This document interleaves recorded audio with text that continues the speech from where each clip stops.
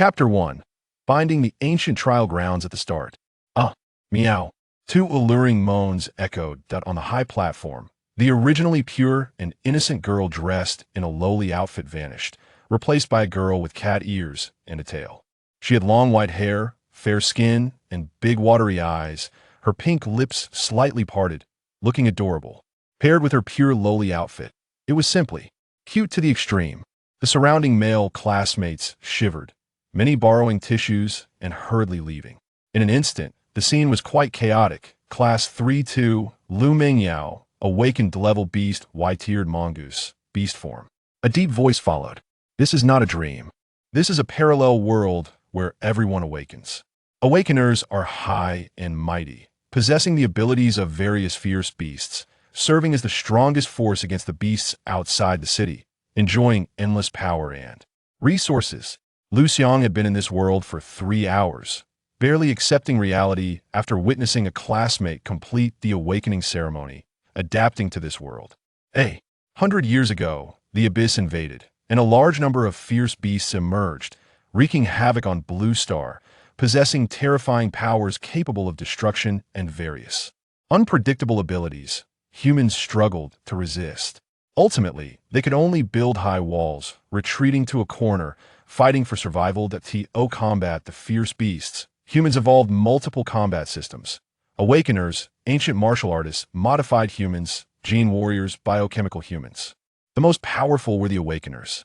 This was also a golden opportunity for ordinary citizens to soar into the sky and become superior. At present, the graduation class of Xingyu No. 2 High School was undergoing the awakening ceremony. The original body had been sleeping at home 3 hours ago, suddenly feeling dizzy and passing away, which Liu Xiang took advantage of. The teacher in charge of testing on the high platform shouted, "Next, class 3-3, Liu Ruxue." The media friends clearly did their homework, knowing Liu Ruxue's identity and status. All began to speak. "Quick! All units prepare. Camera operators, make sure to shoot clearly. Where's the script? Check it again." After Liu Ruxue's test, uploaded online immediately to earn the first batch of traffic. The principal of Xingyu No. 2 High School has stuffed a lot of red envelopes. We must promote it widely. Behind Liu Xiang, a familiar faint fragrance wafted over. Without turning around, he knew the person was Liu Ruxue, the original body's pursuer and childhood friend. At this moment, she was clad in a JK uniform, accentuating her impressive chest, black long socks wrapped around her straight and round long legs. She was the granddaughter of the principal of Xingyu No. 2 High School and the daughter of the deputy director of the Civil Affairs Bureau. The school beauty in the eyes of others. The long-legged goddess. Also a long-legged goddess who could do the splits. A definite rich and beautiful girl. In contrast, the original Boda's father passed away early, raised solely by her mother, living in poverty. The gap between them was immense. How can such an outstanding beauty not stir any feelings in the original body? It can't be possible, right? Since the original Boda's consciousness had not yet perished and was still vying for control, Liu Xiang only understood part of the original body's memories, relying on guesses at this moment. If it weren't for the crowd, he would have already checked things out. At this moment, he was in a panic. "Brother Xiang, I'm heading up first." Liu Ruxue was not in a hurry to go on stage, instead greeting Liu Xiang first. As if, in her mind, Liu Xiang was more important than anything else. However, under the influence of the original body's will, Liu Xiang's expression was indifferent, not responding. Liu Ruxue had anticipated this and didn't mind, smiling gently as she walked towards the high platform, exuding confidence, looking as if victory was assured, making her even more charming. The awakening ceremony concerns a person's future, yet she is completely unruffled. This composure far exceeds that of the majority. Liu Xiang admired her greatly. Yet, the original body unexpectedly revealed a feeling of disgust. Being able to sense another person's emotions within his body felt strange. Very novel. Liu Xiang couldn't help but frown, considering another possibility. The original body can't have a crush on her, right? Wow, my goddess is so beautiful and confident. That looks, that figure, that temperament. I'm in love. Look at that Liu Xiang guy, ignoring the goddess. I'm so furious. If I weren't afraid of him, I'd definitely give him a beating. Amidst the discussions, Liu Ruxue stepped onto the high platform. Her hand rested on the spirit orb. The transparent crystal ball emitted a sparkling blue hue, within which faintly appeared a colossal ocean beast, resembling a dolphin, but with more elegant lines, more slender, especially at the tail, which was shaped like 3 flowers. Before everyone could react, the blue light intensified, almost blinding. Many could barely open their eyes. At this moment, Liu Xiang was extraordinarily pure and elegant, unapproachable. This is an 11 fierce beast, known as the Sea King, the 3-flowered dolphin. The school leaders and teachers collectively stood up, exclaiming in astonishment. Liu Xiang's grandfather, who was also the principal of Xingyan No. 2 High School, Liu Yihong, smiled, looking doting and calm. According to the strength of the fierce beasts, the awakening levels are classified as SSS, SSS, A, B, C, D, E, F. Awakening in a level fierce beast is a rare genius. Once grown, they will become a core force against fierce beasts, capable of guarding a region, and can be said to have boundless prospects. S level? Xingyan No. 2 High School has never seen one. S level? Only one has appeared since the establishment of Xingyun City. SS level? 1 in 100 million. Once it appears, it will be a monumental event, shocking the world, and will be sought after and cultivated by the top forces in the entire alliance. The 4 great martial halls, various top military corps, and prestigious institutions. Once grown, they will be a leader of the Legion, a national treasure, an unparalleled war god. Amazing. Liu Xiang couldn't help but exclaim, relevant information flashing in his mind. The 3-flowered dolphin, the tyrant of the water, adept at seduction, can even manipulate others to do its bidding, even sacrificing themselves, is an extremely powerful existence among a level fierce beasts. However, the original body's feeling of disgust skyrocketed at this moment. Liu Xiang frowned. The degree of the original body's disgust towards Liu Xiang could no longer be explained by reasons like crush on a man or jealousy. The two likely had enmity. Liu Xiang actually awakened an 11 fierce beast? My God, this should be the most powerful existence in our high school this year, right?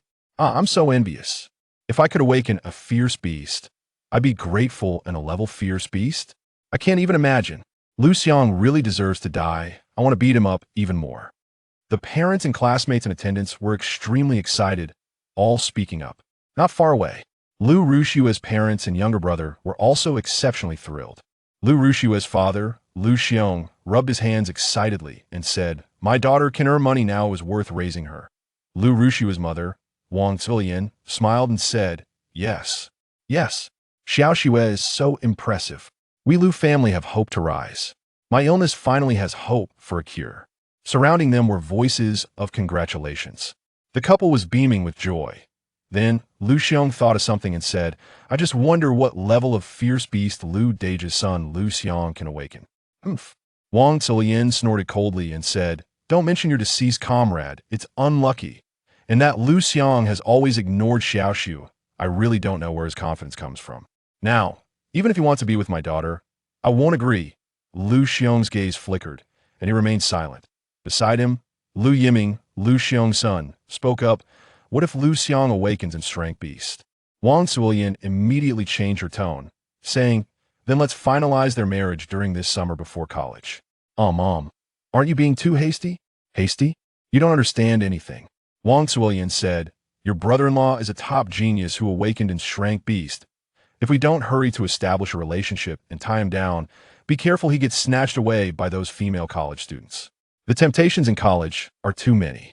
Liu Yiming displayed a dazed expression, as he had heard that college life was great and was quite looking forward to it.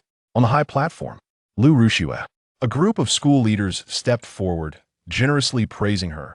"Our Xingyan No. 2 High School is proud to have a talent like you. This 200,000 is a reward for your academic achievement, take it. When you go to college, you must keep up the good work. By the way, where are your parents? Come up here. Let's take a photo together for a keepsake." At their enthusiastic invitation, Liu Xiang, Wang Zuilian, and Liu Yiming stepped forward one after another. The school leaders took turns shaking hands with the three, warmly saying, "The Liu family's upbringing is excellent, to have raised such an outstanding daughter. This is the honor of the Liu family, and also the honor of our Xingyan High School." Indeed, The principal's family values are commendable. For a moment, Liu Xiang, Wang Zuilian, and Liu Yiming beamed with joy. This scene made the classmates below and the surrounding parents envious. This family not only had wealth and power, but also a remarkable daughter, which was truly enviable. Is this fate? After a while of excitement, the scene finally returned to order. The awakening ceremony resumed.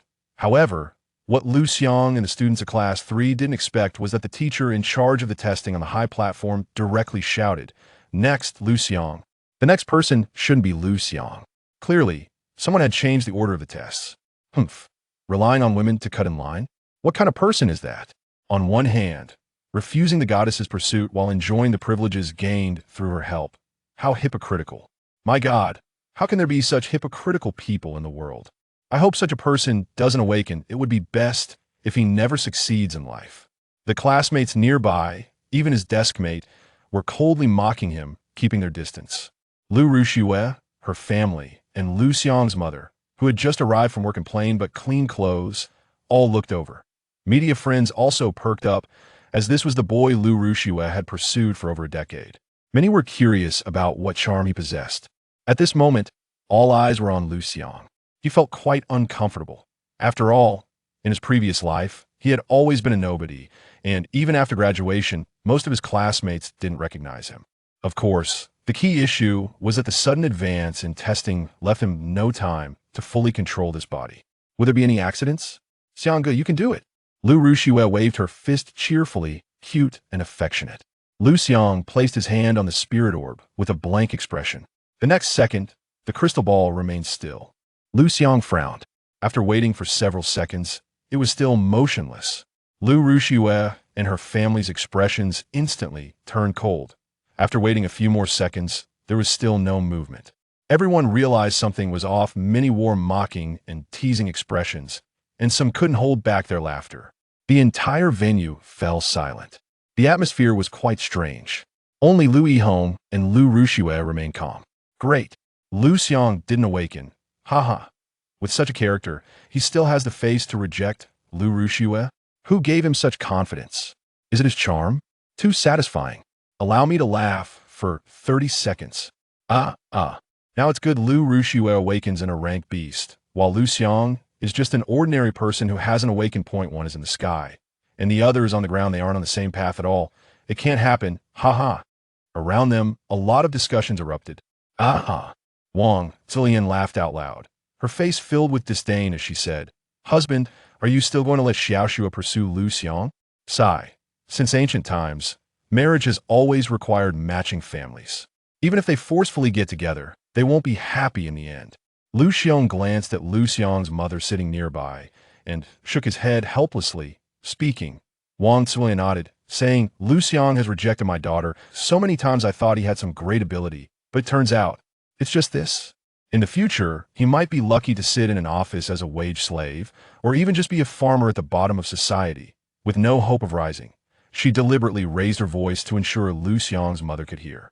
Liu Xiang's mother's gaze flickered, and she mumbled something softly, sounding timid, but she still stood firm, staring at her son on the stage. Her eyes were filled with worry as she nervously stepped forward, wanting to comfort him. Just then, Liu Ruxue stepped forward with her strikingly long legs, her JK short skirt exuding endless allure. She held 999 red roses and quickly arrived on stage, half kneeling in front of Liu Xiang, her eyes filled with deep affection as she said, "Xiangge, others may despise you, but I do not be my boyfriend." The vast Xingyan number 2 high school fell silent. Everyone was dumbfounded, including Liu Xiang. Is this how romantic it gets? He couldn't help but internally persuade the original owner. Why not just give in to her? The original owner's consciousness rebelled violently, even wanting to self-destruct with his soul. In an instant, Liu Xiang's head throbbed painfully. The next moment, his consciousness was pulled into the depths of the endless universe. There were 10 ancient beasts of super SSS rank, 10 deities that suppressed the ages. Before he could react, waves of information flooded into his mind. Congratulations, host, you have bound the ancient trial ground. Releasing the first trial task, soul and body unification, perfect control of the body, can awaken the super SS ancient beast, Tao Tai. Tao Ye's inherited talent. Devour the heavens and the earth, bloodthirsty and violent. Note, rapidly increase strength through devouring. Chapter 2. Awakening the Super SSS Ancient Beast Tao Tai. Wow, wow, wow. I'm so envious. I really don't know what kind of fortune Liu Xiang accumulated in his past life to have such a goddess pursuing him. He must have saved the world. How could Liu Xiang repeatedly reject Liu Ruxue? Is he even a man? How can he resist? Truly, the droughts die from drought, and the floods die from floods. Damn, I adore the goddess, and she's kneeling in front of someone else as a sycophant this is. It hurts my heart. Everyone became agitated, their voices loud. Many even transformed into superhuman forms. Those boys pursuing Liu Ruxue were even more devastated, feeling as if they had lost the whole world. Liu Xiang frowned. Wang Zulian stood up, angrily shouting, I don't agree. However, Liu Ruxue shook her head, firmly saying, I must be with Xianggu. Then you won't be allowed to enter the house in the future. I won't enter if I can't. You, Liu Ruxue, if you don't get up, I will die in front of you. As she spoke, Wang Zulian threatened to crash into a nearby stone pillar. This frightened Liu Xiang and Liu Yiming, who rushed to stop her. Then I will also be with Xianggu. Liu Ruxue remained deeply affectionate, clearly a girl who was blinded by love. You. Wang Zulian was so angry that her heart hurt, and she couldn't catch her breath, having to seek help from her father-in-law. However, Liu Yihong was indifferent and had no intention of intervening. Upon seeing this, Wang Zulian seemed to deflate like a punctured balloon, collapsing to the ground and crying out loud, how am I supposed to live with such an unfilial daughter? The crowd also began to lament, Liu Goddess, you are confused. Liu Goddess is definitely love-struck. Verdict confirmed. What is so good about Liu Xiang that makes Liu Goddess so infatuated? They're childhood friends, neighbors when they were young, and their parents were war comrades. The relationship between the two families was good until Liu Xiang's father died in battle, and Liu Xiang returned from the army, causing their relationship to fade.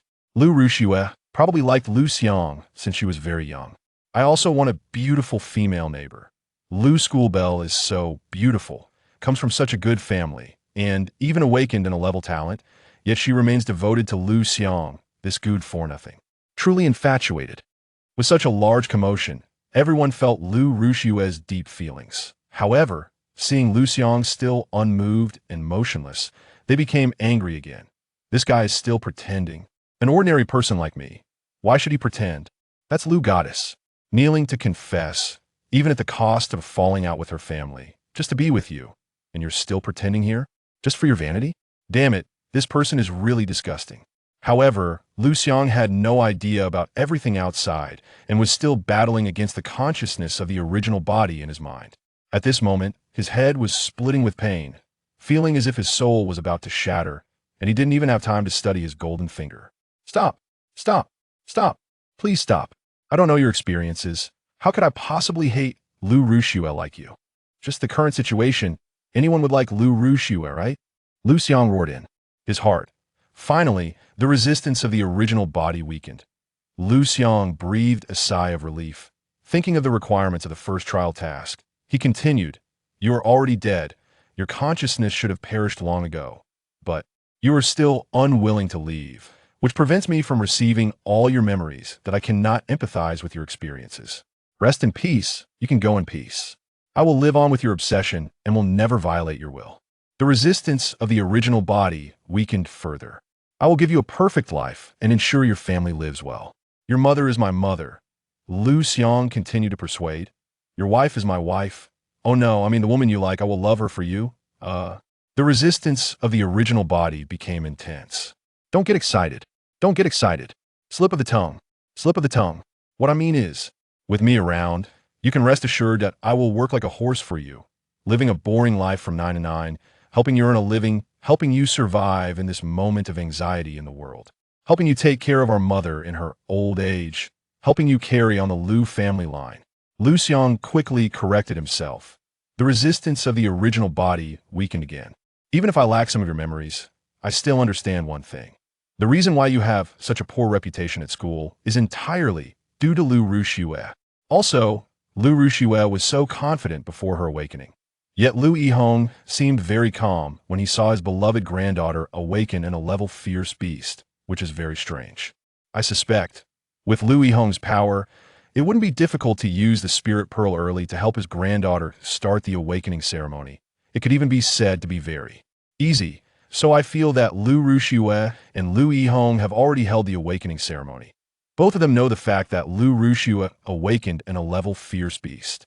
But they're still pretending here. It's obviously hypocritical. How could I possibly like such a hypocritical woman? Liu Xiang analyzed. In fact, he was just rambling. The will of the original body began to waver. It's working. Liu Xiang was delighted and continued to speculate. I suspect Liu Ruxue deliberately planned this confession. It seems very romantic, but it's all a scheme. Just then, Wang Zilian tried to break free from Liu Xiang and Liu Yiming, rushing towards Liu Xiang's mother, Xieyu, but unfortunately failed. She could only kick and scold from a distance. It's all your fault. It's all your son's fault. I would rather die than become relatives with you. Meanwhile, Liu Xiang's homeroom teacher saw this as a good opportunity to build a relationship with the principal's family and walked over to Xieyu's side, saying, Liu Xiang's mother, you should leave first. Homeroom teacher, I'm worried about him. Xieyu said anxiously, her words becoming disjointed. The homeroom teacher frowned, impatiently interrupting her, urging, staying here will only disrupt the order of the scene. Hurry and leave. Previously, Liu Xiang was a top student, yet to participate in the awakening ceremony, everything was still possible. He was smiling. Now, Liu Xiang was just an ordinary person. He had offended the principal's family. Did he really think his smile was worthless? Xieyu wanted to say something, but the homeroom teacher couldn't help but push Xieyu, catching her off guard, making her appear extremely awkward. Seeing this, the original body was completely enraged. It directly gave up control of the body, hoping that Liu Xiang would quickly help his mother and take revenge for her, even disregarding the extremely disliked Liu Ruxue. Liu Xiang decisively agreed.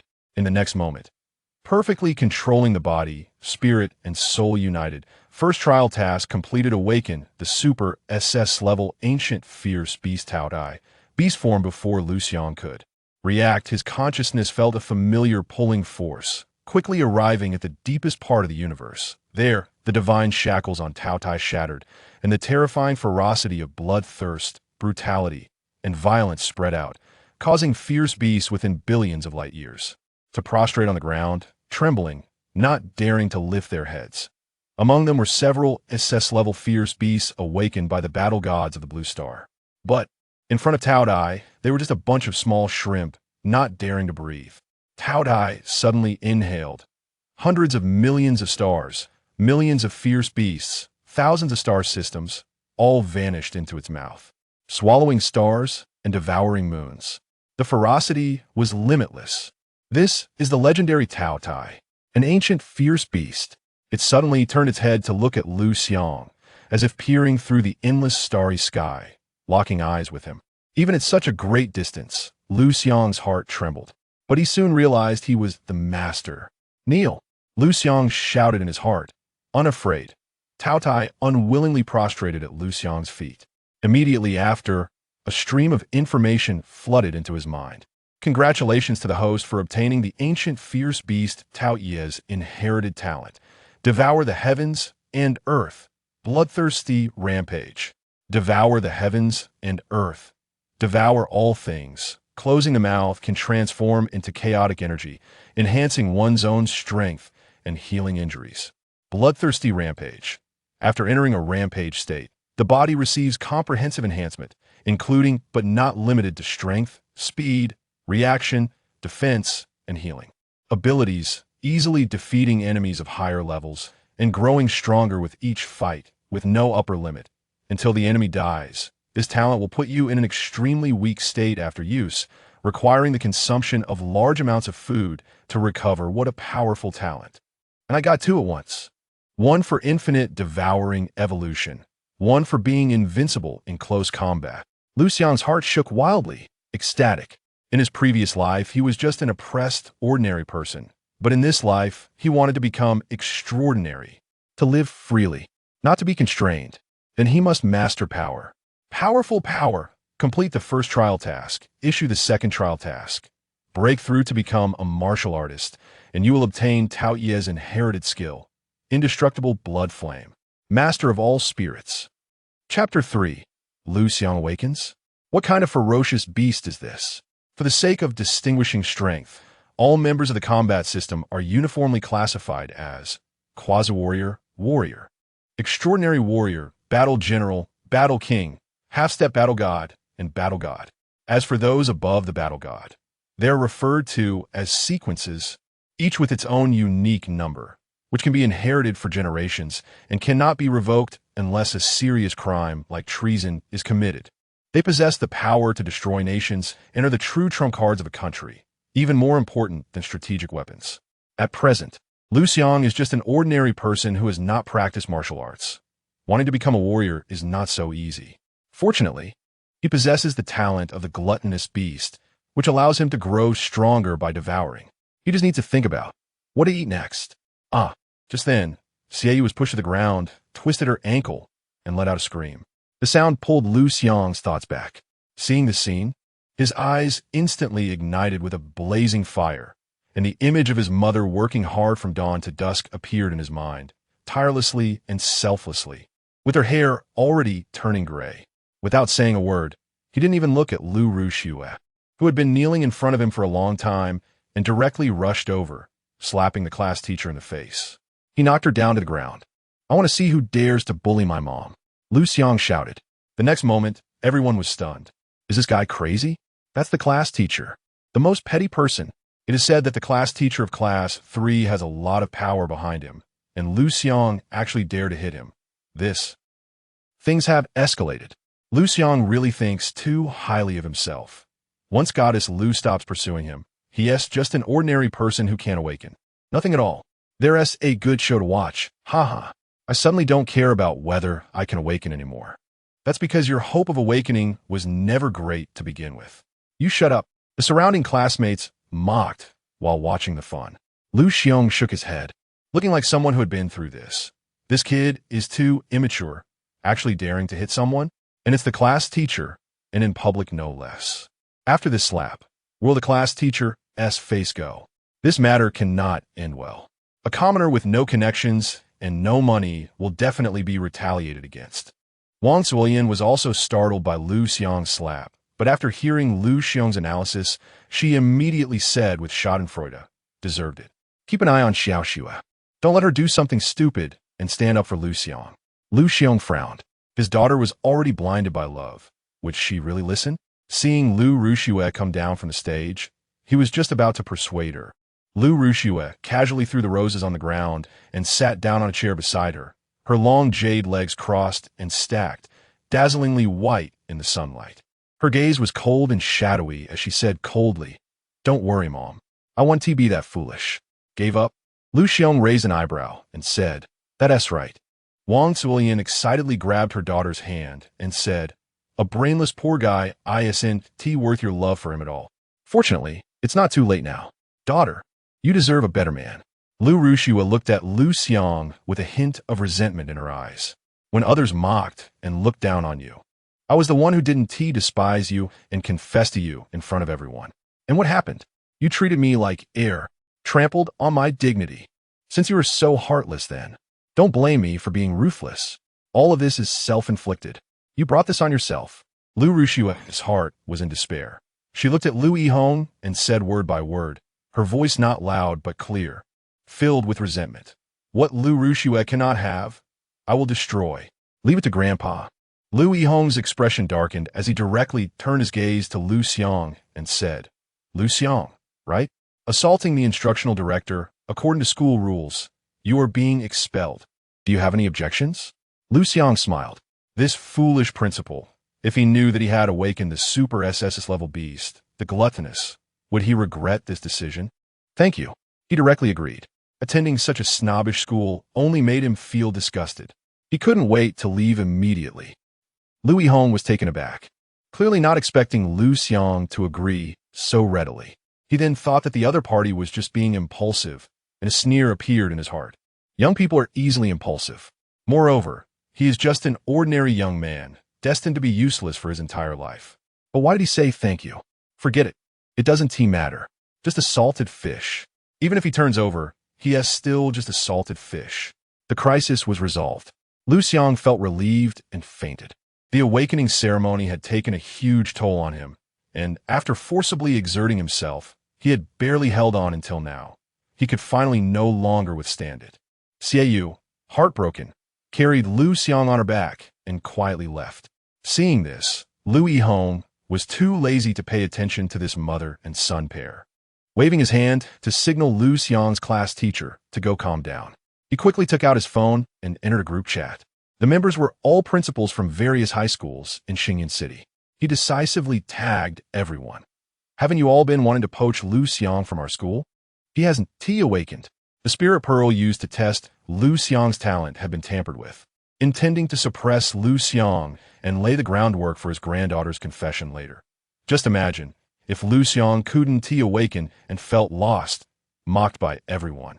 At that moment, his granddaughter would rush up to confess without regard.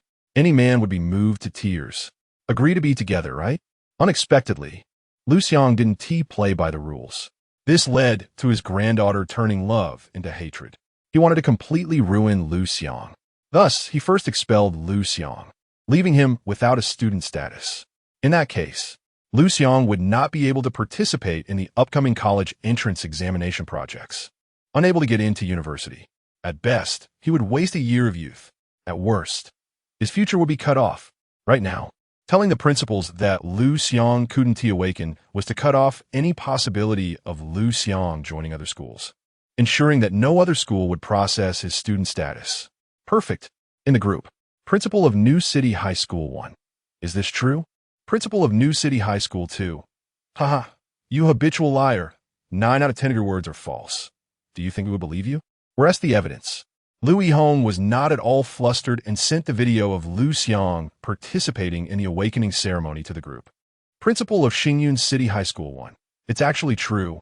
Liu Xiang's father is an SS level awakener, a battle king, who has made 3 special merits. A true national hero. After he immigrated here, we all dealt with him, such a top genius.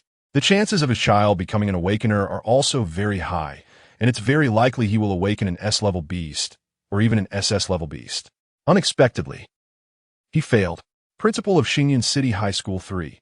This is fate, I guess. Principal of New City High School 2. What a pity. Seeing this, Liu Yihong couldn't help but smirk. Everything is going according to plan. A commotion was heard at the school gate. Liu Yihong looked up and saw that Liu Xiang's class teacher had brought a group of security guards, blocking Xiaoyu's way, with the strength of a battle general. He vaguely understood the reason. Liu Xiang's class teacher claimed that Xiaoyu had stolen something and ordered everyone to search her one by one. It was clear that Liu Xiang's class teacher was a bit upset and casually found a reason to humiliate Xiaoyu. Who searches someone with 7 or 8 security guards? That is not searching. That is groping. However, the incident happened off campus, far enough away that it could be treated as if nothing had happened, allowing Liu Xiang's homeroom teacher to vent his anger, especially since the media had already been handled. No one would expose it. Outside the school gate, Liu Xiang was awakened by the noise. As he just came to, he saw the homeroom teacher of class 3 leering and reaching out his hand. Sensing his mother's fear, he shouted angrily, "Get lost!" In the next moment, an ancient and powerful aura erupted around him, and a dazzling divine light, like moonlight, shot down from the distant starry sky, traversing the entire universe. The moment the divine light enveloped Liu Xiang, the surrounding space slightly warped, and the teachers from class 3 felt a flash in front of their eyes as a ferocious beast, about 5 meters tall and enormous in size, appeared before them. It had the body of a goat and the face of a human, with its eyes under its armpits, tiger teeth, and human claws, making a sound like a baby. Its head was enormous, occupying half of its entire body, with 2 rows of sharp teeth like a cutting machine, extremely sharp. Its aura was violent, fierce, and bloodthirsty. All those around were so frightened that they instinctively dared not breathe, fearing they would attract its attention and be slapped to death. Slap! The beast slapped the homeroom teacher of class 3 across the face, leaving 3 deep bloody marks. Yet, the teacher covered his face, not daring to retaliate. And even in his fear, he lost control of his bladder. Look, what kind of ferocious beast is that? I've never seen it before. It's not in the ferocious beast catalog. Could it be a newly emerged beast? This beast. Is it awakened by Liu Xiang? Didn't he just not awaken? Could it be that the spirit pearl malfunctioned? With such commotion and aura, it must be at least an A-level beast, or even possibly an S-level beast. The principal actually expelled such a genius. What a fool. I really want to see his expression, as if he ate a fly. Haha. Inside the school, a group of students and parents were also stirred, all showing horrified expressions. A-level? S-level? This is impossible. Liu Xiang suddenly stood up, her jade fist clenched tightly. Without the assistance of the spirit pearl, it was impossible to successfully awaken. But what happened to Liu Xiang? Liu Yihong had somehow come to her side and spoke with some surprise. Cases like Liu Xiang's are not unheard of. Some people can successfully awaken under great stimulation, even without the spirit pearl. Stimulation? Whoosh! Everyone's gaze turned to Liu Xiang. Liu Xiang was stunned. Liu Xiang's awakening was stimulated by me? My confession could stimulate him? How much does he hate me? Liu Yihong frowned. Because of this incident, it could very likely ruin his plan to destroy Liu Xiang. The key now is to suppress the news of Liu Xiang's awakening. Liu Yihong said in a low voice. Liu Xiang looked at Liu Yihong and said, with so many people watching, it can't be suppressed. Why not? Let Liu Xiang return to school. Liu Xiang. Wang Zuilian. Every word Liu Xiang and Liu Yihong said, they understood, but together, they completely couldn't comprehend. Okay. Liu Yihong immediately understood Liu Xiang's intention. There are two benefits to doing this. First, with Liu Xiang under his nose, it would be easier to destroy him.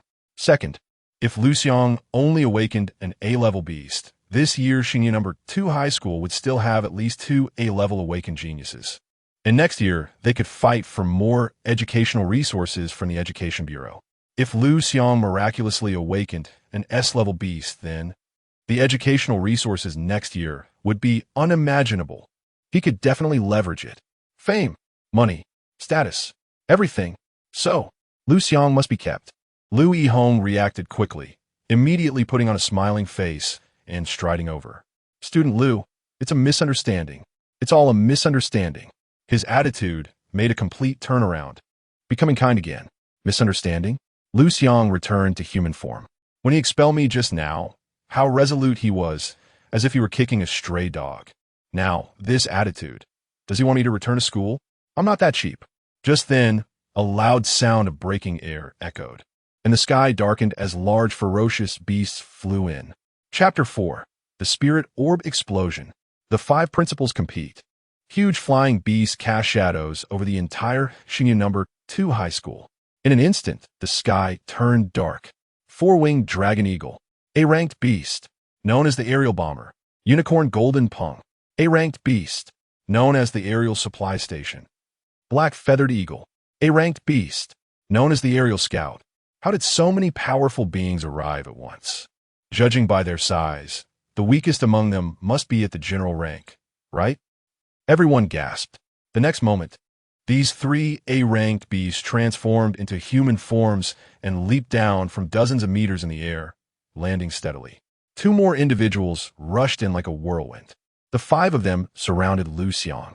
All were general-level powerhouses. Their gazes were intense. Aren't these the principals of Xingyu No. 1 High School? And the principals of Xingyu No. 3 High School, Xinqing No. 1 High School, Xinqing No. 2 High School, and Xinqing No. 3 High School. Are they here for Liu Xiang? Discussions erupted again. Why are they here? Liu Yihong pondered for a moment and realized that these old fellows must have heard about Liu Xiang's awakening, and even learned that Liu Xiang had been expelled. Damn it, this makes things more complicated. He must act before these old fellows try to win over Liu Xiang and get him reinstated. Before the principals could speak, Liu Yihong was the first to say, Liu Xiang, come, let me introduce you. They are all the principals of the major high schools in Xingyan City. Just right. I have something to discuss with you. Let them be witnesses. The various principals instinctively tensed up, ready to snatch Liu Xiang. I have already understood what just happened. It is your homeroom teacher's responsibility. Now, I represent Xingyu No. 2 High School. To revoke his position, Liu Yihong said sternly. Huh? The homeroom teacher of Class 3 was stunned. Revoking my position? Isn't that unnecessary? Just as he was about to say something, he was fiercely glared at by Liu Xiang and immediately swallowed the words back. The surrounding principals frowned and were about to speak. Liu Xiang once again smiled at Liu Xiang and quickly said, "Student Liu, I was just misled by your homeroom teacher, and the decision to expel you was indeed hasty. Now, our school is willing to re-enroll you." Sure enough, you really played a good hand. Summoned and dismissed at will. What do you take me for? Liu Xiang was about to speak when the other principals couldn't hold back. Principal Liu, isn't this just changing orders at will? Exactly. Student Liu Xiang, you were expelled. And if you have any backbone, you shouldn't go back. Liu Xiang, as long as you're willing to come to our Xinqing No. 1 high school, we will directly reward you 100,000 yuan. If you awaken an A-ranked beast, an additional reward of 200,000 yuan. If you awaken an S-ranked beast, an additional reward of 500,000 yuan. No matter what level of beast you awaken, we at Xinqing No. 3 High School are willing to give you a reward of 500,000 yuan. No strings attached.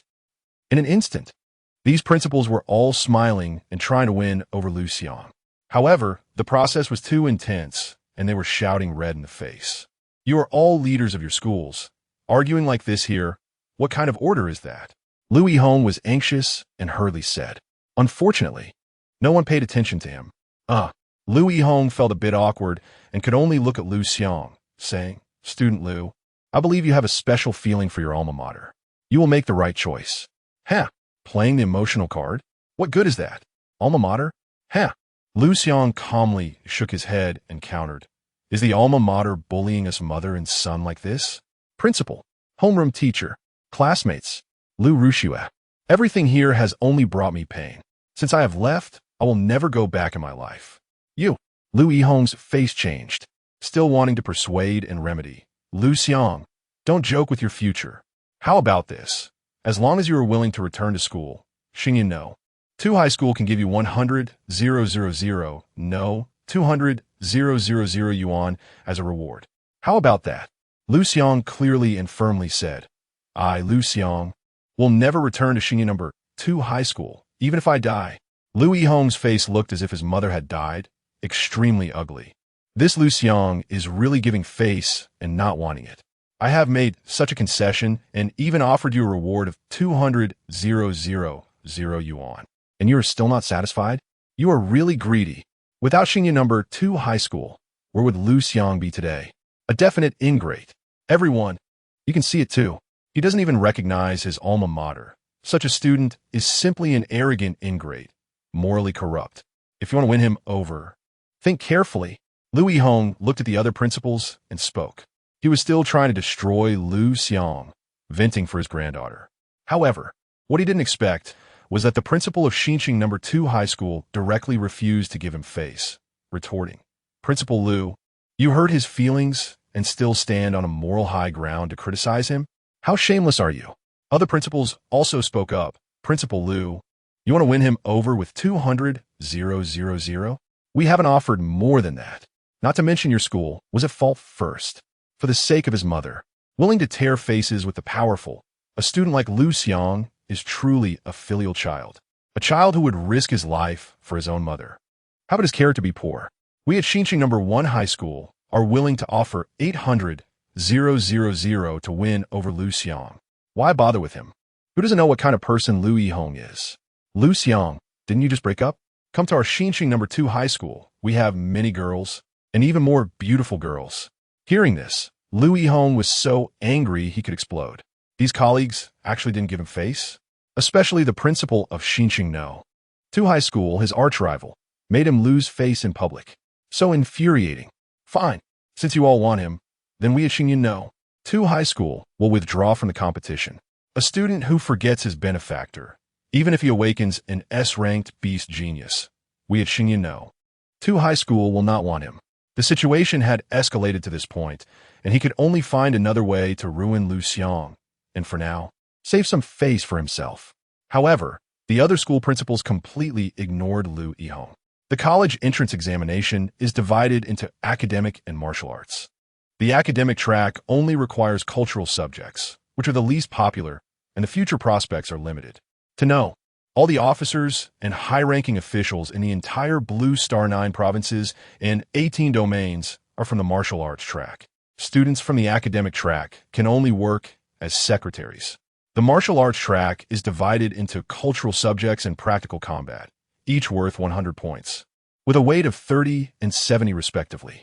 Liu Xiang, having full marks in cultural subjects, only needs to awaken an A-ranked beast and can score at least 90 in the practical test a month later, easily entering the top 10 prestigious schools in Yanhuang province.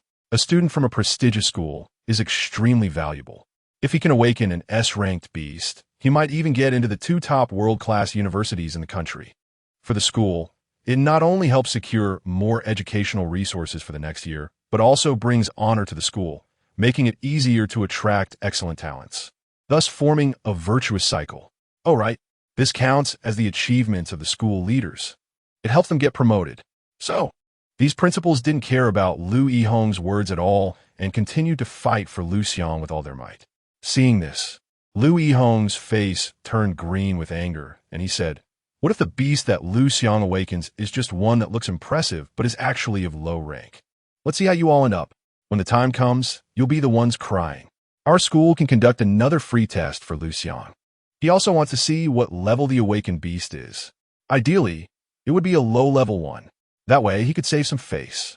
Other principals also turned their attention to Liu Xiang. If it were me, I would just refuse to go. A man should have some backbone. You don't understand anything. Right now, he only has his academic scores. Once he is expelled, he will lose the qualification to participate in practical tests. Without any practical scores, even if he scores full marks in academics, he won't be able to get into any university. Therefore, he needs a platform to help him restore his student status and reapply for the practical test, and it must be done within a week.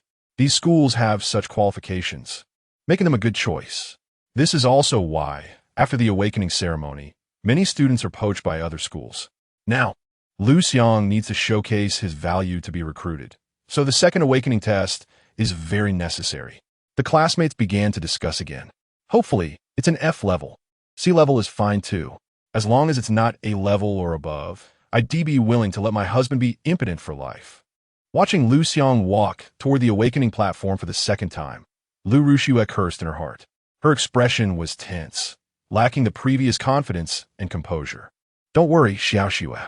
Even if Liu Xiang awakens an A-level beast, so what? There are few female awakeners now. You are the rare one. Plus, with your looks and figure, you are worthy of awakening an S-level genius. Liu Xiang comforted. Exactly, Wang Suilian said. Liu Xiang like this cannot possibly awaken an S-level genius. That is rarer than a giant panda.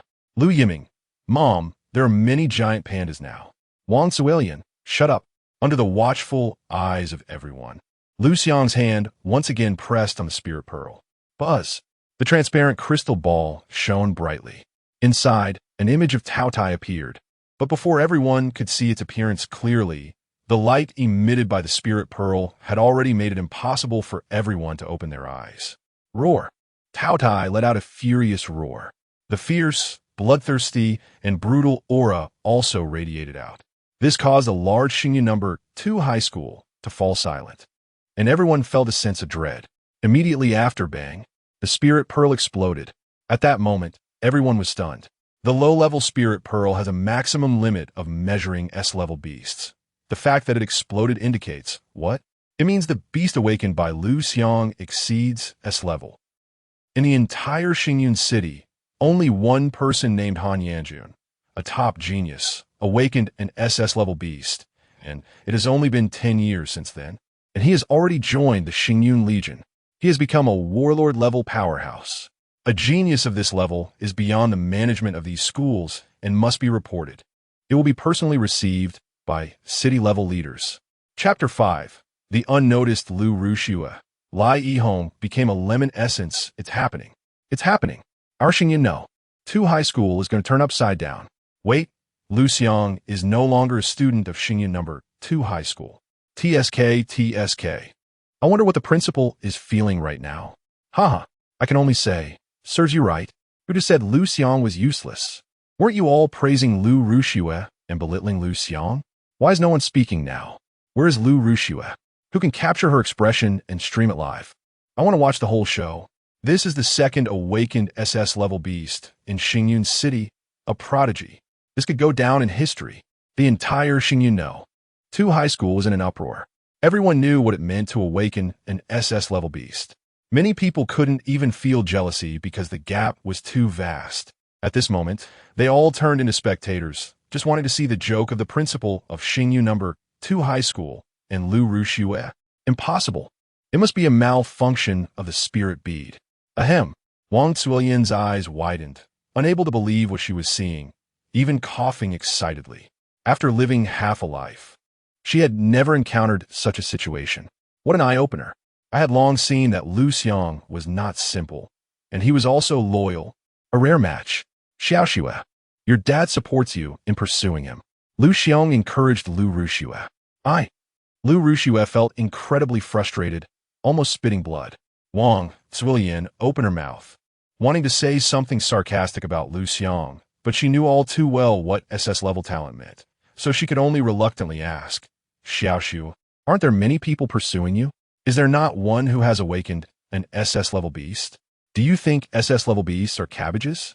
Liu Xiang couldn't help but retort. Xiaoxue can aim for a genius who has awakened an S-level beast. But to aim for a super genius who has awakened an SS-level beast is simply not enough qualification. He had one more thing to say. Unless the foundation is studded with diamonds. Wang Zuilian had no strength to refute. Liu Xiang continued. Xiaoxue, did you hear what I said? Keep pursuing Liu Xiang. After all, you haven't officially fallen out with him. Your grandfather expelled him. That's your grandfather's decision. It has nothing to do with you. For Liu Xiang, you can sever your mother-daughter relationship with your mom, and you can also sever your grandfather-granddaughter relationship. Liu Xiang. I actually want to be with Liu Xiang. It's just that he doesn't agree. In the past, Liu Xiang didn't agree, and now he definitely won't agree. And directly betraying my grandfather. Isn't that too shameless? Dad, Mom, awakening an A-level beast doesn't necessarily mean doing worse than awakening an SS-level beast. How can you be so sure that I'm not as good as Liu Xiang? Some beasts have high levels, but are too useless, while some beasts have low levels, but are very useful. The beast I awakened, the 3-flower dolphin, might not be unable to suppress Liu Xiang's beast. Liu Xiang said. Her family was powerful in Xingyun City, and they even had connections with big shots above, so they might be able to destroy an SS-level genius. Wang Zuilian hurriedly nodded. Liu Xiang frowned, about to say something. Liu Xiang's phone vibrated. She looked down, her eyes brightened, and she said, Dad, Mom, among the people pursuing me, one is named Han Shuo, and he awakened an S-level beast. Humph. Liu Xiang snorted coldly and said, that still can't compare to Liu Xiang. Liu Xiang retorted. What if I say his father is the commander of the Xingyun Legion, a legendary war king? What? Liu Xiang's eyes lit up. His attitude changed drastically. War king. Are you talking about the war King Han Yanjun? Yes, that's him. Liu Xiang nodded and said, Han Shuo is his only son. Good, good, good. Truly, I have a good daughter. Dad has raised a good daughter. Huh? Liu Xiang laughed. With Han Yanjun around, money will never be a problem, right? He could easily tip female streamers and become the top donor. Then, he can invite those female streamers out. TSK. It's simply wonderful. No matter how strong the talent is, it must be realized. Liu Xiang is just a poor kid. He doesn't have money to buy resources, and he might die soon. Wang Zuilian said maliciously. Exactly. Liu Xiang nodded and said, my nephew is too impulsive. He easily offends people in the path of growth. Such people die, particularly quickly. At this point, he added, just like his father, he dies particularly quickly. Wang Zuilian shot him a glance, but said nothing. Liu Xiang's eyes flickered with danger. Next, it would be a matter of course for her to become Han Shuo's girlfriend. Continue to take revenge on Liu Xiang. On the other side, SS level.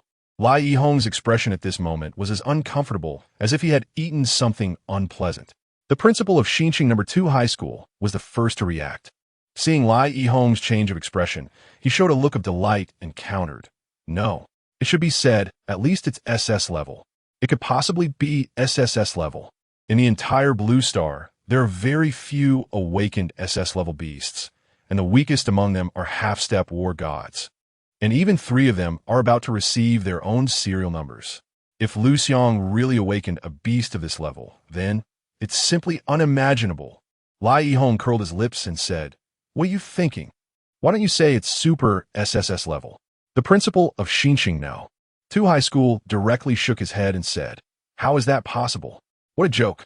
A genius who awakens a super SSS level beast will definitely be able to obtain their own serial number in the future as long as they continue to grow. Liu Xiang, I think you've eaten too many lemons. I think you deserve it. Liu Xiang, you." However, the principal of Xinqing 2 High School couldn't be bothered with him. His expression turned serious as he looked at Liu Xiang and said earnestly, "Student Liu, let me introduce myself.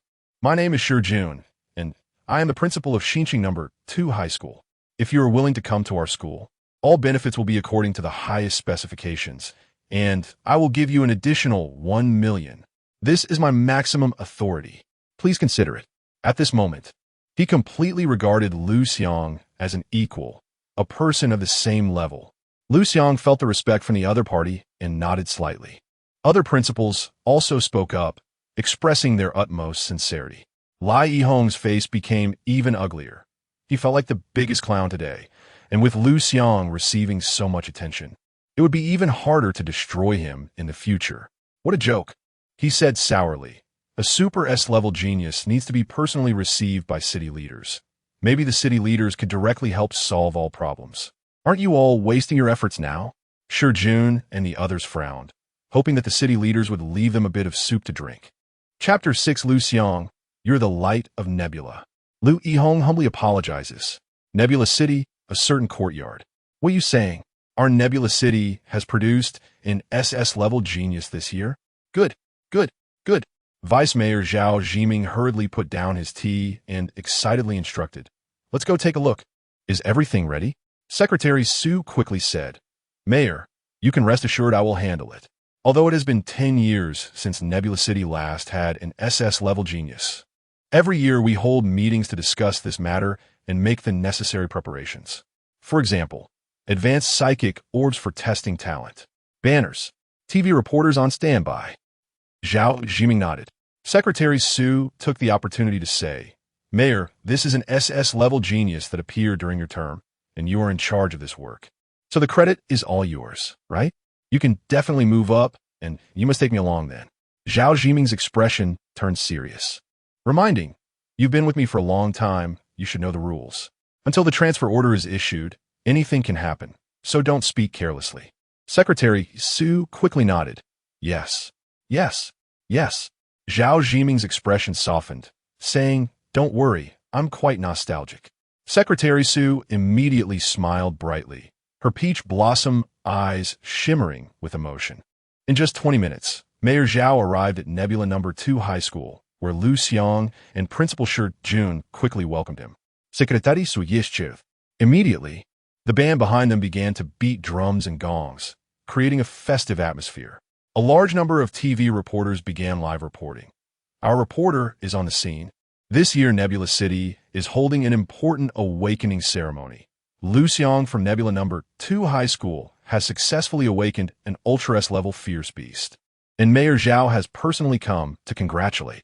According to our reporter, Liu is usually a top student, consistently ranked first in cultural subjects citywide, and he is the child of a martyr, a descendant of heroes. So this awakening of an SS-level fierce beast is both unexpected and expected. Such a loud report quickly made it known throughout the city.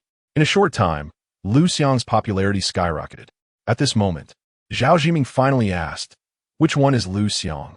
Liu Yihong quickly pointed, "Mayor Zhao, over here, over here." Secretary Su is also holding the banner, quickly following. Looking at the 8 large characters on the banner that read top of the gold list, soaring to great heights, glancing at his mother who was excitedly sobbing beside him, and observing the joyful and festive atmosphere in front of him, Liu Xiang couldn't help but recall how students from his county who were admitted to Tsinghua and Peking University were treated in his previous life. It was almost identical. It seems that no matter where you are, the college entrance examination is the biggest event for diligent students, and it receives a lot of attention. Liu Xiang thought to himself. Mayor Zhao extended his hand, firmly grasping Liu Xiang's hand, smiling as he said, Liu Xiang, right? Not bad. Not bad. A handsome talent. Truly worthy of being a hero's descendant. Truly the glory of our nebula. The future of nebula. This must be your mother, right? You've worked hard. You've raised such an outstanding talent for our nebula city. You deserve great credit. The Liu family has a good family tradition. Nearby, cameras clicked and captured photos and videos. For a moment, Liu Xiang and Xiaoyu became the focal points of the event, attracting countless envious gazes. Damn it. I have to admit, I'm really envious. The vice mayor personally presented a banner. The TV station broadcasted it live. This treatment is unprecedented. If I were the main character, my dad would be over the moon. If I beat my dad once, he would still praise me for being both cultured and martial. Hey, wake up. It's broad daylight. How can you still be daydreaming? Who peed themselves? Wake them up. You are just a failing student who can't awaken. You're just an ordinary single dog with a low presence who can't even find a girlfriend. Liu Xiang felt a bit dazed, but having lived 2 lives, he still managed to remain relatively calm, neither servile nor overbearing. Xiaoyu, however, was already crying uncontrollably, tightly holding her son's hand, her eyes filled with comfort. While the surrounding honors seemed irrelevant to her, she didn't care. What she thought was, child's father, I did what I promised you. I raised your child. He has succeeded now, just like you did back then. The pear tree we planted together back then has already bloomed and borne fruit. You said you would accompany me to eat it. But, where are you? Sobi. Thinking of this, Xiaoyu seemed to find an outlet for her emotions, crying out all the grievances, hardships, and deep longing she had felt over the years. Mom. Liu Xiang didn't expect his mother to be so emotional all of a sudden. She, who never shed a tear, was now crying hysterically. Soon, he remembered that today was the anniversary of his father's death. Thinking of that father who served in the military and died for the country, even though his memories were extremely vague, his heart still ached. It felt as if someone had squeezed it tightly. Mom, it's okay, you still have me. Liu Xiang understood and embraced Xiaoyu, and the discomfort he felt about his identity vanished completely. Xiaoyu cried even harder. Seeing this, Zhao Zhiming frowned. Why is she still crying? This made it difficult for him to say what was on his mind. Nearby, Secretary Su quickly understood Mayor Zhao's thoughts, hurriedly stepped forward and whispered, Sister, stop crying. Mayor Zhao still has something to say. You can cry after he finishes speaking. These common people living at the bottom are like this. A simple word or appearance from a big figure like the vice mayor can make them grateful to tears, overwhelmed with emotion, crying like there's no tomorrow, truly lacking in experience. Liu Xiang frowned, displeased with the condescending and commanding tone, and was about to say something when Xiaoyu stopped crying and tugged at Liu Xiang's sleeve. Clearly, she noticed Liu Xiang's feelings and didn't want her son to offend such a big figure as the vice mayor. Mayor Zhao, Liu Xiang's mother is too emotional. Secretary Su said with a smile, I can understand. It's a parent's wish for their child to succeed. Mayor Zhao nodded and continued. Liu Xiang, Nebula City is willing to offer a cash reward of 1 million, and we can help you connect with the top 10 prestigious schools for direct special admission. In the next moment, in the official live broadcast room of the TV station, the heads of the admissions offices of the top 10 prestigious schools expressed their stance. Nebula University believes in Mayor Zhao's vision and agrees to specially admit Liu Xiang. Zhujiang University agrees to specially admit. Jinling University agrees to specially admit. Seeing so many prestigious school leaders giving him face, the smile on Mayor Zhao's face widened, kindly looking at Xiaoyu, who was dressed in worn-out clothes, and continued, Ms. Xia, you are the wife of a martyr, so you should be prioritized in employment matters. Secretary Su, please pay attention and arrange it as soon as possible. He noticed that Xiaoyu's family was not well off and decided to give her special consideration. This kind of thing is small for him, but is of great concern to the common people and can earn him goodwill. All right, Mayor. Secretary Su nodded vigorously. Arranging a job with 5 insurances and 1 fund, with a monthly salary of 5,000 to 6,000 and a stable position is completely a small matter for her. Just a matter of a word. The housing issue will also be resolved, Mayor Zhao said. On the way here, he had already learned about Liu Xiang's family situation. Secretary Su nodded again. It must be said, The resources in the hands of the deputy mayor are indeed abundant. Just like that, a poor family can be transformed into a well-off family. Hurry. Thank you, Mayor. Secretary Sue urged in a low voice. Big sister, you can continue crying now. Although the people around were silent, those further away were in chaos, and the whole environment was quite noisy, so only Liu Xiang, Xiaoyu, and Mayor Zhao could hear her voice. Upon hearing this, Liu Xiang frowned, feeling inexplicably annoyed. It must be said that the conditions offered by the deputy mayor were very generous. However, Liu Xiang always felt that the other party was being charitable. They didn't care about his and his mother's true needs and dignity. It was as if they were saying, what I give you, you must accept and be grateful to the point of tears. Seeing that Liu Xiang did not respond, a look of dissatisfaction appeared on Secretary Sue's face. How could this guy be so ungrateful? Having received such a big favor, he still doesn't hurry to thank the mayor? Fortunately, Xiaoyu very understood the situation and started crying. Thank you, Mayor. Thank you, government. The comment section in the live broadcast was instantly flooded. Deputy Mayor Zhao really takes care of the families of martyrs. Deputy Mayor Zhao is obviously a good mayor who cares about people's livelihoods, even amidst his busy schedule. He remembered such a small matter. Xingyun is blessed to have Deputy Mayor Zhao. This Secretary Sue is so beautiful. I was still thinking about the saying, the secretary does work when there's business and does nothing when there's not. But now it seems I was being petty, judging a gentleman's heart with a villain's measure. I apologize to you, Deputy Mayor Zhao. Glancing at the comments in the live broadcast, Zhao Zhiming felt very satisfied, and his smile grew wider. Meanwhile, principals like Shijun seized the opportunity, thinking it was the best time to make a suggestion. Mayor Zhao, could you allow Liu Xiang to enroll in our new city number 2 high school? This wouldn't hinder Liu Xiang from being specially recruited by the top 10 prestigious schools. Or let him enroll in our Xingyu number 1 high school. Or in our Xingyu number 3 high school. The 5 principals started to argue again. Zhao Zhiming frowned, somewhat confused. Isn't Liu Xiang a student of Xingyu number 2 high school? You as principals are supposed to have some stature. Is it really appropriate to fight over students in a live broadcast? Secretary Sue hurriedly approached and whispered a few words. Zhao Zhiming suddenly understood. He didn't expect that Liu Xiang had actually been expelled by Liu Yihong. This, is Liu Yihong an idiot? To push out such a good student? There's simply no good adjectives to describe this person other than fool.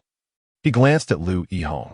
At this moment, Liu Yihong was nodding and bowing, looking very embarrassed, feeling like he had lost face completely, but he knew this was his last chance. So he could only grit his teeth and say, Mayor Zhao, let Liu Xiang return to school. After all, Liu Xiang has studied at Xingyu number 2 high school for 3 years. No one knows him better than us at Xingyu number 2 high school. This Mayor Zhao has already been well fed. He should be able to speak for himself. Sure enough, Mayor Zhao nodded, just as he was about to say something. Shijun directly countered. Liu Yihong, how can you say such things? You expelled him without awakening. Now that he has awakened, you want him back. Are all the good things in the world to be taken by you?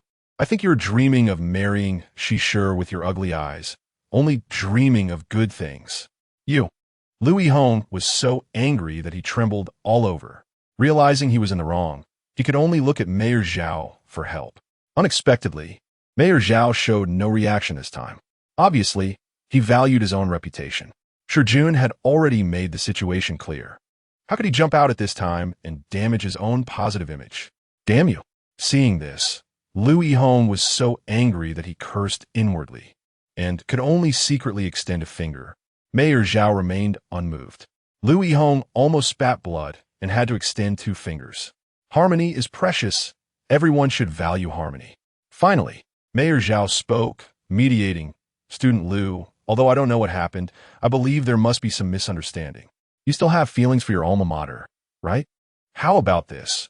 Principal Liu will apologize to you, and if you choose to return to school, we can consider this matter settled. How about that? The other principals were momentarily stunned. As intelligent people, they immediately understood the deputy mayor's intention. He wanted to support Xingyu number 2 high school. How could they dare not give face? They all fell silent. Only Shijun frowned. Liu Xiang laughed in anger. Are you valuing harmony? I see you are valuing money. Just now, the small actions between Liu Yihong and Zhao Zhiming were clearly visible from his angle. Having lived 2 lives, he understood the implications behind them. How interesting. Although Liu Xiang, am short of money, I cannot demean myself, and I cannot lose my dignity. He was about to shake his head and refuse. Secretary Su sensed something was off and hurriedly reminded in a low voice. Only by returning to school can the resources promised by the mayor continue. This won't cost you anything. It will also allow you to shake hands and make peace with Principal Liu, reducing 1 enemy. A win-win for all 3. Isn't it? A win-win for 3? Truly a win. Liu Xiang didn't expect that under the attention of the crowd, in front of the live broadcast camera, he was being threatened. Yes. The underlying meaning in Secretary Su's words was, if you don't return to school, you can forget about the resources the deputy mayor promised you. Mayor Zhao must have heard it, but did not stop it. Clearly, this was also his intention. Damn, this is really disgusting. Student Liu. Just then, Liu Yihong's voice sounded. Previously, the treatment you received from Xingyu No. 2 High School was indeed unfair. On behalf of the entire leadership of Xingyu No. 2 High School, I apologize to you. I also apologize to your mother. Rest assured, I will ensure strict discipline and hold meetings for reflection. Such incidents will never happen again. Furthermore, upon returning to school, you will also receive a cash reward of 80,000. His words were earnest, his attitude sincere, and he was very humble, as if he truly recognized his mistakes. Chapter 7. You want me to return to school? Forget it, the principal has already apologized to you. What more do you want? Show some mercy, Liu Xiang, you're still young. Uncle advises you to bow your head when you need to. Don't be impulsive. Exactly. Mayor Zhao is doing this for your own good. What benefit do you gain from making an enemy of a principal? The audience in the live broadcast room was moved by Liu Yihong's heartfelt words and spoke up for him. Classmates and parents were envious. The vice mayor personally came. Major official media reported. Family members were arranged for stable jobs. Bonuses were abundant. Friends were envious. Relatives praised. And the principal admitted his mistakes. Isn't this the scene they have been dreaming of? Ahem. Liu Xiang also felt envious. Even though he was born with a silver spoon, he had never received such treatment. He said, Xiao Xua, didn't you say someone named Han Shuo is pursuing you? Can you invite him over, preferably with his father, Han Zhan Wang? Yes, yes, yes. Wang Zuilian nodded vigorously.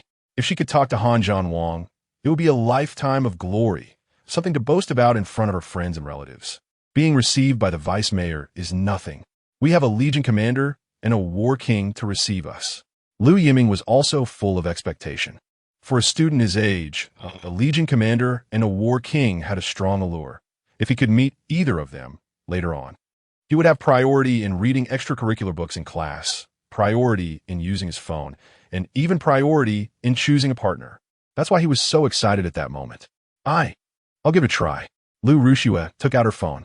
She also wanted to put Liu Xiang in his place to prove one thing. If you, Liu Xiang, look down on me, there will be better people who appreciate me. On the other side, noticing Liu Xiang's silence, Xie felt uncomfortable under everyone's gaze, lowering her head once again, feeling somewhat at a loss. Sensing her tension, Liu Xiang asked, Mom, if I've been bullied, do I have to forgive someone just because they apologized? Xie understood her son's meaning and chose to support him without hesitation, saying, There's no such principle. Whether to forgive or not is up to you. After saying this, she no longer kept her head down, but raised it high, choosing to face the impending storm alongside her son. Liu Xiang smiled. This was the mother he remembered. At first, his mother was confident and generous, knowledgeable. Otherwise, she couldn't have captivated his father. After his father's death, she raised the children alone and struggled to survive. Gradually, life had worn her down. She lived cautiously, afraid of offending anyone. However, the more she did this, the more she was bullied. Mom, I've got this. From now on, let's live more freely. There's nothing to be afraid of. Liu Xiang held his mother's hand tightly. Xie nodded firmly, her previously dull eyes becoming spirited. Seeing this, Liu Xiang knew he had achieved his goal, felt relieved, and turned to Liu Yihong, asking, You want me to return to school? Liu Yihong instinctively nodded. Liu Xiang shot back, Forget it. The surroundings fell silent.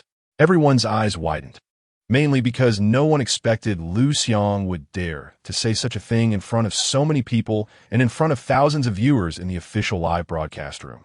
This not only put Liu Yihong in a difficult position, but also completely disrespected Mayor Zhao. Wow, wow, wow. This is insane. How dare Liu Xiang do this? Impressive. I've seen brave people, but I've never seen someone so brave. This is completely joking with his own future. Liu Xiang is young. Being impulsive can be excused. But why is he dragging everyone else into it? Is he out his mind? Truly foolish. Countless sarcastic voices came pouring in.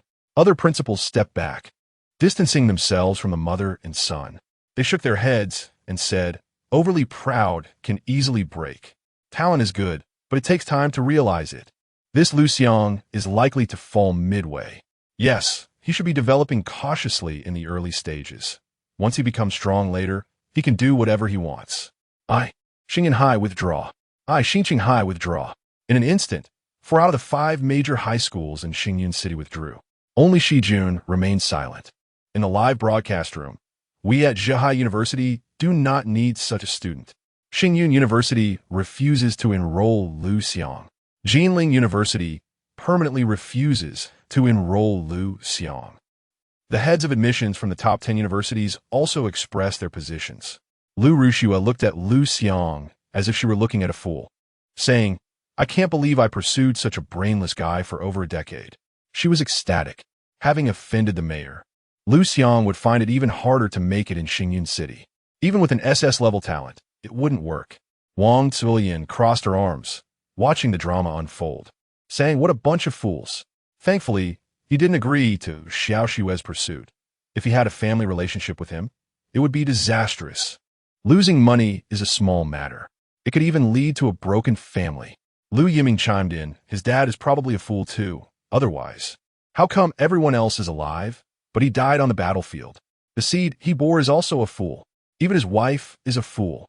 Liu Xiang and Wang Zuilian exchanged glances, but said nothing. Secretary Su couldn't help but shake her head.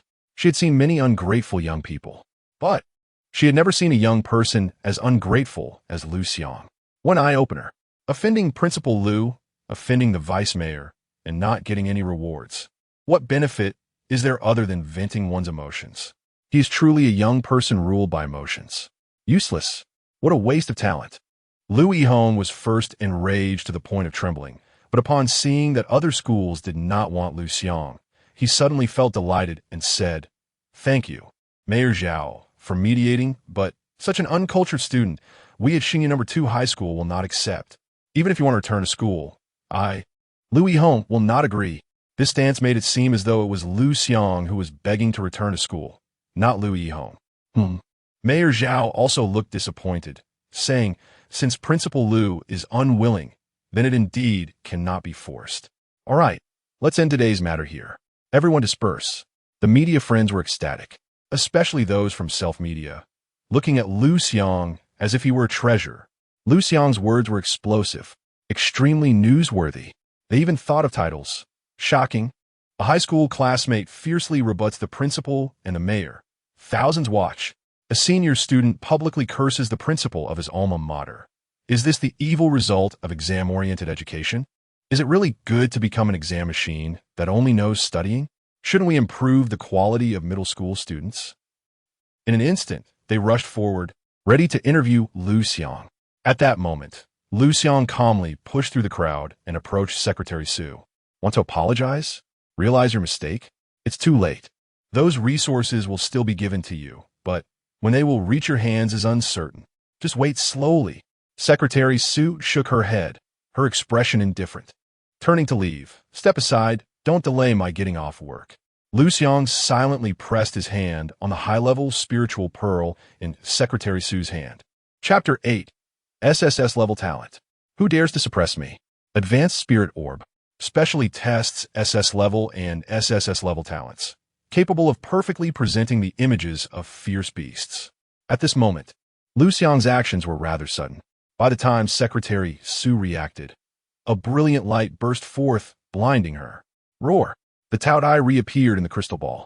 This time, due to the higher grade of the spirit orb, it could withstand a more terrifying aura, which immediately caused Secretary Sue's legs to go weak. She knelt down on the ground. The surrounding reporters and classmates, without exception, all knelt down. Their faces were filled with fear and trepidation. They knelt before Liu Xiang. In an instant, centered around Liu Xiang, except for Xiaoyu who received special treatment from Liu Xiang, everyone else with weaker abilities knelt down, some even daring not to lift their heads, lying flat on the ground. Trembling. It was as if they were welcoming the arrival of a king. This is not an SS-level fierce beast. It is SSS level. My God, I'm gonna wet myself. Liu Xiang is too awesome. He actually awakened an SSS-level fierce beast. A genius who awakens an SSS-level fierce beast cannot even be suppressed by a city mayor, because geniuses of this level will be recorded by the provincial department, and their growth trajectories will be regularly investigated. If anyone is found to secretly sabotage them, they will be severely punished. The viewers in a live broadcast room were all stunned by this scene. The words awesome instantly flooded the screen. An SSS-level genius. Once they grow up, will be a god of war-level existence, able to lead a single army or establish a clan, tearing up the family tree and starting anew from you. Such a being is naturally a key focus for the country. Who dares to sabotage? Secretary Sue felt like she was going blind. Her eyes hurt terribly, but she couldn't care less at this moment because the value of an SSS-level genius is too great. Her mind raced, and she thought of something. Liu Xiang seems to still be single, right? Can I pursue him? My appearance, figure, and temperament are all top-notch, and I'm doing well. There is an opportunity. Zhao Zhiming's eyes widened, and he instantly had an idea. Surrender. Fortunately, the ones who just offended Liu Xiang were Secretary Sue and Principal Liu.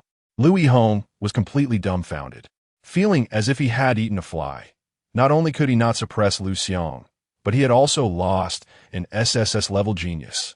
If all this hadn't happened, he might even have had a chance to get promoted and enter the Education Bureau. The other principals and the admissions heads of the top 10 prestigious schools also regretted it deeply. Such a genius, they would have done anything to recruit. But what happened? They actually rejected him. They wished they could slap themselves and curse. Fool. Jun showed a joyful expression, genuinely happy for Liu Xiang. He finally understood why Liu Xiang had just completely disregarded Mayor Zhao's face, leaving Liu Yihong with no way to save face. Confidence. Liu Xiang has such confidence. Refreshing. Jun felt an immense sense of relief, looking at Liu Xiang with eyes full of admiration. I thought you were an impulsive young man, but it turns out you were well prepared, strategically sound before action, brave and clever. Liu Xiang, this young man, has a bright future ahead.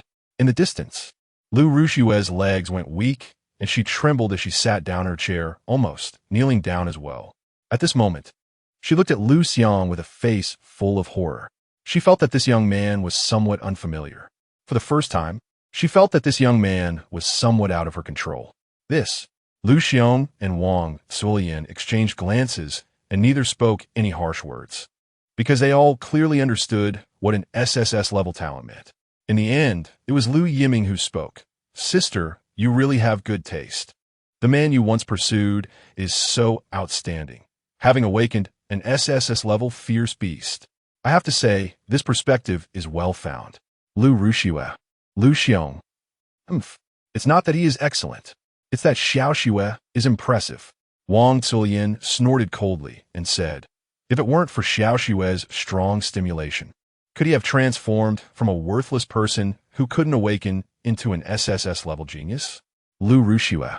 Liu Xiang suggested, Xiao Xue, why don't you continue pursuing Liu Xiang? What if he was just testing you before? Besides, he didn't explicitly reject you on stage just now, right? Maybe he was just temporarily ignoring you to save his mother. You can continue to pursue Liu Xiang while also chatting with Han Shuo, or talk with Han Shuo while chatting with Liu Xiang. Liu Yiming asked, Dad, isn't that asking my sister to date two guys at once? Shut up. Liu Xiang's face turned cold and said, how is this dating two at once? This is called walking on two legs. Walking on one leg is unstable, don't you know? I'm telling you, you should do this in the future, or you'll just be played around by girls. Wang Zuolian. Liu Yiming scratched his head, deep in thought. No. Liu Rushue still shook her head, tightly clenching her fists, and said, "I want Liu Xiang to regret rejecting me." Ding ding ding. Xiaoyu's phone rang. "Hello." Seeing it was an unknown number, she was a bit puzzled but still answered. "Hello, is this Ms. Xia, Liu Xiang's mother?" "Yes." "Who are you?" "Hello, I'm the principal of High University. My surname is Sure. You can call me Principal Sure." "Ah, hello. What can I do for you?" "It's like this. On behalf of High University, I would like to congratulate Liu Xiang on awakening an SS level fierce beast, truly a pillar of the nation. I also congratulate you on your successful wish for your son to become a dragon." What exactly do you want to say?" "Ahem. Then I'll speak directly. High University wants to specially recruit Liu Xiang. There was some unpleasantness earlier. I hope you and Liu Xiang won't mind. Also, if Liu Xiang is willing to come to our school, we will waive all tuition and fees, provide a single dormitory furnished with a sofa, coffee table, refrigerator, washing machine, and all necessary furniture, as well as a training room, and a special war general level mentor to guide Liu Xiang in his training." Xiaoyu looked at Liu Xiang. This decision she would not make for her son. "I want to go." Upon hearing his mother's words, Liu Xiang directly chose to refuse. "So what if it's a top 10 school? They disgust me and still want me to enroll? No way. I hold grudges like this." "Hello, Liu Xiang. As long as you are willing to enter High University, I could dismiss the head of the admissions office and absolutely will not let him get in your way." The principal of High University heard Liu Xiang's words and hurriedly spoke again. Liu Xiang directly hung up the phone and said, "If you had sincerity, you would have stated all your conditions from the beginning, rather than waiting to see my attitude before sweetening the deal. None of these schools can be trusted." After saying that, he directly turned off his phone and returned it to Xiaoyu. The live broadcast room exploded again. The word handsome flooded the screen. "All these principals are in the same boat. They deserve it. Ha! The principal who just spoke is my principal. I can only say, refreshing. Liu Xiang did great. Liu Xiang, I love you." Various comments flashed by quickly. The reporters were also extremely excited because everything Liu Xiang did today was full of topics to discuss. Just picking one out was explosively popular, generating a lot of attention. These media friends, the traffic in the next few days, they can feast. So tempting. Suddenly, an untimely remark echoed. "What an arrogant show-off. Just awakened an SSS level ferocious beast. And they really think there's something special?" Chapter 9. Liu Ruxue. Let everyone see your true colors. Swish. Everyone looked over. They saw a figure stepping on an S-rank fierce beast, the crimson flame golden punk, leaping down and standing in front of Liu Xiang. This person was Han Shuo. Who is this person? His mount is actually an S-rank fierce beast. Moreover, judging by the size of this beast, it must at least have the strength of a battle general, right? There are very few people in Xingyun City capable of raising such a powerful beast. I see. This is the mount of Han Yanjun, the commander of the Xingyun Legion. This person is so young. Could he be the son of the War King Han? Someone exclaimed. Everyone instantly recognized the identity of this person, including Mayor Zhao. Everyone wore smiles like blooming chrysanthemums, their faces full of flattery. Han Shuo.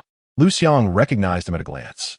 This person had been crazily pursuing Liu Ruxue, sending money and resources, in short. A complete sycophant. And what was the result? He was repeatedly rejected by Liu Ruxue. He didn't blame Liu Ruxue. Instead, he directed his hatred toward the original body.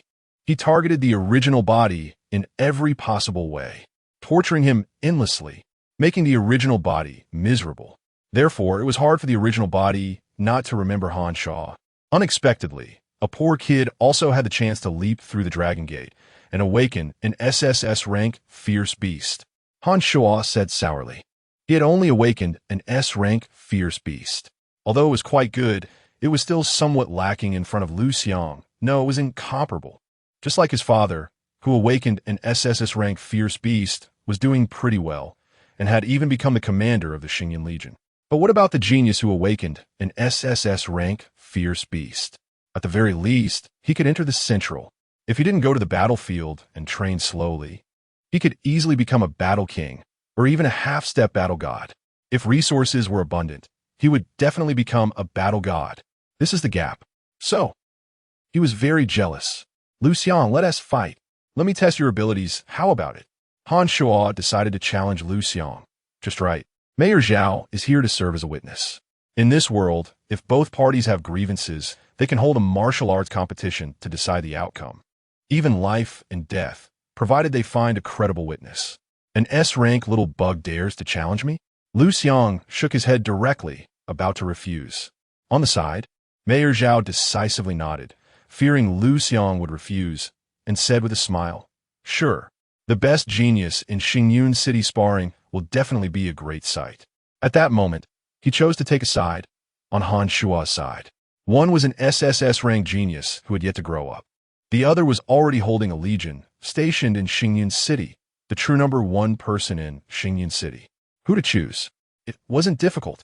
Moreover, Liu Xiang not giving him face made him unhappy. Does he really think the deputy mayor of Xingyun City is someone without temperament? Other principals also lined up. Han Shitzi, you are indeed the #1 genius of our Xingyun City. Not only is your talent exceptional, but your strength is also undisputedly the best. Strength is always more important than talent. Liu Xiang's talent, although strong, is not that impressive in terms of strength, so he cannot be considered Xingyun City's #1 genius. Han Shitzi has killed at least 80 fierce beasts, right? That is a contribution to humanity. Liu Xiang hasn't even seen fierce beasts. They're simply not on the same level. You guys are really disgusting. Do you want to listen to what you just said? A newly awakened SSS rank genius is actually not as good as a newly awakened S rank genius? What kind of logic is that? Shi Jun couldn't help but speak up. Han Shuo, your strength is not weak, yet you challenge an ordinary person who has just awakened and has no cultivation? Isn't that a bit too much? Han Shuo frowned, looking at Shi Jun with an unfriendly expression, and asked, "Who are you? What qualifications do you have to teach me how to do things?" Shi Jun frowned. This kid really has no manners. Arrogant and rude. Liu Yihong sneered and retorted, "Shi Jun, Han Shitzi has been personally taught by the War King Han. What qualifications do you, a mere principal, have to teach Han Shitzi? Do you think you're better than the War King Han? You." Shi Jun was taken aback. This Liu Yihong was deliberately provoking a conflict between him and Han Shuo. If Han Shuo lacked his own judgment, he could easily be swayed by this and become opposed to him. The next moment, Han Shuo's expression was extremely ugly. Shi Jun sensed something was wrong and hadn't had time to speak when Han Shuo's voice sounded again. "Principal Shi, do you want my father to spar with you to see who is more powerful?" Shi Jun was taken aback. A battle general challenging a battle king was simply seeking death. Humph. Han Shuo snorted coldly, disdainfully saying, "If you have no ability, don't stick your neck out. It just makes you look ridiculous." Shi Jun's face was extremely ugly, but he still suppressed his anger and turned to Liu Xiang, reminding him, "Liu Xiang, you must be cautious. Han Shuo is a martial artist, while you're just an ordinary person." Upon hearing this, Han Shuo's expression turned extremely grim. "Thank you, Principal Shi." Liu Xiang didn't expect this person to still be willing to speak for him at this moment, and decisively said, "Please help me with the enrollment procedures. I will be a student of New City #2 High School from now on." Shi Jun's eyes lit up. He didn't expect that just by speaking a fair word, he would recruit an SSS rank genius. "No problem," he immediately replied. As for the challenge, Liu Xiang narrowed his eyes. Liu Yihong continued to stoke the fire. "Liu Xiang, where's the courage you had when you just scolded Principal Liu? You're not scared, are you? Young people, with just a little provocation, will surely get fired up." Other principals also began to provoke Liu Xiang. A dignified SSS rank genius is actually afraid. It's really embarrassing for SSS rank geniuses. Indeed, which SSS rank genius isn't extremely proud? I've never seen someone so cowardly. The live stream was also buzzing with discussions. "Liu Xiang, where's the courage you had when you slapped Principal Liu and Mayor Zhao in the face? Go for it. TCH, I thought you were so impressive, but when it comes to your own life, you get cowardly. What a pitiful character. Liu Goddess. Now you see what kind of person Liu Xiang is, right?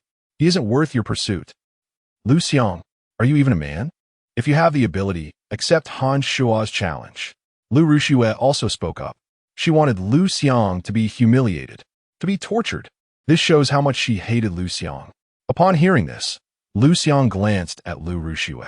After obtaining the original body's memories, he understood what kind of person Liu Ruxue was and realized why the original body disliked her.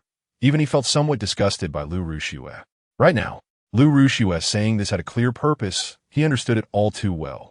Being stared at by Liu Xiang, Liu Ruxue felt as if she were not wearing clothes. Very uncomfortable. Coward, what are you looking at? I was really blind to pursue you for so long. Liu Ruxue. Liu Xiang said lightly, since you are so jumpy, then I will let everyone see your true colors. Chapter 10. The King of War comes in person and kneels to apologize. Upon hearing this, a flash of panic crossed Liu Ruxue's eyes. However, she knew she absolutely could not back down in front of everyone. The only solution now was to take the initiative. Liu Xiang, I want to see how you slander me. Hearing the word slander, many of Liu Ruxue's fans and sycophants went wild, mocking Liu Xiang. True face? Everyone come and see. Liu Xiang has lost all shame and started to throw mud. Could it be that my goddess pursuing you is wrong? Are you feeling wronged? Come on, let's see how Liu Xiang slanders my goddess. Han Shuo was the most active. Liu Xiang, your character is really poor. Ruxue has been so good to you, yet you still have the heart to slander her? You don't even know what I'm talking about, yet you say I'm slandering her? You're really a sycophant. If Fei Yangyang came, he would have to call you an ancestor. Liu Xiang, in his 2 lifetimes, hated sycophants who had no dignity. You can pursue women. Women can also pursue you, but licking is not the way to pursue love. He was utterly speechless towards such sycophants. I've already told you, I want to focus on cultivating and studying, and I won't date, but what did you do? You threatened and even beat up all the girls who had contact with me. As a result, all the girls in the class and even the entire school won't talk to me, not even daring to look at me. Is this your love? To make me have no economic foundation and depend on you. You even sent someone to dismiss my mom from her original job, and no part-time job in school was allowed to hire me. And already held the awakening ceremony in advance, right? But you still went up for the test. Is it to show off? No, you were there to destroy the spirit pearl. The goal is to prevent me from awakening and trap me in a situation of ridicule from thousands. In that case, your confession seems incredibly sincere. The image of a lovesick person becomes even more vivid. In reality, everything is your scheme. Liu Xiang said coldly. Every incident was vivid in memory. And this was the reason for the original body's disdain for Liu Ruxue. Liu Ruxue's pupils constricted. Did Liu Xiang know all these things? Especially the last incident. Only she and her grandfather knew about it. Even her parents didn't know. How did Liu Xiang know? Liu Xiang, you are too arrogant. Only by breaking your arrogance can you truly submit to me. Only then can you become my man. Am I wrong? I am not wrong. The fault lies with you. If you had agreed to me earlier, would I have treated you like this? This is all your own doing. The more she thought about it, the angrier she became. Who believes that? Do you believe it? I don't believe it. I also don't believe it. It's obvious that Liu Xiang is slandering. I was threatened by Liu Ruxue, not allowing me to talk to Liu Xiang anymore, otherwise she would scratch my face. Is that true? You dare to slander my goddess? Do you believe I will hit you? Originally, there were some voices supporting Liu Xiang, but under the threats of various fanatical sycophants, those voices quickly disappeared. In the end, it was a uniform condemnation of Liu Xiang. Han Shuo jumped up even more, sneering, Liu Xiang, you are really obedient. When asked to slander, you just slandered. So foolishly cute. Huff. Seeing this, Liu Ruxue let out a sigh of relief. Fortunately, everyone didn't believe it. However, in the live broadcast room, there weren't that many of Liu Ruxue's sycophants. Many people still raised different opinions. What if Liu Xiang wasn't lying? Then, this Liu Ruxue is too scary. Too extreme. Indeed, in order to pursue Liu Xiang, she could be said to use every possible means. No wonder Liu Xiang rejected Liu Ruxue's pursuit. It turns out her love is suffocating. Is there something wrong with those upstairs? It's obvious that Liu Xiang is lying, and you actually believe him? Don't you have any judgment? I wasted so much love on you, yet in the end, you slander me like this. Liu Ruxue was on the verge of tears, perfectly portraying the image of a green tea bitch. Seeing her pitiful look, Han Shuo felt heartbroken and directly shouted at Liu Xiang. Liu Xiang, if you have the guts to bully women, then have the guts to fight me. Saying this, he transformed directly into an S-class fierce beast, the 8-armed demon ape.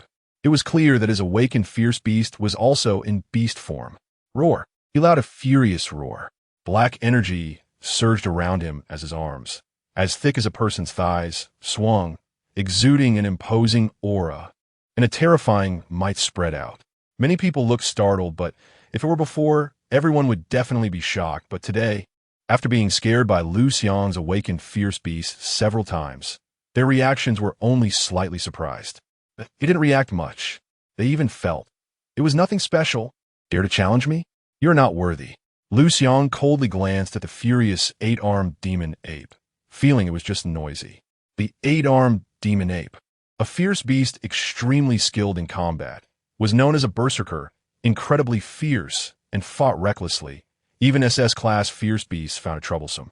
Its talent was bloodthirsty frenzy, which increased battle power by 3 times when activated. It was an excellent talent for close combat. However, Liu Xiang felt trash. The fierce beast was trash, and humans were even trashier. Roar. Looked down upon by Liu Xiang, Han Shuo was instantly filled with rage and charged forward. In an instant, many people around were scared and began to retreat. Get lost. Liu Xiang's gaze turned cold. In an instant, he transformed into a giant Taotai beast. Suddenly, the 8-armed demon ape seemed to see its king, scared and retreating repeatedly, losing its fierce demeanor.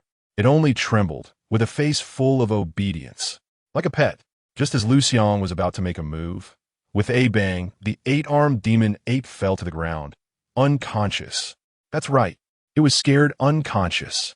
Even many people who had prepared in advance could not withstand the terrifying aura of the Taotai, and once again knelt down.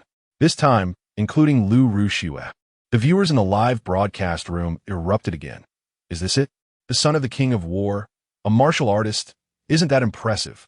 I thought he was very powerful. Truly the biggest joke of the year. By the way, what is the name of the fierce beast Liu Xiang awakened? It seems so fierce. Even the 8-armed demon ape has turned into a good baby in front of it. Is this the #1 genius of Xingyun City? Isn't it too weak? Have you noticed that these people in Xingyun City seem to really like kneeling? How many times have they knelt now? Catching sight of the comments in the live broadcast room, Mayor Zhao frowned. Just as he was about to instruct the reporters at the TV station to shut down the live broadcast, the pressure around him suddenly lightened. Looking up, he saw that it was not Liu Xiang who had retracted his beast form, but a middle-aged man dressed in a white robe, elegant and noble, who had appeared before him. This person was Han Yanjun, the commander of the Xingyun Legion, a king of war. There was no need to take action. Just standing here diffused the fierce might of the Taotai. Greetings, King of War Han. Greetings, King of War Han. Mayor Zhao led the way, and everyone shouted in unison.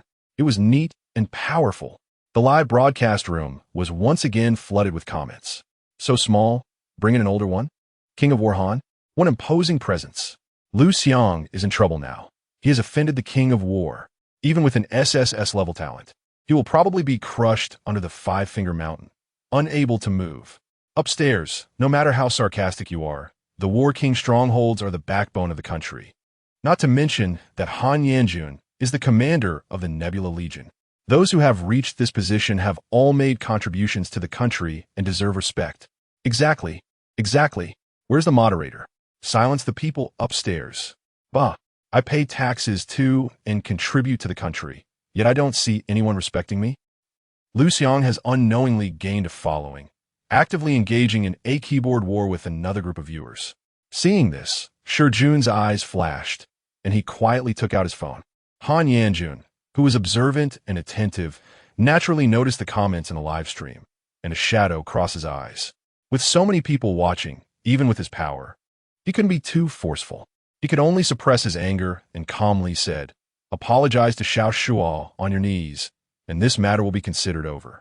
As soon as he finished speaking, the might of the War King combined with his awakened SS-level beast power instantly overwhelmed Liu Xiang, making him gasp for breath.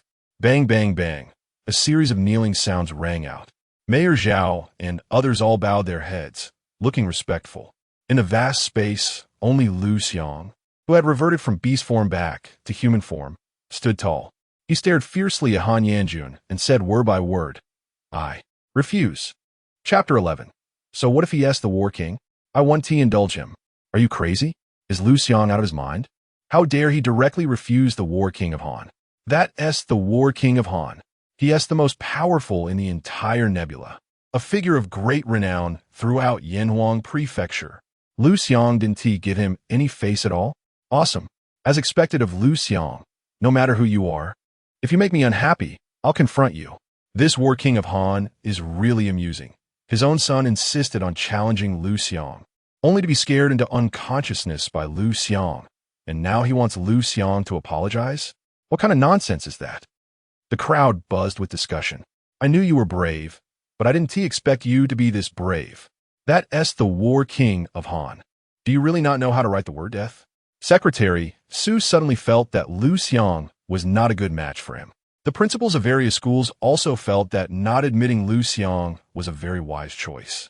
The head of the admissions office at Zhejiang Ocean University let out a sigh of relief, glad that he wouldn't be dismissed. Oomph. I said long ago that Liu Xiang is unreliable. He would eventually provoke someone he shouldn't. I just didn't expect this guy to be so self-destructive. In just a short while, he provoked the War King of Han. TSK. The War King of Han has 100 ways to kill him. Wang Zilian looked sarcastic. By then, your embezzlement of his father's pension will never be discovered. Shut up. Liu Xiang was startled and quickly covered Wang Zilian's mouth. Liu Yihong glanced at his son and daughter-in-law, frowned slightly, pretended he didn't hear anything, and said, "If he dies, that is fine too." Liu Rushua didn't hear anything. She was still thinking about how to ruin Liu Xiang. Only when Liu Xiang is dead can I truly destroy him. Since I can't have Liu Xiang, no one else can have him. Right now, the only one capable of killing Liu Xiang without causing a huge uproar is the War King of Han. So, she must cling to the War King of Han's thigh. This means she needs to become Han Shua's girlfriend.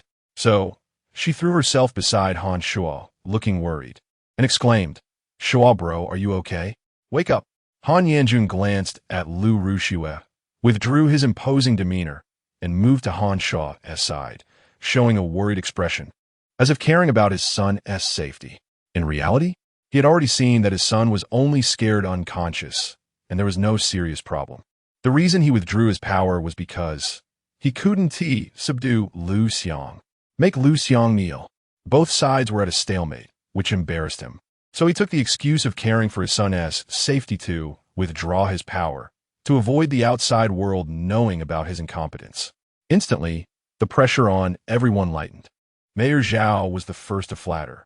"War King of Han, I have a soul-stabilizing pill here, the Beast Soul pill. Quickly feed it to your nephew Han." Others also showed worried expressions and concern. No one cared about the severely weakened Liu Xiang and the unconscious Xieyu, who was scared by Han Yanjun. "You're Liu Rushua, right?" Han Yanjun casually nodded and looked at the girl beside his son. He had some impression of this woman.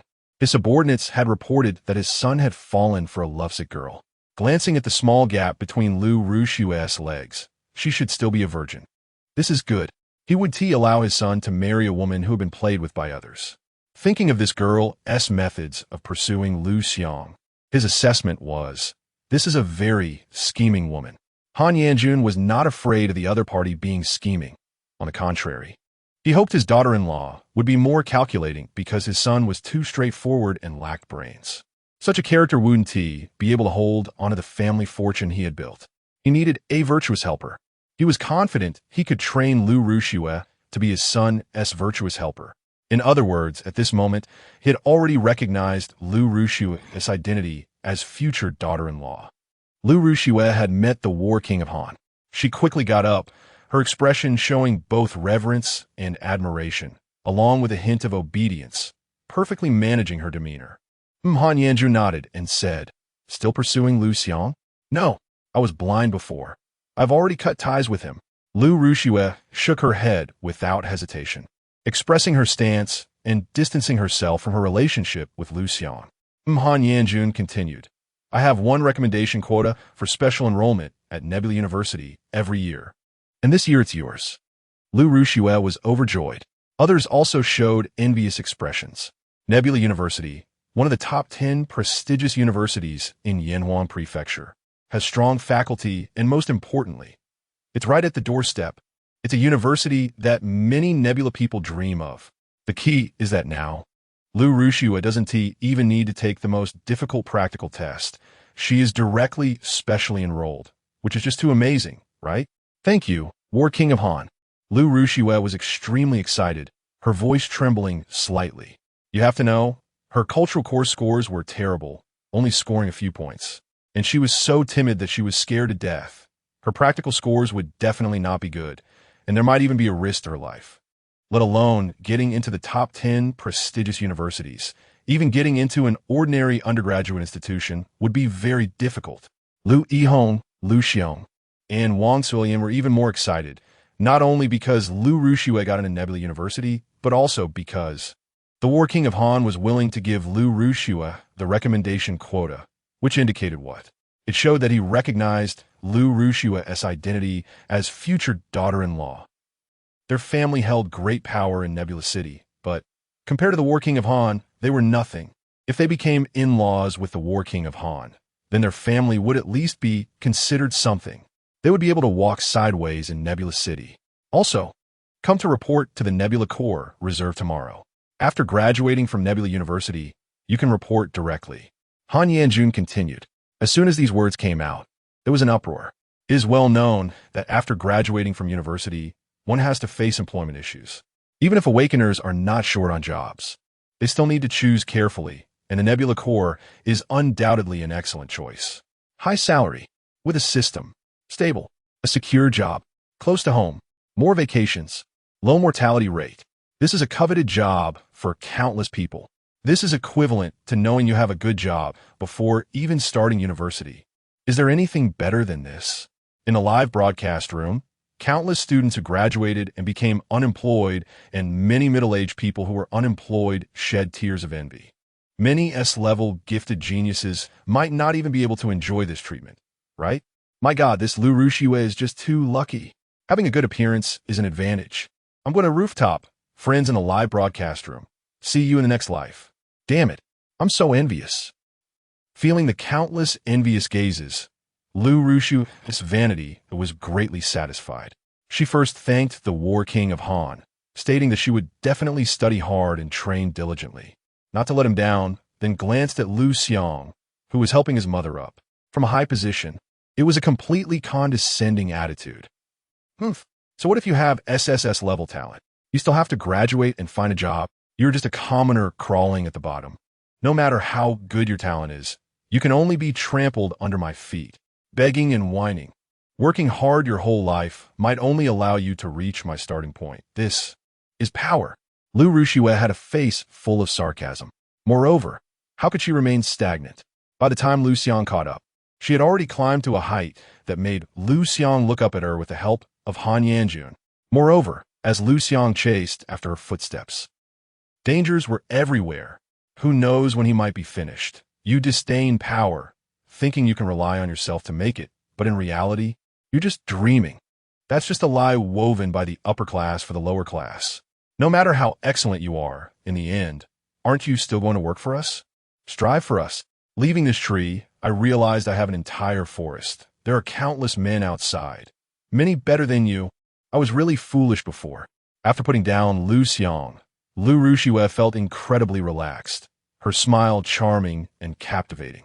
Her beautiful legs instinctively crossed and uncrossed, making people's hearts flutter. Siren. After losing her virginity, her son may not necessarily satisfy her. With rich experience, Han Yanjun made an accurate judgment, withdrew his gaze, and said, Han has military affairs to attend to. I will take my leave first. Everyone disperse. Farewell to King Han of War. Farewell to King Han of War. For a moment, the shouts echoed.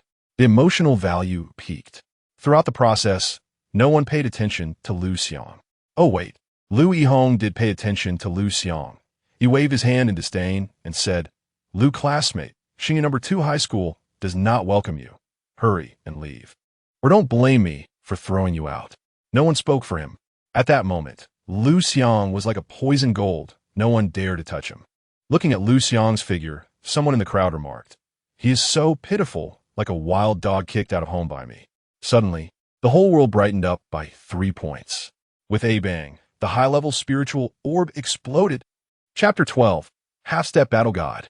Standing up for Liu Xiang. At this moment, the entire world fell silent. What level of talent could cause a high-level spirit orb to explode? Super SSS level. A person can establish a nation. As the name suggests, one person can form an independent regime. The whole alliance will recognize it. What does this mean? It goes without saying. Everyone's eyes widened, staring intently at the only man standing in the arena, Liu Xiang. Yes, everyone knelt down again, logically, being shocked by the surprises created by the same person in one day should lead to numbness.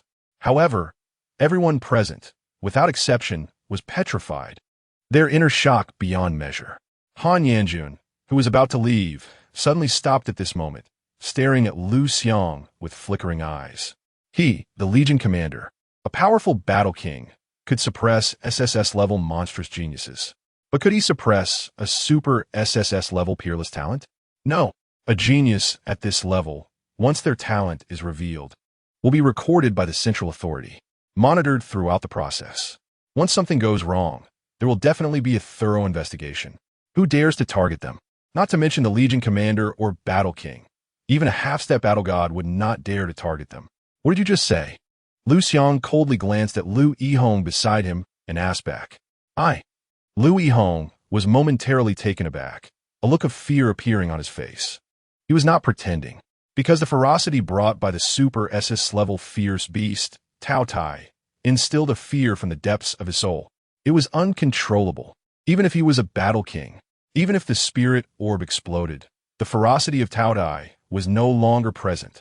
Liu Xiang, what kind of fierce beast is this? Han Yanjun's mind recalled the appearance of the fierce beast that emerged from the spirit orb just now, and a trace of fear crossed his heart as he asked. Tao Tai. Liu Xiang replied. Tao Tai? Indeed, it is a new species never recorded in the bestiary, very valuable for research. Han Yanjun nodded and asked, what is its bloodline inheritance talent? Upon hearing this, Liu Xiang frowned. The bloodline inheritance talent was his trump card, and he naturally did not want to reveal it. Compared to the threat of fierce beasts, the threat from within humanity was greater. If his enemies knew what his bloodline inheritance talent was, they could make corresponding countermeasures. In that case, the so-called trump card would be a joke. The various states of the alliance, and even the major domains, are on guard against each other. The data on S-level and above fierce beasts will not be publicly disclosed or shared, because this is the foundation of each country. What if powerful figures from other countries target your weaknesses and hunt you down? This is very likely. Human hearts cannot be tested. The walls of the new cities can defend against fierce beasts, but cannot defend against human hearts. No matter how careful one is, it is not too much. Therefore, Han Yanjun, in front of the live stream and thousands of people around, asking Liu Xiang to introduce his awakened fierce beast ability, is harboring ulterior motives. Just as Liu Xiang was about to refuse, a cold humph sounded in everyone's hearts, like a heavy hammer striking their hearts. In an instant, everyone trembled. Whoosh! A single-horned sky-swallowing python soared into the air. The single-horned sky-swallowing python, an S-level fierce beast, is best at strangulation and possesses the ability to fly. This single-horned sky-swallowing python was powerful, measuring 333 feet, coiling in the air like a high-altitude bridge, giving off an intense sense of oppression. Atop its head stood a man in military uniform, hands clasped behind his back. The man's name is Xiaoyu, half-step battle god, the commander of the Fire Wolf Legion.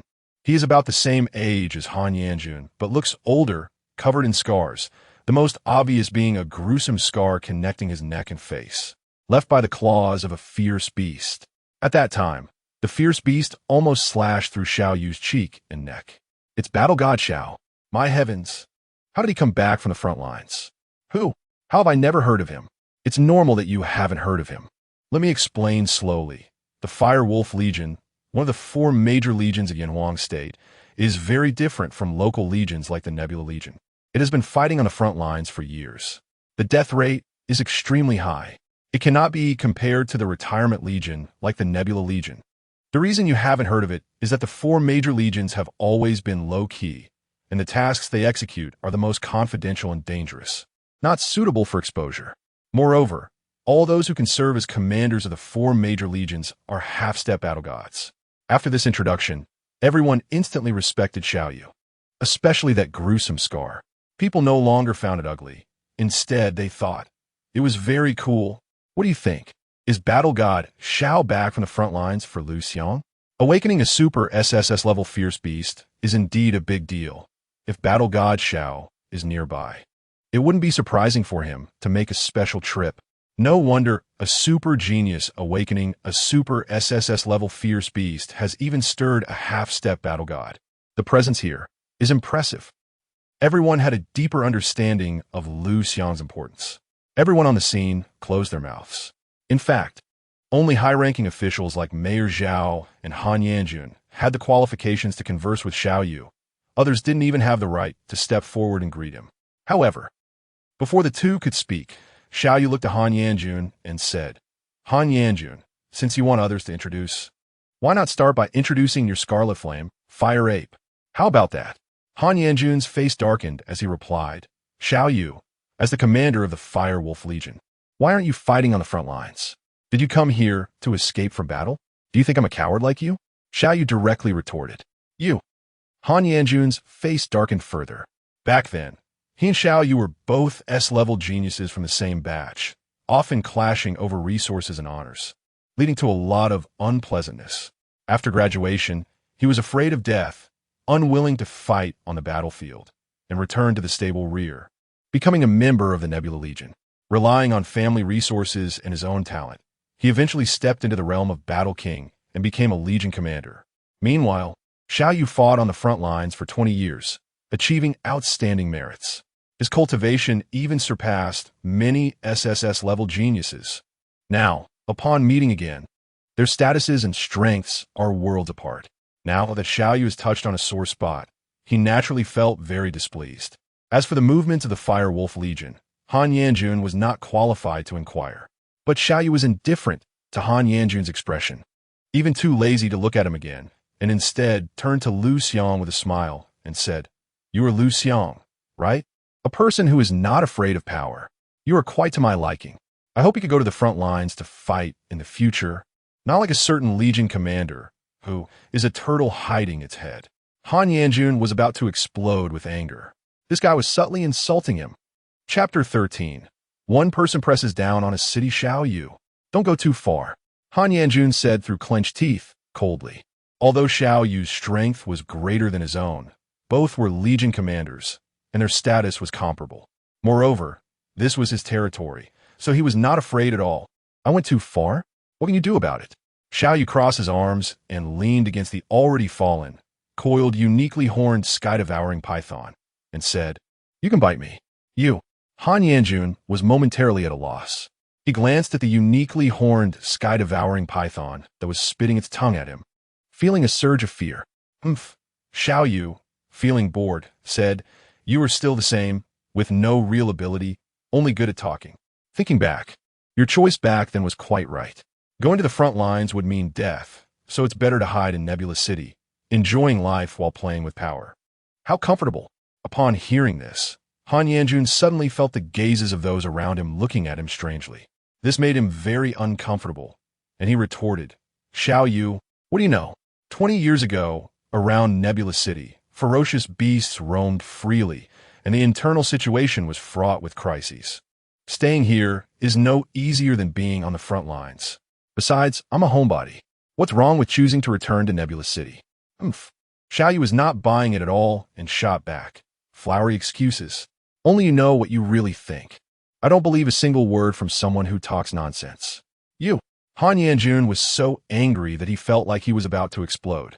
At this moment, the number of viewers in the live stream had soared to over 300,000, many of whom were from outside Nebula City. In short, to confront him in front of so many people, especially when what was said was true, how could he endure it? The terrifying battle intent surged into the sky. TSK. Xiao Yu's gaze sharpened, but he showed no fear. Instead, He excitedly pulled out a golden spear engraved with the image of the uniquely horned, sky-devouring python from the mouth of the python. Gulme, let's fight a match. Let me see how much you have now. He was just about to release his aura when he noticed that Mayor Zhao could no longer bear it and was about to kneel. Others were also kneeling, their expressions pained. Some even fainted. Xiao Yu immediately realized that this was inside the city. It was not suitable for fighting. Even if he could precisely control his power, it would be hard to ensure that he wouldn't harm the innocent. As a soldier who protects the homeland, he naturally did not want to harm the civilians they were desperately protecting.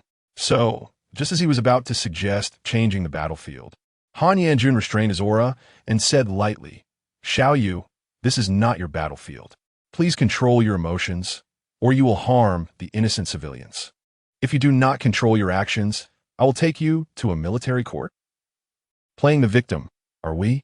Xiao Yu realized, just now, only the people around felt Han Yanjun's battle intent and knew it was related to his drawing of the gun, but the viewers in the live stream didn't know. Moreover, Han Yanjun only revealed his battle intent and did not draw his gun. Yet he did. The public would only think he was the one wanting to make a move. So, unknowingly, he was set up by Han Yanjun. You are still as shameless as ever. A master playing tricks. He laughed in anger and directly cursed. Do you believe I will take your position as the commander of Nebula Legion? With his military achievements, as long as he made that request to the higher-ups, it would definitely be granted. Han Yanjun was momentarily stunned. So this is how you want to play? You win. He immediately fell silent. After all the effort he put into establishing his power in Nebula, if someone took the position of Legion commander from him, all his efforts would go to waste. What a coward. Seeing Han Yanjun not daring to say a word, Xiao Yu knew he had grasped the other party's weakness and coldly smiled. A mere position has you in such a bind. Han Yanjun trembled all over, clearly very angry. Xiao War God. At that moment, Han Shuo, who had woken up at some point, was being supported by Lu Rushua and smelling her enchanting hair fragrance. Feeling a bit intoxicated, and dared to speak up for his father. You, a half-step war god, the commander of the 4 great legions. Is it impressive to bully people here? You only end up making others laugh. Ha! Not only was Xiao Yu not angry, but he also laughed out loud and mocked. If I can't do it, then let the little ones come? It seems your dad isn't an ordinary coward, allowing his son to stick his neck out.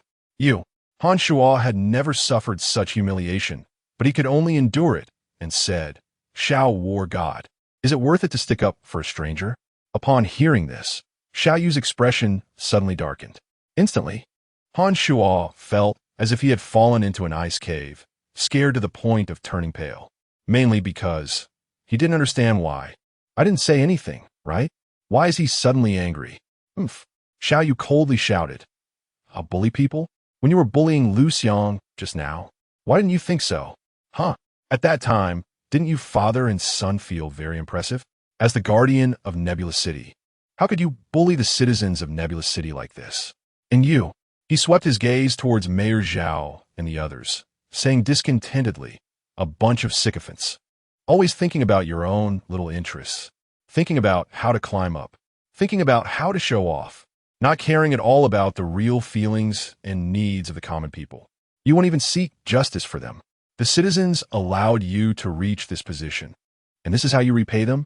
Mayor Zhao and the others fell silent, not daring to refute. Moreover, Xiao Yu was right. They felt guilty in their hearts and dared not argue. And you? Xiao Yu turned his gaze back to Han Yanjun and his son, coldly saying, the 4 great legions are fighting to the death against the abyssal beasts of the front lines, suffering countless casualties daily, which is what brings peace to Nebula City. Yet you do not cherish it, engaging in exclusion and infighting here, harming the pillars of the nation, making Nebula City a mess. I, Xiao Yu, warn you all, anyone who dares to bully Liu Xiang in the future is insulting me. Don't blame me for destroying him. As his voice fell, he thrust the spear in his hand violently into the ground.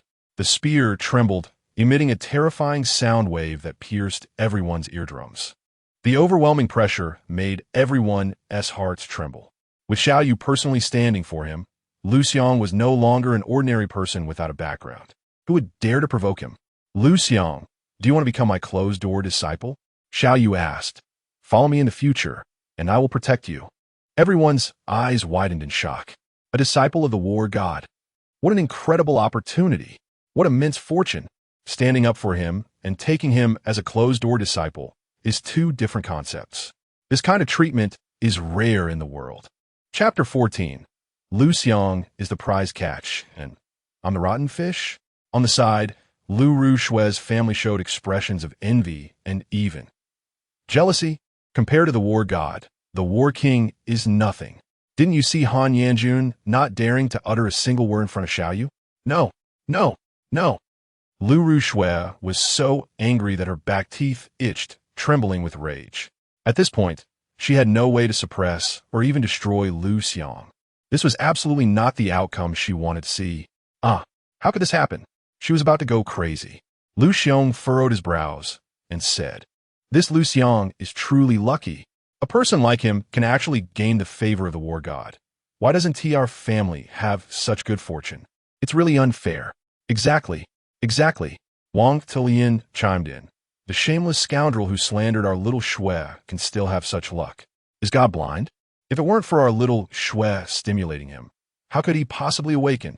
Without the awakening, how could he have such good fortune? Do you think Liu Xiang has stolen the luck that belongs to our little Shui? Liu Xiang's eyes lit up. He immediately pulled Liu Shui and said, Little Shui, with such a strong fortune backing you, you will definitely perform better than Liu Xiang. Get closer to Liu Xiang. Even become Liu Xiang's girlfriend. Reclaim that fortune. Liu Shui's attitude changed. She frowned and said, Liu Xiang has rejected me for so many years. He won't agree to be my boyfriend. Liu Xiang, however, had a different perspective. He said, in the past, Liu Xiang rejected you because he was a poor man, just a commoner. He was insecure and didn't dare to be with you. Now it's different. He stands at the same height as you, or even higher, and is worthy of you.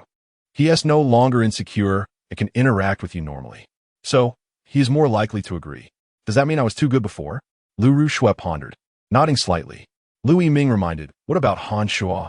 Won't this anger the war king? Wang Zulian reluctantly agreed to continue pursuing Liu Xiang and said, Women must never rely on men. They must rely on themselves. Only by grasping fate in their own hands can they live without constraints and with dignity. Liu Yiming seemed to think deeply. Liu Shui also regained her spirit, adjusting her increasingly frantic emotions, and said, Since it's mine, I must get it back. Without this overwhelming fortune, Liu Xiang will fall back to the mortal realm. I will step on him and suppress him fiercely. Do you need Grandpa to cooperate with you? Liu Yihong asked. Yes. Liu Shui nodded and said, Grandpa, I need you to act out a scene of a falling out with me. It's like this. At the same time, Liu Xiang also nodded and said, I am willing. Good. Xiao Yu was in a good mood. First, because Liu Xiang matched his temperament. Second, Liu Xiang's talent was exceptional, making him a rare disciple. After graduation, he would report to the Fire Wolf Corps Reserve. Oh, right. You haven't chosen which university to go to, right? How about Yinjing University? MOD University is also fine. You can pick one. I'll give you a recommendation slot. Xiao Yu said. My God. Yinda, Emoda, these are the top 2 world-class universities in the country. Schools I dream of attending. This is too great. After graduation, I can directly join the 4 major legions. Compared to Liu Shui's treatment is nothing. Upstairs, compared to Liu Shui's treatment, you are nothing. Oh, that's heartbreaking. Everyone, Liu Xiang is single. We can go for it. I'm offering 1,000 yuan for Liu Xiang's contact information. I'll offer 10,000, but it has to be private. The comments in the live stream instantly covered the screen in 3 thick layers, making it impossible to see the content inside. Just then, 2 lines of golden text floated by. Yinjing University welcomes Liu Xiang to join at any time. Tuition, fees, and accommodation are all waived. Travel expenses reimbursed. An additional annual bonus of 100,000 yuan. We at MOD University also welcome Liu Xiang to enroll. In addition to what Yinjing University offers, we will provide a 2 million yuan interest-free loan. These comments were sent by the heads of the admissions offices of the 2 top universities in Yanhuang State, who were humbly seeking Liu Xiang's enrollment, leaving everyone envious and drooling. Immediately after, many senior sisters from Jing University and Mo University appeared in the live stream. Liu Xiang, I'm a junior from Jing University, sincerely inviting you to study at Jing University. I will definitely let you know how great college life is. Come to Mo University. I'll pick you up at the station in my Yango U8. I'll take a private plane to pick you up in Xingyun City. This scene made countless single people envious. Through the screen, they were drooling. Mo University. Jing University. Beautiful senior sisters. Great life. U8. Private planes. My God, how can the gap between people be so big? Liu Xiang secretly took out her phone and messaged the heads of the admissions offices of Jing University and Mo University. Dear leaders, hello. I am Liu Xiang. I awakened an A-class ferocious beast, the three-flower bud. I am an all-around excellent talent in moral, intellectual, physical, aesthetic, and labor development. While studying at Xingyun No. 2 High School, I consistently ranked at the top. Now, I wish to join your esteemed school. I hope you can give me a chance. The head of the Jing University admissions office replied, Sorry, our minimum standard for admission is S-class genius. You might try applying to other schools. Liu Xiang was furious. This refusal was clearly a public relations tactic. The head of the Mo University admissions office replied, Three-flower pig, not three-flower butt. Liu Xiang. Kneeling to Liu Xiang, but treating me so dismissively? Why? She was exasperated, feeling that the other party didn't understand her well enough. So she continued to send private messages. The reason Liu Xiang was able to awaken is that I deliberately stimulated him. The underlying implication was, I can control the awakening of an ultra SSS class genius. Very impressive. She believed that the admissions office heads of these two universities would surely understand the meaning behind it without needing to spell it out. As a result, there was no reply for a long time. I'm so mad. Liu Xiang stomped her feet in anger. The next moment, the head of the Jing University admissions office messaged, If you can get Liu Xiang to join Jing University, I can apply to let you in as well. The head of the Mo University admissions office messaged, As long as Liu Xiang comes to Mo University, you can come as a companion student. Companion student? Liu Xiang was deeply hurt by these words. When did Liu Xiang become a prince? And a companion student at that. So, I'm just a gift when buying something? In your eyes, Liu Xiang is the prize catch, and I'm a rotten fish. Liu Xiang became even angrier, vowing to herself, Just wait. When I become Liu Xiang's girlfriend, you'll all be begging me. She even specifically took a screenshot and saved it on her phone. In the future, she would definitely take revenge. Then, she approached Liu Xiang, preparing to pretend to fall out with her grandfather and stage a scenario of doing anything for Liu Xiang, redeclare her love for him. At this moment, Liu Xiang was still hesitating between Yanqing University and Mo University. Both universities were great, but which one to choose? Next to him, Shi Jun, as Liu Xiang's new principal, suggested, Actually, there's a third option. Liu Xiang asked, Which university? Shi Jun said, Yanwang University. Chapter 15. Yanwang University, I must attend. Yanwang University? Liu Xiang was a bit puzzled. As a high school senior, he could recite the names of various prestigious universities, yet he had never heard of this one. The other students looked equally confused. Liu Xiang also stopped and waited for Shi Jun's explanation. The live stream was filled with question marks, indicating that this university was not well known at all. On the other hand, principals like Liu Yihong shook their heads upon hearing the news. They had heard of Yanwang University, but did not believe Liu Xiang could be admitted. Xiaoyu furrowed his brow, but ultimately chose not to stop him, allowing Liu Xiang to make his own decision. However, before Shi Jun could introduce Yanwang University, Han Shuo scoffed. Does he deserve it? Swish. Everyone turned their gaze towards him. Han Shuo relished the feeling of being the center of attention and continued, Yanwang University, a university secretly established by the country 4 years ago, possesses the best teaching resources in the entire Yanwang province. It has the richest cultivation resources in the whole province.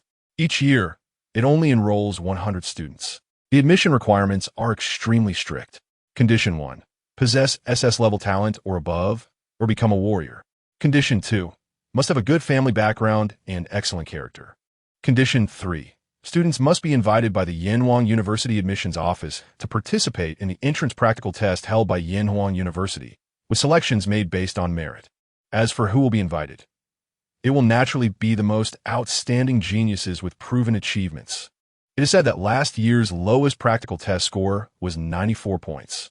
SS level talent at minimum, a practical score of at least 94 points.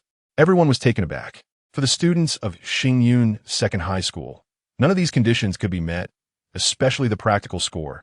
Just passing would be remarkable. However, what they didn't know was that the practical test held by Yanhuang University was far more difficult than the practical test taken by ordinary high school students. The two were simply not on the same level. If one had to compare, the entrance practical test at Yanhuang University was at the level of graduation practical tests for university martial arts students. No student from Xingyun City had ever been able to enter Yanhuang University, or rather, no student had ever been invited to participate in the entrance practical test of Yanhuang University. Shijun sighed and continued. The surroundings fell silent. Compared to other cities, the educational resources in Xingyun City were indeed too poor.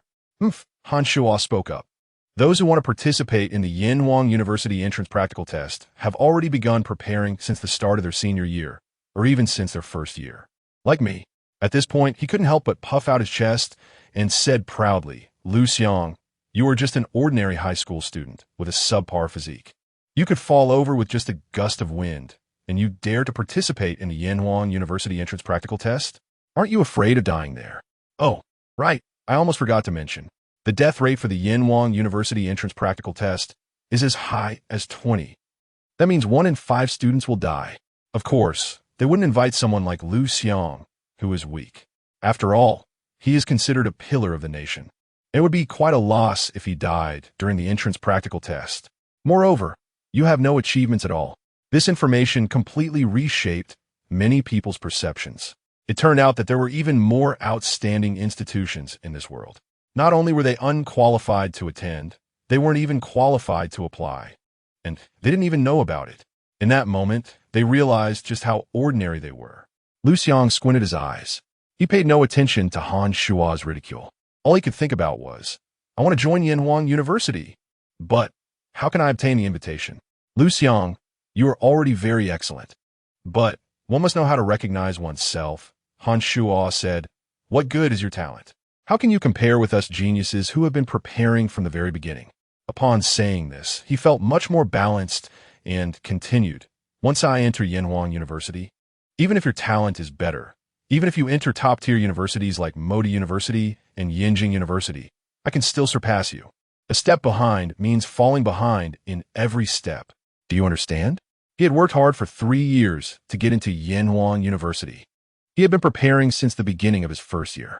At first, warriors from the Xingyun Legion served as sparring partners, feeding him techniques. Various cultivation resources were poured into him. He injected the most advanced genetic drugs, modified his body, practiced ancient martial arts, and even in the end, his father specifically captured ferocious beasts for him to practice courage. To kill. He constantly created momentum for him, attempting to draw an invitation letter for the entrance practical test from Yanhuang University. It was roughly estimated that over these 3 years, the annual expenditure was over 3 million, totaling a whopping 10 million. How could Liu Xiang, this poor guy, compare with him? Han Shuo was a warrior with combat experience from slaughtering ferocious beasts, so he would undoubtedly enter Yanhuang University. Principals like Liu Yihong nodded and said, with the backing of King Hanzhan and 3 years of preparation, the advantage is too great. How can Liu Xiang compare with Han Shuo? As long as he entered Yanhuang University and successfully graduated, the minimum achievement would be that of a war king, a city legion leader, and the outstanding ones could even become war gods or the highest officials in a region. For a moment, everyone was quite excited. After all, they had just sided with King Hanzhan and naturally hoped that Han Shuo would excel and achieve greater heights, so that they could have better development. Even Mayor Zhao breathed a sigh of relief, revealing a long-lost smile, and said, then let me congratulate Han Shuo in advance for becoming the first genius from Xingyun City to be invited by Yanhuang University. The first student from Xingyun City to enter Yanhuang University. Thank you, Uncle Zhao. Thinking about the history he was about to create, becoming the center of attention, Han Shuo felt exhilarated. Oh, and Liu Xiang would also become his woman, serving him under him. The thought made him even happier. The next moment, Han Shuo noticed that Liu Xiang had somehow made her way to Liu Xiang's side, and he couldn't help but frown, about to say something. You, a defeated opponent, can be invited, so why can't I? Liu Xiang asked. You. Han Shuo was momentarily stunned. Remembering how he had just been scared to the point of fainting, his face turned red with embarrassment. Liu Xiang continued. If Xingyun City can only invite one person to participate in the University entrance practical test, it must be me, not you. Anshu's feasts glansha suddenly. Not only out of anger, but also out of worry. The scene of him being scared into fainting by Liu Xiang had been broadcasted live, and the admissions office of University would definitely see it. Would they still invite him? The more he thought about it, the more anxious he became. Meanwhile, Han Yanjun also thought of this point, frowning slightly. His eyes filled with a dangerous glint as he looked at Liu Xiang. My son's future must not be ruined by Liu Xiang. Absolutely not. Chapter 16 challenge me? No. Life and death battle. Liu Xiang, if that weighs Han Shuo is invited and you're not, I will personally go to University to demand an explanation. Xiao Yu saw Liu Xiang's intention to enter University and decisively said with authority. Originally, he thought Liu Xiang was unprepared with no practical experience, and that participating in the entrance combat test at University would be very dangerous.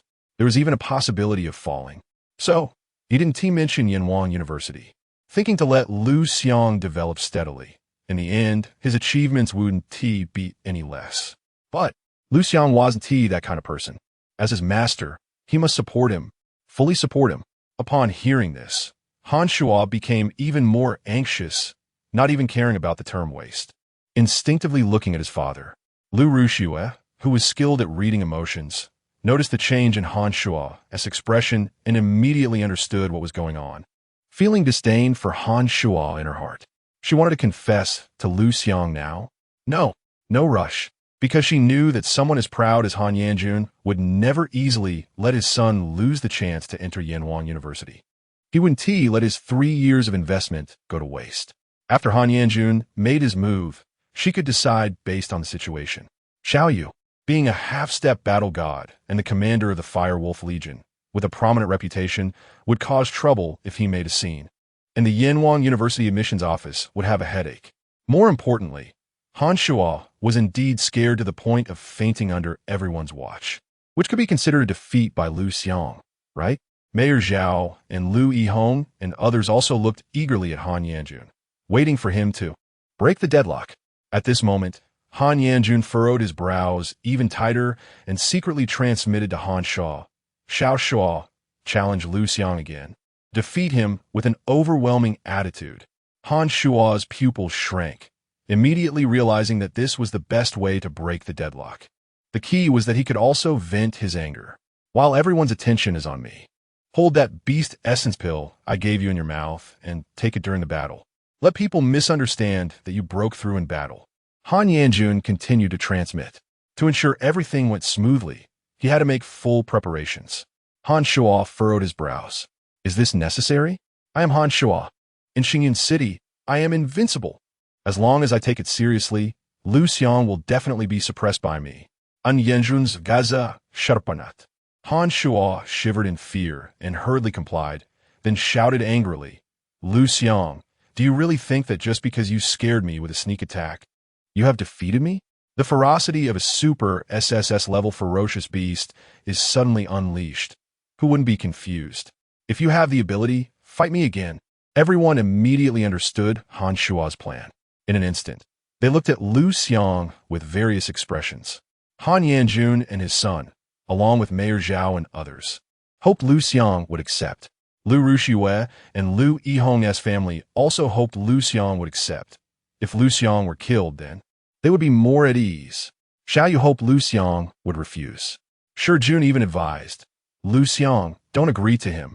Right now, your reputation already surpasses Han Shuo's. You will most likely receive an invitation from University.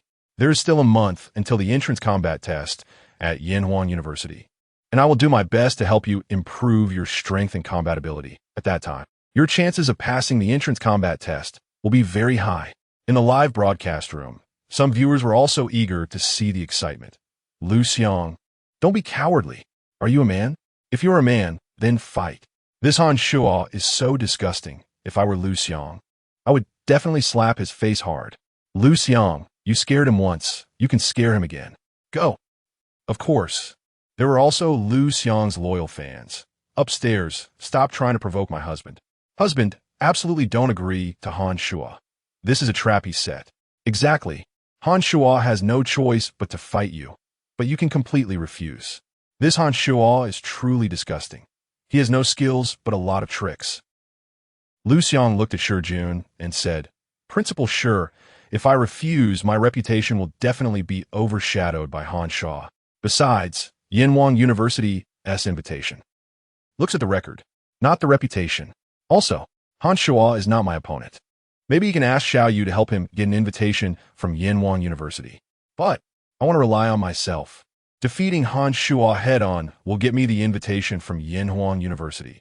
Why should I let my master plead for me? Moreover, I have my own ideas. Shi Jun was speechless. Xiao Yu showed appreciation and felt that Liu Xiang was thoughtful and wouldn't act recklessly. Since he said he could defeat Han Shuo, then he would definitely be able to defeat him. So, he proactively said, I will be your witness. Thank you, master. Liu Xiang expressed his gratitude. Han Shuo breathed a sigh of relief. This Liu Xiang fell into the trap. He leaped onto the martial arts stage, holding a long knife, and shouted, Liu Xiang, come up and die. Wait a minute. Liu Xiang spoke again. What? Do you want to regret it? Han Shuo frowned and asked. No. What I mean is, sparring is meaningless. If we're going to fight, let us do it as a life-and-death battle. Liu Xiang's words were shocking. A gentleman takes revenge. 10 years is not too late. He is not a gentleman. His revenge is from morning till night. If there is blame, it should be on Han Shuo for being too arrogant, jumping onto his kill list. Moreover, the glutton can devour heaven and earth, refining all things. Devouring Han Shuo will undoubtedly enhance his strength.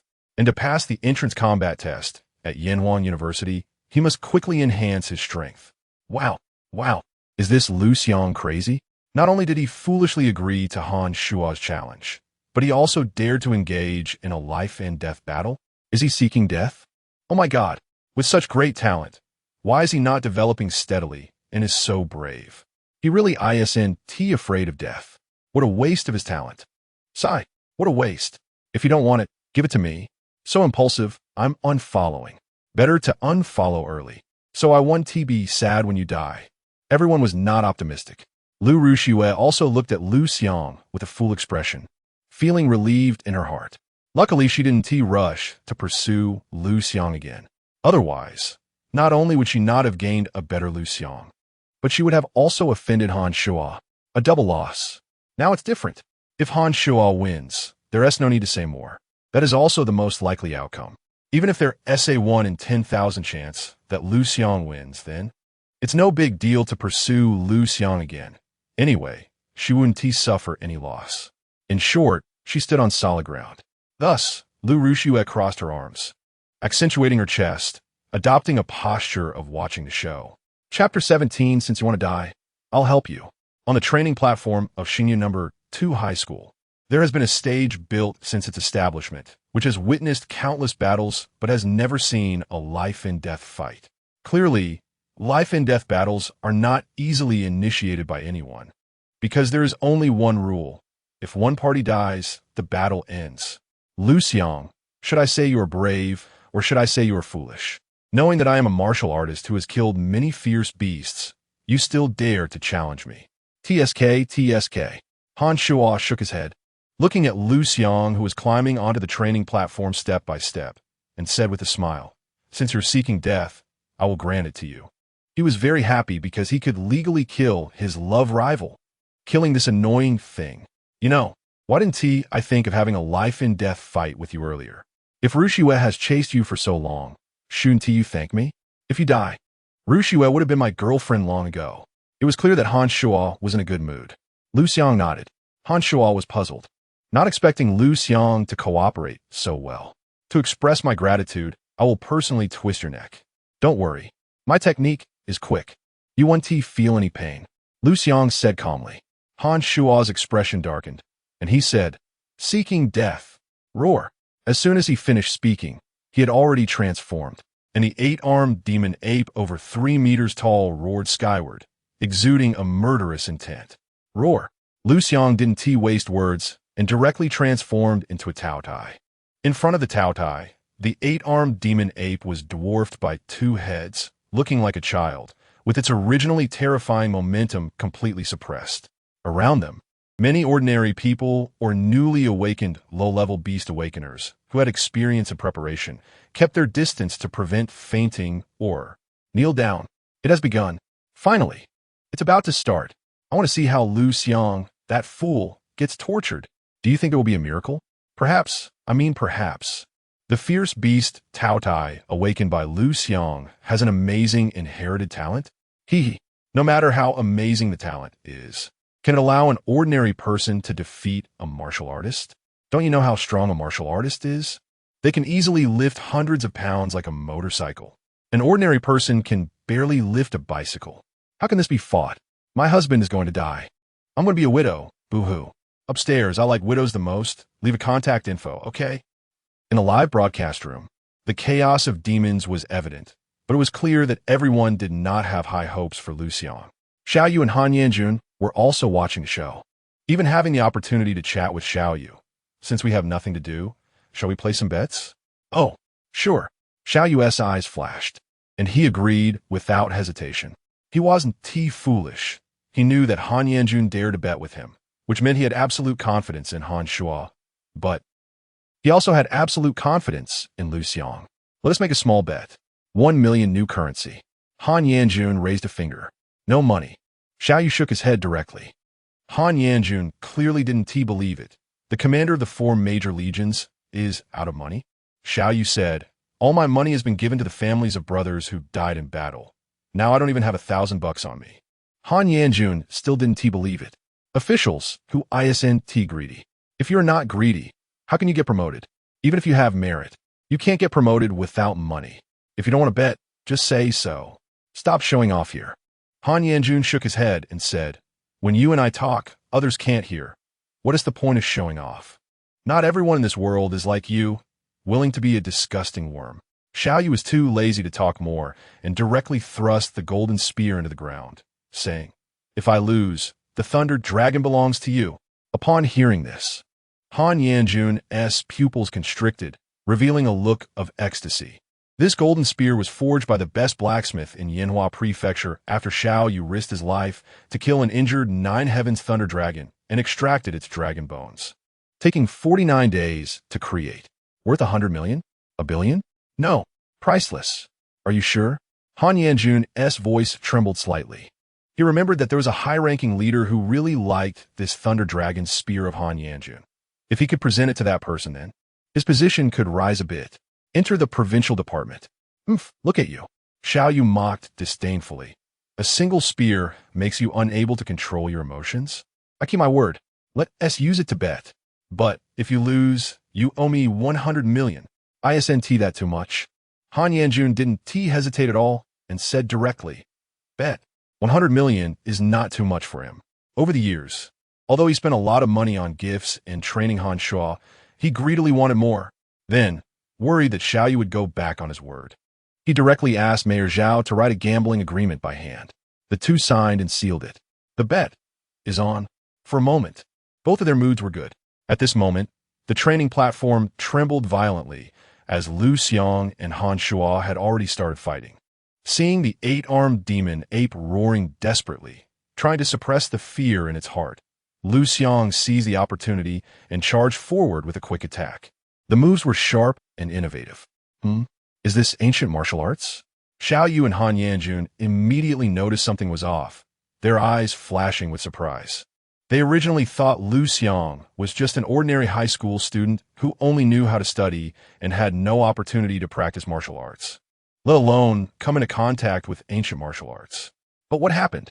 This ancient martial arts seemed quite profound. Could it be that Liu Xiang comes from an ancient martial arts family?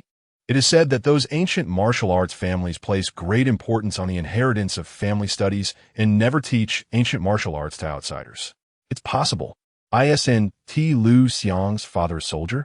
I heard he has received several special honors. If he were an ordinary soldier, how could he have received so many special honors? Impressive. No wonder Liu Xiang dared to accept the challenge. It turns out he has some confidence.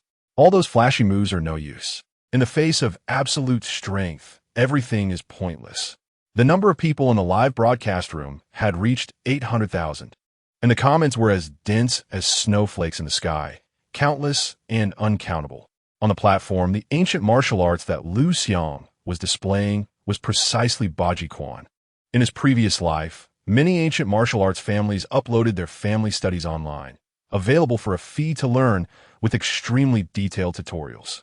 He had a dream of being a martial artist since he was young, and plus, he needed to exercise due to long hours of sitting at work. So, he practiced at home. He hadn't expected to have quite a talent. He had already mastered this set of Baji Quan very well. Gun-holding stance, supporting hammer, pulling hands, dragon descending style. A series of moves were executed. In his previous life, he had a frail body, and when he fought, he had no momentum or power, simply a flower rack.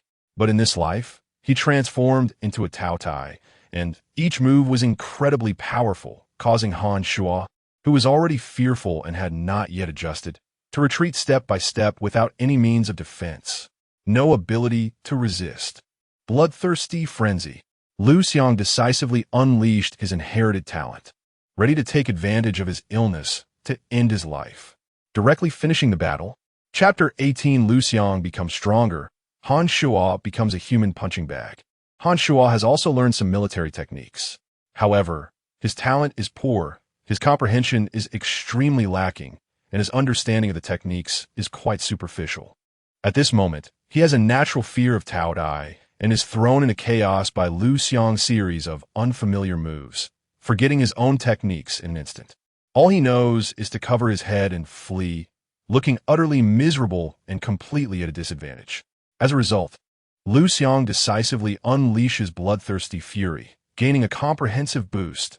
Strength surges, speed skyrockets, reaction becomes incredibly fast, unexpectedly comparable to Han Shuo, a martial artist. This is definitely the strength to kill enemies across levels. Is this the talent of Tao Tai? Xiao Yu's eyes shine with brilliance. Han Yanjun furrows his brows tightly. His son's inherited talent is named Bloodthirsty Rage, which also enhances physical condition, but compared to Liu Xiang's inherited talent, it's completely insignificant, not even worthy of holding shoes for him. This scene looks like a father beating his son, stunning everyone. No, this is not right. A direct confrontation between ferocious beasts, with punches landing hard. Han Shu, a dignified martial artist, is actually being chased and beaten? My goodness, is Liu Xiang too powerful? No, I think Han Shuo is too foolish, too useless. Backed by Han Yanjun, with endless resources, and this is the result? For a moment, everyone was dumbfounded. Liu Ruxue was also shocked by Han Shuo's incompetence. Thinking, my judgment back then was still good.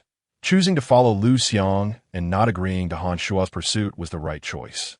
In the next moment, poof! Han Shuo was sent flying by a punch, heavily crashing onto the stage, unable to hold back a mouthful of blood. He was seriously injured. Damn it! He no longer dared to hesitate and directly unleashed his inherited talent, Bloodthirsty Rage. In an instant, his combat power increased by 30%. But still, he was no match. He could not completely overcome the fear in his heart, and in battle, he could only exert 50% of his combat power. He was still being beaten mercilessly. Fortunately, I listened to my dad and took the Beast Origin pill. Han Shuo was extremely grateful, realizing that old ginger is spicier. He grinned fiercely at the aggressive Liu Xiang and shouted, "I've had enough fun. Now it's my turn." Immediately after, his aura began to soar.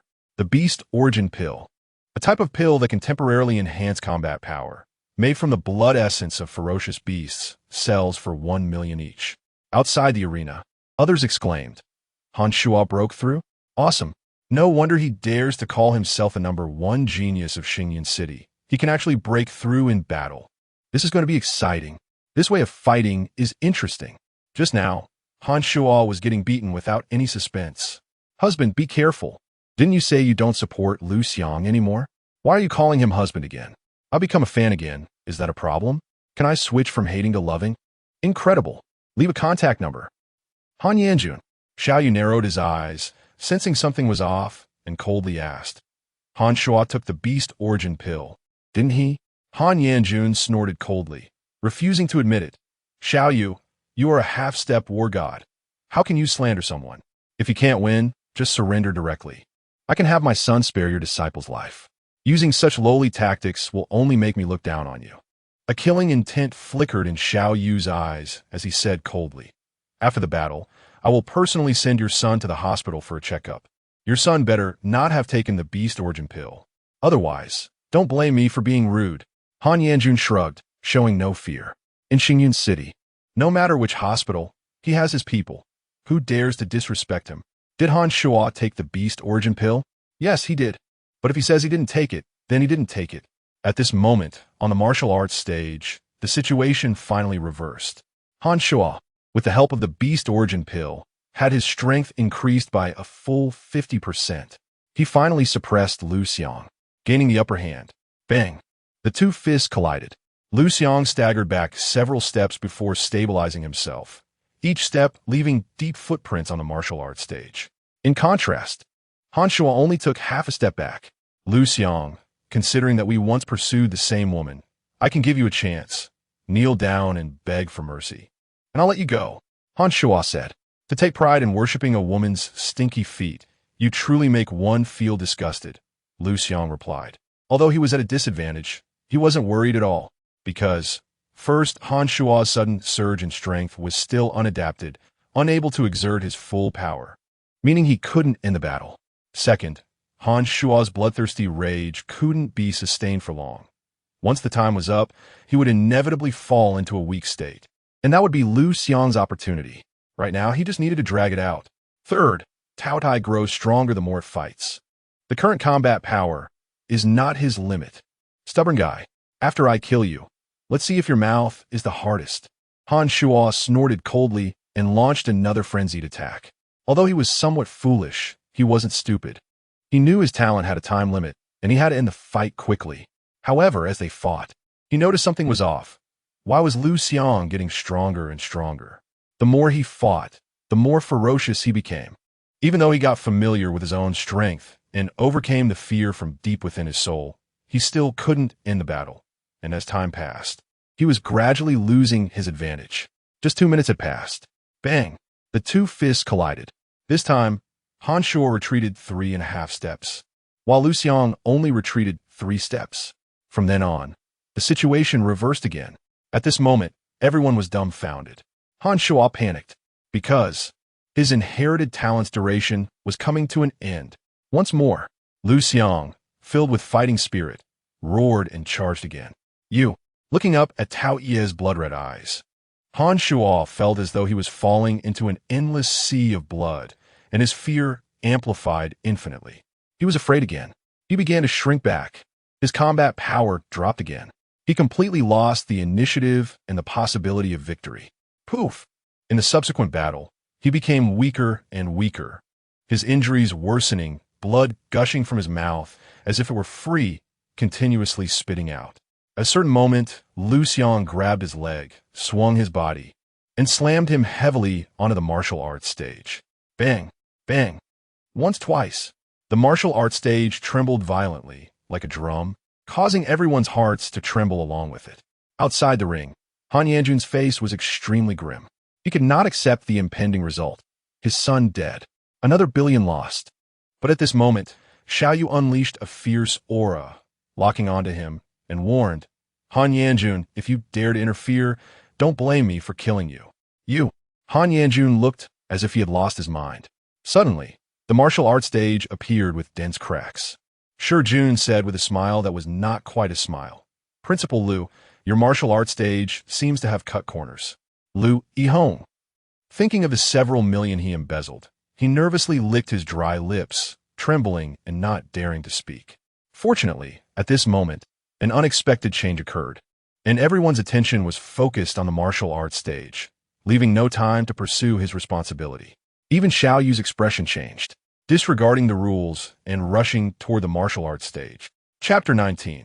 Injecting the T0 version gene potion, Liu Xiang's madwoman tactics. Han Shuo, as the battle progressed, became a human punching bag, mercilessly battered by Liu Xiang. His bones felt like they could shatter at any moment, blood oozing from all his orifices. A sight too gruesome to behold. He felt as if he was dying. The mocking voices of those around him echoed in his ears. Han Shuo is such a waste. And he still dares to call himself the #1 genius of Xingyun City? Is our Xingyun City that weak? Hubby, kill him. Oh yeah, hubby is the best. Liu Xiang is the true #1 genius of Xingyun City. Who is Han Shuo? I don't know him. He is a disgrace to our Xingyun City. If I had a dad like Han Zhanwang, I'd definitely be 100 times better than Han Shuo. Han Shuo is the biggest CJB, useless person, of the year. A pretty face with no real ability, probably the same in bed, haha. No wonder Liu Rushua pursued Liu Xiang so crazily. Did she know he was this powerful all along? In a daze, listening to the surrounding mockery, Han Shuo seemed to see Liu Rushua in the distance. Her gaze towards him filled with disappointment, while her look towards Liu Xiang changed. At this moment, his emotions erupted. No, I can't die. Liu Rushua must be mine. I must kill Liu Xiang. Only then can I be the #1 genius of Xingyun City. I've worked hard for so long. I must receive the invitation letter from Yanhuan University. I cannot be a stepping stone for Liu Xiang. Absolutely not. A gene potion appeared in Han Shuo's hand, and he injected it directly into his body. The gene potion, developed by a biotech company, is used to unlock human potential and stimulate the body to break through its current physical limits in a short time. It can quickly turn someone into a master, even a martial artist. Han Shuo wants to break through using the gene potion. In an instant, Liu Xiang made a judgment. However, the gene potion, once injected, requires an absorption process. After decades of development, the gene potion has gone through several iterations. T3, T2, T1, and the latest T0 version. The newer the version, the shorter the absorption time required by humans. The average absorption time for the T3 version is 1 month, with some people being able to absorb it in 20 days if their compatibility is high, while others with lower compatibility might take 40 days. The T2 version has an average absorption time of half a month. The T1 version takes about a week, and the T0 version averages 3 days for absorption.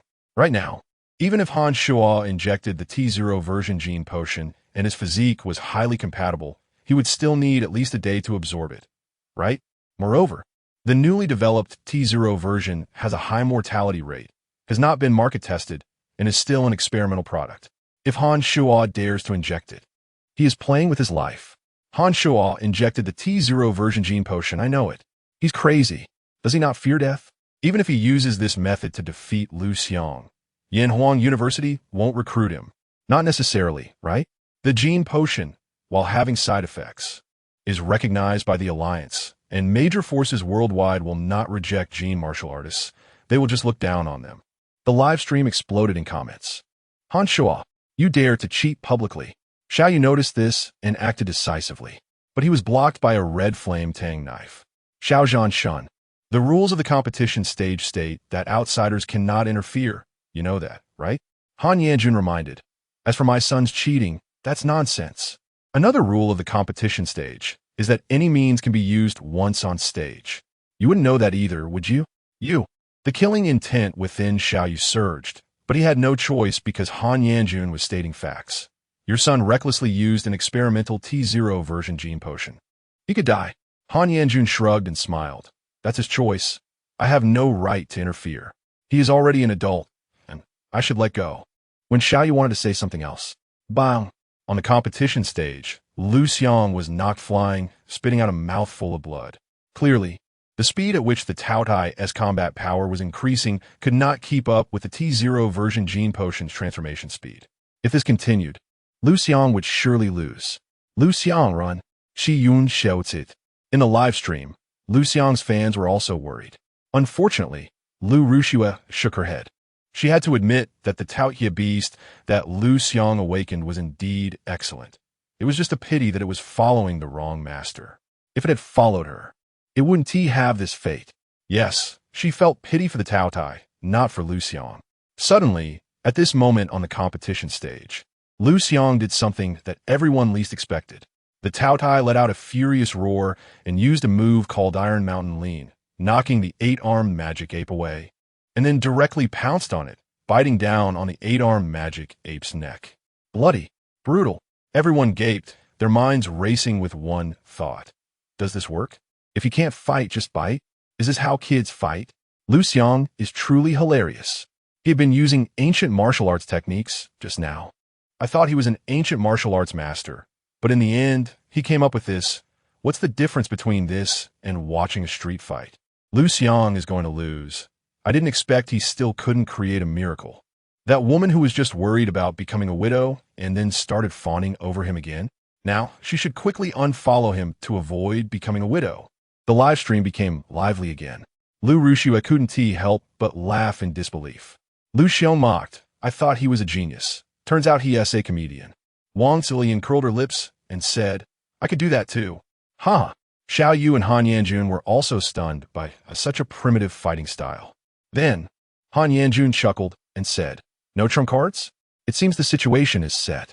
Xiao Yu clenched his fists. As a master, he decided to step in, drive Han Yanjun away, and save his disciple. As for the negative public opinion, he would bear it alone. However, the next moment, just as he was about to make a move, he was left dumbfounded.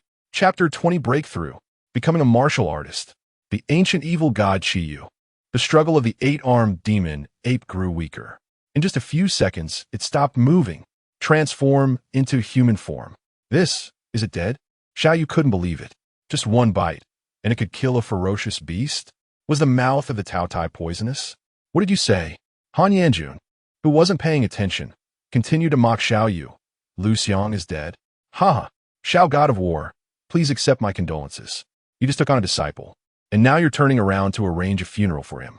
What a great tragedy in life. Xiao Yu looked at Han Yanjun with a strange expression, suddenly looking forward to what the other party's face would look like in a moment. Han Yanjun noticed something was off and thought to himself, no way. Then, he realized that the surroundings had fallen silent, especially Mayor Zhao and Liu Yihong, who looked ashen, as if they had lost their mother. The ominous premonition in his heart grew stronger. Finally, he looked at the martial arts stage. Hey, where's my son? Han Yanjun found that there was no sign of Han Shuo on the martial arts stage, only the Taotai standing on the platform with blood all over its mouth. What's going on? He searched around, but still couldn't find Han Shuo and could only look at Mayor Zhao and ask, where's my son? Mayor Zhao opened his mouth, unsure of how to describe it, his brain malfunctioning. Han Yanjun's face darkened, urging impatiently, speak. Mayor Zhao could only point to the live broadcast room. Han Yanjun was full of question marks. Could it be that my son entered the live broadcast room? Then, he saw the comments on the screen. Oh my god. Liu Xiang swallowed Han Shuo? No, it was the Taotai beast that swallowed Han Shuo. The mouth of the Taotai can actually open that wide. The Taotai first bit the 8-armed demon ape into human form, and then swallowed Han Shuo. It can be fought like this? I've gained knowledge. Awesome husband. Come on, bite me. Bite me. Where's that water friend who just let me out? I'm out now. I'm the widow in your mouth. Still dare to call me a widow? Is this the end? Wasn't Han Shuo just dominating? How'd he get swallowed? Who has a recording? I want to slow it down 10 times and see what happened. My son was swallowed.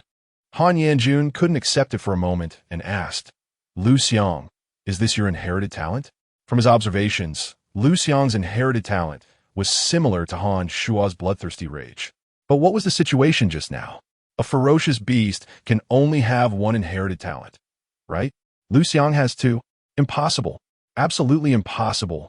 Liu Xiang ignored him, feeling the absence of Han Shuo in his mouth, and his heart was in shock. No wonder it was the ancient ferocious beast Taotai. The power of swallowing heaven and earth is too perverse. Closing the mouth to transform. The so-called closing the mouth to transform literally means you need to close your mouth for the food to turn into chaotic energy. And to close the mouth You need to force the 8-armed demon ape to return to its human form and shrink. He recalled the battle scene. I bit the 8-armed demon ape's carotid artery, desperately sucking its blood. As I expected, after losing a large amount of blood, the 8-armed demon ape returned to human form, then swallowed Han Shuo in one bite and closed its mouth. Indeed, it is closing the mouth to transform. Han Shuo didn't even struggle. The battle is over. Perfect. Liu Xiang was very satisfied with his battle. Immediately, a warm current surged from his mouth into his limbs. He could clearly feel that his injuries were recovering at an extremely fast speed. Every cell was being transformed. The body was evolving, growing stronger. This feeling lasted only a second before it ended. Is this chaotic energy so strong? Unfortunately, Han Shuo's strength is too weak. The improvement to me is too small. If it weren't for the injection of the T0 version gene potion containing extremely high energy, the enhancement effect would probably be even worse. I wonder what my strength is now. Extremely close to a quasi-martial artist? Or have I already become a quasi-martial artist? Liu Xiang was curious in his heart, unable to help but clench his fist, feeling the surging power in his body, but he couldn't be sure. After all, he was just an ordinary person before, unless he went to the martial arts hall to test his punching power, speed, and reaction. He wouldn't be able to see his strength level. The next moment, congratulations, host, for breaking through to become a martial artist. The second trial task is complete. Gain the inherited skill of the Tao Tai, eternal blood flame, master of all spirits. Martial artist? I broke through so quickly. Liu Xiang's eyes widened in surprise. He clearly underestimated the energy contained in the T0 version gene potion and also underestimated the horror of the talent swallowing heaven and earth. Then, a familiar scene appeared. His consciousness was pulled to the deepest part of the universe.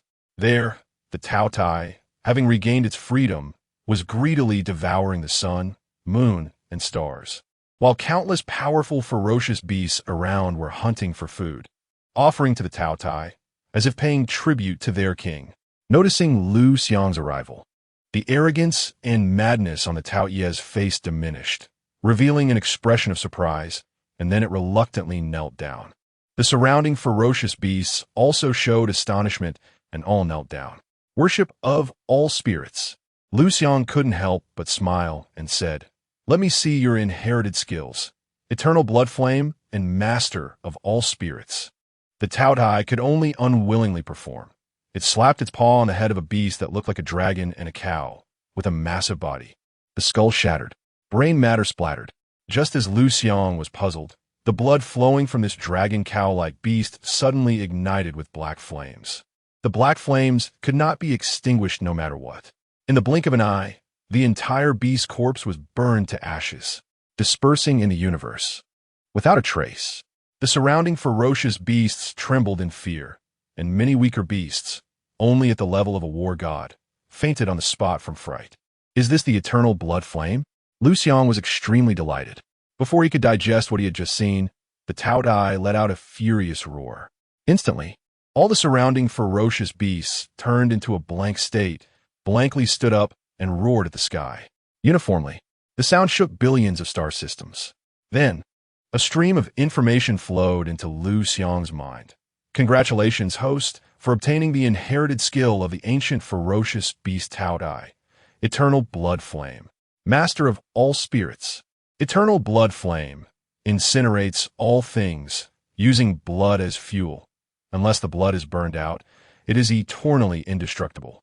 Contacting the enemy's blood activates this skill. Master of all spirits.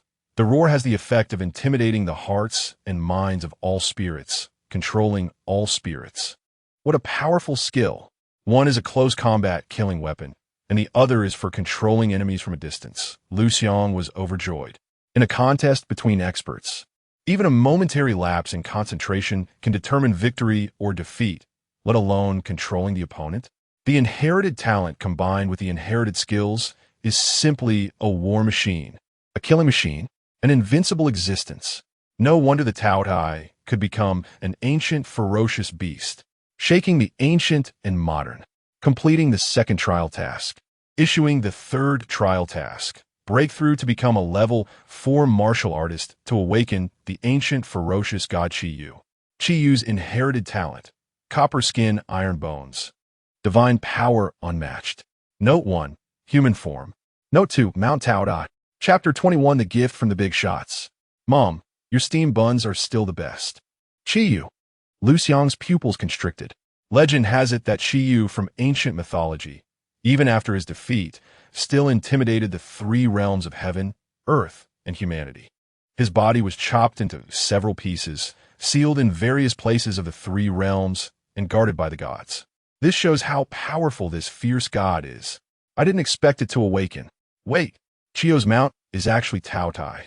He widened his eyes, even more surprised. Of course, this is a parallel world, and many things are different from the previous life. So, it's not surprising that the mythological stories are different. For a moment, Liu Xiang became extremely curious about the ancient mythological stories of this world.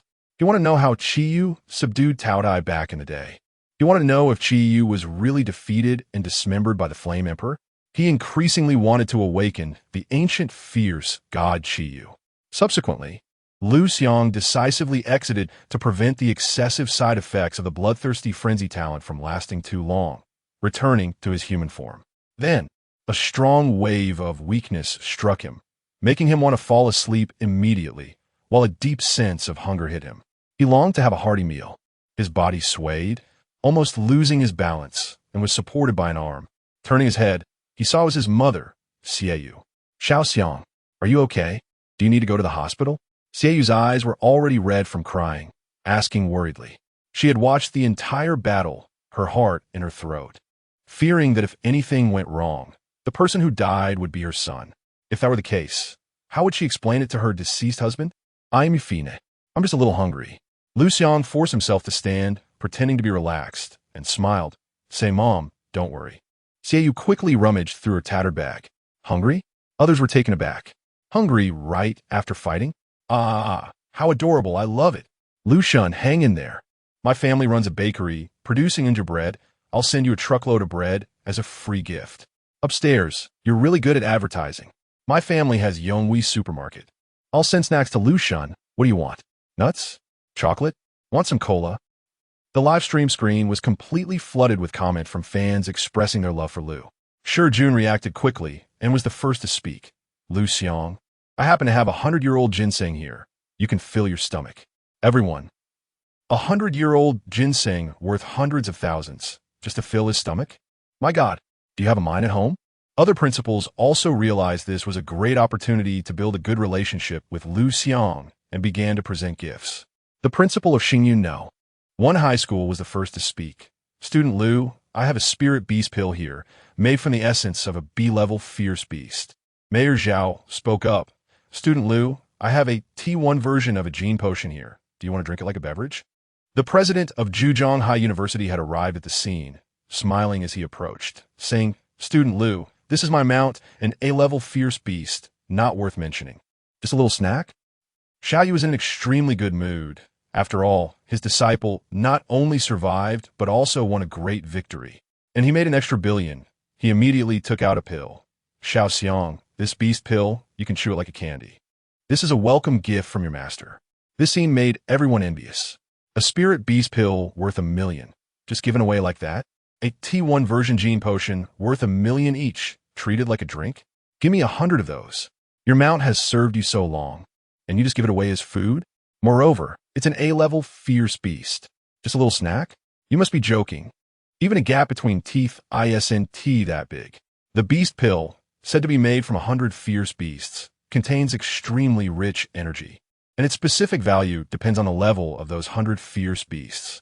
However, since it was given by God of War Shao, it must at least be from A-level fierce beasts, right? 100 A-level fierce beasts, my God, that must be worth several billion. Liu Rushue's family was even more envious, their eyes turning red. Liu Rushue felt her heart bleeding. This is her fortune. These things should all belong to her. Liu Xiang is taking her things, taking away her fortune and snatching her resources. Liu Xiang, you are truly despicable. My God, the total value of these gifts must be at least over $1 billion, right? Just like that, they're given to Liu Xiang? This is too profitable. Liu Xiang wished he could help Liu Xiang collect these gifts. Never mind the exhaustion. Wang Zuolian completely changed her attitude, even deliberately said loudly, "I said long ago. A good man like Liu Xiang is a lifetime blessing for Xiaoxue to meet. She must seize it." After speaking, she glanced at Liu Xiang and Xieyu. "Want to see if they heard." Liu Yiming. "Mom, didn't you just say?" Liu Xiang quickly covered his troublesome son's mouth and shouted loudly, "That's right. We fully support Xiaoxue in pursuing Liu Xiang." Liu Yihong continuously nodded, saying, "Xiaoxue, strive to pursue love." Unfortunately, Liu Xiang and Xieyu completely ignored them. After today's events, anyone could see how disgusting this family was. If they still had any connection with them, that would be self-degrading. Damn it. They were just about to cut ties with their daughter, and now they're like this? So realistic. The sycophants and the opportunists do not deserve to have Liu Shan. It's only right that Liu Shan doesn't agree to Liu Rushue's pursuit. What kind of people are they?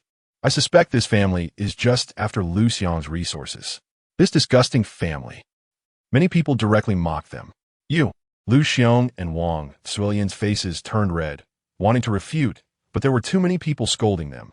How could their two mouths compete with hundreds or thousands of mouths? They could only endure.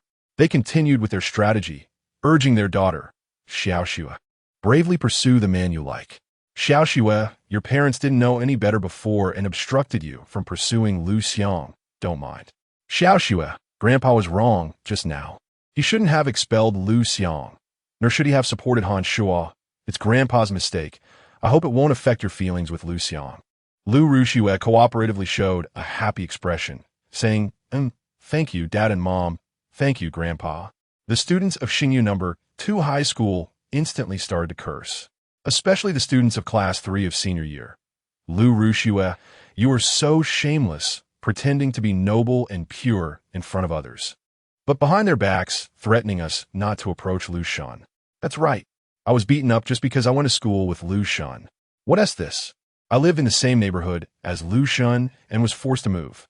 Liu Shan was right. This woman would stop at nothing to get him. She is a psychopath." Liu Rushue was furious. "Shut up." Liu Yihong's face darkened, coldly saying, "Do you believe I'll have you expelled?"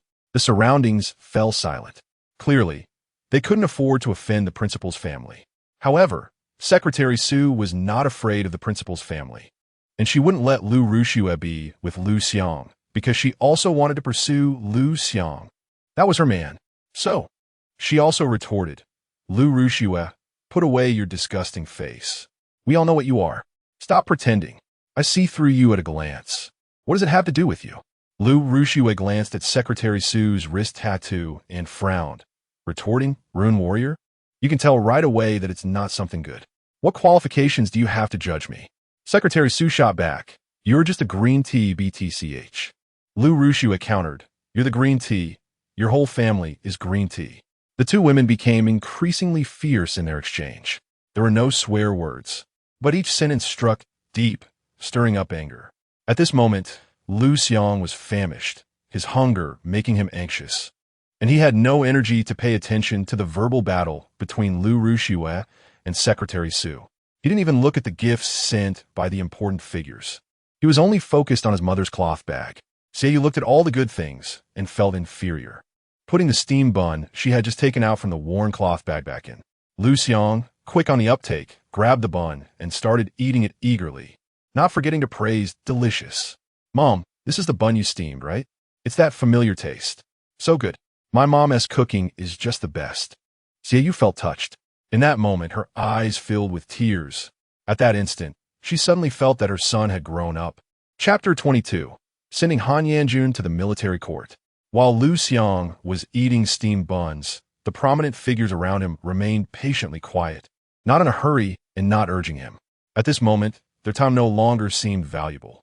After finishing, Liu Xiang was still hungry, but he suppressed his desire to eat and did not take the gifts offered by these influential figures. If he took them, it would mean he owed them a favor. He did not want to be indebted to these opportunists. With differing paths, he didn't want to have too much to do with them. So, he only accepted the beast pill from his master and the century-old ginseng from Principal Shi, thanked them, and then declined the gift from others. "It's okay. On behalf of Zhihai University, I congratulate Liu Xiang on his victory in the life and death battle. Liu, you're always welcome to visit New City No. 1 High School. Liu, you are young and promising. Your future is limitless. If you encounter any difficulties, feel free to come to me. As the deputy mayor of Xingyun City, I have the responsibility and obligation to help you solve problems. The prominent figures continued to smile and speak flattering words. At this moment, they appeared incredibly understanding and magnanimous. Damn, I wish I could switch places with Liu Xiang and slap these leaders in the face. Just thinking about it is satisfying. Look at their hypocritical faces. Upstairs, you are too dark-hearted. The leaders are genuinely impressed by Liu Xiang. It's not hypocrisy. The viewers in a live stream were as bold as ever. As for being muted, impossible, because the comments were too numerous. The number of people in a live stream had unknowingly reached 2 million. Liu Xiang couldn't care less about that. His mind was filled with eat, eat, eat. He quickly devoured the century-old ginseng as if it were a roasted sweet potato by the roadside. The rich energy quickly filled the hunger. He was no longer hungry. Turns out, you don't need to eat too much to fill your stomach, as long as the energy is sufficient. Liu Xiang used his talent of devouring the heavens and earth to digest the remaining energy. His body was once again transformed and evolved. However, this time the improvement was noticeably small. He put away the beast pill and did not continue to consume it, as the energy contained within was much stronger. If he swallowed it, his body would undergo a significant transformation, potentially breaking through to the second level of a martial artist. Such a big change would easily be noticed by the old foxes around him. By then, his secret would be exposed. On the other side, Han Yanjun finally accepted reality. His son had been killed. The son he had raised for 17 years was dead. Liu Xiang, you killed my son. This grudge must be avenged. Looking at Liu Xiang, surrounded by the crowd, Han Yanjun's face was as dark as water, with a tremendous sense of sorrow enveloping him, making him seem extremely dangerous, like a volcano ready to erupt at any moment. In the end, he held back, with Xiaoyu present. He couldn't do anything to Liu Xiang, and moreover, in front of so many people, if he dared to openly harm a genius from Yanhuang State, he would be sent to a military court. At that time, his life, his career, his wealth, his youngest son, everything would be over. So, he had to endure. Liu Xiang, let us take our time. Han Yanjun withdrew his gaze and decisively turned to leave. Stop. Xiaoyu blocked Han Yanjun's path and asked, Has King Han forgotten something? Han Yanjun coldly replied, Don't worry, I will transfer the money to you shortly. No, now. I still have to return to the front lines soon, and I don't have time to keep an eye on this matter. What if you go back on your word? Should I travel thousands of miles to collect the debt? Xiaoyu refused to back down. You. Han Yanjun's lips turned purple with anger, and he felt like his lungs were going to explode, but he still operated on the spot and transferred 100 million to Xiaoyu's account. Prominent figures at their level had special privileges. Such large transfers were not subject to restrictions. Thank you, King Han, for sending 100 million to my soldier. Seeing the account balance increase with so many zeros, Xiaoyu's smile grew brighter as he spoke. Can I leave now? Han Yanjun coldly asked. No. Xiaoyu shook his head again. What do you mean? Han Yanjun's brows revealed an astonishing malice. Do you really think I'm a soft persimmon? My son is dead. I've paid the money, and you still won't let me go? This is too much. I suspect you of embezzlement, harming a genius. Oh, by the way, there's also instigation to commit murder. Xiaoyu suddenly spoke. Wow. The faces of the prominent figures around them changed dramatically, clearly not expecting Xiaoyu to pull such a move. Where's the evidence? Han Yanjun, however, remained unflustered. He was meticulous in his work. Even his wife and son did not know the specific details of his crimes, let alone Xiaoyu. However, how could Xiaoyu not know this? He directly said, I just reported you under my real name. You will be sent to the military court. A joint investigation will be conducted by the Central Commission for Discipline Inspection and the Anti-Corruption Bureau. Han Yanjun's heart sank.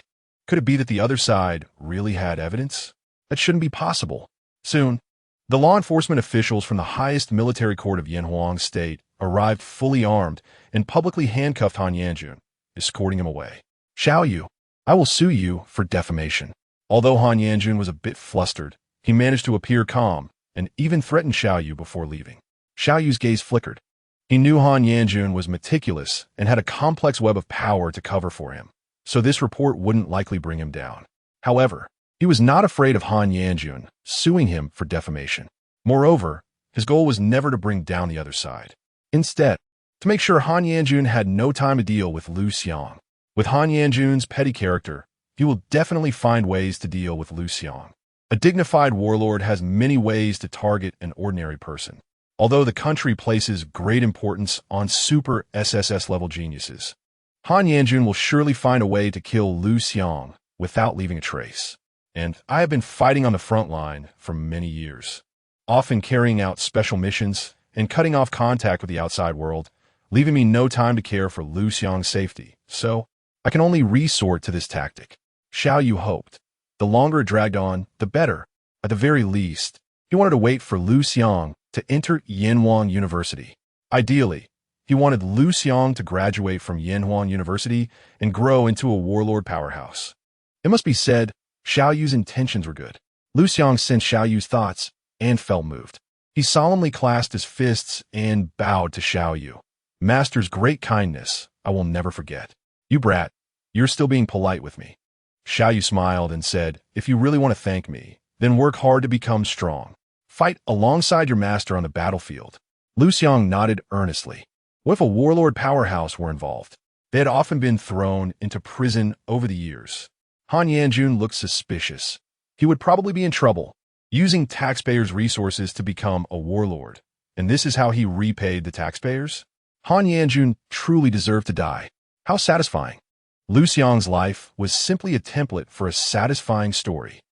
The viewers in the live stream were extremely excited. For these entertainment seekers, seeing prominent figures fall was more joyful than finding $100 on the street. Principal, sure, you made a big profit this time.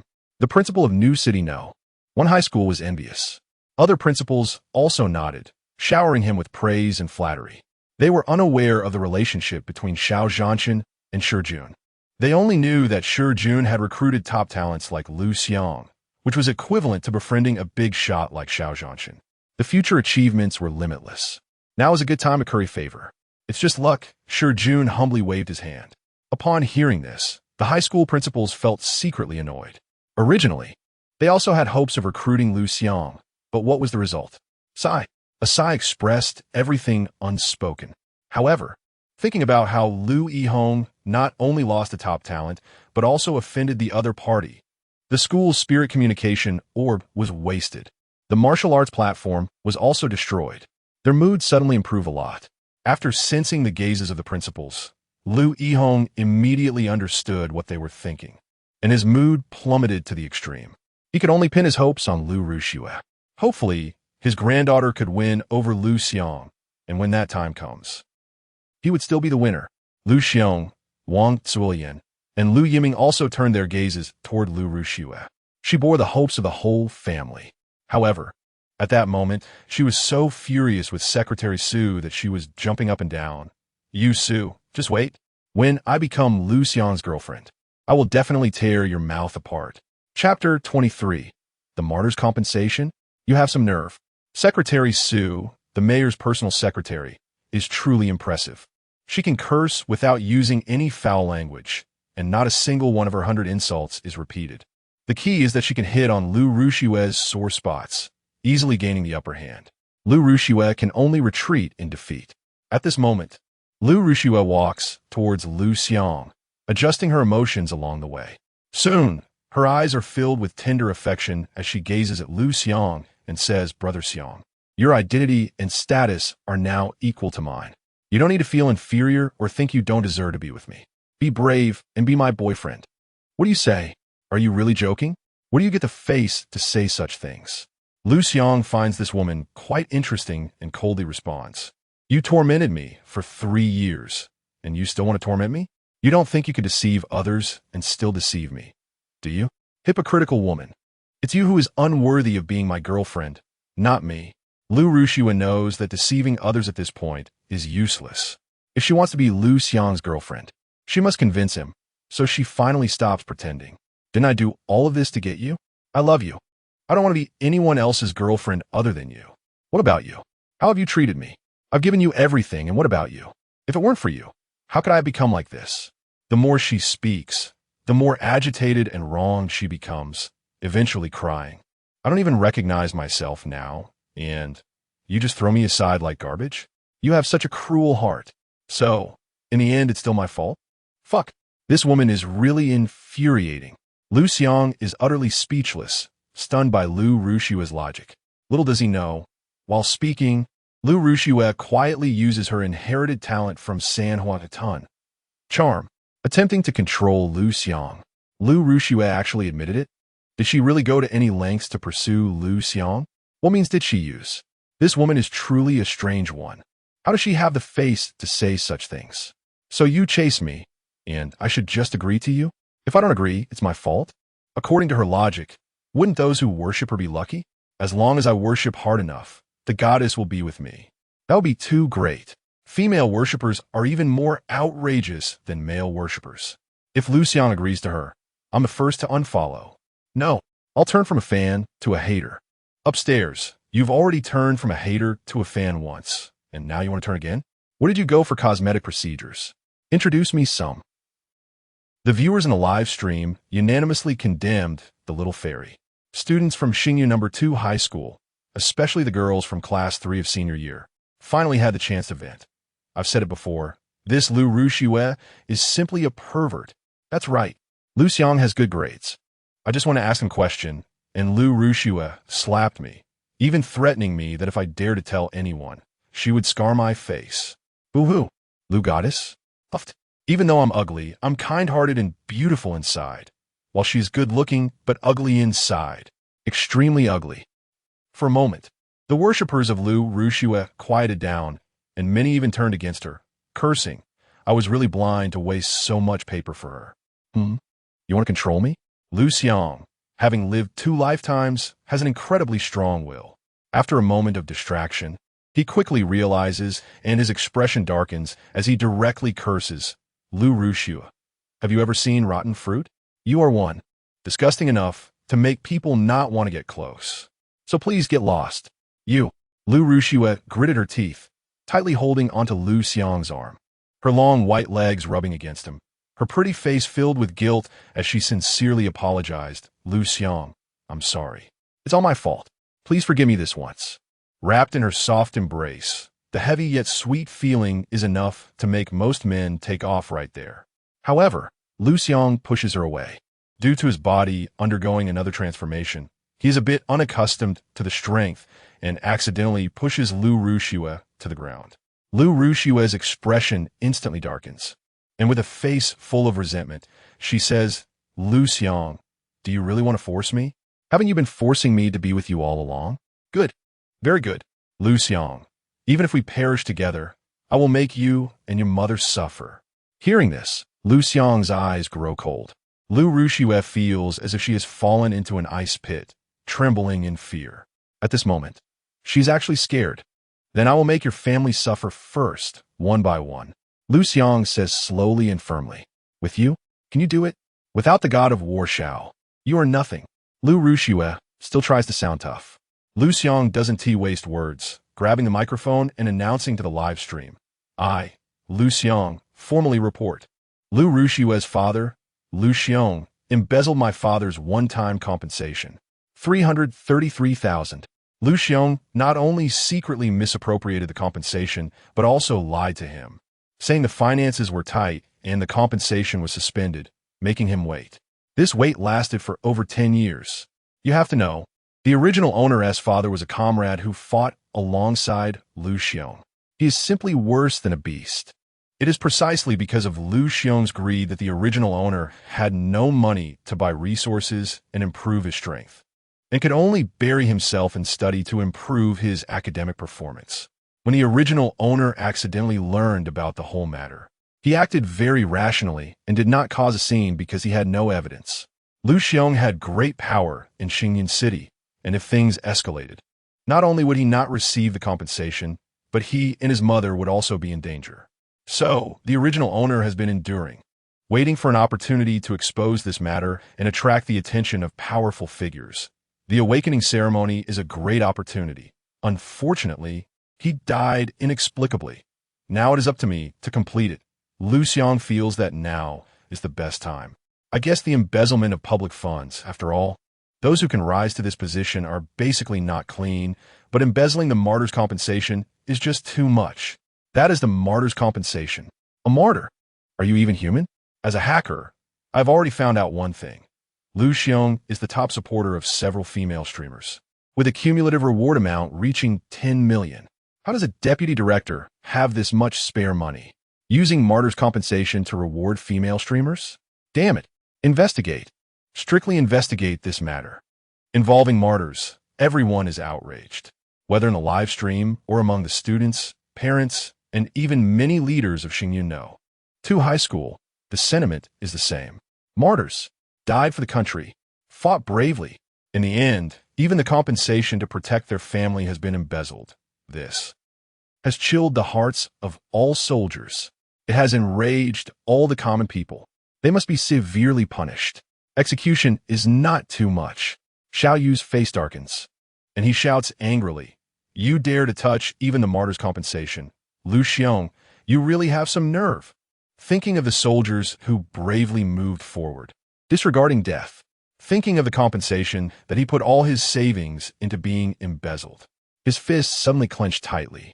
The killing intent soars. Chapter 24, A family should stand together. Let us go to prison together. Liu Xiang's expression changed drastically. He knew all too well how serious the crime of embezzling compensation funds was. He could even be stabbed to death on the spot by Xiao Zhanchen. "You're talking nonsense." He immediately denied it. "Where's the evidence?" "No evidence means slander. Do you know what it means to slander a deputy director?" Xiao Yu's eyes were icy as he said, "Whether it's true or not, we'll find out." The next moment, the enforcers from the Supreme Military Court of Yanhuang Province, who had not gone far, immediately returned and restrained Liu Xiang. "No!" Wang Zulian panicked upon seeing this. Rushing up and cursing, "Liu Xiang, you are where you are today because of my daughter. If it weren't for my daughter pushing you, would you have awakened your super SSS level beast? You ungrateful thing. With a father like yours, it's obvious you have no family education." Slap! Liu Xiang slapped her face, interrupting her words. Wang Zulian flew back 3 to 4 meters, rolling on the ground twice. All her front teeth fell out, and the right side of her face swelled up grotesquely. It was a sight to behold. The makeup on her face was all wiped off. After her body stopped, Wang Zulian felt her brain go blank, her eyes glazed over. Lu Rushue was startled. Lu Yiming trembled in fear, huddling in the corner and not daring to make sound.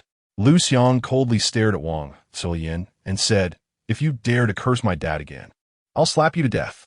Wang Zulian trembled all over, her pants wet. She was so scared that she actually peed herself. Xiao Yu looked at Wang Zulian with indifference and said, "You are Liu Xiang's wife, right? I suspect you are also involved. Let's go to the military court." The enforcers from the Supreme Military Court of Yanhuang Province immediately stepped forward and handcuffed Wang Zulian, saying, "Please cooperate with the investigation." I didn't participate. Wang Zulian panicked and quickly shook her head. "I just knew about this. I wasn't involved." "Knew? That means you committed the crime of harboring a criminal," the enforcer said. I report Liu Xiang. He fled in battle and caused the death of Liu Xiang's father. After retiring, to get a good job, he bribed several high-ranking officials. I have evidence. Wang Zuilian made a shocking revelation. Liu Xiang was stunned. He even had the thought of killing Wang Zuilian. Boo-hoo. Husband, don't blame me. I'm sick and can't stay in prison for long, or I'll die. Wang Zuilian cried. Didn't you say you love me? Just take a few more years in prison for me. Damn it. Liu Xiang cursed, completely losing his mind, wanting to kill Wang Zuilian, but was firmly held down by the enforcers, unable to move. I might be executed for multiple crimes. You idiot. I want to kill you. Kill you. Boo-hoo. See how you cried like a baby. She couldn't believe her husband was killed by a coward who fled in battle. She couldn't accept it. Crack. Liu Xiang clenched his fists and shouted, I, Liu Xiang, request a heavy sentence. Heavy sentence. Heavy sentence. Heavy sentence. The surroundings erupted with overwhelming shouts.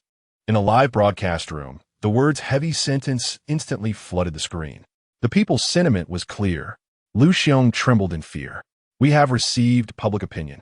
We believe the Chief Justice of the Military Court will consider a heavy sentence, said the enforcer from the Supreme Military Court of Yanwan Province. Take them away. Xiao Yu waved his hand. Subsequently, the couple was taken away. Liu Ruxue was completely dumbfounded. She never expected her father to be such a person, and her mother actually backstabbed her husband at this moment. Liu Yihong's expression was even uglier, as if he had lost his mother. He understood the law too well and knew he might lose a white-haired person to a black-haired one. This Liu Xiang was truly worse than a beast. He must be executed. This family is truly impressive. I admire them. A couple that was once like birds of a feather, now each flying away when disaster strikes. Ha ha. The old saying is indeed true. Liu Ruxue, this female sycophant, still thought about threatening Liu Xiang, only to be punished by Liu Xiang in return. Well deserved. This hypocritical scum should have been punished long ago. It's truly satisfying. Cheers erupted around. The media friends were extremely excited. This time, the traffic was overwhelming. Liu Xiang was truly their god of wealth. The next moment, it's not over yet. Liu Xiang spoke again. The surroundings fell silent. There's more? Swish. Everyone turned their gaze to Liu Yihong. Liu Yihong panicked instantly because he wasn't clean either. Otherwise, he wouldn't have risen to this position. I formally report Liu Yihong for embezzlement and bribery. Liu Xiang fixed his gaze on Liu Yihong, speaking each word clearly. A family should stand together. No one gets to run. Liu Yihong felt like he had been hit hard, staggering back a few steps, his face pale with fear. He had committed embezzlement and bribery too many times. As long as they investigate, they would definitely find something. Moreover, with such a big uproar now, there was no way to find connections. He instinctively looked at Mayor Zhao. Mayor Zhao coldly withdrew his gaze. Clearly, he had given up on Liu Yihong. However, Liu Yihong was deep-minded and knew that at his age, he couldn't stay in prison for long, or he would die. At this moment, he couldn't implicate anyone, otherwise his granddaughter and grandson would never be able to survive in Xingyun City. I plead guilty. Liu Yihong directly admitted his guilt. Soon, people from the Xingyun City Discipline Inspection Commission stepped forward and took Liu Yihong away. Grandpa, no. Liu Ruxue's eyes widened in hysteria. At that moment, all her dignity and pride were shattered. She felt lost. I was wrong. I underestimated the disgusting nature of this family. The saying not a family, don't enter the same door is indeed true. I increasingly admire my ancestors. One is guilty of embezzlement and bribery. One fled in battle while embezzling compensation funds. And one is guilty of harboring criminals. Damn, this family is truly nauseating. No wonder Liu Ruxue is a psychologically twisted pervert, growing up in such an environment. It's hard to be mentally healthy, right? I think that one called Liu Yiming is probably also a potential violent criminal. Hey upstairs, please don't randomly label others. Stay irrational. People began to curse. At this moment, millions of people's worldviews were collectively shocked. Liu Xiang looked at his homeroom teacher, as the saying goes. Eradicate evil to the end. After feeling Liu Xiang's gaze, the homeroom teacher of Class 3 was terrified, fearing being implicated. After all, his hands weren't clean either. He even actively hinted to students' parents to give gifts. Those who didn't give gifts would target their children. With a thud, his legs gave way, and he knelt down, trembling and saying, Liu Xiang, please spare me. I was wrong. I shouldn't have pushed your mom, nor should I have searched you both for no reason, trying to take revenge on you. It's all my fault. Slap, slap, slap. As he spoke, he slapped himself several times, swelling his face. Chapter 25, Liu Xiang. Don't leave tonight. Liu Xiang glanced at the head teacher kneeling in front of him and said, I am reporting this officially. My head teacher maliciously extorted money from parents. A teacher like this is just garbage. No matter which life it is, he disgusts me. The head teacher of Class 3's face changed, wanting to say something. This teacher is truly disgusting. Where was he earlier? If I had known this day would come, why did I bother in the first place? I can't stand this kind of teacher. I'm going to report him right now. I'll report him too. Many viewers in the live broadcast room were deeply affected by their own head teachers and decided to vent their anger through reporting. Revenge. Liu Xiang did a great job. This damned head teacher My mom didn't give him gifts, and every time he rearranged the seating, he placed me at the back, but I'm the shortest in our class. I can't even see the blackboard. How can I learn? Me too. Being short means I can't see the content on the blackboard. I can only stand up to listen to the class every day. For me, going to school is not just a mental task. It's also a physical one. And there's something even worse. This idiot teacher doesn't teach anything useful during class. He only teaches real stuff during extra classes, forcing you to attend extra classes. The students of Class 3 had already had enough of the head teacher's oppression and began to erupt. The parents of the children were also filled with righteous indignation. They had always been afraid to confront this teacher, fearing it would affect their child. But now that someone has reported him officially, I'm going to report him too. And me, I want to report too. Last semester, I even had to give gifts to the teacher. I'm so fed up with it. The hard-earned money I make has to be spent to satisfy the teacher's appetite. Is there no way out? It's the teacher's birthday. Gifts are needed. Teacher's Day, gifts are needed. May Day, gifts are needed. Mid-Autumn Festival, gifts are needed. National Day, gifts are needed. New Year's Day, gifts are needed.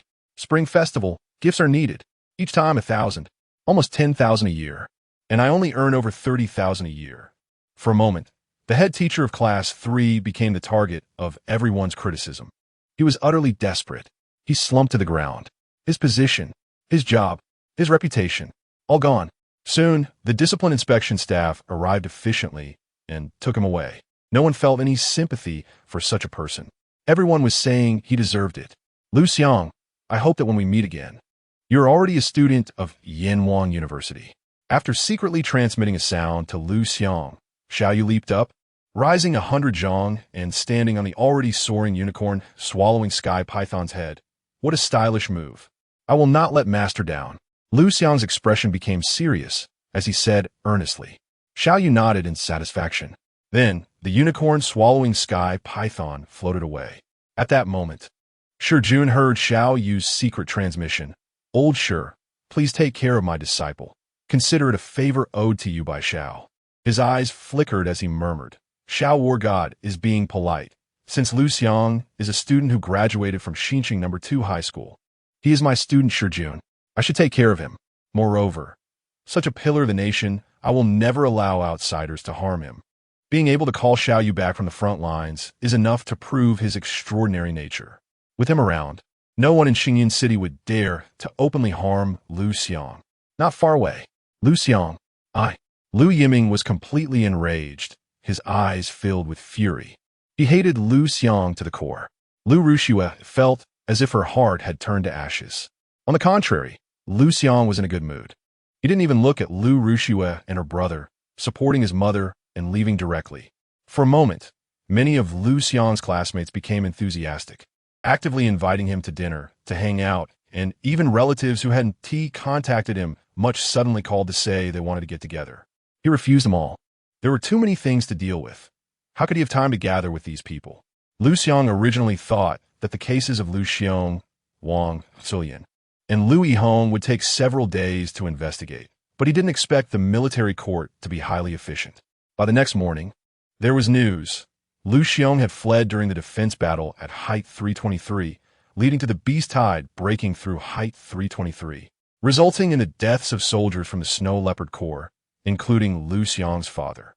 After retiring, Liu Xiang bribed several high-ranking leaders for a good job, amounting to over 20 million, and then misappropriated the martyr's compensation to reward female streamers, becoming the top donor, severely violating laws and regulations. Now, he is sentenced to death.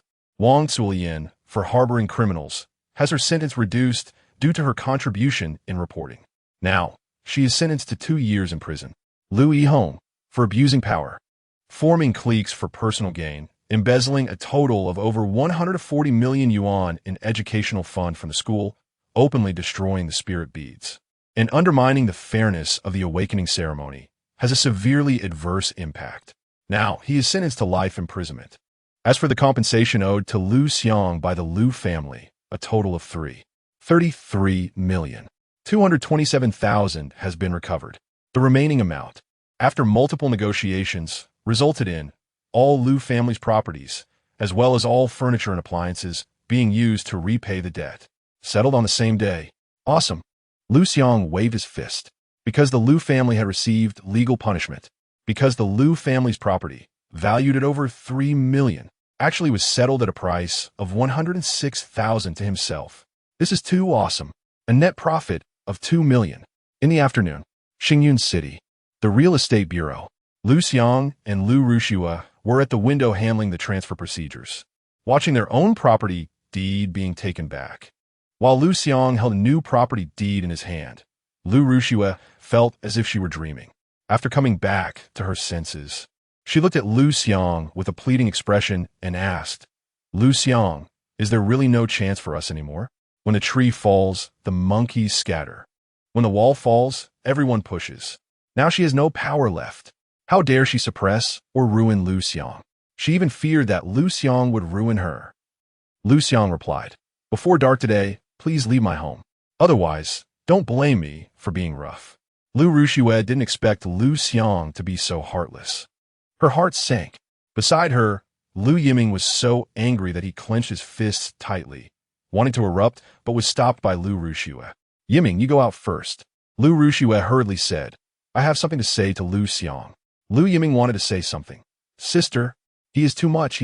Liu Rushua pushed him away. Liu Xiang urged, "I still have things to do. You better hurry." Liu Rushua directly knelt down. Her fair knees made close contact with the ground. Last time it was a confession. This time it was begging for mercy. Passers-by around turned their gazes, pointing and whispering, with many even stopping to take out their phones to film. "What are you doing? Speak if you have something to say." Liu Xiang frowned and said, "If it's about your grandfather and parents, then there's no need to say." Liu Rushua nodded and said, "They deserve it. They brought it upon themselves. I want to plead for them." What she wanted to say was not this. Now, she was too busy to care about her useless grandfather and parents. Not this. Liu Xiang asked, "Then what do you mean?"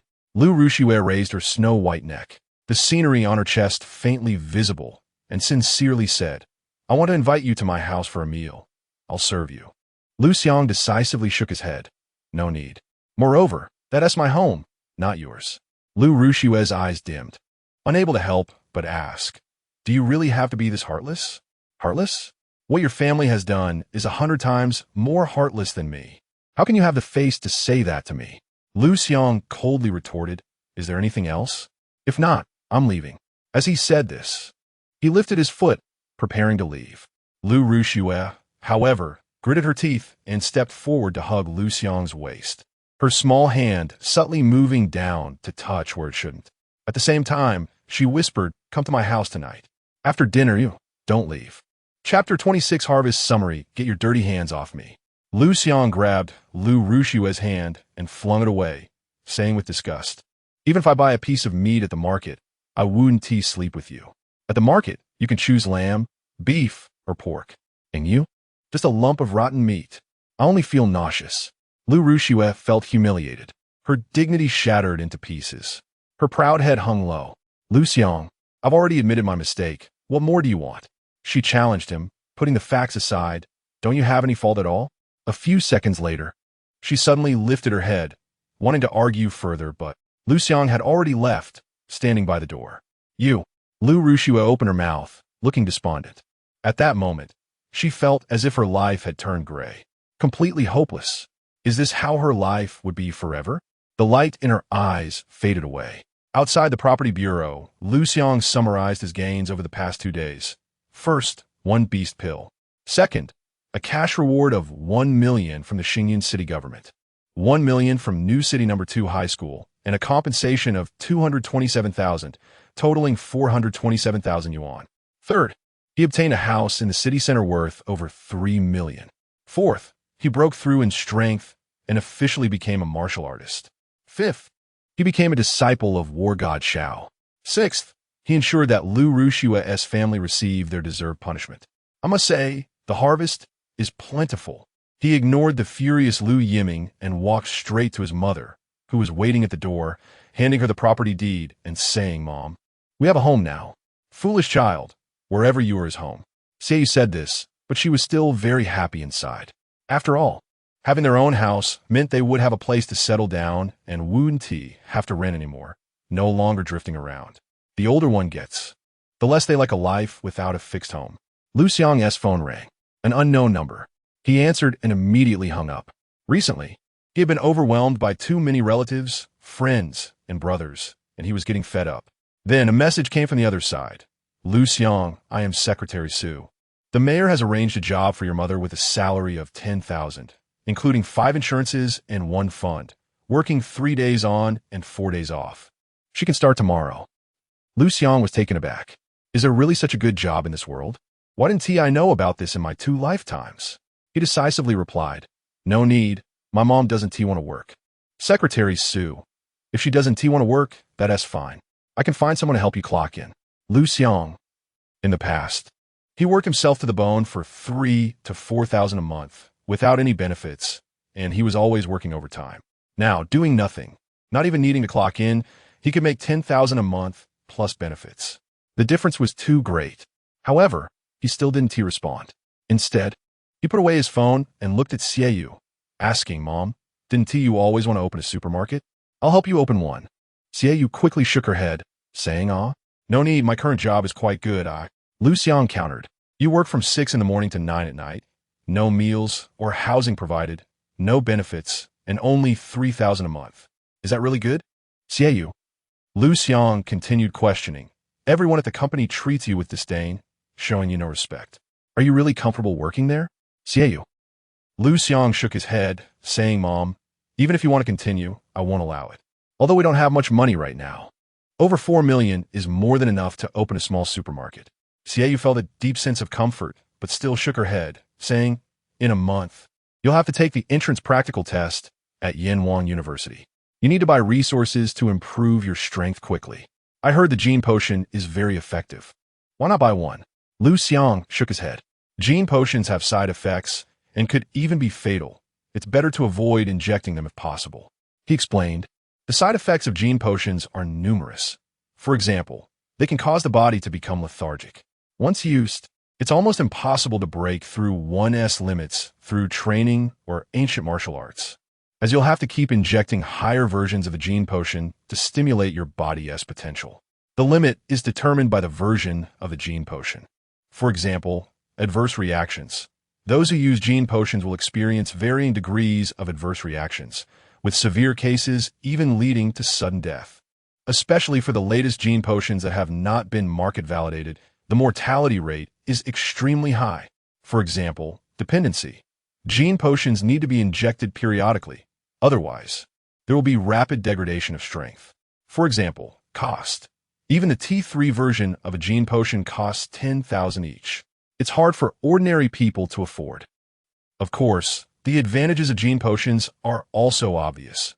No need for hard training. Just one injection can greatly enhance strength in a short period. I just wonder, if I use the inherited talent devouring heaven and earth to absorb the gene potion, will there still be side effects? Liu Xiang thought to himself, will it kill me? Xiaoyu was startled and quickly said, then don't inject it. Strength can be improved slowly, but life is only one. Indeed, mothers are the ones who can't stand their children being in danger. Liu Xiang logically said, so I don't need to buy gene potions. Buying other resources 1T cost over 4 million. Besides, opening a small supermarket 1T costs much either. Just listen to me. Xiaoyu wanted to say something, but Liu Xiang directly said, Mom, it's settled.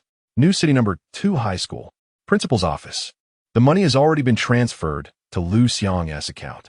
His student registration has gone through the green channel and has been completed. Starting today, Liu Xiang is officially a student of new city number 2 high school.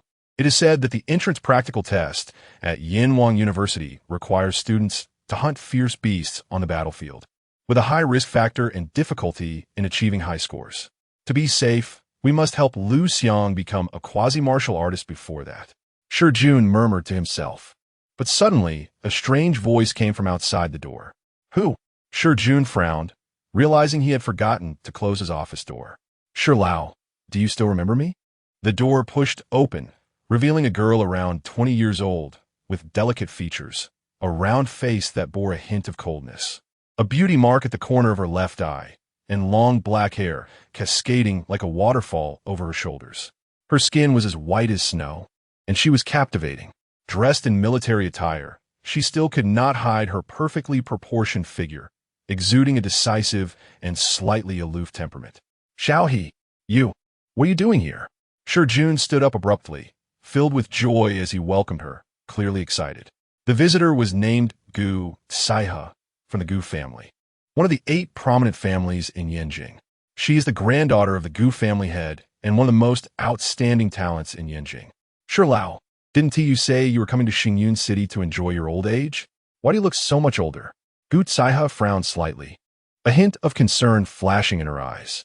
Haha, I can't sit still, so I opened a school, Shi Jun said nonchalantly. By the way, it's really dangerous outside now. I heard that a new wave of beast tide could break out at any moment. How did you end up here?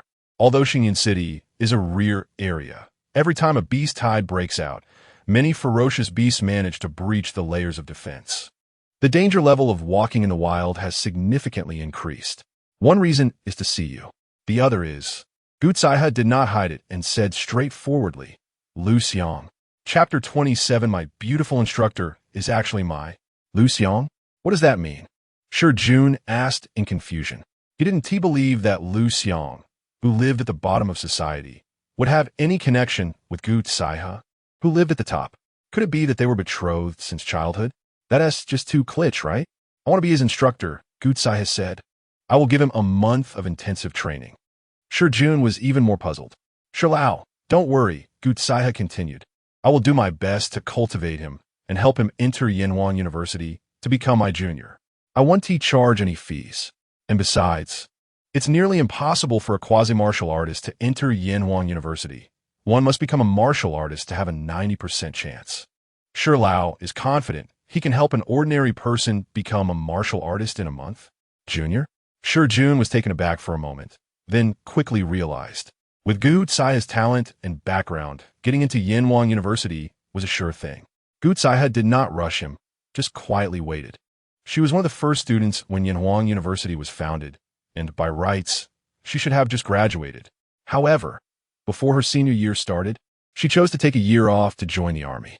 So, she needed to attend another year of school.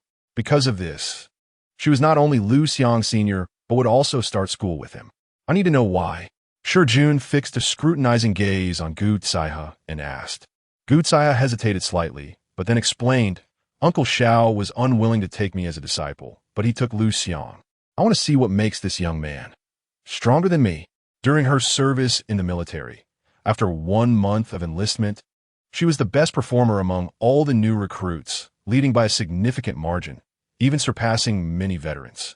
After 3 months, her abilities were already approaching those of special forces. After 6 months, her abilities were nearing those of a military king. After 1 year, she had already received first-class merit once, second-class merit 7 times, and countless third-class merits. Over the past year, she had heard too many stories about Xiao Yu and had witnessed his invincible prowess in the military. She had always wanted to be like Xiao Yu, standing alone against 1,000 troops. Even her ideals were the same as Xiao Yu's, suppressing the abyss alone. It could be said that Xiao Yu was her idol. She wanted to take Xiao Yu as her master, but was brutally rejected. Initially, she thought Xiao Yu refused her because he didn't want to take disciples and wanted to focus on fighting for the country. But then, just after leaving the military, she heard the news. Xiao Yu had taken a genius named Liu Xiang as his disciple. What makes me worse than Liu Xiang? Proud as she was, Gu Saihe couldn't accept this outcome. She wouldn't be jealous, but she had to understand the reason behind it. So, she came. Xiyun. In the end, he nodded in agreement. There were 3 reasons. First, Gu Saihe's strength had reached the general rank, even stronger than his, giving her absolute qualifications to become Liu Xiang's instructor. Moreover, Gu Saihe's knowledge and education were top tier in Yanhuang province, something he couldn't compare to. Second, he had to manage the school and had limited energy, unable to provide Liu Xiang with much help, let alone help him become a martial artist. Third, Gu Saihe was one of the first students at Yanwan University, and she must be very clear about the entrance practical test, which could help Liu Xiang understand the situation in advance. She would be a suitable guide for Liu Xiang. Subsequently, Shi Jun decisively handed Liu Xiang's information to Gu Saihe and called Liu Xiang. You got me a female instructor? A senior from Yanwan University? She even took a year off to join the army? Liu Xiang, who was planning to return to his rented house to pack and prepare for moving, felt quite excited upon receiving this news. Yenwang University. Mysterious. Powerful. It was like a fog, and he wanted to understand it better. Therefore, this female instructor was the best way to do so. What's wrong? Xiaoyu asked beside him. Principal sure helped me contact an instructor.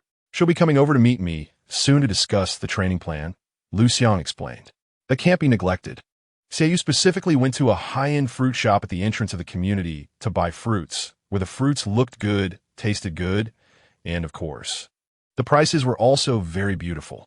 Since moving into this community, she had never bought fruits because she couldn't afford them. This time could be considered a big expenditure. When she returned to the rented house, the female landlord happened to be there. It was a 3-bedroom apartment shared by 2 families. The landlord's family lived in the master bedroom and the north secondary bedroom, while Xiaoyu and Liu Xiang lived in the south secondary bedroom, a 20-square-meter room with a small partition in the middle. Yesterday, the landlord's family celebrated their daughter becoming an awakener and hadn't he returned. Sister Xie, you're back? The landlord Yang Rui, who was cooking in the kitchen, greeted her, then recalled something and asked, I remember your son Liu Xiang participated in the awakening ceremony this year too, right? I was so focused on my daughter yesterday that I didn't pay attention to Liu Xiang's situation. How did it go? Did he awaken? Her husband, Zheng Yu, was sitting on the sofa watching TV, glancing casually at Xiaoyu and Liu Xiang without paying them much mind. Their daughter, Zheng Qingqing, was engrossed at her phone, not even looking up. They didn't believe Liu Xiang could become an awakener. When it came to her son, Xiaoyu couldn't help but smile, nodding happily and proudly. He really is impressive. Yang Rui was taken aback. Zheng Yu couldn't help but look over and asked, Really? Your Liu Xiang awakened? Really? Xiaoyu nodded again. What a coincidence. My Qingqing also awakened. Yang Rui said, looking at it this way, your Liu Xiang seems quite compatible with my Qingqing. Mom, what nonsense are you talking about? Zheng Qingqing immediately raised her head and said with annoyance, I already have a boyfriend, so don't make jokes like that in the future. He might get upset if he hears it. Yang Rui spoke with a doting expression. All right. It's Mom's fault. I won't say anything silly again. Zheng Qingqing cast a disdainful glance at Liu Xiang and said, Awakeners also have different levels. I awakened in B-level fierce beast. Not just any stray cat or dog can match me. Didn't I reject your pursuit before? Is it necessary to be so sarcastic? Liu Xiang found it boring and didn't want to argue, so he went back to his room to pack his things. After all, they already had their own house in Xingyun City and planned to move there tonight. He needed to hurry up and pack. His mother had been busy all day and was quite tired. He couldn't let her do it all. Seeing this, Zheng Qingqing looked smug and asked, Feeling guilty? Admitting you're just a stray cat or dog?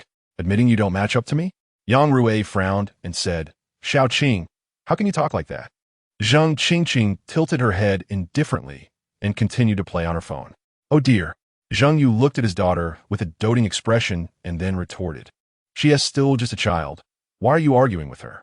Chapter 28 Teach me how to pursue women? You're not worthy. You still don't understand your daughter. She is straightforward and has no bad intentions. Moreover, what she said is true.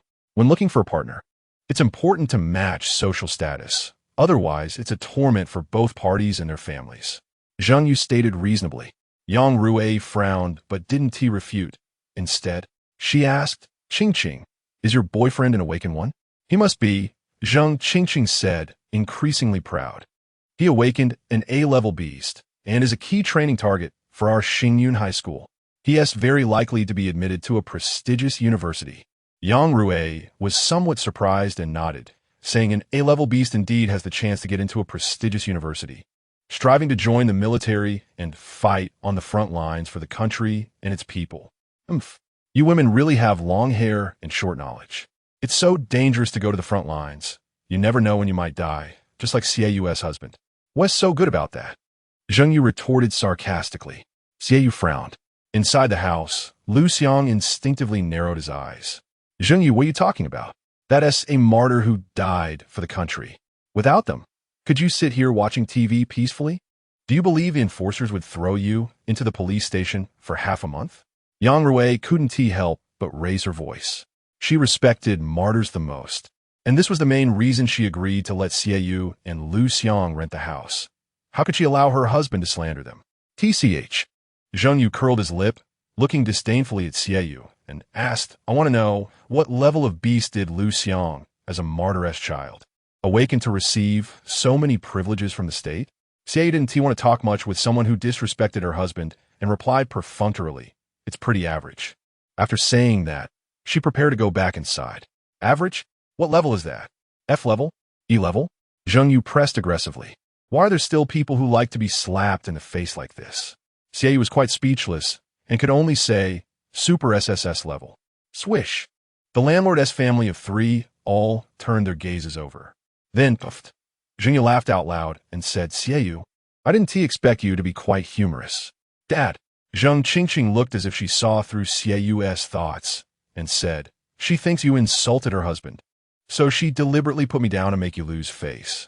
Zhengyu looked even more disdainful, even with a hint of contempt, and said, childish. Xiaoyu, do you know what a super SSS level beast means? Zheng Qingqing continued, if it were me, I would definitely say it's A level. That way, I could just barely put me down without arousing suspicion. Yang Rui frowned and said, Sister Xia, don't worry. Even if Xiao Xiang isn't as good as our Qingqing, we won't laugh at you. Being an awakened is already impressive. This group of people really, they don't believe in honest words. Xiaoyu didn't say anything more, turned around, and went back to the room, closing the door. This family, apart from Yang Rui, looked down on her and her son. She had felt it long ago, but fortunately they would be leaving tonight. It was only to make things too awkward. TCH. I hit the nail on the head again, feeling guilty. Zheng Qingqing curled her lip and said, Mom, is this the martyr-s family you support? So hypocritical. I was really blind back then to confess to Liu Xiang. Compared to my boyfriend Huang Yong, he asked really nothing. As she spoke, her phone rang. It was her boyfriend Huang Yong coming over. She hurried downstairs to greet him. Xiaohui, isn't your lease almost up? Either raise the rent or let them leave. Zhengyu glanced at the room where Xiaoyu and Liu Xiang were and said, the 2 kids living in this house have all awakened. The probability is unmatched, definitely related to our family as feng shui. With such good feng shui, how can the rent be only 2,500 a month? At least 5,000, no, 10,000. Yang Rui hesitated for a moment, but ultimately could only nod. Usually, this family was quite down to earth. Why were they so hypocritical just now? Seeking face? Were they pretending before? Soon, Huang Yong came in, and the family was very warm. Especially Zhengyu. His attitude was completely different from how he treated Xiaoyu and her son earlier. About 10 minutes later, Liu Xiang finished tidying up the house. In fact, there wasn't too much in the house, just a few clothes and shoes, and all the furniture and appliances belonged to the landlord. So it was easy to tidy up. He came out to use the bathroom. Brother Yong, my mom just said he awakened a super SSS level beast. Haha. Isn't that funny? Zheng Qingqing pointed at Liu Xiang and said, it's indeed quite funny, but I can understand. Some incapable people always like to boast to satisfy their vanity and so-called face. Huang Yong had a posture of pointing out the world, seeing through everything, but he always felt that this man in front of him looked somewhat familiar and couldn't recall where he had seen him. So he took the initiative to ask, classmate, what is your name? Liu Xiang. Liu Xiang? Huang Yong felt that this name was somewhat familiar. Suddenly, he remembered seeing someone in a video clip on the way here and widened his eyes, asking, which school are you from? Xing. Xingqing number 2 high school. Xingqing number 2 high school? Huh. Huang Yong breathed a sigh of relief. The strong person he had just thought of was from Xingqing number 2 high school, not Xingqing number 2 high school. It seemed they just shared the same name and looked somewhat alike. I heard Qingqing confess to you before? Huang Yong asked. Brother Yong, that's all old news. Zheng Qingqing thought Huang Yong might care about this matter and hurriedly clarified. We have no relationship now. No need to be nervous. Huang Yong said, I'm just glad he rejected you back then. Otherwise, I wouldn't have found such a refined, no, such an excellent girlfriend. Yang Rui frowned. Zhengyu also had a momentary change in expression, but quickly concealed it. Nowadays, young people, hardly anyone is perfect when they date. He should be used to it. Moreover, Huang Yong was so outstanding. It was understandable for his daughter to decide to give herself to him. Liu Xiang noticed the changes in expressions of these people and found it amusing. Everyone had their own thoughts. Living is really exhausting. Huang Yong continued to ask Liu Xiang, "You don't have a girlfriend yet, do you?" "Not yet, but someone has been pursuing me." "Pursuing you?" Zheng Qingqing sneered and said, "Aren't you the one pursuing her?" Huang Yong had a high and mighty attitude and said, "If a man is good enough, there will naturally be girls chasing him. Otherwise, he can only be the one chasing others. Saying this in your girlfriend's house, you're really bold." Liu Xiang glanced at Zheng Qingqing. Sure enough, her expression was not good. But why was Zheng Yu laughing? "You're insulting your daughter as a dog, and you can still laugh? Incredible." A knock sounded at the door. Zheng Yu was closest to the door and opened it casually, only to see a youthful and beautiful high school girl standing outside in a white dress. To be honest, her looks exceeded his daughter by a lot. "Who are you looking for?" He pressed his lips, which felt inexplicably dry, and asked. "Liu Xiang." Zheng Yu was surprised. Why was such a beautiful girl looking for Liu Xiang? He moved aside and said, "Liu Xiang, someone is looking for you." The next moment, without waiting for Liu Xiang to arrive, the woman outside walked in. So beautiful. Huang Yong's eyes brightened, and his heart raced. Compared to the beauty in front of him, Zheng Qingqing was just an ugly duckling. In that moment, he felt he had already fallen, even instinctively pushing Zheng Qingqing aside to signal that he was single. Zheng Qingqing felt a surge of jealousy. "Liu Ruxue, what are you doing here?" Upon seeing that the visitor was Liu Ruxue, Liu Xiang felt overwhelmed and asked, "Are you done yet? I've made it very clear that we are not possible." Huang Yong. Zheng Qingqing. Zheng Yu. Yang Rui. Chapter 29. The school goddess is a love-struck girl, and the mature goddess is the current girlfriend? Liu Xiang, I sincerely apologize to you and ask for another chance. Give me a chance to pursue you again. Please. Liu Ruoxue said earnestly, her eyes filled with affection. I promise I will never love you to the point of suffocation like before. I will give you enough freedom. Even if, after being with me, you want to date other women, that's fine. Everyone was completely stunned, allowing her boyfriend to go out on dates with other women. Where on earth can one find such a good girlfriend? No, she is a goddess. Are you annoying? Liu Xiang said speechlessly. Get lost. As if he liked to play both sides. Everyone. Such a good goddess, and you have this attitude? Liu Xiang, please be with me. With a thud, Liu Ruoxue directly knelt down, speaking humbly. Everyone was completely speechless. In that moment, it felt like their language system had completely broken down. Why does he deserve this? Huang Yong was burning with jealousy. Zheng Yu and Zheng Qingqing were also puzzled. They felt either the world was wrong or their brains were malfunctioning. I awakened an A-level talent, and I'm considered a little genius. I definitely won't hold you back. You can rest assured.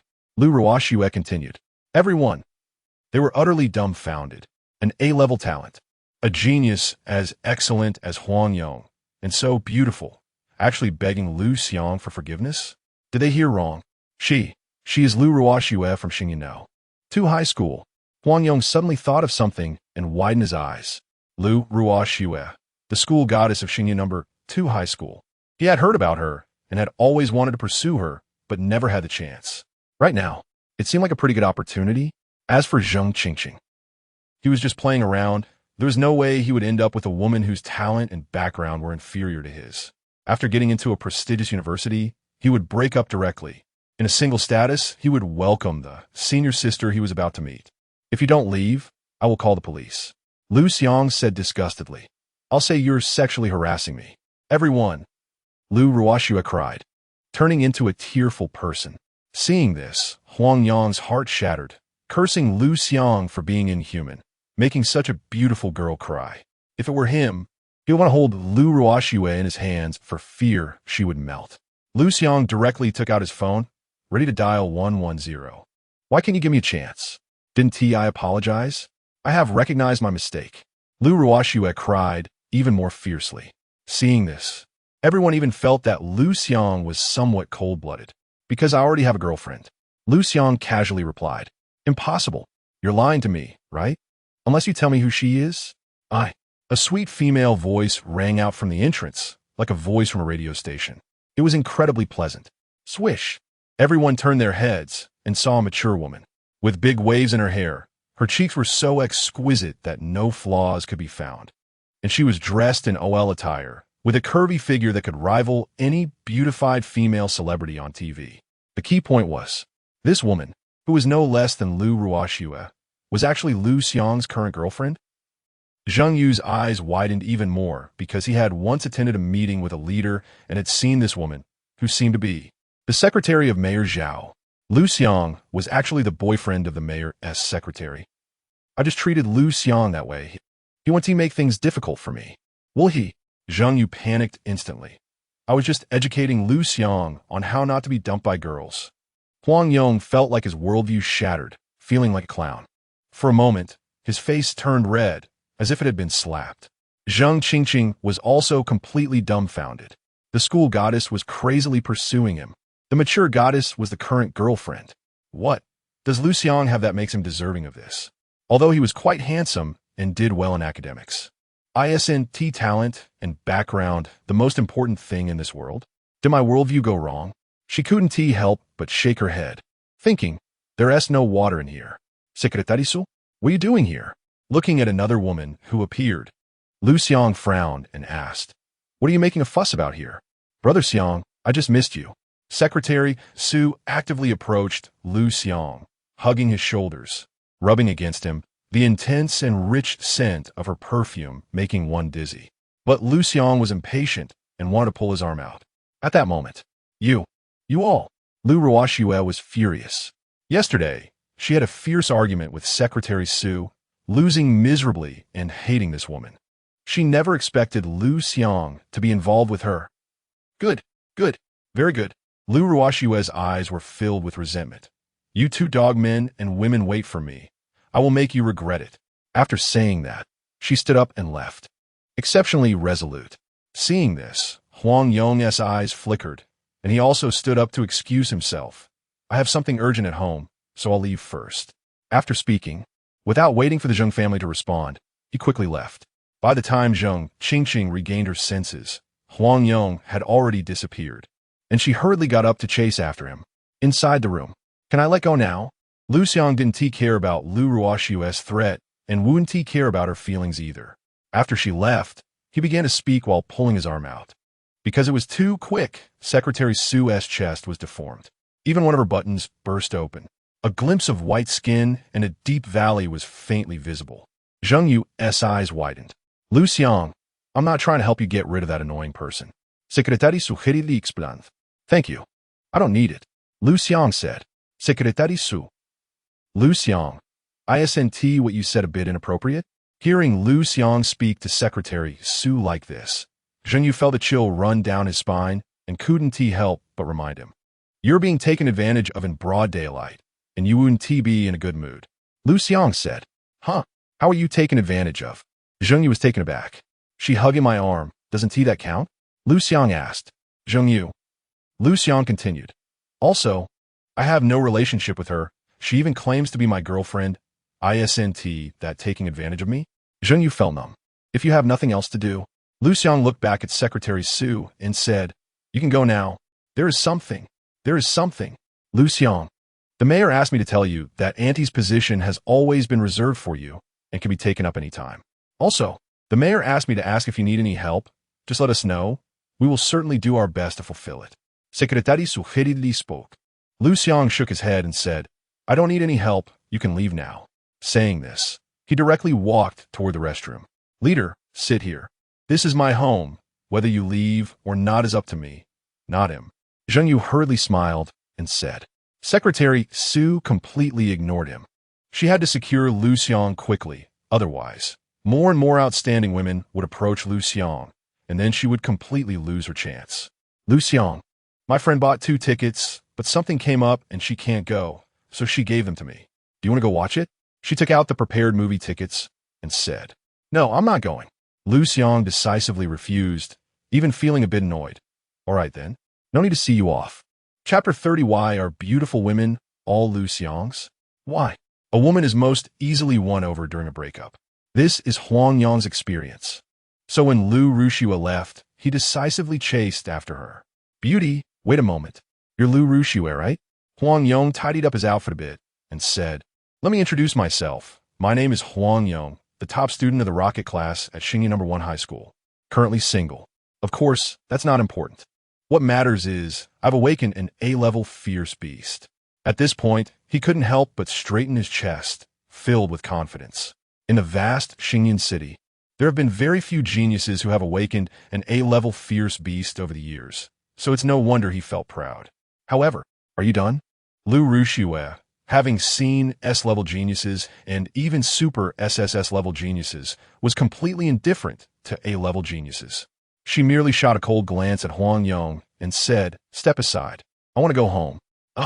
Huang Yong thought that since she was an A-level genius, his talent might not attract her. So he said, "I forgot to mention, my last name is Huang. Didn't you just say your name is Huang Yong? Anyone would know your last name is Huang, right?" Liu Xiang frowned, feeling that she might have encountered a lunatic. Ahem. What I mean is, I'm from the Huang family in Xingyan City. Huang Yong said, "You've heard of Xingyan Group, right? That's my family's company." Xingyan Group? Comparable to the commander of the Xingyan Legion? Comparable to the war god Xiao? Liu Xiang had high standards and remained completely uninterested in this person. But Huang Yong thought his family background was quite good, really good, and just as he was about to say something more, a figure rushed up. A slap landed on his face. Slap. It was crisp and clear. Huang Yong was extremely angry, just about to turn around and retaliate, only to find that the person who slapped him was Zheng Qingqing. "You, how did you come out?" He felt guilty. "I originally wanted to send you off." Zheng Qingqing shouted angrily. "I can't believe you went after this woman that even Liu Xiang doesn't want. And you say you're single? What am I then?" Liu Xiang's delicate cheeks slightly darkened. "You." Huang Yong was about to lie to comfort her, but then noticed that Liu Xiang's expression was not right. Realizing this was an opportunity to score points, he decisively said, "You and I are just ordinary friends. Did you misunderstand something?" "You." Zheng Qingqing felt as if her heart had been stabbed, unable to breathe from the pain. Huang Yong noticed that Liu Xiang's expression had improved a lot, even looking at him, thinking that his words had a scoring effect. So he continued, "And what do you mean by a woman that even Liu Xiang doesn't want? Don't you have any upbringing?" "She has a name, Liu Xiang, the top genius of Xingyan No. 2 High School, also the school beauty of Xingyan No. 2 High School, countless times stronger than you. Do you understand? You scumbag." Zheng Qingqing was already in tears, gritting her teeth in hatred, and slapped him again. This time, Huang Yong caught her wrist, swung her hard, and Zheng Qingqing stumbled to the ground, heartbroken. Huang Yong threatened, "Don't force me to act." How shrewd is Liu Xiang? She saw through their relationship at a glance and recognized Huang Yong's ulterior motives. A scumbag like him still thinks of hitting on me? I'm not that cheap. She turned to leave. Liu Xiang, "Can I have your contact information?"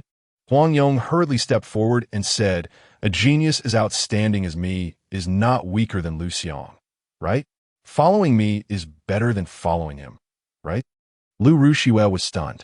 "You, an A-level awakener, compare yourself to a super SSS level genius? Where does your confidence come from? Are you joking? Compared to him, you're nothing." She was utterly speechless, and with her mood extremely poor at the moment, she directly cursed. This time, it was Huang Yong's turn to be dumbfounded. By the time he reacted, Liu Xiang had already walked far away. "Hey you." Huang Yong was just about to chase after her. "You deserve it." Zheng Qingqing was delighted, gritting her teeth as she looked at Huang Yong and said, "Aren't you claiming to be stronger than Liu Xiang? What now? Even a woman that Liu Xiang doesn't want looks down on you." "You."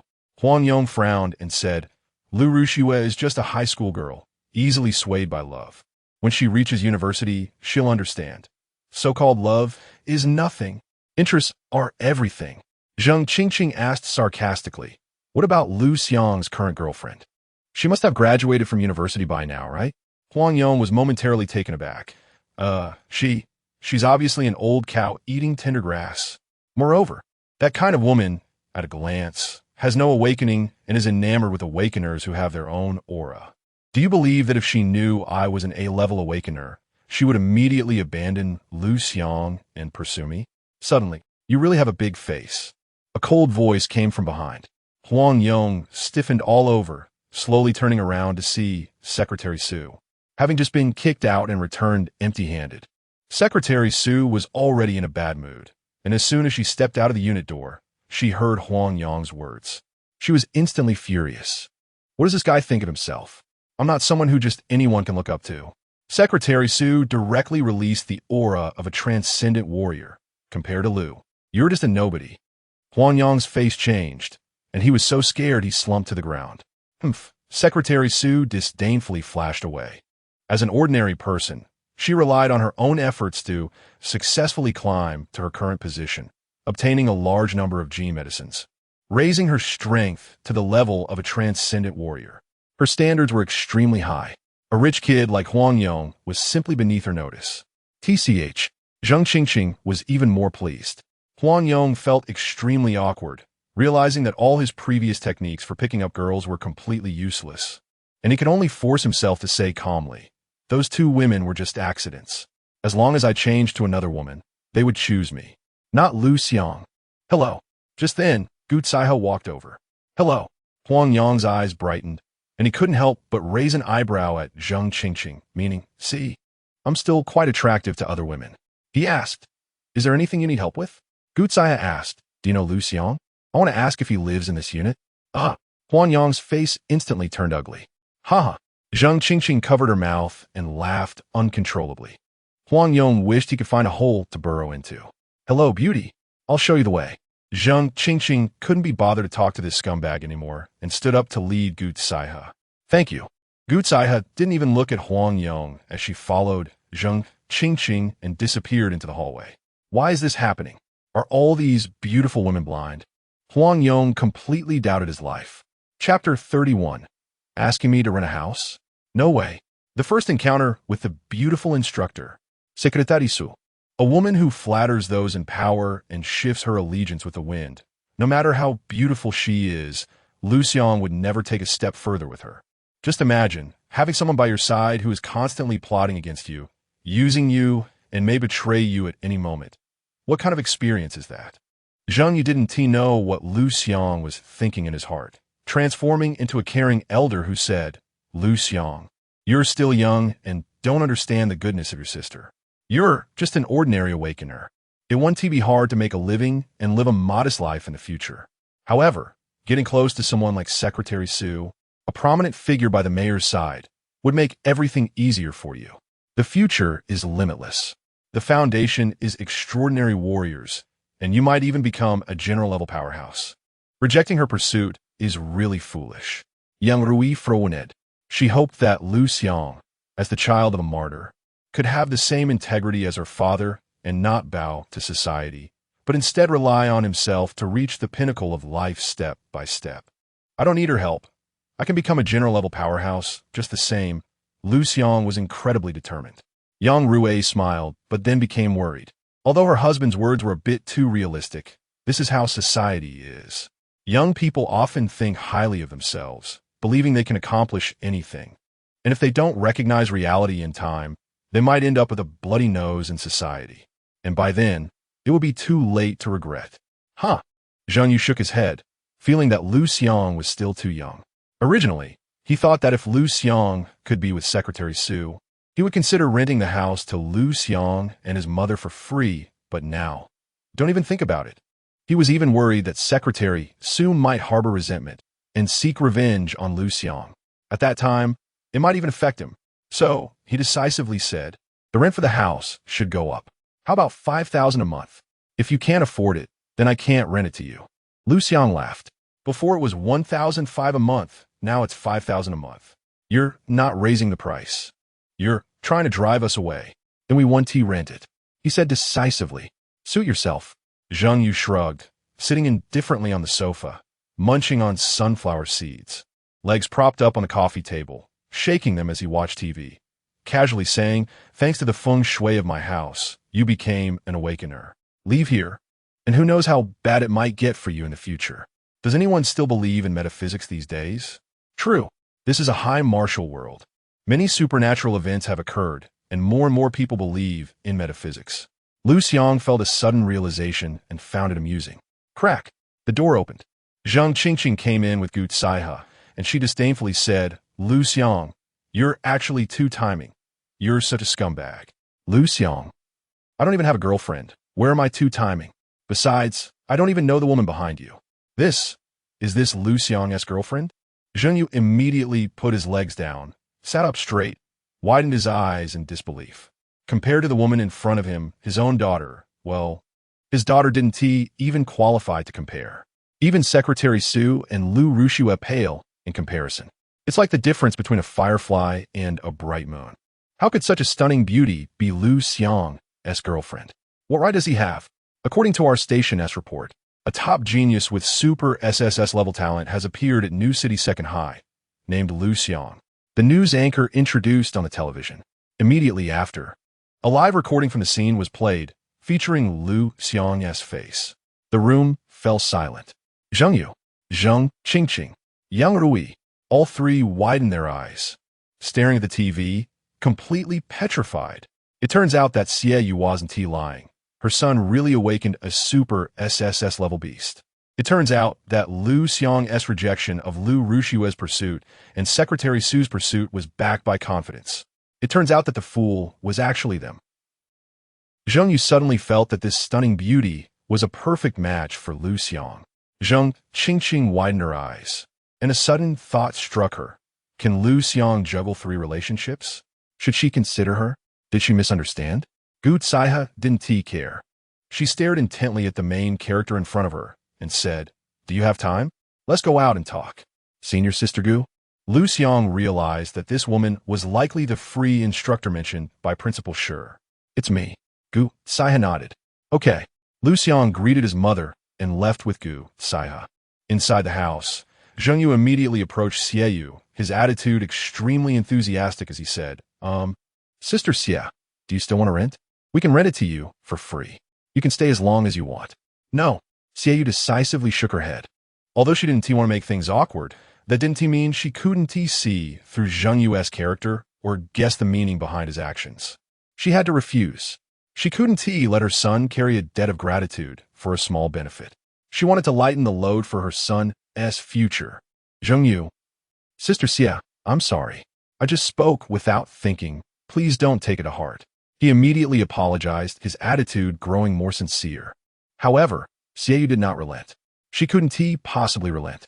Seeing this, Zheng Yu felt angry and regretful, but he didn't dare to pressure Xie Yu, nor did he dare to raise his voice.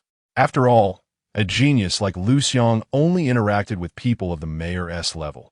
If he made a careless remark, he could end up with his family destroyed or even be expelled from Xingyun City.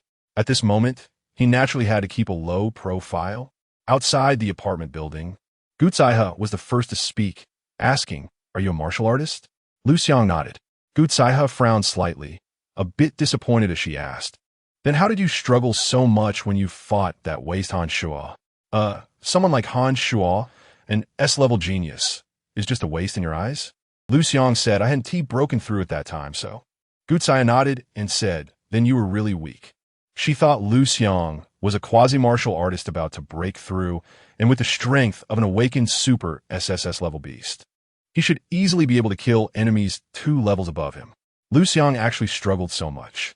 She couldn't think of a better word to describe it than weak. "Liu Xiang, I'm an ordinary person who defeated a 2nd-level martial artist.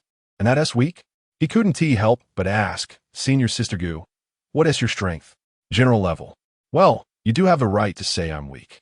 Liu Xiang couldn't help but look forward to the upcoming special training. "I watched the video of your battle with Han Shuo."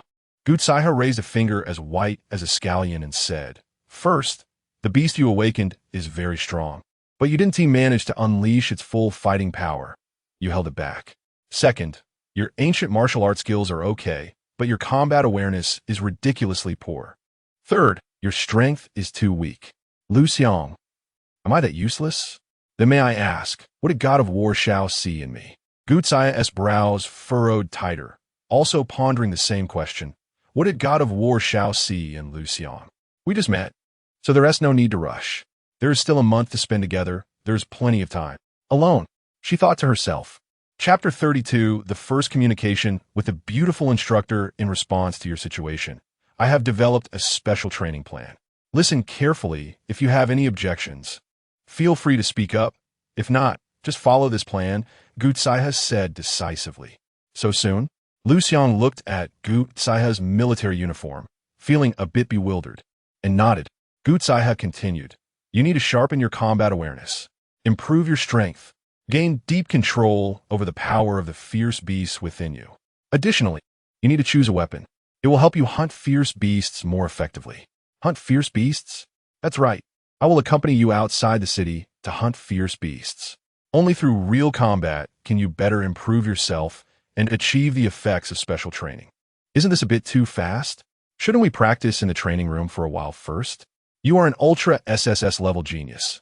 You can skip that useless step. What? Afraid? Liu Xiang shook his head. He was not afraid. In fact, he was somewhat looking forward to it. The devouring the heavens and earth-inherited talent urgently needed various food. If he bought it with money, 2 million would be spent quickly with little improvement. However, devouring fierce beasts had no such concerns. As long as he could defeat them, he could keep devouring. Previously, he had left Xingyun City alone, which was extremely dangerous, but now he had a battle, general-level powerhouse protecting him. The danger level had dropped sharply. There was even less reason not to go. All right, tomorrow morning at 5. I'll wait for you at the E-City gate, Xiang said, turning to leave. In the blink of an eye, she disappeared without a trace. Is this the speed of a battle general-level powerhouse? Liu Xiang squinted his eyes, thinking, I wonder what level of fierce beast Gu's senior sister has awakened? What inherited talent and skills does she possess? As night fell, a taxi stopped at the entrance of Building 3 in Yuan Community. Liu Xiang carried his luggage and got out with his mother. At that moment, the lights in Unit 303 were off. That was previously Liu Rushua's family's house, which would now belong to the mother and son. Creak. The door opened. The room was empty, with a coffee table, refrigerator, washing machine, range hood, and vacuum robot. All the essentials were there, but there were no clothes or personal belongings of the Liu family. It was clear that Liu Rushua and Liu Yiming had obediently left. This surprised Liu Xiang. So perceptive? He didn't think that much and began to explore the house. This place is huge, probably around 130 square meters. It's a 3-bedroom apartment. When I came up just now, I noticed the community was very clean and there were security patrols. The property fees here must not be cheap. The location is great. I see there's a big mall at the entrance and a hospital not far away. Oh, by the way, I wonder if this is a school district house. If it is, that would be fantastic. Your child could have a good school to attend. It was evident that she was very happy, with a smile that never faded from her lips, and she kept talking. Liu Xiang was not annoyed. Rather, he was eager to listen. In his previous life, his parents had died in a car accident when he was young, and he hadn't experienced family affection for a long time, let alone maternal love. Unlike the warmth and harmony upstairs, a strong wind blew downstairs, making it difficult to open one's eyes. Liu Yiming emerged from the shadows, looking at the house taken by Liu Xiang and his mother, revealing a grim expression as he maliciously said, Liu Xiang, you caused my family to fall apart. You made my school life miserable, and no one wants to be friends with me, calling me the son of a criminal, saying I'm no good. All of this is because of you. Because of you. I want to kill you. He turned and left. In the dead of night, 2 people sneaked into the community, avoiding the patrolling security guards, looking at the room 303 in Unit 3, and said, Is that it? Yes. Get to work. Outside Yuan Community, in a van, Liu Yiming asked, Ma Zi, do you really not need me to follow? What would you follow for? You can't help at all. Instead, you'd leave clues. Fine.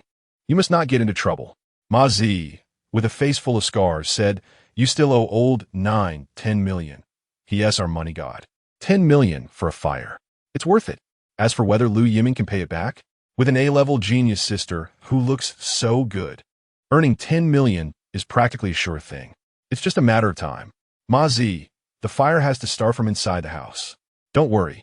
Why are you so nagging? Liu Yiming shut his mouth. His eyes flickered with malice and expectation. Soon, fire. Liu Yiming saw the flames rise. A sickly madness on his face. Ha! Smack! Ma Zi slapped Liu Yiming on the head, scolding, Shut up. You're afraid others can't hear it. Right? Yes. Yes. Yes. Liu Yiming hurriedly nodded. But the next moment, The fire went out. Liu Yiming was dumbfounded. Ma Zi suddenly lunged at the car window. Staring intently at the direction where the flames had extinguished, his expression changed, and he slammed the driver's shoulder, shouting, "Scar, go check it out. If the fire didn't T-start, it can be lit again, but if people get caught, that's trouble." "Got it." Scar opened the car door and dashed out, moving extremely fast. He was clearly a second-level martial artist. At the same time, "Who sent you?" Liu Xiang had already captured the two arsonists. Looking at the curtains burned to ashes in half of the house, his face darkened. "You can kill us, but we won't say anything." Crack. Liu Xiang directly stomped on one of their left ankles, breaking it. Crack. The right ankle was also broken. "Stop. I'll talk. Is that enough?" Crack. The right knee was crushed. "It was Ma Zi. Ma Zi sent me. He seemed like a 13 or 14-year-old kid. Wanted to burn your house down. Ma Zi's car is by the north gate of your community." Crash. The window shattered. Liu Xiang looked up to see an adult man with a long scar on his face, stretching from the corner of his eye down to his jaw, looking extremely ferocious. "Scar, a tough nut to crack. Be careful. Shut up, you two useless trash. You dare to mention Ma Z's name. Just wait for him to settle the score with you." The two arsonists trembled in fear. The scarred man had somehow produced a butterfly knife, dancing in his hand in a flashy manner. He looked at Liu Xiang and said, "Kid, let them go. I'll play with you. You all can't escape." Liu Xiang suddenly shouted. The scar man frowned. "Speak normally. Why shout? You're so young. Why are you so angry? I'm not someone like Han Shua. Today, let me show you what a real second-level martial artist is." Saying this, he lunged directly at Liu Xiang. Then, as he charged, a knife suddenly stabbed into his thigh, and he fell in front of Liu Xiang. Chapter 33. Lousy doesn't care who you are. If you offend me, you must die. You. The scar man looked at the little brother who had just stabbed him in disbelief, his face turning green. But when he saw the vacant look in his little brother's eyes, his heart skipped a beat. This is the inherited talent of a fierce beast. You're quite clever.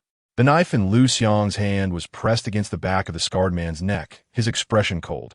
Just now, he had used the inherited skill of Tao Tai, the master of all spirits. In human form, he could utilize the inherited talents and skills of Tao Tai, but the effect would be greatly reduced. However, it was still easy to deal with some small thugs. The reason he didn't transform to fight: 1. It wasn't necessary. 2. His huge body couldn't fully expand in the room and would instead be very limited. This was also why he hoped to awaken Chiyo, because after awakening Chiyo, he would remain in human form. This meant he could fully utilize Chiyo's inherited talent and skills in human form. But, isn't your inherited talent endurance? Endurance? What a ridiculous understanding. Liu Xiang was too lazy to argue with him, squatted down, transformed, and his head bumped against the ceiling. Amidst the terrified eyes of the other two, he stuffed the scarred man into his mouth. Closed. He used his inherited talent, devouring heaven and earth. The scarred man melted in his mouth, turning into pure chaotic energy, flooding into his limbs and bones, transforming every part of him. Unfortunately, the chaotic energy provided by a second-level warrior was only 2 strands, too little. Not enough for Liu Xiang to break through. "Don't kill us, please." The other 2 arsonists were terrified, pleading for mercy with panic-stricken faces. Liu Xiang directly swallowed the 2 of them. Unfortunately, the chaotic energy from these 2 was not even a single strand. The battle ended. The inherited skill of Tao Tai was too abnormal, easily helping him deal with a second-level warrior.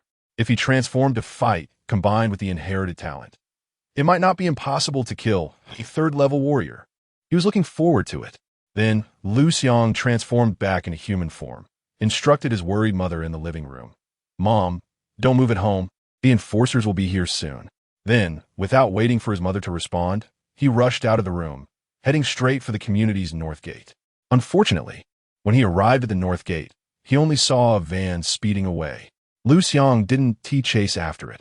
With his strength, he wouldn't be able to outrun a van going full speed. Soon, a large number of enforcers arrived. Leading them was Director Pan of the Enforcement Bureau, who approached with a serious and worried expression. "Liu Xiang, are you and your mother okay?" Liu Xiang shook his head. "I am the director of the Enforcement Bureau of Xingyan City. You can call me Uncle Pan. Uncle Pan. Liu Xiang frowned, feeling this was too familiar. Xiao Yu. My desk mate from elementary school. He is your master, so am I not your uncle? Ah, hello, Uncle Pan. Don't worry. I will thoroughly investigate this matter and give you justice. Liu Xiang didn't waste time and directly said, Uncle Pan, help me check on Brother Motzi. The Wang Motzi from the north of the city? Do you know him? This guy's been in and out of prison 9 times. Did he do this? That's what the 2 arsonists said. What about those 2 arsonists? They're gone. Huh. I was acting in self-defense. They rushed in my mouth themselves. Director Pan. Do you think I'm a fool? Next time you encounter such a situation, leave one alive so I can investigate. He said helplessly now. I have no way to convict Wang Motzi. Liu Xiang nodded obediently. The reason he dared to eat people was that he understood 2 laws of this world, assuring himself that he wouldn't be legally punished. First, if an attacked person feels their life is in danger, they can use inherited talents, inherited skills, and other violent means to kill the enemy. Second, local judicial institutions have no authority to dispose of super SSS level geniuses. They must be handed over to the central government. However, what he didn't expect was that he would have this kind of relationship with the head of the Enforcement Bureau, which saved him a lot of trouble. Subsequently, Director Pan ordered Wang Motzi to be arrested for questioning, but he didn't have high hopes. A guy like Wang Motzi, who was well-connected in the underworld, was definitely a tough nut to crack and wouldn't spill anything. As expected, Wang Motzi was arrested and remained tight-lipped. Director Pan, may I conduct the interrogation? Turn off the surveillance in the interrogation room. Liu Xiang said. Director Pan frowned and said, You can't act recklessly. This is the Enforcement Bureau. Don't worry. I guarantee I'll deliver him to you unharmed. Liu Xiang said. Director Pan looked at Liu Xiang for a moment, then finally nodded in agreement. In the interrogation room, when Liu Xiang pushed the door and entered, Wang Motzi couldn't help but raise an eyebrow. Oh, ISNT, this are super SSS level genius. The group of enforcers couldn't handle it, so they sent you to interrogate? They let you come, and you just came? You really think you're something? Speak. Liu Xiang shouted angrily. Wang Motzi's eyes went blank for a moment. Then he quickly returned to normal. Huh. Liu Xiang knew that the opponent's will was beyond the reach of ordinary people, so he didn't waste time and directly transformed, roaring into Wang Motzi's ear. Speak. The next moment, as Wang Motzi came back to his senses, he felt an explosion near his ear. His head buzzed, and his eyes went blank. Liu Yiming sent you? Liu Xiang returned to human form and asked. Liu Yiming signed a debt contract with Old Geo, willing to pay 10 million to burn down your house. Who is Old Geo? He runs the underground business in the north of the city. Where is he? Old Geo doesn't have a fixed residence, but he basically stays in 3 places. Speak. Soon, Liu Xiang came out and recounted the situation. What? Liu Yiming found Old Geo? This kid has gone mad. Jean Geo is definitely a ruthless character who eats people without spitting out bones. Director Pan's face darkened, and he immediately said coldly, Liu Xiang, rest assured, as long as we find Liu Yiming, we can take down Jean Geo and his forces in one fell swoop. I'll give you justice. Liu Xiang nodded, a cold killing intent flashing deep in his eyes, setting fire to burn down his house. If he had reacted a moment slower, his mother could have been burned to death. His father sacrificed early, and his mother worked hard, eating rough food to raise him. She had endured countless hardships and suffered greatly over the years. It could be said that his mother was his bottom line. Anyone who dared to touch her would undoubtedly die. Xiaoli, you take Liu Xiang back. Okay, Director. Liu Xiang, you must not go looking for trouble with Jean Geo. Director Pan, feeling uneasy, warned, the weakest of his 4 big men are all 7th level warriors. You are not their match yet. Don't be foolish. Don't worry, Uncle Pan. I still have a great youth ahead of me. How could I joke with my life? Go back. Liu Xiang took the police car back to the community. He didn't go home, but hailed a taxi. Driver, take me to the Barbarian Bar. Then, he called his mother to report he was safe, saying he needed to cooperate with the enforcers in investigating the case and would spend the night at the Enforcement Bureau. This whole operation left the driver stunned. He was so scared that he didn't dare to speak the whole way. Until they reached the destination, Liu Xiang paid the fare, got out of the car, and finally breathed a sigh of relief, then directly stepped on the gas pedal to the floor. Chapter 34. Devour. A breakthrough in strength. Level 2 Warrior. Barbarian Bar. The outside and inside of the bar felt like two different worlds. It was Liu Xiang's first time here, and he found the place extraordinarily noisy. He felt like an outsider, completely out of place. What didn't he know was that as soon as he stepped inside, he was targeted. As a bar with hidden projects, there were cameras everywhere, and many sharp-eyed individuals at the entrance were keeping watch to prevent undercover agents or hostile forces from entering. The one who noticed Liu Xiang was a trusted henchman of Brother Ma, sporting dyed yellow hair. He kept a close eye on Liu Xiang. The yellow-haired man knew that he was no match for Liu Xiang's strength, and that he needed backup to take him down. He instructed a nearby thug and then sought out Brother Dao. This man was a key subordinate of the four great warriors, Black Koei, and was also the temporary person in charge of the barbarian bar. Unexpectedly, this kid came looking for trouble himself. TSK. Brother Dao's eyes lit up as he pushed away the woman sprawled between his legs and pressed a cigar in her fair back until it extinguished. The woman trembled all over, but didn't dare make sound. Excited, Brother Dao pulled up his pants and said, Wang Mozi's arson failed, and Lord Jiu wants to get $1 million. He needs to set another fire. Moreover, Liu Xiang has killed Lord Jiu's men. He slapped Lord Jiu in the face. With Lord Jiu's temperament, he will definitely retaliate, regardless of whether you're an SSS level genius or not. Lord Jiu built his reputation on brotherly loyalty. If he loses that, who would follow him? Once he loses power, he will surely be retaliated against by enemies or killed by those coveting his position. Therefore, Lord Jiu must take revenge on Liu Xiang, both emotionally and rationally. If we can capture Liu Xiang and hand him over to Lord Jiu, that will be a great merit. Then I'll congratulate you in advance, Brother Dao. The yellow-haired man said with a fawning smile. You're quite clever. I won't treat you poorly. Brother Dao patted the yellow-haired man. Thank you, Brother Dao. Thank you, Brother Dao. The yellow-haired man was ecstatic. Then the two men, along with the group, strode towards Liu Xiang. However, when they reached Liu Xiang's location, there was no sign of him, nor was there any trace of the thug who was supposed to be watching Liu Xiang. TSK. This kid is playing hide and seek with us. Brother Dao sneered disdainfully. As a level 5 warrior, he had the qualifications and strength to look down on Liu Xiang's little tricks. Hi, Lao Wu. Check Liu Xiang's location. The yellow-haired man immediately took out his phone and called the monitoring room supervisor. It's a problem. Lao Wu's voice was tinged with urgency. What happened? Brother Dao snatched the phone and asked. Brother Dao, over 20 surveillance cameras are broken. All of them were destroyed by Liu Xiang. Lao Wu said, Liu Xiang, the thug tracking Liu Xiang? Oh, a traitor has appeared? A fierce glint flashed in Brother Dao's eyes. In their line of work, the most despised were traitors.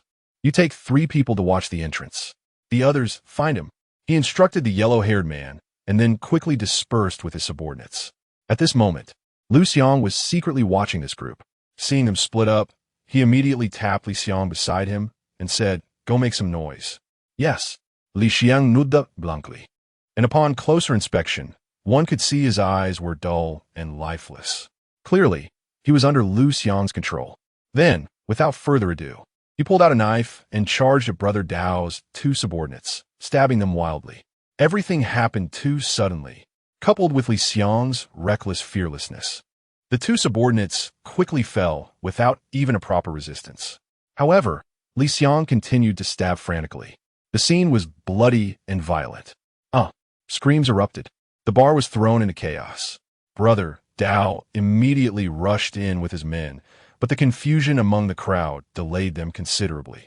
Liu Xiang seized this opportunity to strike, continuously weakening Brother Dao's subordinates, and found a chance to blend into the monitoring room, turning passive into active.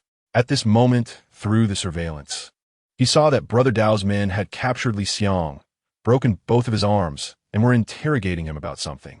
Unfortunately, a being controlled by the all-spirit beast master remembered nothing and could offer Brother Dao no useful information, only begging for mercy. Your Brother Dao's trusted subordinate? Lao Wu asked in a daze, nodding. What is Brother Dao's illicit business? Liu Xiang inquired. Lao Wu replied, Black loans. including but not limited to campus loans. Liu Xiang frowned and asked, "Is that all?" Lao Wu shook his head and said, "That's just Brother Dao's private small business. His other purpose for being stationed here is to help Black Lord keep an eye on the penthouse." Black Lord, also known as Black Kuei, is the respectful title everyone uses for him. Penthouse? Liu Xiang glanced upstairs. "Is there more going on upstairs?" Lao Wu pointed to the ground and said, "Penthouse is underground." "Oh." Liu Xiang narrowed his eyes and asked, "Tell me about the penthouse." "The penthouse is the real black market here." Lao Wu seemed to know quite a bit and said, "Black Lord somehow got his hands on a dozen beautiful women, kept them in the penthouse, forbidding them from leaving, and used them for the pleasure of the wealthy. If these girls disobey, the wealthy would punish them with various Qing dynasty torture devices. If they still disobey, they would be fed to ferocious beasts." Upon hearing this, a glint of coldness flickered in Liu Xiang's eyes. In this world, ferocious beasts roamed freely, causing many families to be shattered. There were many who possessed strength, which made society even more chaotic, leading to an increase in criminal activities and the emergence of underground forces. However, he never expected that upon first contact, he would encounter such events. Feeding the corpses of compatriots to ferocious beasts? It was simply appalling. "Is this Black Kuei's black market?" Liu Xiang asked. Lao Wu shook his head and said, "I'm not sure about the details, but I don't think so. Because I once inadvertently saw a director come here, and Black Lord Isnt qualified to deal with him. The position of the penthouse is over there. Jin Jiu's industry? Moreover here, it's very likely just one of Jin Jiu's industries." The killing intent in Liu Xiang's heart grew stronger. He patted Lao Wu beside him and said, "Keep an eye on Brother Dao. If he shows up, let me know." "Yes." Lao Wu note that. Liu Xiang wasted no time and transformed into a glutton, beginning to devour. Some thugs don't deserve to die, but the thugs here all deserve to die. Bang! After devouring all the thugs he had just knocked unconscious, Liu Xiang finally completed his breakthrough, feeling full. His strength had finally reached the level of a level 2 warrior. Returning to human form, Liu Xiang kicked open a door that looked like a storage room. Inside was a secret chamber leading to the penthouse. It was also the bar's true crime scene. Who? In the storage room, two burly men, looking unfriendly, reached for the electric batons and knives behind them. Liu Xiang couldn't be bothered to waste words with them and directly shouted, "Die." In the next moment, one of the burly men jabbed the electric baton into his teammate's waist and then into his own body. Both collapsed at once. Liu Xiang pushed open the door to the secret chamber. Chapter 35. Bloodbath on the Rooftop. Kill all these beasts. A dark circular tunnel appeared before him. Along the way, surveillance cameras were densely packed. Everything here operated under its own system, including the surveillance. It was completely independent from the control of the fifth brother, managed solely by the people inside the rooftop. Therefore, Liu Xiang had no idea what was happening inside. Moreover, once he stepped into this tunnel, he would be exposed to the sight of those in the rooftop, which would inevitably attract Brother Dao and possibly even one of the four great kings, Black Kuei. One could imagine that it would be a fierce battle. Since entering would lead to exposure, it would be better to strike quickly and decisively, to cleanse the rooftop before Brother Dao and Black Kuei arrived. These villains were all nourishment for his strength enhancement. He couldn't let this opportunity slip by. He was eager to get started. Without wasting any words, Liu Xiang charged in. His speed was incredibly fast. At the end of the circular tunnel was the entrance to the rooftop, where there was a door and a hulking man, about 2 meters tall and weighing around 250 to 260 pounds.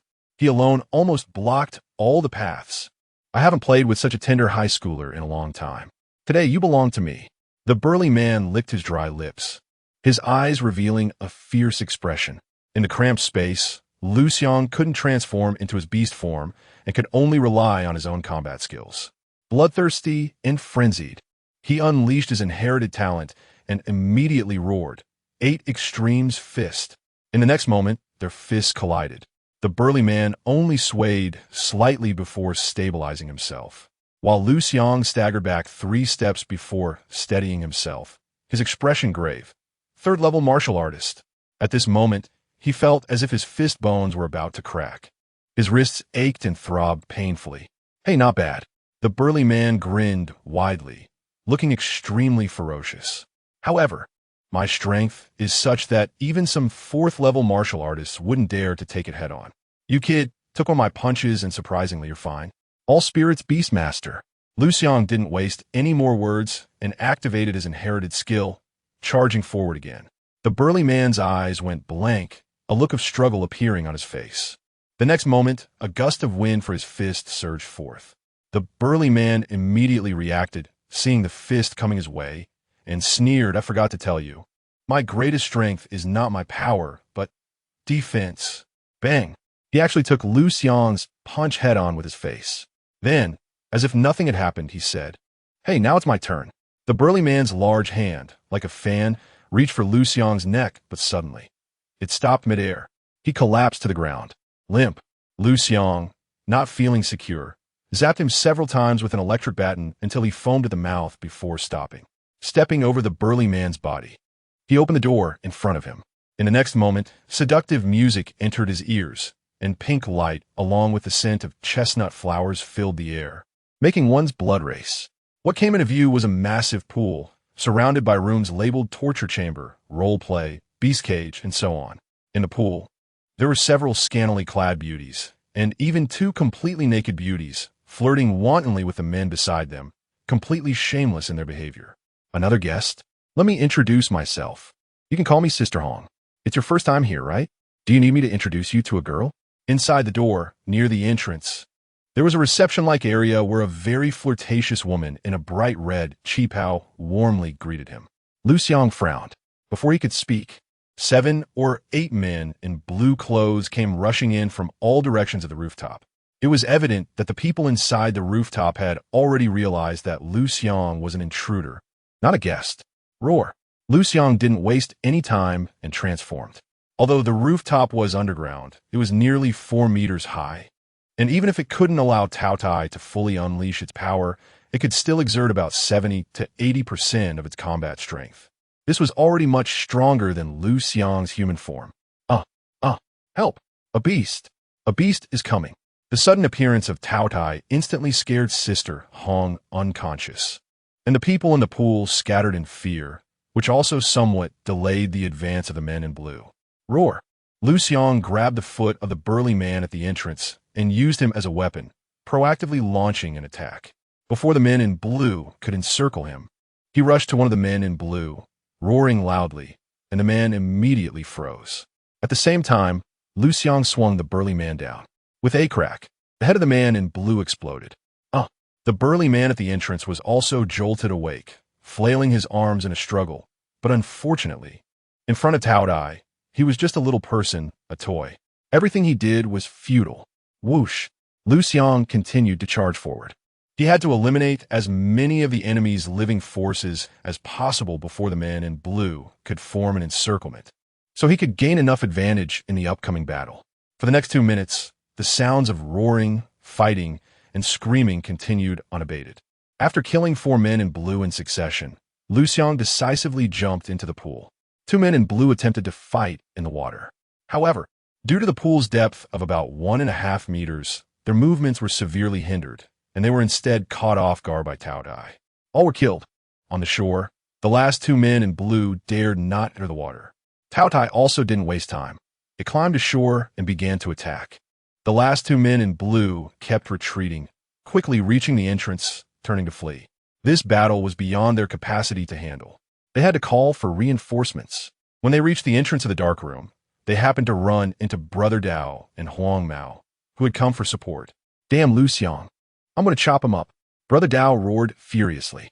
With such a significant incident, not only would the rooftop have to be abandoned, but there was also the possibility of leaking information, requiring Lord Jiao to spend a lot of money to bribe the higher-ups and seal the news.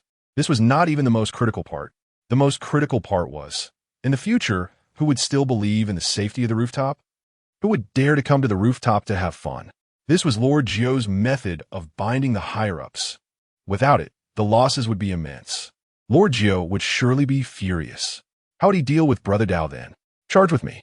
Brother Dao recklessly charged down. At this moment, capturing Liu Xiang alive and calming the leaders below might give him a glimmer of hope. Otherwise, Lord Jiu would definitely kill him. However, when they rushed into the rooftop, what they saw was empty. Not even a corpse remained. Only a completely devastated battlefield and fresh bloodstains everywhere. The surrounding rooms were tightly shut. Ran away? Brother Dao's face changed dramatically.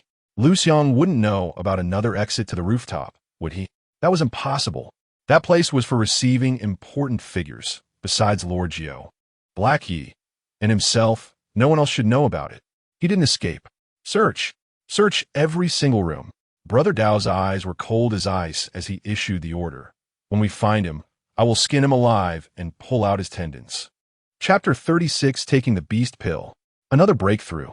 Open the door. Hurry, open the door.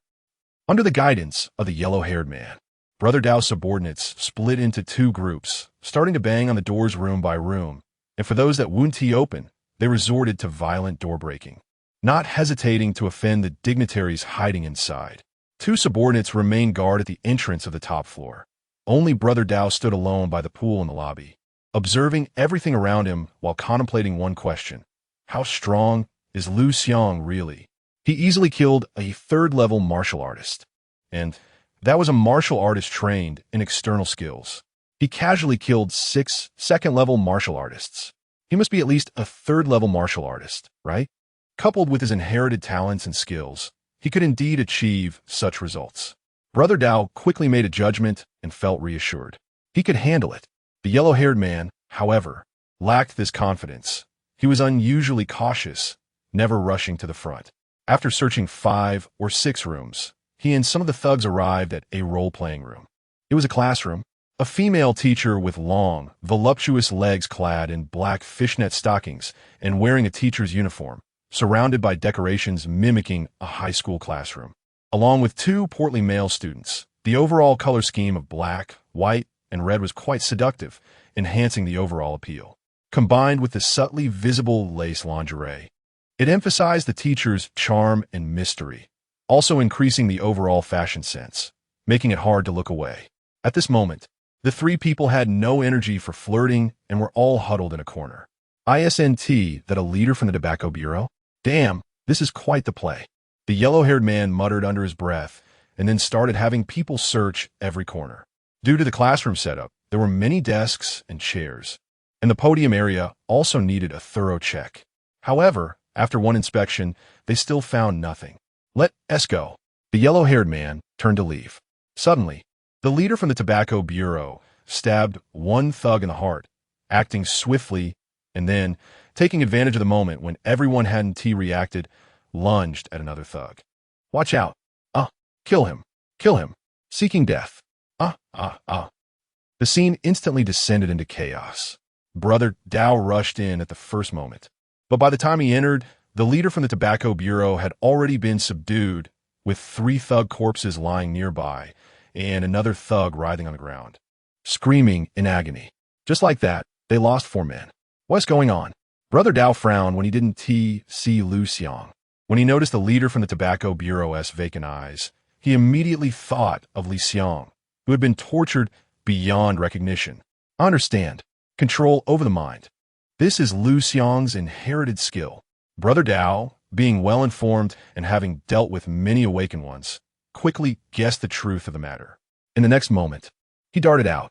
Sure enough, the 6 subordinates in another room had all had their throats slit, and inside the room, apart from a woman dressed in a flight attendant uniform and a tall, thin man in a thong, there was no one else. Damn it! Brother Dao's fists clenched tightly. The feeling of being toyed with was truly unpleasant. He shouted at the man in the thong, "Where's Liu Xiang?" The other party hurriedly shook his head. "You." Brother Dao was furious and wanted to kill the man, but considering that he was some leader from the Education Bureau, he restrained his impulse and looked at the woman beside him. The woman trembled and pointed towards the door. Brother Dao turned and left, asking the 2 subordinates guarding the main door if they had seen Liu Xiang. No, the 2 shook their heads. Useless. Brother Dao was on the verge of exploding with anger. At this moment, the yellow-haired man came out and said, "Brother Dao, all the rooms we've searched are locked. Liu Xiang can only go to the rooms that haven't been searched, especially those that are still open." Swish! Brother Dao's gaze landed on the room labeled Beast Cage at the entrance, which was wide open. His eyes lit up, and he shouted, "Let us go. Follow me in." The beast cage, as the name suggests, housed a fierce beast raised by the top floor. It was also the largest room among the top floor, measuring about 18 meters long, 8 meters wide, and 4 meters high. The walls were made of steel about 10 meters thick. In the center of the room was a giant crocodile lizard, its body resembling that of a lizard, and its head resembling that of a fierce Yangtze crocodile. It was approximately 11 meters long, with its mouth open and standing 2 meters high, capable of swallowing any human. Its limbs and head were all secured by thick iron chains, with one chain even piercing through the tail of the giant crocodile lizard, preventing it from moving or making any large movements. Any movement would cause pain. In front of it were dark brown stains and shredded clothing, and further away, there were fresh pieces of flesh. Ahead were 2 rows of chairs, serving as a viewing area for dignitaries to watch the bloody scene of the giant crocodile lizard feeding. At this moment, upon seeing Brother Dao and the others arrive, the giant crocodile lizard instantly showed a greedy expression. It was hungry. It wanted to eat. Not here. Brother Dao didn't pay attention to the giant crocodile lizard and, after searching around, frowned and cast his gaze toward a hidden door in the corner. That was another passage leading out of here. Liu Xiang wouldn't really run away from here, would he? Brother Dao, he in the torture room. A subordinate's shout rang from outside. Let us go. Brother Dao's eyes brightened, and he immediately led his subordinates rushing out. At that moment, a figure stepped out from behind the giant crocodile lizard. The giant crocodile lizard lay on the ground, displaying a submissive posture. Its ferocity and blood-red eyes vanished, replaced by docility. You don't need to worry about this. Leave these small fry me. Liu Xiang turned and left. You. A thug guarding the torture room saw Liu Xiang, but it was already too late. The moment he opened his mouth, his head spun 180 degrees. Dead. Another person was jabbed in the chest with an electric baton and froze for a moment. No reaction. Out of power? Liu Xiang frowned. The person reacted and hurriedly shouted, Brother Dao, Liu Xiang is here. Puff. His voice abruptly stopped. A dagger was embedded in his chest. Liu Xiang didn't even look at him, transforming into a glutton, taking out the beast pill he always carried and stuffing it into his mouth. Brother Dao was a 5th-level martial artist, but his current strength couldn't match Liu Xiang. He had a breakthrough. He casually shoved the 2 corpses at the doorway into his mouth. The talent of devouring the heavens and earth was activated, and the beast pill melted in his mouth, turning into pure chaotic energy that surged into his limbs and bones. His body was being transformed. Liu Xiang's aura began to soar, and in the blink of an eye, he broke through the shackles, officially stepping into the 3rd level of martial artists. Moreover, his aura was still rising. Chapter 37. Kicking university professors and punching level 5 warriors beast pill. Made from 100 level ferocious beasts, valued at 1 billion. Combined with those 2 corpses, it provided an extremely abundant amount of energy, directly helping him break through to a level 3 warrior. After another second, his breath stopped rising. Liu Xiang didn't know how far he was from becoming a level 4 warrior. He only knew that he was now at least 10 times stronger than before. The strength of these 100-level ferocious beasts should not be very strong, Liu Xiang thought. Otherwise, the contained energy couldn't possibly be so little. To be honest, he was not very satisfied with the effect of this beast pill. According to his estimate, taking it should at least allow him to break through to level 4 warrior, awakening Qi Yu, and at that time, in human form, he could also use Qi Yu's inherited talents, and his combat power would surely soar again. It would be very suitable for maneuvering in small spaces. Dealing with a level 5 thug leader would be a piece of cake, right? However, he also knew that the main purpose of the beast pill was not for breakthroughs, and only someone as extravagant as him would use it to enhance strength. Having this effect was already quite good. Fortunately, his current strength only required a bit of effort to deal with Brother Dao, restoring his human form. Liu Xiang stepped into the torture room. This place truly deserved the name torture room. Whips, rods, clamps, tongs, handcuffs, shackles. All kinds of torture devices were present.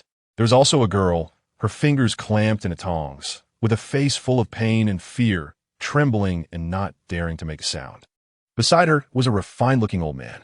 Liu Xiang recognized him as a biology professor from Nebula University. He didn't expect this person to be so twisted inside. Before Liu Xiang could observe further, Brother Dao had already brought people over. Liu Xiang, you finally dare to show yourself to die. Liu Xiang ignored him and grabbed the biology professor, as if picking up a chick, and slammed him onto the torture platform, taking the tongs from the girl's hand. With a pull in both directions, the biology professor let out a piercing scream. Crack! Liu Xiang even heard a faint sound of bones cracking. TSK, TSK. I didn't expect you to still be a kind-hearted person. Brother Dao sneered and said, but can you save one person or save everyone? The biology professor retorted with resentment. This student, do you think you save her? When you leave, do you believe I have 100 ways to kill her? Hearing this, the girl trembled in fear, curled up in the corner, crying silently. If you let me go now, I might be in a good mood and let her go too. However, you must attend Nebula University and become my recommended student, plus give me 10 million. Seeing this, the biology professor became more confident, extremely arrogant. Noise. Liu Xiang picked up a special container filled with boiling metal liquid, pried open the professor's mouth, and poured it directly in. If you die, then no one could take revenge on her, right? Such a simple principle. Why do you have to force me to kill you? Glug glug. The biology professor's eyes widened, and the next second, he was motionless, filled only with endless fear and pain. Seeing this, Huang Mao and the others were also shocked. Brother Dao narrowed his eyes, staring at Liu Xiang, and said, I didn't expect you, at such a young age, to have such cruel methods. The girl beside him showed a look of delight. Liu Xiang waved at her. After she left, you think my methods are cruel? He looked at Brother Dao and the others. Compared to you guys, I'm still far from it. Splash. As soon as he finished speaking, he splashed the remaining metal liquid onto Brother Dao and the others. I'll be damned. Run. At once, Brother Dao and the others retreated in chaos. Liu Xiang seized the opportunity to pounce. Be careful. In just a few seconds, only Brother Dao, Huang Mao, and Liu Xiang remained alive in the torture room. At this moment, Huang Mao had a big hole in his face, burned by the metal soup just now. He was in so much pain that he wanted to cover it with his hand, but didn't dare to touch it. He could only roll on the ground, screaming in agony. His combat power was virtually zero. Brother Dao never expected that the opponent could make him so embarrassed. You little brat have hidden your strength. You are actually a level 3 warrior. You say so, then so be it. Liu Xiang was too lazy to waste words with him and charged directly. While lowly shouting, bloodthirsty berserk, all spirits breeder, Brother Dao only felt a buzz in his head. Fortunately, his willpower was strong, and his actions only froze for a moment before returning to normal. Liu Xiang took this opportunity to seize the initiative. However, Brother Dao was, after all, a level 5 warrior with formidable combat power.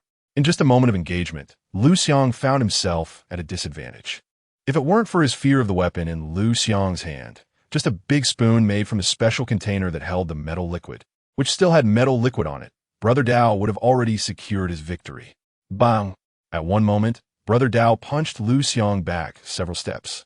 Thinking he had completely figured out Liu Xiang's moves, feeling confident, and said, You haven't mastered your own strength yet. You just broke through, right? Yes. So, I need to spar with you more. Liu Xiang's eyes began to redden. The effect of bloodthirsty berserk was reaching its peak. Hearing this, Brother Dao's face darkened. Clearly, he didn't expect Liu Xiang to really just have broken through, and was even thinking of using him to familiarize himself with his own strength. Then I'll make it quick. I'll take you down. Brother Dao lunged forward with all his might like a cheetah. Get lost. Liu Xiang shouted angrily. Suddenly, Brother Dao's head buzzed, causing his offensive to pause. Thus, Liu Xiang regained the initiative. They fought for a full 3 minutes. The entire torture room was utterly destroyed, with only the spoon in Liu Xiang's hand remaining unscathed, not even deformed, showcasing its excellent quality. At this moment, with the enhancement of bloodthirsty berserk, Liu Xiang's combat power had already reached the level of a peak level 4 warrior, combined with 8 extremes fist and all spirits breeder. He actually held a slight upper hand. Brother Dao was stunned.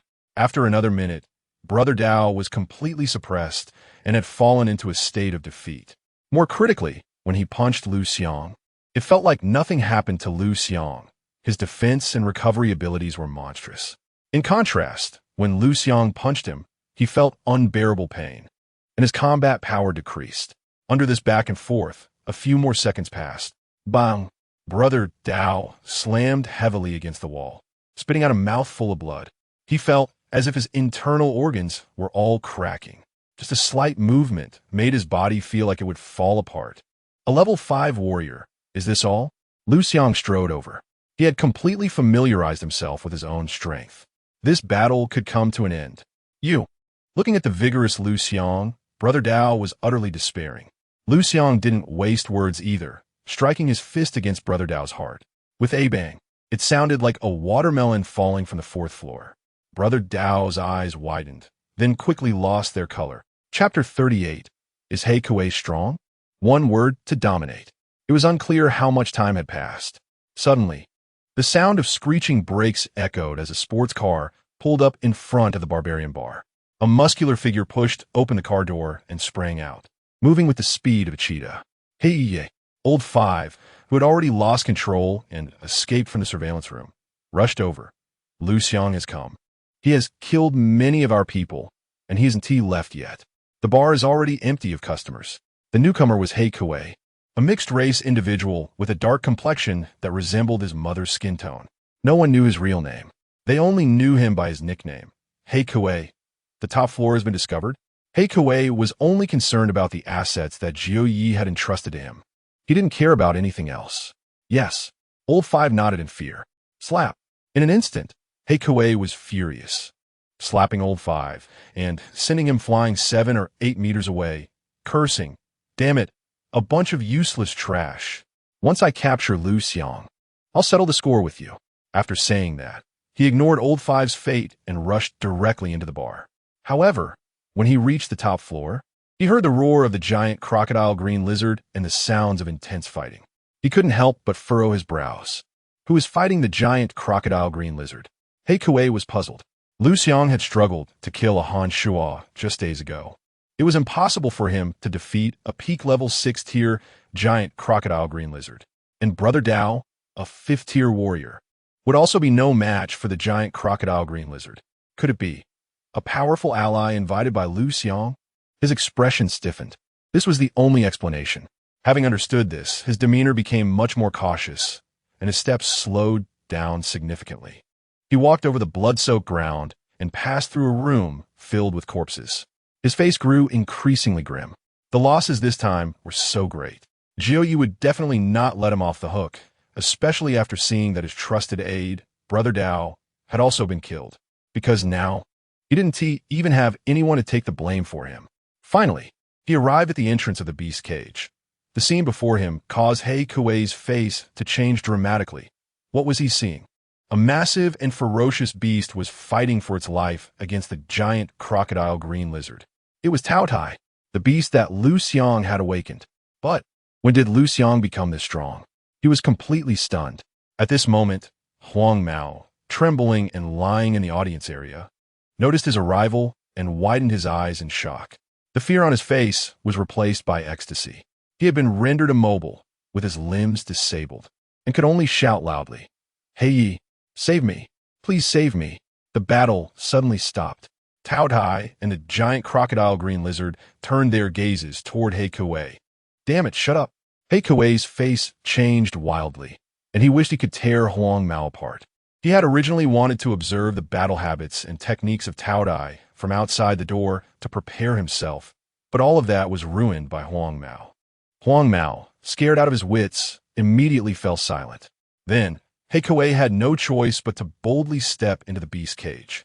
Compared to Tao Tai and the giant crocodile green lizard, he looked like a small dwarf, but he exuded a powerful aura, showing no fear. After all, he was a well-known 7th-tier warrior. The fact that he had obtained the title of one of the 4 great kings under Jiu Yi was enough to prove how terrifying his combat power was. "Liu Xiang, you." He Kuei was about to say something when Tao Tai lunged forward, crouching low. From its posture, it was clear that the space here was extremely constricting for it. "Oomph." Seeing this, He Kuei sneered. The space was too small, which would limit Tao Yi's combat power. And given that Taoyia's current strength was only slightly stronger than the giant crocodile green lizard, it was not his opponent. Therefore, he was full of confidence. The sounds of bang bang bang echoed repeatedly. In just 3 seconds, the man and the beast had exchanged blows hundreds of times. Kuei had also barely figured out Liu Xiang's fighting style and strength, growing more confident in his victory.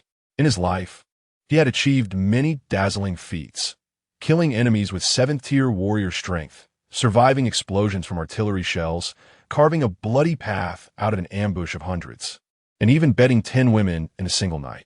Yet he had never killed an Ultra SSS level beast or an Ultra SSS level genius. Liu Xiang, you made me very excited. Kuei bounced around, full of fighting spirit. Aren't you curious? Liu Xiang asked. The reason he was fighting the giant crocodile green lizard was not that the lizard wanted to. Rather, it was Liu Xiang's request. The reason was simple. Fighting the giant crocodile green lizard allowed him to continuously unleash his inherited talent, bloodthirsty frenzy, growing stronger with each fight. At this moment, he had already attained the strength of a peak 6th-tier warrior. The overwhelming power within him fueled his fighting spirit, making his eyes red with fervor and bloodlust, exuding a sickly strength. What? Kui frobenet. For example, why isn't the giant crocodile green lizard attacking me? Liu Xiang grinned, because he was still in beast form. As Tao Tai, this smile was particularly eerie and terrifying. Kuei's expression changed as he said, You mean, attack? Liu Xiang shouted.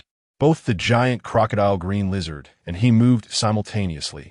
However, Kuei felt a buzz in his head, momentarily losing focus.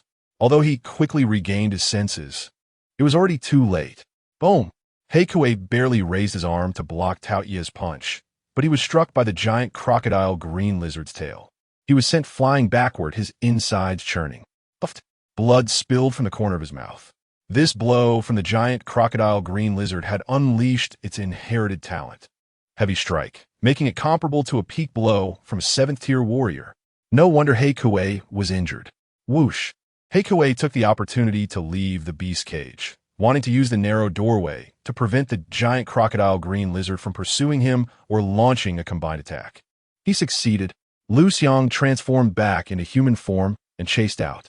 The giant crocodile green lizard was blocked by the door, no matter how frantically it crashed.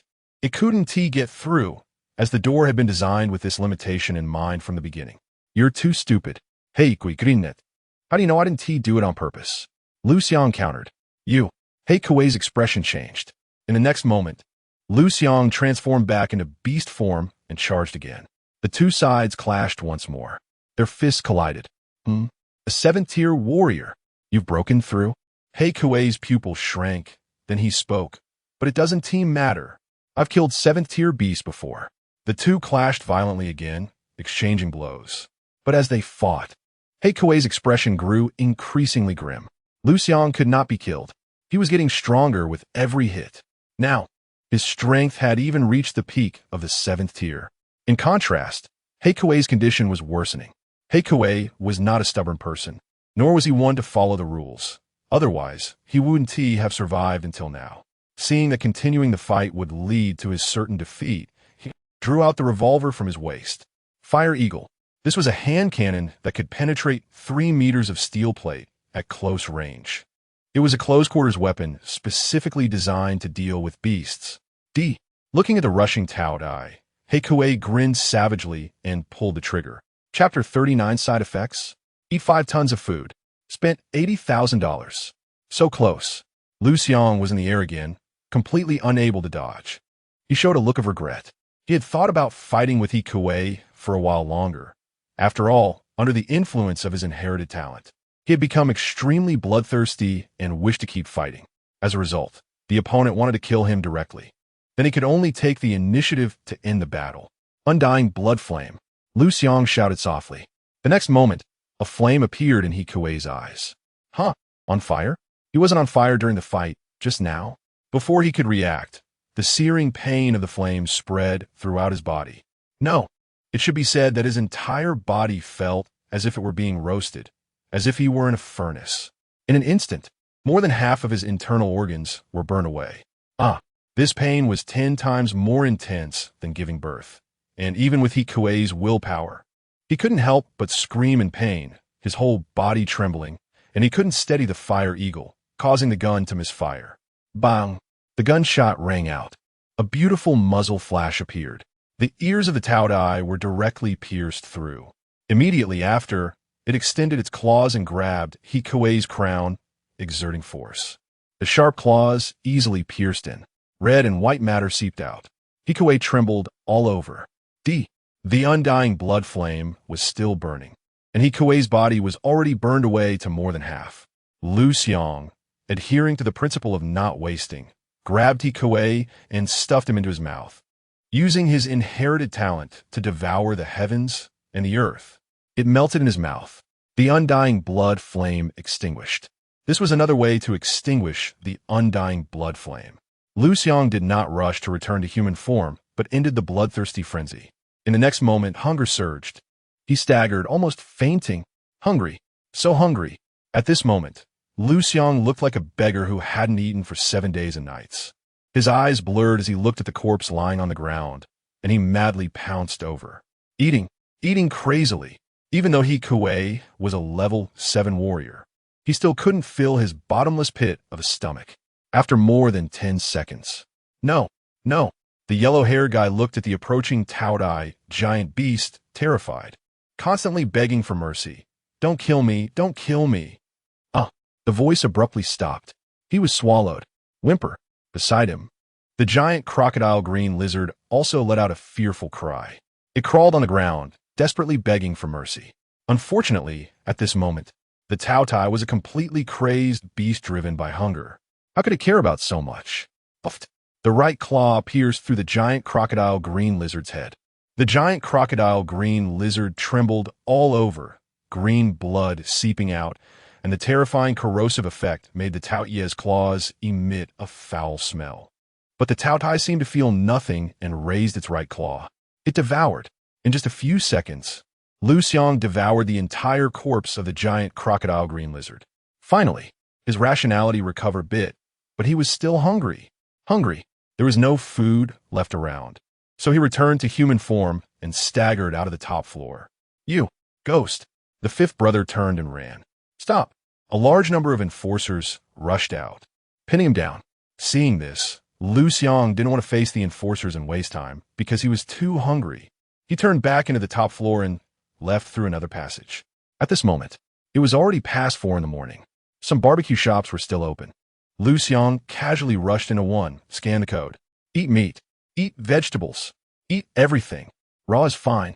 The customers, the boss, the waiters, and even the barbecue chef were all terrified. Serve the food. I'll pay. 100. 200. Liu Xiang ate offerten tauschant, finishing all the food in the barbecue shop. But he was still hungry. So, he changed to another one. After 10 minutes, he changed to another one. In the end, he ate all the barbecue shops nearby. He could only go to the breakfast shop that had already opened nearby. Buns, fried dough sticks, raw, cooked, hot, cold, all eaten, melting in his mouth, accepting everyone. Finally, when dawn broke, he was no longer hungry. How much have I eaten? 5 tons? Liu Xiang was extremely tired. Just as Director Pan found him in his car, he didn't say anything and directly got into the police car, saying, Uncle Pan, I'll sleep for a while. Let us talk when I wake up. Director Pan looked at Liu Xiang as if he were a monster, unable to speak for a moment. He only knew this young man in front of him, once he grows up, might even be able to step on the great figures of Yanhuang Prefecture. Those great figures who could kill a level 7 warrior on the 3rd day of awakening. A level 6 peak beast? The sun had fully risen. Near the east city gate, it was much more crowded than usual, because today, a fairy had appeared here. That's right. The people around described Gu Tsaiha as a fairy. She was a masterpiece of the creator, perfect and flawless, without a single blemish. Her military uniform not only did not give her a feeling of descending from the heavens, but instead gave her a sense of majesty and dashing. It was 8 o'clock. Liu Xiang, you are great. You are the first boy who dared to stand me up. At this moment, Gu Tsai's face was as cold as frost as she flashed away. Everyone only felt a blur in front of their eyes, and then the figure disappeared. They were all startled. Liu Xiang woke up slowly, feeling exceptionally comfortable. However, as soon as he opened his eyes, he saw two people. One was Director Pan sitting by the bed, and the other was Gu Tsaihe standing by the window, her back straight as a pine. Uncle Pan, you. Liu Xiang was about to say something. Director Pan hurriedly gestured with his eyes, pointing at Gu Tsaihe. Liu Xiang was stunned for a moment, then suddenly realized that Gu Tsaihe must be angry because he stood her up. He smiled bitterly, signaling to Director Pan that it was fine. You have a big heart. Director Pan gave a thumbs up. Gu Tsaihe's identity was extremely special. No one in Xingyun City dared to offend her. Even Han Yanjun, who hadn't been captured, still the commander of the Xingyun Corps, didn't dare to offend her. He had to be extremely cautious when meeting her, fearing that he would say something wrong and offend her. As a result, Liu Xiang stood her up, and he actually said it was fine. Really fine. Liu Xiang said, Uncle Pan, if you have any questions, just ask. I will definitely cooperate with the investigation. He planned to finish the serious business before apologizing to Gu Tsaihe. No need. Director Pan thought it was better to leave quickly. He coughed lightly and quickly said, I have understood the situation, and I have already handled it for you. You just need to be careful of Jinjiu's retaliation. Oh, by the way, I have already sent someone to protect your mother, and she will be fine. Just pay attention to your own safety. After saying that, without waiting for Liu Xiang to speak, he turned and left. Hey you. Liu Xiang was dumbfounded, just as he was about to say something. Director Pan turned around and said, By the way, you destroyed the top floor and killed the level 6 beast hiding there. A great achievement. A reward of 100,000 yuan has been issued. It has already been deposited into your account. Liu Xiang took out his phone to check. He was stunned. Not because he received a reward of 100,000 yuan, but did he really eat 80,000 yuan worth of food yesterday? Is he a pig? How can he eat so much? Chapter 40 Instructor Gu. Liu Xiang, as a high school student, why are you so timid? Gu Shuejiai. Liu Xiang was about to apologize. Call me Instructor Gu. Gu Tsaihe turned around and said, Okay. Liu Xiang nodded, wanting to continue apologizing. Did you kill the 6th level peak beast, the giant crocodile green lizard? I guess so. What do you mean I guess so? If it's true, then it is. If not, then it's not. It is. Liu Xiang nodded honestly. A flash of brilliance appeared in Gu Tsaihe's eyes as she pressed on. The 7th level warrior, Heikue, did you kill him too? Yes. Liu Xiang nodded again. The dissatisfaction in Gu Tsaihe's eyes was replaced by surprise, and she couldn't help but look at Liu Xiang with newfound respect. She didn't expect that he could achieve this with the strength of a 1st level warrior. Even she found it difficult to do so. How did you do it? She instinctively asked. Then, realizing that this involved Liu Xiang's inherited talent and skills, she quickly added, It's okay if you don't want to say. It's your secret. Liu Xiang didn't rush to answer her question, but instead asked in return, Aren't you angry with me? Should I be angry? This is my phone number and other contact methods. If anything affects your training in the future, call me immediately. Since you didn't have my contact information this time, let's just let it go. Absolutely. Liu Xiang immediately agreed and proactively said, Actually, the reason I could kill the giant crocodile green lizard in Heikue is related to my inherited talent and skills. Yesterday, Instructor Gu said that my control over the Taotai was insufficient and that I wasn't skilled enough in using my inherited talent and skills, not having developed them to the extreme. I kept thinking about how to develop them to the extreme. Last night, during the battle, I unleashed my inherited talent, bloodthirsty frenzy. Just like when I fought Han Shuo, becoming braver as I fought, my body exhibiting a pathological strength. So I kept using it. By the end, I actually had the combat power of a 7th level warrior. Oh, by the way, I also broke through during the battle. He didn't conceal this, after all. When he fought Han Shuo, he also showcased the bloodthirsty frenzy talent, so mentioning this wasn't a big deal. What level are you at now? Gu Tsaihe pressed on. 3rd level warrior. Liu Xiang answered. Regarding the upcoming training plan, he chose to be honest. Moreover, he had previously asked Shijun whether Gu Tsaihe could be trusted, and Shijun's response was absolutely trustworthy. Therefore, there was no need to hide too much from Gu Tsaihe. Gu Tsaihe showed a look of realization and sighed in relief, saying, A 3rd level warrior killing a 7th level warrior is understandable. If it were a first-level warrior killing a seventh-level warrior, that would be too outrageous. Liu Xiang was stunned. This is understandable. I just jumped 4 levels. No wonder she is a top genius who can attend Yanhuang University. Her perspective is indeed different.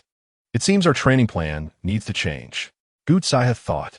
Liu Xiang said, Instructor Gu, Jinjiu is lurking in the north of the city and will definitely retaliate against me. I don't want to just sit and wait. So, I might have to delay the upcoming training. You want to take the initiative? Gu Zaihe caught on to Liu Xiang's thoughts and asked. That's right. Liu Xiang nodded.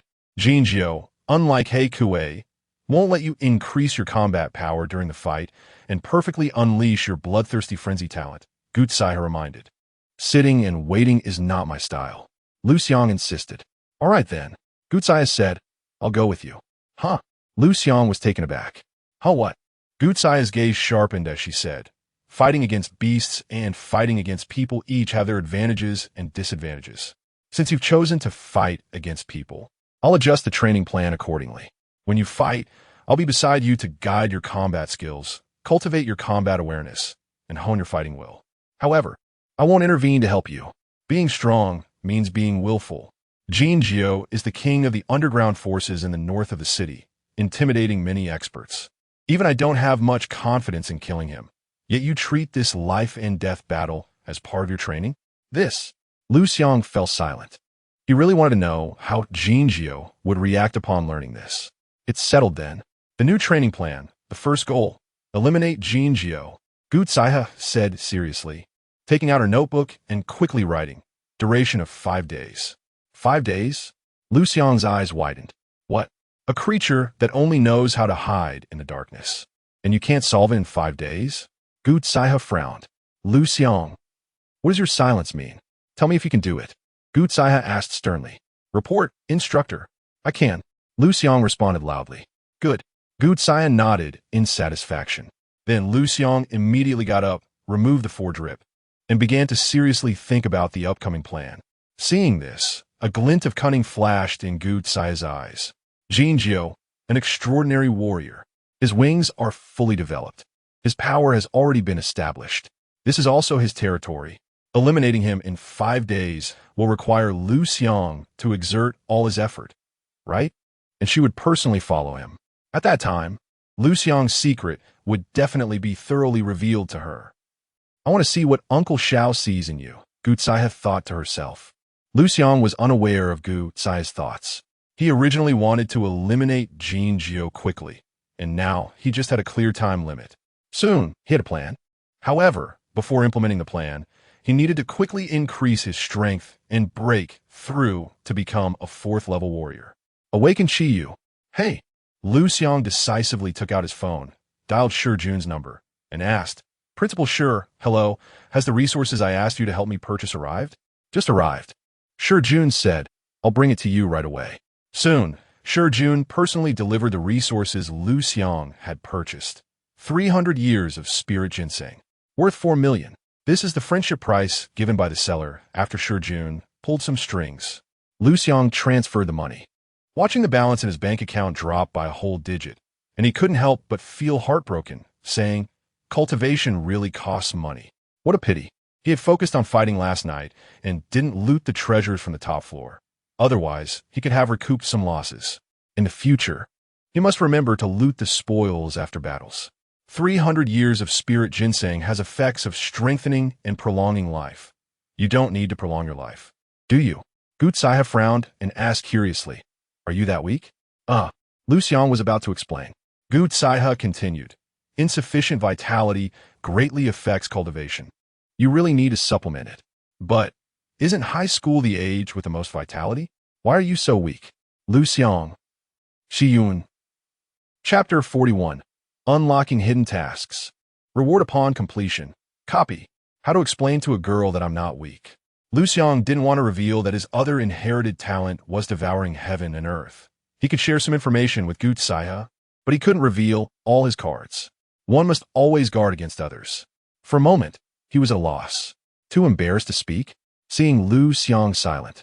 Gu Zaihe turned her gaze to Shi Jun and asked, Old Shi, you're the high school principal. You should know the reasons why high school students are physically weak, right? Jun paused, and three things suddenly flashed through his mind. Hands. Paper. Adult videos. But could he say that? Cough, cough.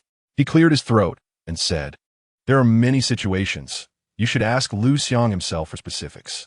He played a good game of Tai Chi. Liu Xiang's mouth twitched. And he could only make something up. Well, it's because I used bloodthirsty fury for too long, and the side effects are quite significant, leading to great physical consumption. So you're weak? Gu Tsaiha nodded seriously and said, then hurry and eat, or you won't be able to complete the first phase of your goal in 5 days. I'm not weak. Why am I still stuck on the word weak? He realized that this instructor Gu was very knowledgeable about combat and training matters, but completely clueless about relationships between men and women, and how damaging the word weak could be to a man. Liu Xiang didn't want to explain any further. After casually sending Gu Tsaiha and Jun away, he transformed into a glutton and consumed the 300-year-old ginseng. It melted in his mouth. The surging, chaotic energy flowed into every corner of his body, transforming it. Familiar yet reassuring. However, he still couldn't break through. He was still lacking the final bit. He needed to get another 100-year-old ginseng to break through. It seemed that wanting to break through to become a level 4 warrior was much harder than he had imagined. Liu Xiang had anticipated that the further he went, the more difficult the breakthroughs would be, but the difficulty was still beyond his expectations. In the future, if I want to break through to level 5 warrior, do I need to devour resources worth several hundred million? And for level 6, do I need to devour resources worth tens of billions? Devouring heaven and earth. This talent is indeed great and perverse, but it truly costs a lot. After leaving the hospital room, Liu Xiang called Gu Tsaiha to set out and execute the plan. Wait. Nearby, Jun, who had learned about Gu Tsaiha's training plan, thought these two were simply crazy. He couldn't reason with Gu Tsaiha and could only persuade Liu Xiang. That guy Jinjiu is ruthless and powerful, armed, and has purchased a batch of discarded biogenetics. You must not act impulsively. Trust Director Pan. Biogenetics? Liu Xiang had seen them in his original form, but he hadn't seen them yet, making him even more interested. He immediately grinned, revealing a row of white teeth, and said, don't worry, Principal. I definitely trust Director Pan. I won't act recklessly. Jun nodded, but still felt uneasy. Liu Xiang dared to destroy the top-floor stronghold alone, and now it was 2 people. He would surely dare to confront Jinjiu. Let's go. Without waiting for him to say anything, Liu Xiang left. Time was tight, and the task was heavy. They couldn't afford to delay. Soon, the two arrived at Jing'an Zen Temple. The flow of worshippers was endless, and they blended in without drawing any attention. What are we doing here? Burning incense and praying to the Bodhisattva for protection? Gu Tsaiha frowned. She had never believed in this kind of superficial stuff and preferred to trust her own rifle. I don't believe in ghosts or gods. Liu Xiang shook his head and said, Jinjiu has always been devout to Buddhism. This place was built at great expense by him to show his sincere heart toward Buddha. This act has been praised by the public as a benevolent great act, and he is also called a great benefactor by the people. Great benefactor? Gu Tsaiha snorted coldly and said, ridiculous.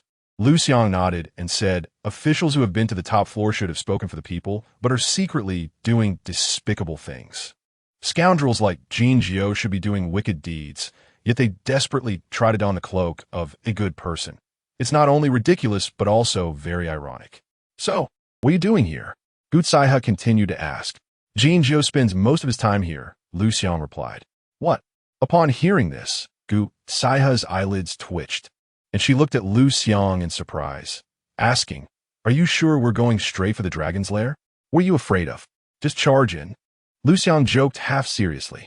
Gu Tsaiha frowned and said, this joke isn't funny.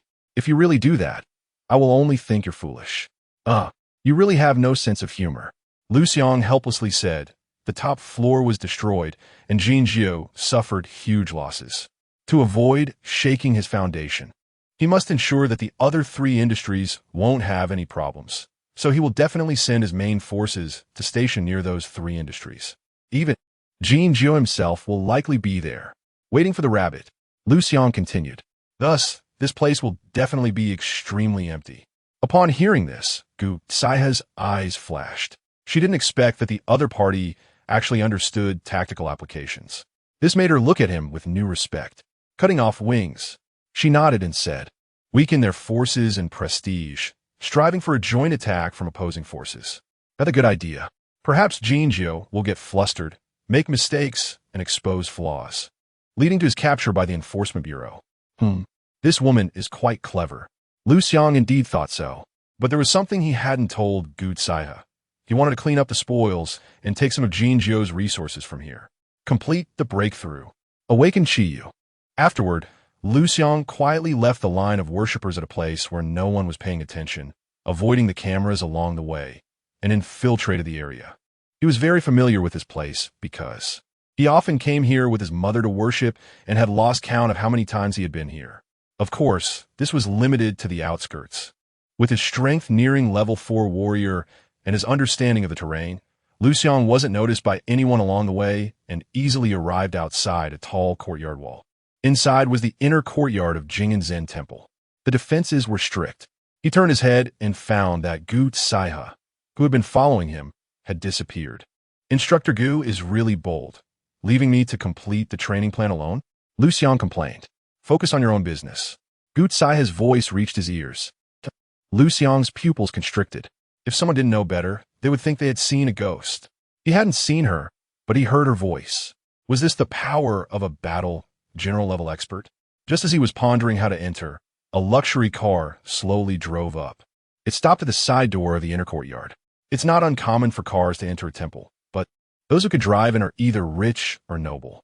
Secretary Su was dressed in a long bodycon skirt paired with a loose t-shirt, casual yet fashionable. She casually opened the car door, knocked on the door of the inner courtyard, and negotiated with a sturdy monk. 3 students flowed out of the back seat. Is it her? Liu Xiang was slightly surprised. The next moment, a message entered his mind. First discovery of biogenetics, unlocking hidden task. First devour biogenetics. You will have the opportunity to copy someone else's inherited talent or inherited skill. Note, the duration of the copied inherited talent and inherited skill is determined by one's own physique. Chapter 42. Hidden task completed, discovering replicable talent. Do you want to copy it?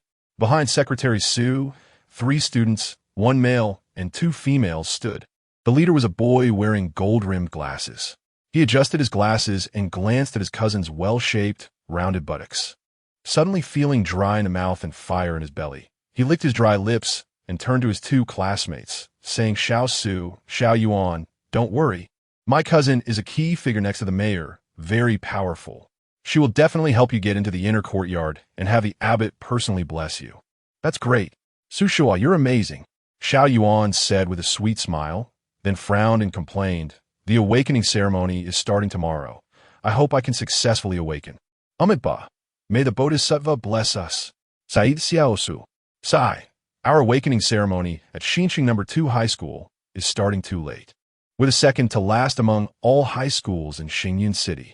The spirit orbs are quite valuable, and the key is that they are very difficult to refine. Even with money, you can't buy them. Therefore, they are usually prioritized for the military, government, universities, and other organizations. High schools are ranked relatively low. Xinqian No.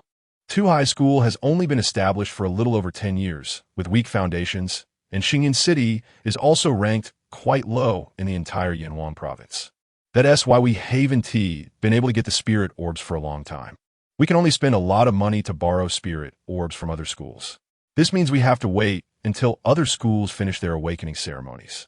With less than a month until the practical test, awakening a day later than others means less strength and lower scores.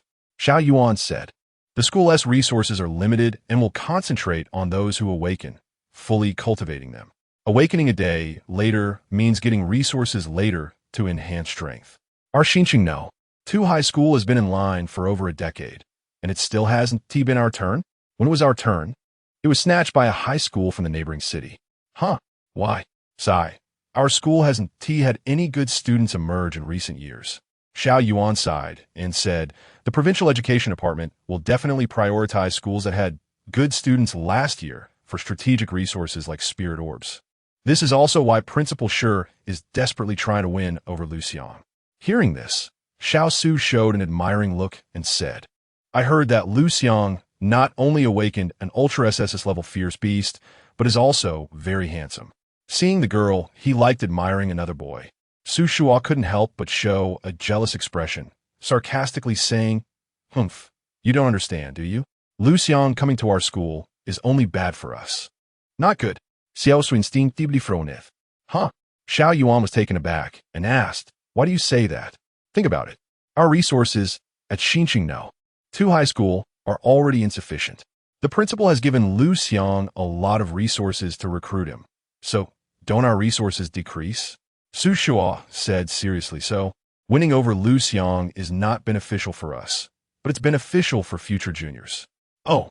Xiao Yuan seemed to feel a loss of several million and complained, "I was so happy and looking forward to my first meeting with Liu Xiang. Humph. This Liu Xiang is really despicable." Hearing this, Xiao Su frowned even more. She rebutted, "The distribution of school resources is decided by the school. How can you blame Liu Xiang for this? It's unfair. Besides, we still can't be sure if we can awaken, and blaming Liu Xiang here, is that really okay? If not him, then who?" Su Shua said, "He took our resources. Maybe it's because of the resources he took that we can't get into the top 10 prestigious schools, and from then on, our life paths diverge." "Exactly," Xiao Yuan said resentfully. "We are not rich second-generation kids. A little resource can determine whether our future income is 30,000 a month or 3,000. Liu Xiang, this super genius, definitely doesn't care about these calculations. But we have to care. We have to calculate. Ugh, I'll be so mad if I can't awaken. I'll blame Liu Xiang." Xiao Su's brows tightened even more, saying, "Whether you awaken or not is related to your physical condition and genes. Can you really blame Liu Xiang for this?" Xiao Yuan paused. "Why not?" Su Shua continued. "Haven't you heard? Liu Xiang didn't awaken through the spirit orb. He was stimulated by Liu Ruxue. A huge stimulus can help people awaken, but it can also lead to failure." "Humph." Xiao Yuan snorted coldly, saying, "I'm so mad right now. It's probably going to affect tomorrow's awakening ceremony. If I can't awaken, I'll definitely find Liu Xiang. Make him pay me." Her ancestors had no awakeners, making the probability of awakening in such a situation extremely low. So when she heard that the abbot of Jing'an Zen Temple's blessings could increase the awakening probability, she immediately dragged Xiao Su and begged Su Shua to come for the blessing. "I support you," Su Shua said with a smile. The previous exchange showcased his extensive knowledge while successfully belittling Liu Xiang, making Xiao Su dislike Liu Xiang. He thought to himself that he was simply a genius. However, Xiao Su subtly took a step aside. This friend was not someone to be trusted. After this matter was over, she would gradually distance herself from him. Thinking this way, she suddenly recalled past events and seemed to realize her friend Xiao Yuan was intentionally helping Su Shua pursue her. As for Su Shua, a boy who only knows how to elevate himself by belittling others, he should be kept at a distance.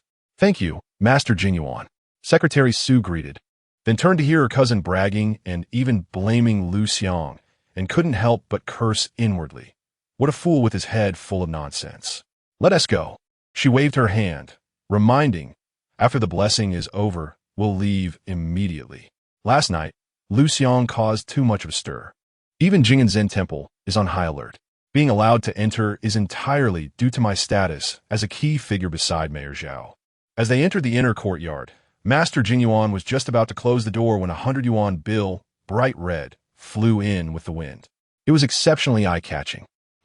Master Jingyuan's eyes lit up, looking around but finding no suspicious figures. He quickly stepped out and picked up the 100 yuan bill. It was real money. He smiled and hurriedly tucked it into his pocket. Although he was a bioengineered person, he still had desires, and to satisfy these desires he needed money. Just as he raised his head, he saw another 100 yuan bill appear not far away. Greed arose, and it was hard to stop. Moreover, he was originally a fake monk, a dog bought by Ninth Master to guard Jing'an Zen Temple, with no intention of turning to Buddhism and no concept of the monks so-called abstaining from greed. Thus, when he picked up the 700 yuan bill, he was suddenly enveloped by a huge shadow. Master Jingyuan's face changed drastically. Unfortunately, it was too late. Transformed into a glutton, Liu Xiang shoved him into his mouth. It melted in an instant. First time devouring a bioengineered person. Hidden task completed. Congratulations, host. You have gained an opportunity to replicate someone else's inherited talent or skill. Discovered replicable talent. Invisibility. Do you want to copy it? Chapter 43. Your Medicinal Garden. My home Liu Xiang was eating heartily, his strength breaking through once again. What is Liu Xiang doing? Watching the scene, Gutsaiha couldn't help but frown. He doesn't think that by killing the gatekeeper, he can sneak in quietly, does he? This will only alert the snake. In her mind, there were dozens of plans to infiltrate the flawed inner courtyard. Yet Liu Xiang chose the least likely method to succeed. It's really disappointing. I was still looking forward to his way of breaking the situation. Is this it? He was able to destroy the top floor purely by luck, right? Uncle Xiao, you also have moments of misjudgment? She shook her head and turned to leave. But she raised her foot and then put it down. Liu Xiang is so reckless. He will definitely get into trouble. Since he is Uncle Xiao's disciple, I will save him once. How will Uncle Xiao feel when he finds out that I saved his disciple?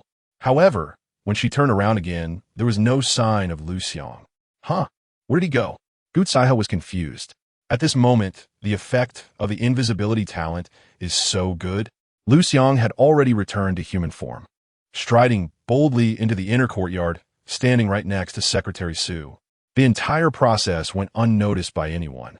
There are awakened individuals around, and their awakened talent is invisibility. This means there might be another person hidden in the shadows. I need to be careful. Liu Xiang did not dare to be careless. Moreover, the invisibility effect lasts for an hour. I must find resources during this time. Enough resources to break through to level 4 martial artist. That was the purpose of his trip. It must be accomplished. With that thought, he wasted no time and prepared to search every corner of the inner courtyard. The inner courtyard was not small.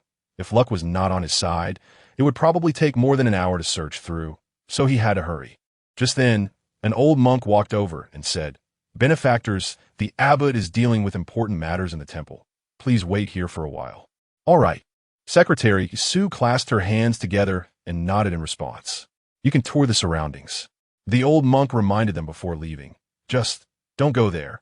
Following the direction he pointed, Secretary Su saw a secluded corridor. The walls on both sides were carved with lifelike Buddha statues.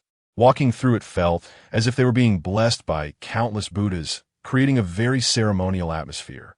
If the old monk hadn't reminded her, she might have really gone there to take photos. Okay. Secretary Su nodded again. In the shadows, Liu Xiang immediately had a target and hurried over without hesitation. The secluded corridor twisted and turned, stretching a full 81 meters long.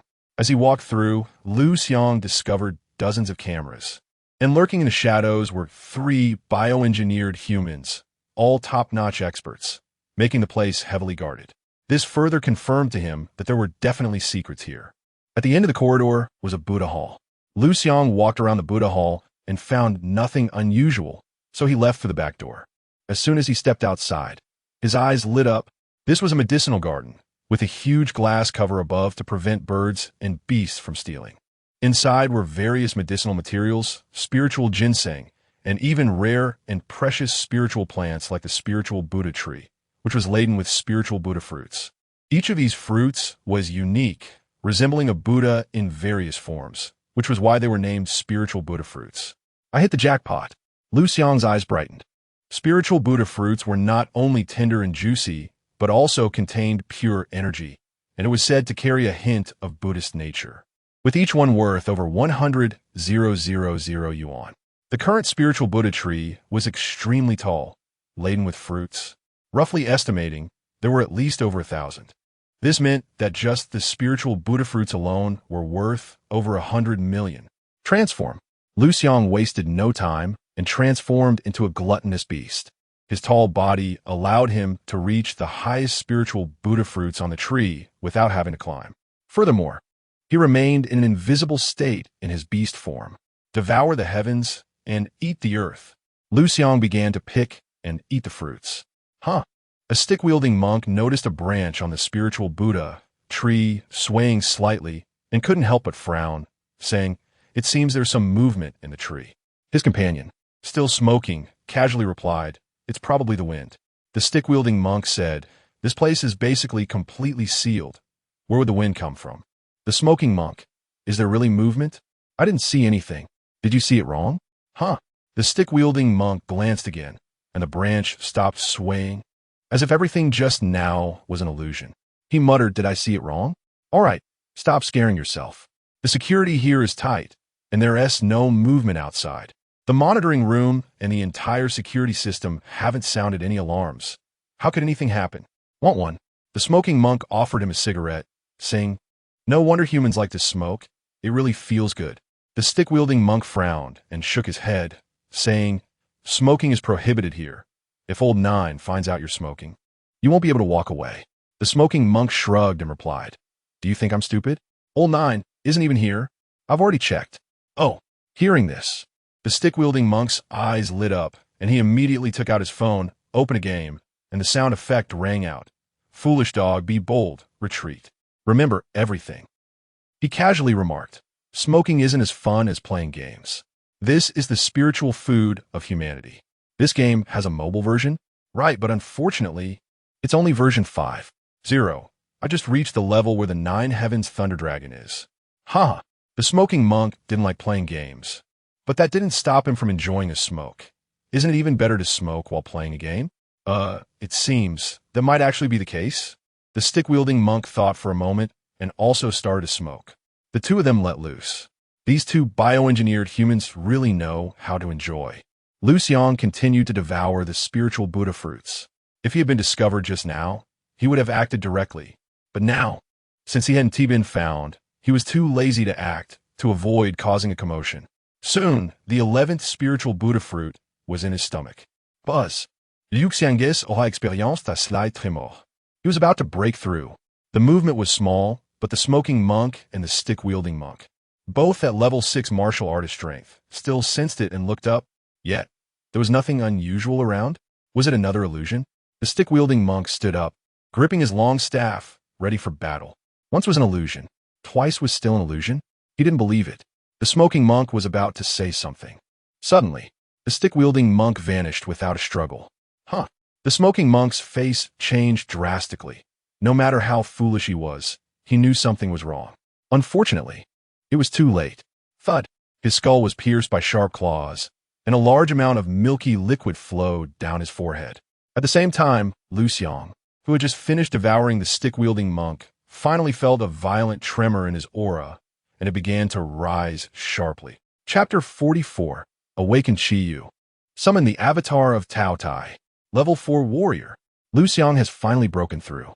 The sudden surge of power within him is intoxicating. Additionally, his transformed Tao Tai has been growing along with the increase in strength, now officially reaching a height of 7 meters. Like a small mountain, majestic and formidable. Immediately afterward, a message entered his mind. Breakthrough to level 4 warrior. Third trial task completed. Awaken the ancient fierce god Chi-Yu. Human form. A familiar scene appeared. Liu Xiang's consciousness rapidly descended to the deepest part of the universe. There, a Chi-Yu, far more powerful than Tao Tai and resembling a sculpture, suddenly emitted a terrifying aura. Its originally closed eyes burst open, revealing endless ferocity and the might of a king. Everywhere he looked, stars exploded. Galaxies collapsed. Billions of beings submitted, including Tao Tai. Originally fierce and malevolent, Tao Tai became exceptionally docile, prostrating at Chi-Yu's feet, displaying a look of servility. This is the legendary Chi-Yu, one of the top 10 fierce gods of ancient times. Its gaze turned to Liu Xiang. Their eyes met. Buzz. Liu Xiang's consciousness was instantly obliterated. Following, a stream of information surged into his mind. Congratulations to the host for obtaining the ancient fierce god Chi-Yu's inherited talent. Copper skin, iron bones, divine power unmatched. Copper skin, iron bones, skin like copper and bones like iron, invulnerable to blades and spears, without any flaws. Can grow, meaning that as strength increases, the defensive coefficient will also rise. Divine power unmatched. Limitless strength, rare in the world. Can grow, meaning that as strength increases, power will also grow. Note, after transformation, can summon an avatar of Tao Tai corresponding to the host's strength. Liu Xiang's pupils contracted. He had long anticipated the descriptions of copper skin, iron bones, and divine power unmatched and was not surprised. What truly astonished him was the last note. In other words, after transforming into Chi-Yu, not only did he possess the talents of copper skin, iron bones, and divine power unmatched, but he could also summon an avatar of Tao Tai to assist him in battle. That is Tao Tai, an ultra SSS level fierce beast. He could summon it at will to aid him in combat. The concept of 2 against 1 versus 1-on-1 is entirely different. After transforming into Chi-Yu, Liu Xiang could hide in the shadows, summon Tao Tai to fight, and divert enemies. In an instant, he thought of many combat strategies. It could be said that this note made his way of fighting extremely diverse. The enemy would be utterly unprepared. TSK, TSK. Liu Xiang was exceptionally excited and said, "Jinjiu, I'll use you as a test subject." Soon after, another message flooded into his mind. Complete the 3rd trial task. 4th trial task issued. Devour 10,000 fierce beasts to obtain Chi-Yu's inherited skill. All laws are 1. 3 heads and 6 arms. 10,000 fierce beasts? So many? Liu Xiang frowned, but didn't think much of it. After all, once he dealt with the trouble with Jinjiu, he would hunt fierce beasts outside the city. And at that time, he could just devour the fierce beasts. The only issue was 10,000 fierce beasts is indeed too much. And there probably aren't that many around Nebula City, right? In any case, to complete this trial task, it would likely take some time. Just as he was pondering, a scream from Secretary Su came from the other end of the corridor. Following that were the terrified screams of Su Shua and others. Clearly something had happened. Liu Xiang furrowed his brow, immediately putting aside his thoughts, transforming back into Tao Tai, and focusing on devouring the spiritual Buddha fruits. 1, 2. Because he had no reservations, his efficiency in devouring was extremely high. During this time, he even got lazy and stopped picking the fruits, directly breaking branches and stuffing them into his mouth. The fruits and branches melted in his mouth, turning into chaotic energy and flowing into his body. Liu Xiang discovered that doing this could provide him with even more chaotic energy. So why wait? Let's eat the spiritual Buddha tree as well. In just a few minutes, all the spiritual Buddha fruits and branches of the spiritual Buddha tree were devoured. At this moment, in the area where Secretary Su was, a crowd had gathered, making a commotion, but still no one came over here. Liu Xiang continued to devour. A few minutes later, a bioengineered person rushed into the medicinal garden and then was shocked by the scene before him. Where was the spiritual Buddha tree? Where were the various precious medicinal herbs?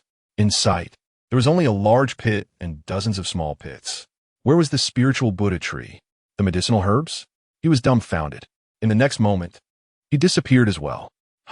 Liu Xiang returned to human form, let out a sigh of relief, and then helplessly said, as expected, to break through again and become a level 5 warrior, a massive amount of resources is needed. Without 10 billion, don't even think about it. He had consumed so many precious medicinal herbs, even the spiritual Buddha tree, and yet, he had only completed half the progress. Doing the math, he had just devoured at least 5 billion. Of course, it could be more. After all, he was just estimating, and the error margin could be significant. TSK, TSK. I wonder what Jinjiu's reaction will be when he finds out about this. Taking advantage of the invisibility state that lasts a long time. Let us kill a few more people. Let us reap as much as we can. Earning money these days is not easy. Liu Xiang proactively walked out, beginning to hunt down Jinjiu's subordinates. On the other side, Secretary Su and Su Shaw and the others did not wait long before the abbot of Jing'an Zen Temple arrived, and they hurriedly greeted him. Ba. The next second, the abbot's head flew high. The body and head were separated. Blood sprayed over a meter high from the neck, falling all around. It was as if a rain of blood had fallen. Such a terrifying and sudden situation. How could it not be frightening? Secretary Su and the 4 screamed and turned to flee, but the killing of the abbot was such a big deal that it could not just end there. All 4 were pinned to the ground, unable to move. It was at this moment that Liu Xiang had finished killing all of Jinjiu's lackeys inside and walked out. Seeing the scene before him, he immediately realized, the one who killed the abbot is that mysterious awakener with invisibility talent. Does this person have a grudge against the abbot? At that moment, he realized it was time for him to leave. Jin Jiao would definitely rush back quickly. As for the safety of Secretary Su and the others, what did it have to do with him? On the way out, Liu Xiang casually devoured Jin Jiao's subordinates. 1. 2. He had already devoured 17 of Jin Jiao's subordinates, the strongest being a level 6 warrior, the weakest a level 3 warrior. Basically, he could take one out with a single bite without giving them a chance to resist. People just disappeared. The combination of invisibility and the talent of devouring the heavens and earth was simply invincible. The killing efficiency was too high. One word, damn exhilarating. The key was that people around found it hard to detect anything unusual. Just as Liu Xiang arrived at the door of the inner courtyard, intending to step away, dozens of cars sped over, blocking his path. It was Jin Jiao. He came back so quickly. Chapter 45. The mysterious awakener of the fine branches bearing fruit. Liu Xiang aimed his gun at Jin Jiao. The car doors swung open simultaneously. Dozens of people streamed out, forming two lines. They were all dressed in black suits, moving in perfect unison, creating a strong sense of ceremony. The two leaders at the front exuded a long breath and powerful vitality. They were indeed level 8 martial artists. They were Jin Jiao's two most trusted subordinates, Bai Can and Huang Ho. Each had a fearsome nickname that resonated in the north of the city, White Skin and Lord Ho. The two approached a luxury car, opened the door, bent down, and respectfully said, "Master Jiao, we have arrived." Cough, cough. An old man wrapped in a mink coat, looking quite frail, as if he were a sickly person, stepped out of the car. "Master Jiao."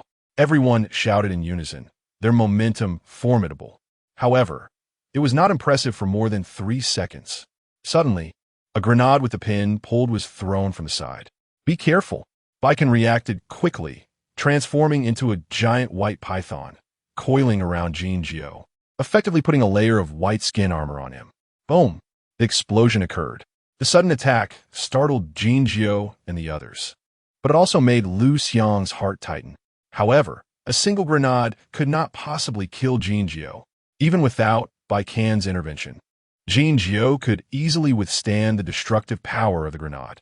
Extraordinary martial artists were not to be trifled with. However, at the moment of the grenade explosion, the surroundings were instantly shrouded in fog. Opportunity. Liu Xiang's pupils constricted. Without bothering to think about what had happened, he immediately rushed into the crowd. Relying on his invisibility and the interference of the fog, quickly began to devour Jin Jiao's subordinates, one by one, as if he were eating jelly beans. Meanwhile, in another direction, Jin Jiao's subordinates were also being slaughtered. The sounds of wailing were continuous. Because the commotion was so loud, it attracted the attention of more people, inadvertently providing cover for Liu Xiang.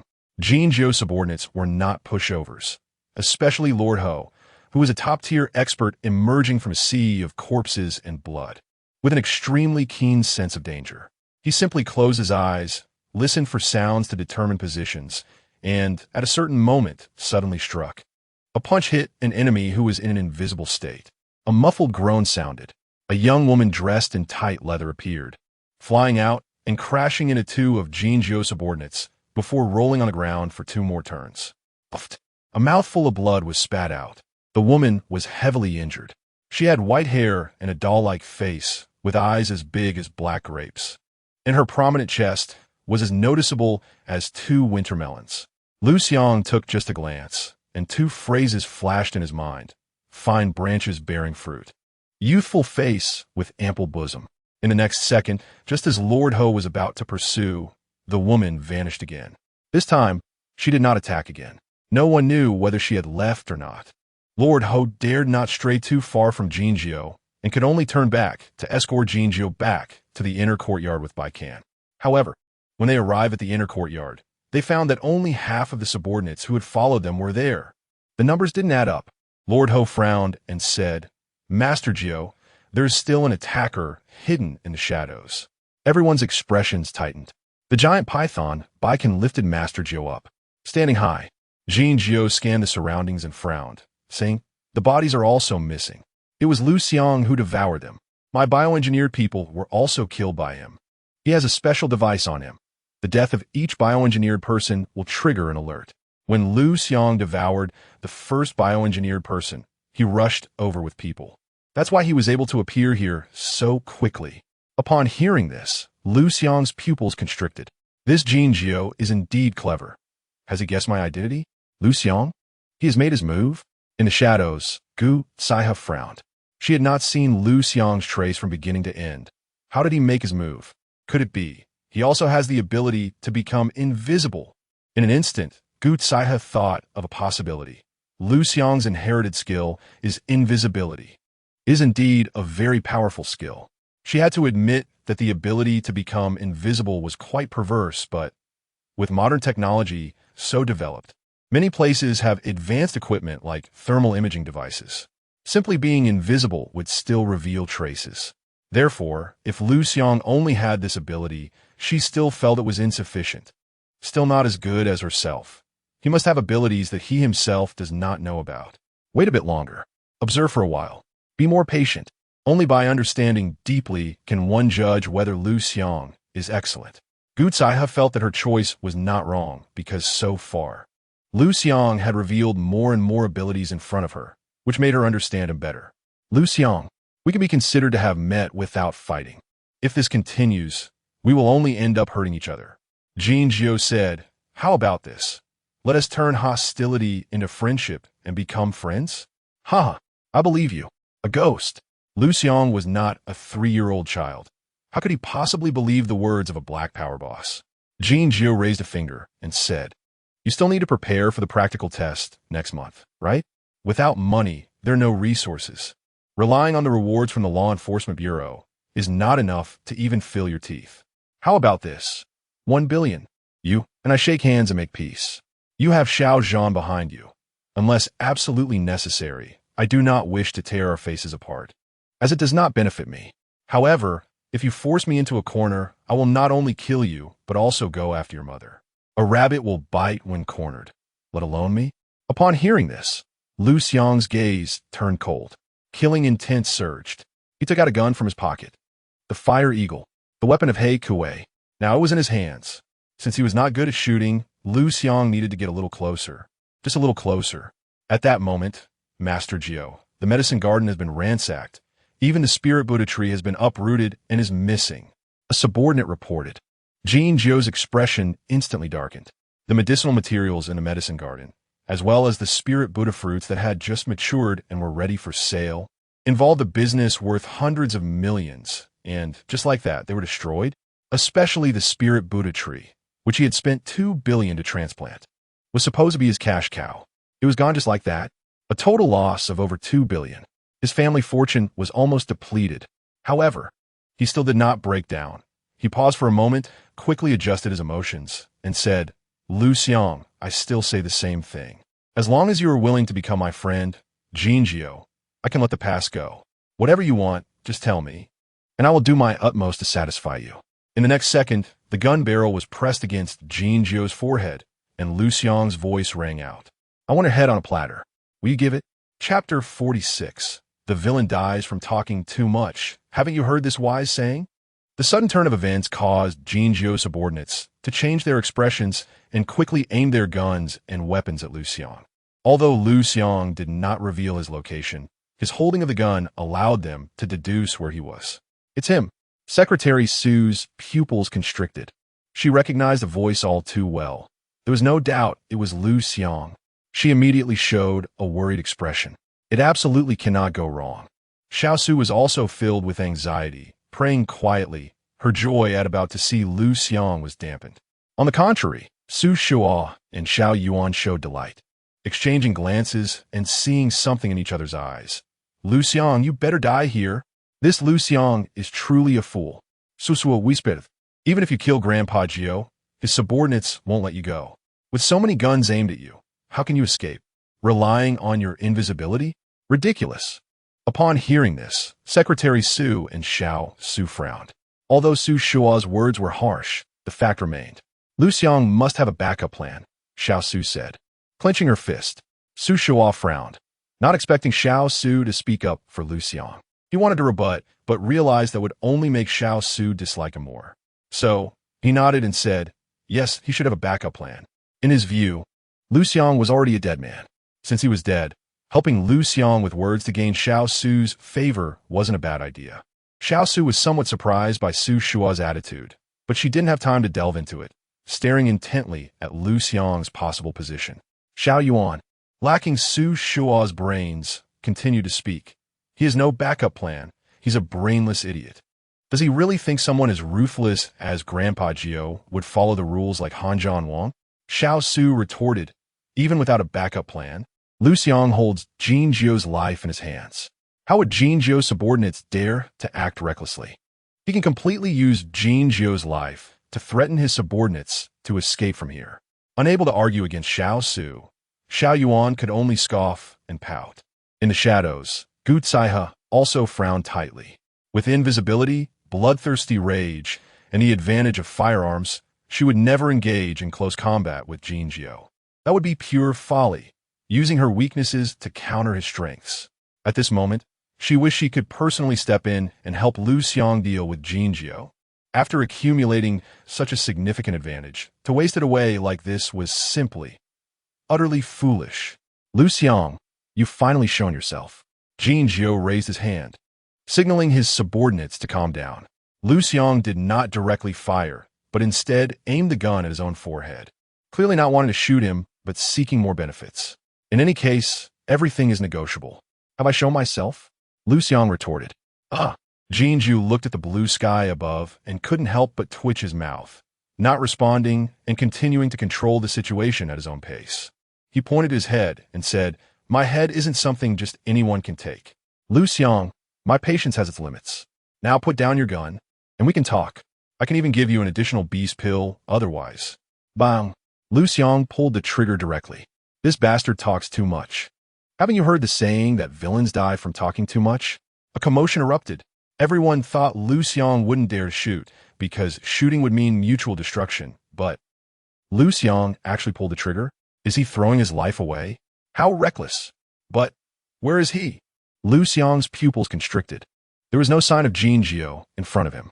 The next moment, why must you seek death? Jin Jiao, who had appeared on the ground at some point, asked darkly, why must you resist? Why force me to use my trump card? Liu Xiang, you really deserve to die. Action. Bang. The sound of gunfire rang out. Liu Xiang decisively restored his human form, instantly dodging countless bullets. Although the Tao Tai was strong, its current power was relatively weak. It couldn't withstand bullets yet. However, just as he wanted to leverage his invisibility to quickly change positions, Lord Ho, like a ghost, had already approached him, wielding a 2-meter-long big knife. Lord Ho had clearly anticipated that Liu Xiang would do this. He understood the abilities of awakened ones too well. Moreover, since he couldn't see Liu Xiang, he chose to slash horizontally. This move had a wide range of impact. Coupled with his strength, reaching the 8th level of martial artists, the strike was incredibly fast. Liu Xiang couldn't dodge in time, and indeed, Liu Xiang couldn't evade. So, he simply didn't dodge and shouted in his heart, copper skin and iron bones, infinite divine power. The two great talents of Qi you were activated simultaneously. In the next instant, an astonishing scene emerged. The knife, capable of cutting through solid stone, struck Liu Xiang's waist, creating a series of sparks, yet it couldn't harm him in the slightest. Furthermore, as an 8th-level martial artist, how great was Lord Ho's strength? Yet at this moment, Liu Xiang had grabbed his wrist, turning the knife back towards his own neck. Lord Ho's face changed drastically, his muscles bulging, trying to wrestle with him. But he found that the strength he was so proud of was completely crushed, and he could only watch helplessly as the knife quickly approached his neck. He could only give up wrestling, using his left hand and right foot to strike and kick Liu Xiang with all his might. Then, his left hand and right foot hurt so much that he was brought to tears, gritting his teeth. Are you made of iron? Lord Ho completely abandoned the thought of hand-to-hand combat, drawing a dagger from his waist with his left hand, stabbing frantically. Based on his years of killing experience, even without seeing Liu Xiang, he still accurately aimed for Liu Xiang's vital spots. And then, the dagger broke. At this moment, Lord Ho's neck had already been cut by the long knife. In the blink of an eye, all this happened, and Lord Ho hurriedly shouted, Grandpa Gio, save me. Now you realize you need help. Too late. In the next moment, Lord Ho was decapitated. Withstanding knives and axes, overpowering an 8th-level martial artist, Jin Jio's pupils constricted, clearly not expecting his capable subordinate, Lord Ho, to be seconds away from death. His evaluation of Liu Xiang skyrocketed several levels. He decisively pulled out his gun and shot. Bang! The bullet speed was incredibly fast, instantly hitting Liu Xiang's heart. Immediately after, the bullet was deflected. Are you a monster? Jin Jio's expression changed again. He wanted to kill Liu Xiang even more. He simply threw away his gun and, unbeknownst to him, had obtained a bone knife. Charging straight at Liu Xiang. It must be said that Jin Jio's battlefield instincts were quite sharp. Though old, his sharpness was undiminished. He knew he had to kill Liu Xiang at this moment. Once he lost Liu Xiang's trace, the next, his side would fall into passivity. But Liu Xiang knew this too, didn't he? He was waiting for this moment. Chapter 47, Should I Let My Sister Pursue Liu Xiang? The Limit of Qi Yu. Great. Xiaosu was pleasantly surprised. Liu Xiang is so strong. He even killed the Marquis of North City in an instant. The Marquis of North City is so well known that even a good girl like her has heard of him, which shows how significant his reputation is. Such a powerful figure was actually killed in an instant by a high school student who had just awakened. Oof, Xiao Yuan, while shocked, also said somewhat unconvinced. It must be that the Marquis had an upset stomach. Otherwise, how could he be killed by Liu Xiang? Besides, the Marquis is just a dog. Liu Xiang was lucky to have killed a dog, yet he still doesn't run away, trying to fight the dog owner instead. He's simply overestimating himself. How'd I end up with such a foolish best friend? Xiaosu decided that before this incident was over, she would completely cut ties with his former best friend. A first-level martial artist killing an 8th-level martial artist? Am I dreaming? Su Shuo stood there in a daze, his eyes wide. The combat power Liu Xiang displayed was so terrifying that it completely overturned his understanding, making him feel as if everything was unreal. This, Secretary Gu's eyes sparkled. The potential Liu Xiang revealed was immense. Just a few days had passed, and he could already kill an 8th-level martial artist. What about a month later? A year later? After graduating from university? By then, not to mention himself, even the War King Han would have to crawl at Liu Xiang's feet, right? This man, she truly did not misjudge him. But, thinking of such an excellent man being completely uninterested in her, her gaze dimmed again. It's all my fault for saying those things to him back then, hurting his feelings. He saw through my character. Secretary Gu was so astute, knowing where the problem lay. However, at that time, she didn't know Liu Xiang was a super SSS level genius, of course. She would align with the mayor and side with the War King Han. Was she wrong? She was just a woman desperately trying to latch onto a powerful figure, wanting to elevate her life and social status. What bad intentions could she possibly have? Especially thinking of Liu Ruxue, who had pursued Liu Xiang for over a decade and still failed. She immediately lost the desire to pursue Liu Xiang. My goal was to use Liu Xiang's power to pave the way for myself.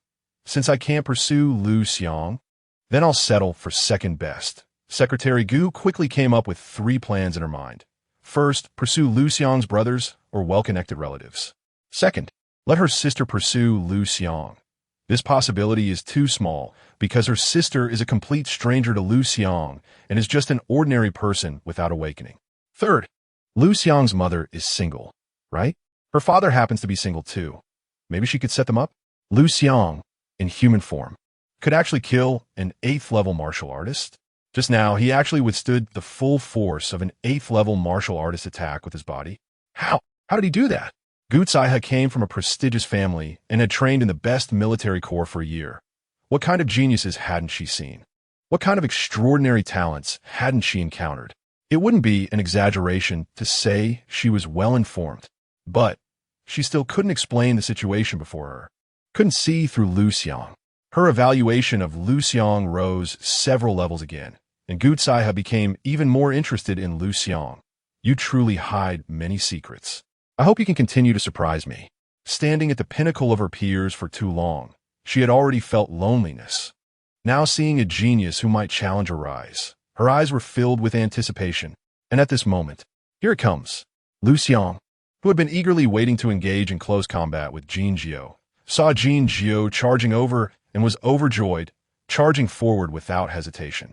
With the invisibility effect combined with Qi Yu's talent, he was confident he could defeat Jin Jiao. This was also the only opportunity to personally take down Jin Jiao. He absolutely couldn't miss it. Qi Yu, let me see your limits. Liu Xiang chose to go head-to-head. He exerted force from his feet, transferring it to his waist and abdomen, then his slightly bent spine straightened like a great bow in an instant, and his right fist shot out like an arrow. Truly seeking death, Jin Jiao sneered. As a transcendent martial artist, he could easily lift a tank, could punch through a 1-ton stone, and could withstand bullets. This was why he dared to engage Liu Xiang in close combat. But what was Liu Xiang relying on? Killing He Kuei and the Marquis made him think he was capable? The powers of transcendent martial artists and ordinary martial artists were completely from two different worlds. What an arrogant high school student. Jin Jiao could even imagine Liu Xiang being incapacitated next, his face filled with pain. That was the moment he enjoyed the most. Boom! In the next moment, the two fists collided. The immense power within Liu Xiang found an outlet, bursting forth like a wild horse breaking free. Jin Jiao's pupils contracted, and the ease on his face was instantly replaced by horror. What does it feel like to punch a 10-meter thick steel plate? Pain. So painful. Damn, it hurts. Jin Jiao felt as if his knuckles were about to shatter, and his internal organs felt overloaded. He simply couldn't bear it, so he stumbled back several steps, each step frantically dissipating the force, the floor beneath his feet continuously cracking, yet the power transmitted from his fist in his body felt endless. He retreated for more than 10 steps before finally stopping. But at this moment, his legs were still shaking and he felt completely drained, cold sweat soaking all his clothes. I was defeated by a punch? Jin Jiao displayed an expression of disbelief. The next moment, he directly fell to the ground. No, you were knocked down by my punch, Liu Xiang corrected. Jin Jiao was shocked and felt extremely humiliated. The #1 person in North City, a prominent figure in Xingyun City, was actually knocked down in public, and it was by a single punch. Xiao Yuan was completely dumbfounded. The sarcastic remarks she had prepared for Liu Xiang immediately stuck in her throat. It felt like a fly was stuck in her throat. Uncomfortable. Very uncomfortable. Is Jin Jiao also having an upset stomach? Xiao Su retorted. After beating the dog, he can still beat the dog owner. Xiao Yuan was momentarily speechless, then said defiantly, so what if he's powerful? Didn't he become this strong only after stealing my resources? Maybe if I had received that many resources, I would be even stronger than him. Xiao Su's eyes widened. Is this something a person could say? How'd I end up befriending someone like this? Su Shuo couldn't help but glance at Xiao Yuan, his expression changing several times before he finally couldn't think of any words to agree with her. Mainly because this woman was too outrageous. Humph. Secretary Gu was not so polite, directly retorting. Someone like you, a waste, dares to compare with Liu Xiang? Xiao Yuan's face immediately turned red, and she instinctively countered. No matter how much of a waste I am, I'm still better than you. A bitch who climbed up using her body. Slap. Secretary Gu directly slapped Xiao Yuan to the ground, coldly saying, do you believe I'll tear your mouth apart and make you unable to go home? For a moment, Xiao Yuan felt as if she had fallen into an ice cave. She knew Secretary Gu could really do what she said. A transcendent martial artist, and holding immense power. Such an existence could kill someone with ease. Susuo, in the future, make fewer friends like this. Secretary Gu said coldly. She has decided to use her power to heavily suppress this girl. All right, cousin. Su Shuo quickly nodded and said, Song Yuan, we are no longer friends from now on. You can walk home by yourself later. He is just a follower of his cousin and doesn't dare to fall out with her. Especially since Xiao Yuan is indeed a bit too foolish to sever ties with such a person. There are only benefits. No downsides. On the other side, Gu Tsaya looked at Jin Jiao, who was knocked down by a punch, her eyes flashing with a gleam of brilliance and a hint of shock. Switching identities, she questioned whether she could reach that level. How did Liu Xiang manage to do it? And he did it while in human form. Didn't he awaken the Tao Tai, which is supposed to be in beast form? She was puzzled. She felt that Liu Xiang was shrouded in a mist that made people unable to resist getting closer. Wanting to part the fog and see Liu Xiang's true face. I want to live in Liu Xiang's house, to observe him up close. What Gucai didn't know was that her current interest in Liu Xiang had already surpassed all men, including Xiao Zhan and her own father.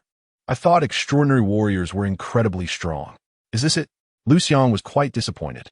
He was still thinking of using the effect of invisibility to fight Jinjiu, but didn't he expect Jinjiu to be so weak? Of course, this also proves that Qi Yu's talent is extremely powerful. And this is not even Qi Yu's limit. No wonder Qi Yu could subdue Tao Dai and make it willingly become a mount. Jinjiu still wanted to stand up. Liu Xiang's gaze sharpened as he stepped forward. Open fire.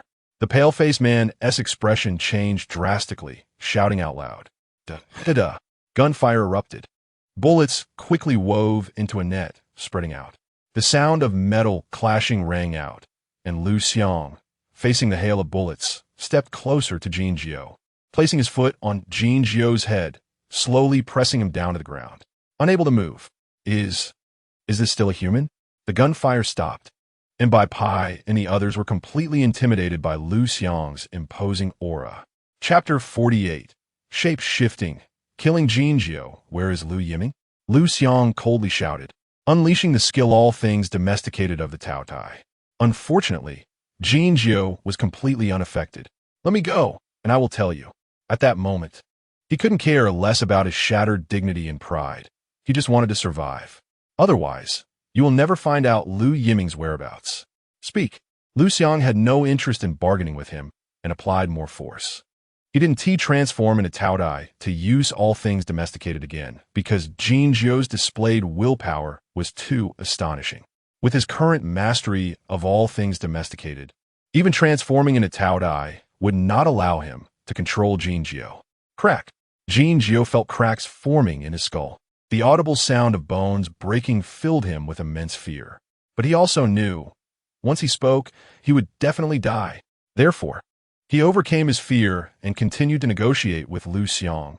Liu Xiang, if you let me go, not only will I tell you Liu Yiming's whereabouts, but I can also transfer all my personal assets and properties under my command to you. Even, I could be your dog, helping you handle matters that you cannot deal with directly. Others stared wide-eyed. The formidable ninth master, a being that many feared, was actually begging Liu Xiang to be a dog. If this got out, no one would believe it. But what was happening right now was real. Crack. Liu Xiang increased the pressure. Jinjiu's skull once again produced the sound of cracking bones, and this time, the sound was louder, and the area of the cracks was broader. His eyeballs began to become bloodshot, veins bursting. He nervously bit his lip, realizing that Liu Xiang really would kill him. Endless fear once again occupied his thoughts. However, Jinjiu was indeed a major player. He managed to suppress his fear and anxiety again, continuing to fight for his chance at survival. Liu Xiang, the Nebula Legion is completely controlled by Han Yanjun. All of them are his people. Offending Han Yanjun means offending the entire Nebula Legion. Right now, the Nebula Legion is in chaos, desperately trying to find connections for Han Yanjun to absolve their crimes. And they don't have time to pay attention to you. Once they realize, they will definitely deal with you. At that time, with your weak strength and a burdensome mother, how will you fight against them? It's better to keep me. I can help you. Liu Xiang paused. Jinjiu's eyes lit up, feeling that this point had moved Liu Xiang. So he continued, if you are worried about me, you can buy a poison pill to control me. This kind of method, Xiao Zhanshin definitely has. If you really can't find it, I can help you find it too. I have to say, he had already lowered himself enough. However, Liu Xiang still shook his head. Jinjiu's previously hopeful expression instantly collapsed, dark as water as he asked, why? Because you clearly have the talent of shape-shifting to use, and you're not yet in a dead end, yet you pretend to be desperate and so humble. It's obvious you have ulterior motives, Liu Xiang said lightly. Originally, he didn't expect Jinjiu's talent to be shape-shifting, but after that shot, Jinjiu's instant shifting made him, with his solid cultural knowledge, instantly think of the talent shape-shifting. It was mentioned in the books. Jinjiu felt as if everything had been seen through by Liu Xiang. So he decided to stop hiding and use shape-shifting again, appearing next to Bai Pai, coldly saying, Liu Xiang, do you really want to kill me completely? Earlier, he didn't use shape-shifting because he chose to endure Liu Xiang's humiliation and was willing to pay a great price because, first, he realized he couldn't kill Liu Xiang. In other words, he had already lost this battle. It was better to use such means to alleviate Liu Xiang's anger. The result was still a failure. Second, using shape-shifting consumed life force, and in order to survive, he could only use it as little as possible. After saying so much, it was all nonsense. Liu Xiang spoke. What I care most about is Liu Yiming's whereabouts, and you still haven't said it. Jinju narrowed his eyes and coldly said, Liu Xiang, I will haunt you like a ghost. The moment you let your guard down, I will not hesitate to kill you. And your mother, you wait. We shall meet again. In the next moment, he turned and fled, arriving at the inner courtyard door in a single leap. But where was the road? Only a huge bloody maw waited. It turned out that a 7-meter-tall Tao Tai had appeared at the door without anyone noticing. Gu Tsaiha's pupils constricted, her eyes shining. Liu Xiang not only excels in defense and strength, but can also teleport. She discovered another secret of Liu Xiang. Because Liu Xiang had been in a state of invisibility, it led Gu Tsaiha to make such a misjudgment. In reality, Liu Xiang had summoned a clone of Tao Tai. Jin Jiu's face also changed. He didn't expect this scene to occur. However, his speed was too fast, and everything was too sudden, so he could only use shape-shifting again, instantly appearing behind Tao Tai. He was just about to continue fleeing when suddenly, a sharp blade pierced through his heart, and the owner of the dagger was Liu Xiang's true body. He had finally arrived, but Jin Jiu vanished once more. Whoosh! When he reappeared, he was already standing a short distance away, looking at the pierced heart with a face full of terror, filled with lingering fear. So close, just a little bit. He would have been pierced through the heart by Liu Xiang and died on the spot. Fortunately, he had been practicing shape-shifting regularly, with high proficiency. Otherwise, he would have truly met his end here. Liu Xiang, we shall meet again. In the next moment, Jin Jiu suddenly widened his eyes and slowly lowered his head, seeing the tip of a short sword protruding from his heart. Jin Jiu, do you remember me? A woman's voice came from behind. It's you. You didn't run? Jin Jiu immediately thought of the woman who had ambushed him at the beginning, asking, Who are you? Why do you want to kill me? Because you deserve to die. The woman revealed her slender but strong figure, a hint of resentment appearing on her doll-like face. 10 years ago, the abbot of Jing'an Zen Temple violated my mother. You personally cut off my father's head and dug out my brother's bone marrow. If I hadn't awakened early under immense stimulation and gained the talent of invisibility, I might have died at your hands. It's you. Jin Jiu's pupils constricted, and he immediately recalled. 10 years ago, in order to open up a situation in Xingyun City and find a backer, he secretly helped the big shot above him to forcibly extract bone marrow to save that big shot's son. During the operation, he saw the family portrait and knew there was a daughter in that family.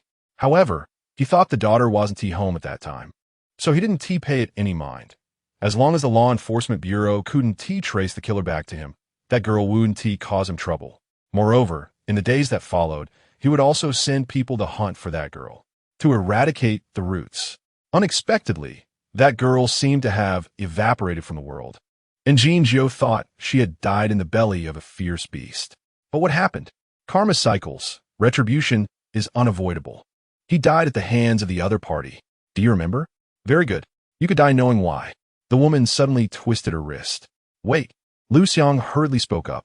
Unfortunately, it was too late. The short sword spun, easily opening a bloody hole in Jin Jiu's chest, blood splattering everywhere. Speak. Liu Xiang grabbed Jin Jiu's shoulders and asked, Where's Liu Yiming? Tell me. Jin Jiu forced a smile, using his last bit of strength to say, Kill this woman, and I'll tell you. Liu Xiang looked at the woman. The woman also looked at Liu Xiang.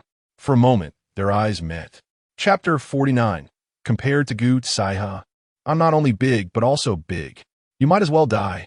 Liu Xiang transformed directly into a glutton, swallowing Jin Jiu in one bite. Having lived 2 lives, what he hated most was being threatened.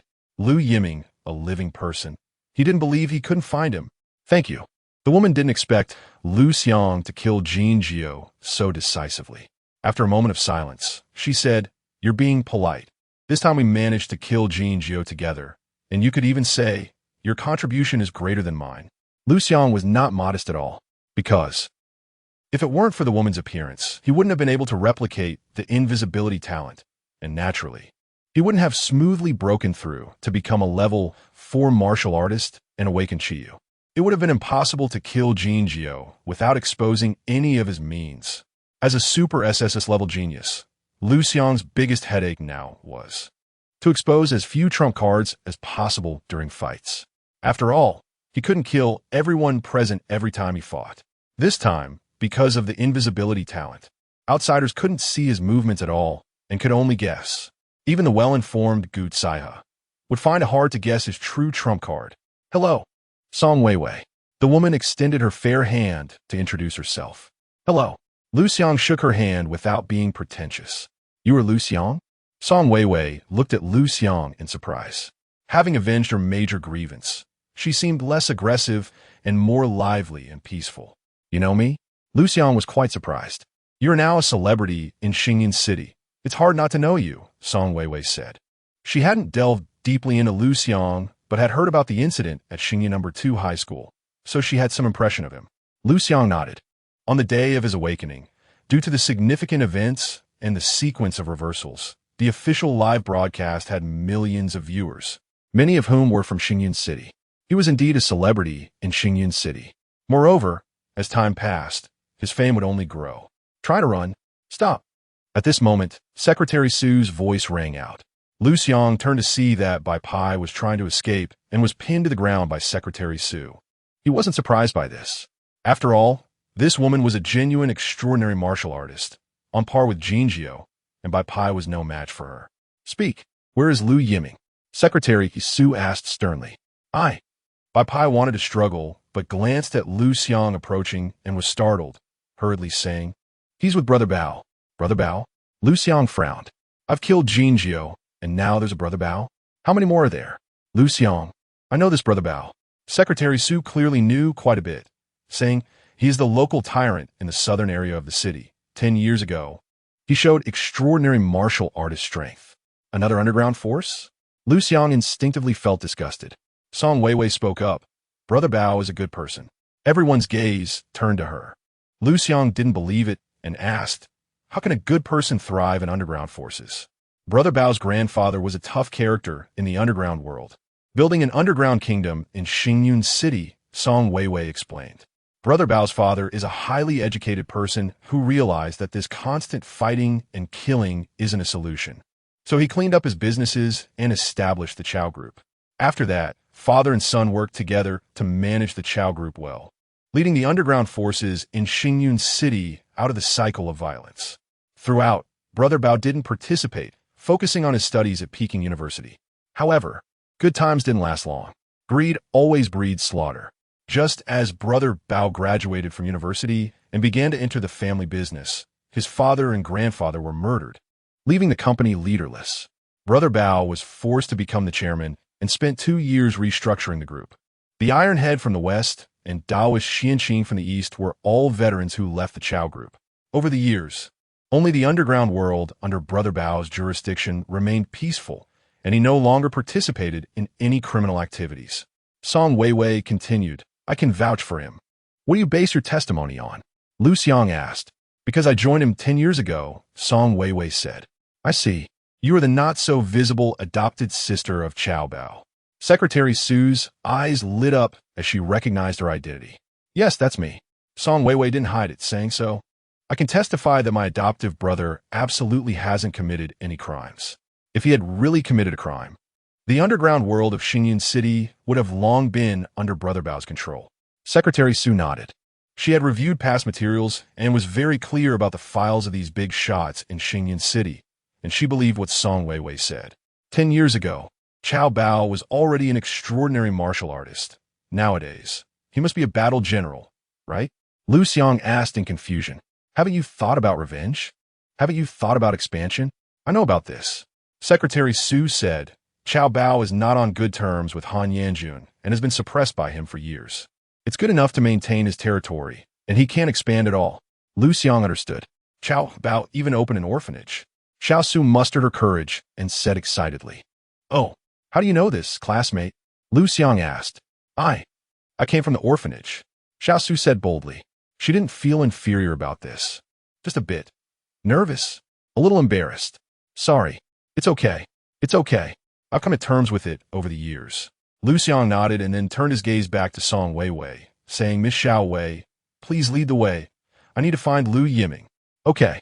Song Weiwei nodded. Then, Liu Xiang devoured by pie, and the others one by one, and left with Song Weiwei. Xiao Su was still full of excitement, because she had talked to her idol. It was wonderful. "You're an orphan?" Secretary Su's eyes flickered as she asked. "Yes." Xiao Sunadiv. "Do you like Liu Xiang?" Secretary Su asked directly. Su Shua's face turned anxious. Just as he wanted to say something, he was shot a glare by Secretary Su and swallowed his words. Xiao Su lowered her head. Her face flushed as she said, "Sister Su, what are you talking about?" "Then that means you like him." Secretary Su understood the pure thoughts of little girls too well, so she came up with an idea and invited. "Do you have time? Let's chat." Su Shua instantly looked like he had lost all hope.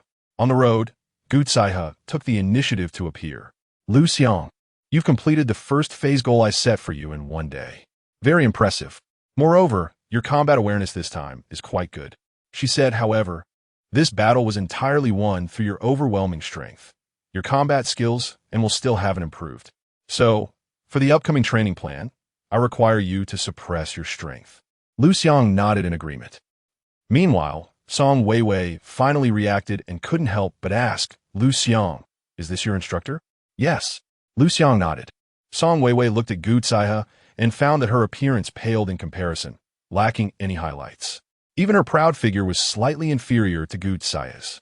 This was because Gu Tsaihe's body proportions were more perfect, while hers was just big. And still big. It completely affected her walking and fighting. It wouldn't be an exaggeration to say it was a burden. After the discussion was over, the three quickly found Xiao Bao and met Liu Yiming. Chapter 50. Liu Xiang, you are a heart thief, specifically stealing the hearts of beautiful women. What's wrong with him? Seeing Liu Yiming lying on the bed, his body filled with tubes, unconscious, Liu Xiang frowned and asked. "Both kidneys have been removed," Xiao Bao replied. "What happened?" Liu Xiang couldn't help but ask. Next to him, Song Weiwei was also quite curious, while Gu Tsaihe seemed indifferent, as if she were an outsider. "Gao Bao instinquito glanset at Gu Gai." It wasn't because she had a perfect face and a golden ratio figure, along with the unique allure of her military uniform, but because her strength was formidable. Strong enough that even he felt a strong sense of oppression. "It's like this," Xiao Bao explained. "Back then, it was Taitu who betrayed my father, leading to his death. So over the years, I have sent many subordinates to lurk around, trying to collect evidence of his crimes. I was preparing to send him to prison and take revenge for my father. All along, there has been business involving organ trafficking between Taitu in the west of the city and Jinjiu. Last night at midnight, one of my men, named Wang, found out that Taitu and Jinjiu were involved in this kind of transaction again and wanted to gather evidence. As a result, he was noticed by Taitu, and I was worried that Wang would get into trouble. So, I rushed over immediately. In the end, I spent 10 million to buy Wang and took this middle school student who had already had 2 kidneys removed along with me." Liu Xiang nodded. Xiao Bao then turned his gaze to Song Weiwei and asked, "Xiao Wei, how did you end up with Liu Xiang?" Ahem. A hint of panic flashed in Song Weiwei's eyes as she casually fabricated a lie. "The situation is like this. Liu Xiang went to kill Jinjiu and learned about Liu Yiming's whereabouts from him, so he contacted me. A few days ago, her strength broke through to the 7th level of martial arts, and years of pent-up anger could no longer be suppressed.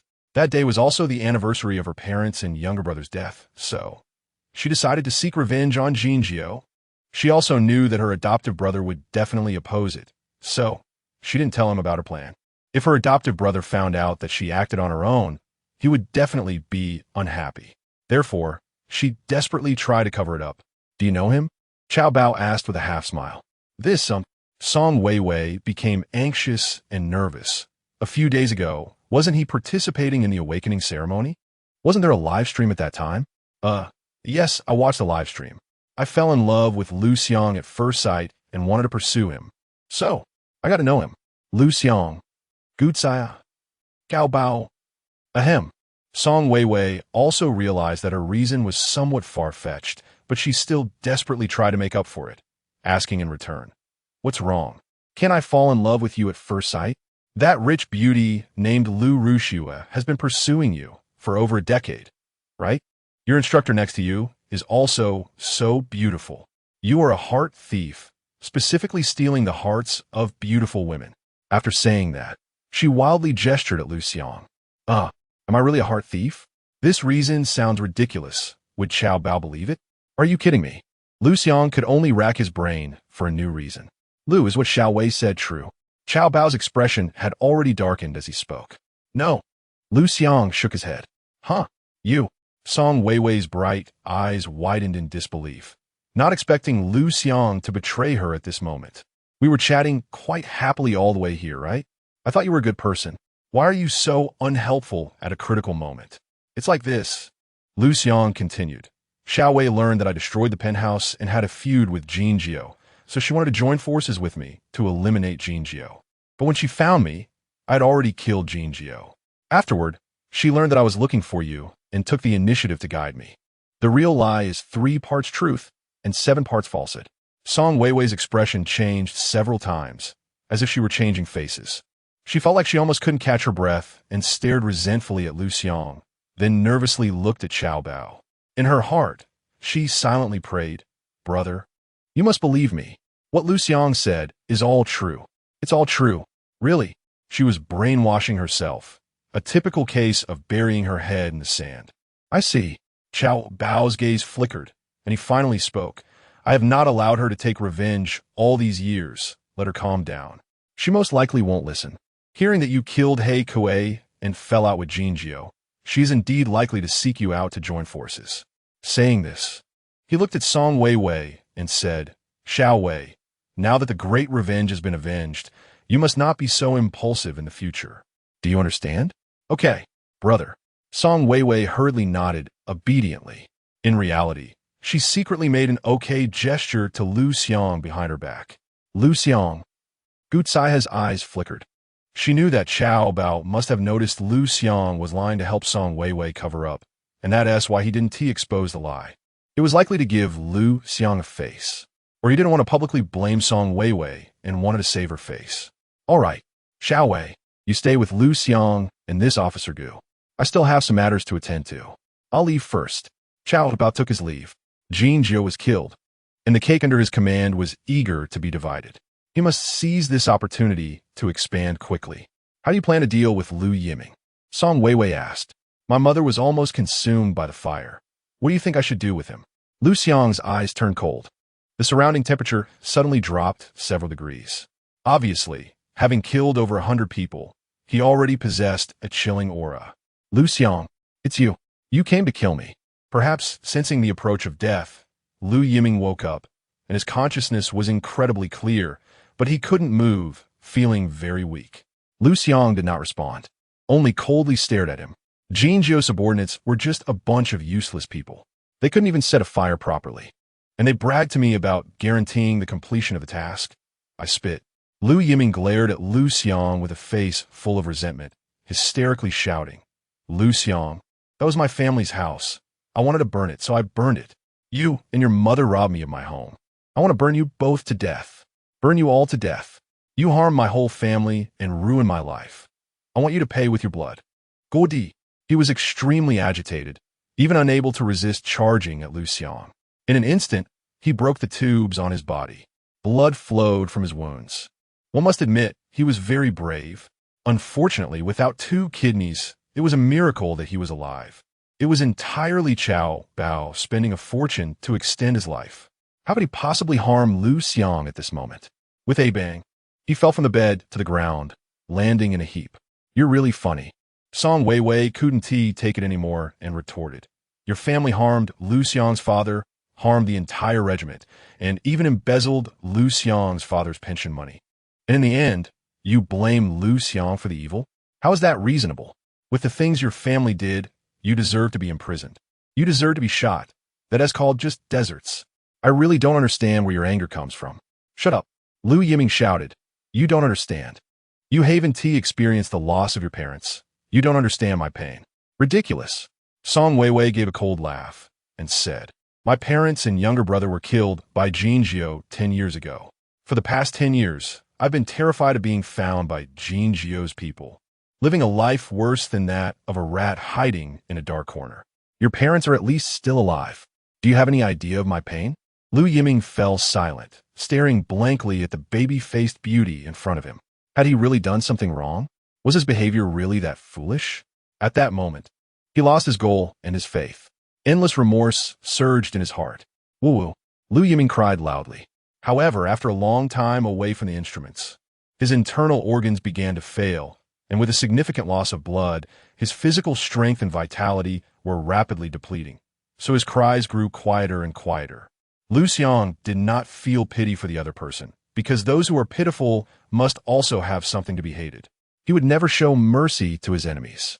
This point surprised Gucaiha. She did not expect a high school student to be so unyielding. It is known that on the battlefield, being merciful to the enemy is cruel to oneself and to one's comrades. Everyone understands this principle.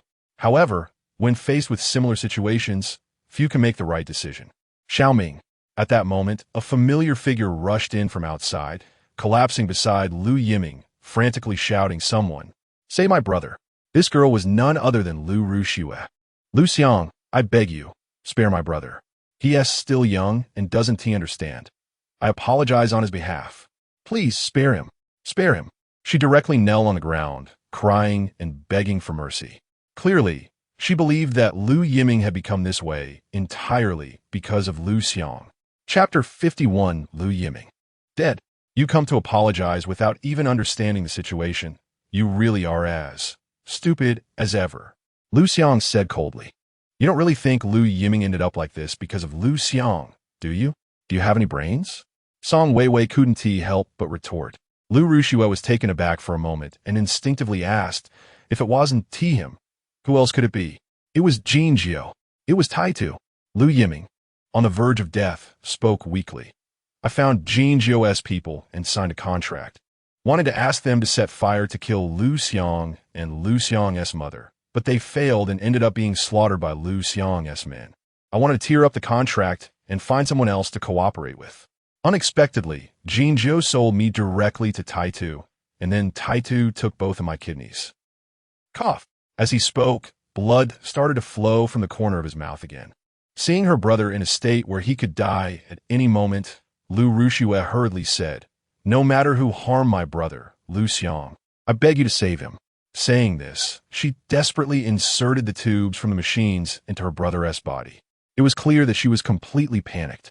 Unfortunately, none of the people present moved. First, this matter should be decided by Liu Xiang, and since Liu Xiang didn't want to save him, Gucaiha and Song Weiwei couldn't say anything. Second, what Liu Yiming did was indeed deserving of death. The key was that he brought it upon himself. Not having kidneys is nothing, but you can't just pull the tubes out. Sister, did I do something wrong? Liu Yiming tightly grasped Liu Rushue's arm and asked. He wanted to die with clarity. You. Liu Rushue wanted to say you did wrong. But thinking of her brother on the verge of death, she didn't want him to die with a sense of guilt. So she wanted to change her words to you didn't do wrong. As a result, with just that hesitation, Liu Yiming breathed his last. His hand, which had been holding Liu Rushue, fell down. Brother. Xiaoming. No. An endless sadness surged in her heart, and Liu Rushue cried out in despair. You brought this upon yourself. Liu Xiang withdrew his gaze, feeling a sense of pleasure. He was just about to leave, when a subordinate of Cao Bao rushed over, followed by Shi Jun. Principal Shi. Principal Shi? What are you doing here? Liu Xiang asked curiously. Shi Jun glanced at the deceased Liu Yiming and the heartbroken Liu Rushue, then calmly shifted his gaze to Liu Xiang. Classmate Liu, here's an invitation from Yanhuang University. It was sent to the school. As soon as I received it, I brought it to you. Congratulations. You have officially received an invitation from Yanhuang University. Saying this, he handed over the golden card he was holding, which only had 2 characters on it. Liu Xiang. It was exceptionally simple. It felt cool to the touch and was quite heavy. Liu Xiang curiously examined it, and found that the characters Liu Xiang were entirely made of jade. This is gold inlaid with jade. Gu Tsaiha reminded. Inside, there's a chip exclusively for you. Others can't use it even if they steal it. However, don't lose it, because if you do, you won't be able to participate in university.His entrance practical test. Almost every year, students lose their chips.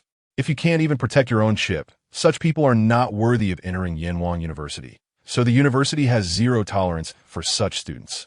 Liu Xiang nodded and solemnly put away the invitation. Meanwhile, Liu Ruxue, holding her brother's corpse, looked at the golden card with a face full of sadness and despair, enviously. She had already been expelled from school. The reason was using the spirit bead for personal use, undermining fairness. What kind of ridiculous reason is that? It was entirely the new leader trying to curry favor with Liu Xiang, choosing to sacrifice herself. However, with all this, she lost her student status, and she couldn't participate in the subsequent practical tests, leading to a bleak future without attending university. She had to seek change. At this moment, the circumstances of Liu Xiang and Liu Ruxue were in stark contrast, one in the sky and the other underground. Thank you for your hard work, Principal Shi. After confirming Liu Yiming's death, Liu Xiang no longer focused on the brother-sister duo. It's not hard, it's my duty. What are your plans next? Wait, why is your aura so unstable? Did you break through again? Just a small breakthrough. Nothing to mention, nothing to mention. It seems classmate Liu will easily pass University.His entrance practical test. Sure Lao, there are always greater talents out there. As far as I know, this year, Yinhuang province has produced many talents, and many geniuses have been preparing for 3 years with formidable strength, and their combat capabilities cannot be underestimated. The competition is fiercer than in previous years. Gu Tsai has said, there are 100 enrollment spots, but 1,000 geniuses have been invited, with an elimination probability as high as 90. She deliberately made it sound serious. The goal was to prevent Liu Xiang from thinking that his strength was sufficient and that he didn't need an instructor anymore, thus no longer giving her the chance to observe him up close. In reality, Liu Xiang had no such thoughts at all. Even if his strength was sufficient, he still wanted to train with Gu Tsaiha for a month, having a well-informed, battle-hardened instructor for one-on-one guidance. And it's free, such a deal. Why not take advantage of it? With Gu Tsaiha being beautiful, perfectly proportioned, possessing unmatched temperament, and wearing a military uniform, it was unrelated. He simply wanted to improve. I really want to improve so much. I'm dying to cry. Liu Xiang sighed inwardly. The next moment, Liu Xiang, I want to live in your house, Gu Tsaiha said astonishingly. Everyone was stunned. Only Shi Jun understood Gu Tsaiha's intention, to understand Liu Xiang better. But he suddenly felt that if Gu Tsaiha played like this, it might end up costing him. These two are quite a match, very much like a couple. But thinking of Gu Tsaiha's family background, and then considering Liu Xiang's family background, Shi Jun couldn't help but frown, revealing a worried expression. A poor boy marrying a rich girl sounds great. However, it's extremely difficult to operate. The resistance is too great. Instructor Gu, this might not be very convenient, right? Liu Xiang symbolically declined a bit. What is inconvenient about it? Don't you have your mom at home? We're not alone together, and besides, I'll have my own room. Gu Tsaiha didn't have any messy thoughts. She just wanted to observe Liu Xiang further. Living together would not only avoid the previous situation of being stood up, but also allow her to help him anytime, anywhere. It's a win-win. All right, Liu Xiang nodded. You, a girl, aren't afraid? What am I afraid of? Instructor Gu, can I train with you? Song Weiwei tentatively asked. I'm a level 7 warrior and won't hold you back. She wanted to seize any opportunity to become stronger. After all, she had been self-studying for years without ever receiving systematic training. Now that there was such a strong instructor like Gu Tsaiha, she naturally wanted to seize this opportunity to learn. I'm willing to pay. Song Weiwei quickly added. No need for money. The props we need will be provided by you. Gu Tsaiha said. In the upcoming training, she planned to enhance Liu Xiang's proficiency in using equipment, both cold and hot weapons. Additionally, special medicinal materials would be needed to create medicinal baths to transform Liu Xiang's body. Wait, all of this requires money. Someone needs to do it. Song Weiwei has Chao Bao behind her, which is the best choice. Great. Leave it to me. Song Weiwei was extremely delighted. Afterwards, everyone dispersed. Liu Xiang took Gu Zaihe home. When Xiaoyu opened the door and saw Gu Zaihe, she was very enthusiastic. When she learned that Gu Zaihe would be staying here, she smiled even wider and secretly gave Liu Xiang a thumbs up. Liu Xiang. Afterwards, Xiaoyu immediately prepared a room, took out a brand new toothbrush and cup, and specifically brought out a new quilt from her dowry. She was also busy cleaning. Gu Zaihe wanted to help but felt a bit at a loss, not knowing where to start, as she had never dealt with such matters before. Watching Xiaoyu's busy figure, she felt a bit dazed. Her mother died early, and her relationship with her father was very distant.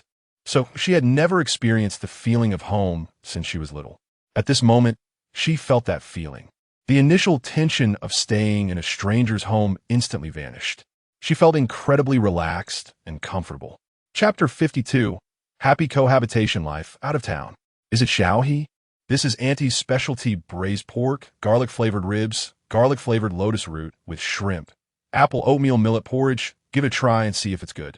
Annie hasn't made such a lavish meal in a long time, so her skills are a bit rusty.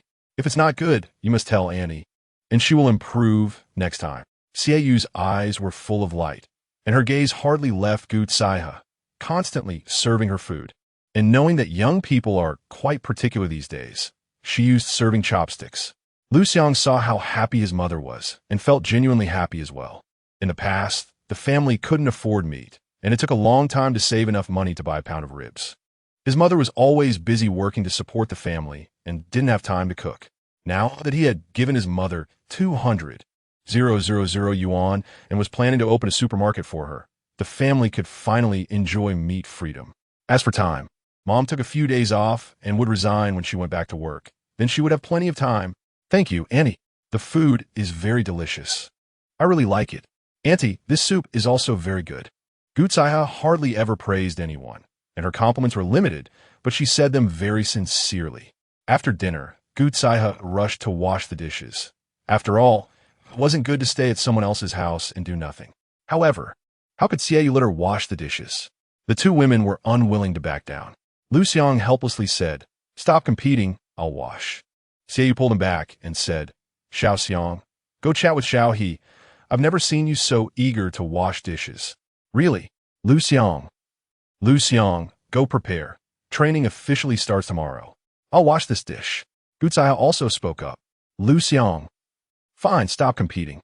There's a dishwasher." He said, "Mom, you didn't use it for the last couple of days, saying it wastes electricity and water. Now, either let Instructor Gu wash, or use the dishwasher. You choose." Xiaoyu could only choose the dishwasher. Half an hour later, while Gu Zaihe was in the bathroom, Liu Xiang asked in confusion, "Mom, just let Instructor Gu sleep in the master bedroom. There's an independent bathroom there. It's convenient for both of you." "What are you talking about?" Xiaoyu frowned, slapped Liu Xiang on the arm, and said, "How can you let a guest sleep in the master bedroom? This isn't about convenience. Do you understand?" Liu Xiang waved his hand nonchalantly and said, "Fine, I can sleep in the master bedroom too. It's convenient for both of us." "Convenient? How can both you and Miss Gu be convenient? Such a good daughter-in-law must be secured at this opportunity." Xiaoyu decisively shook her head and said, "Who said you could sleep in a master bedroom? I'll sleep there. You move out and sleep in the south bedroom." "Huh? Why? You thick-headed. If I say you sleep in the south bedroom, then go sleep in the south bedroom. No need for so many whys." This. Liu Xiang scratched his head, a bit confused about his mother's thoughts.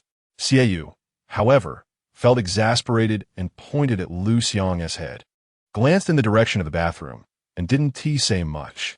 After all, Gu Zaihe was a formidable figure with extremely keen hearing. Many things couldn't be said casually. She had already decided that as long as she wasn't home, the door to the master bedroom must be locked tight. It must be said that this mother was really thoughtful. That night, Liu Xiang felt a lot of inconveniences. For example, taking a shower. Gu Zaihe came out wrapped in a bath towel. Her wet hair, fragrant body, and long, straight, snow-white legs exuded a sense of power. Liu Xiang could only keep drinking water. For example, Gu Zaihe liked to wear pajamas at home, those silky short tops and shorts.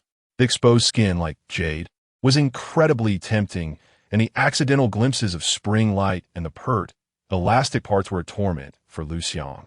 He kept drinking water. For example, going to the bathroom.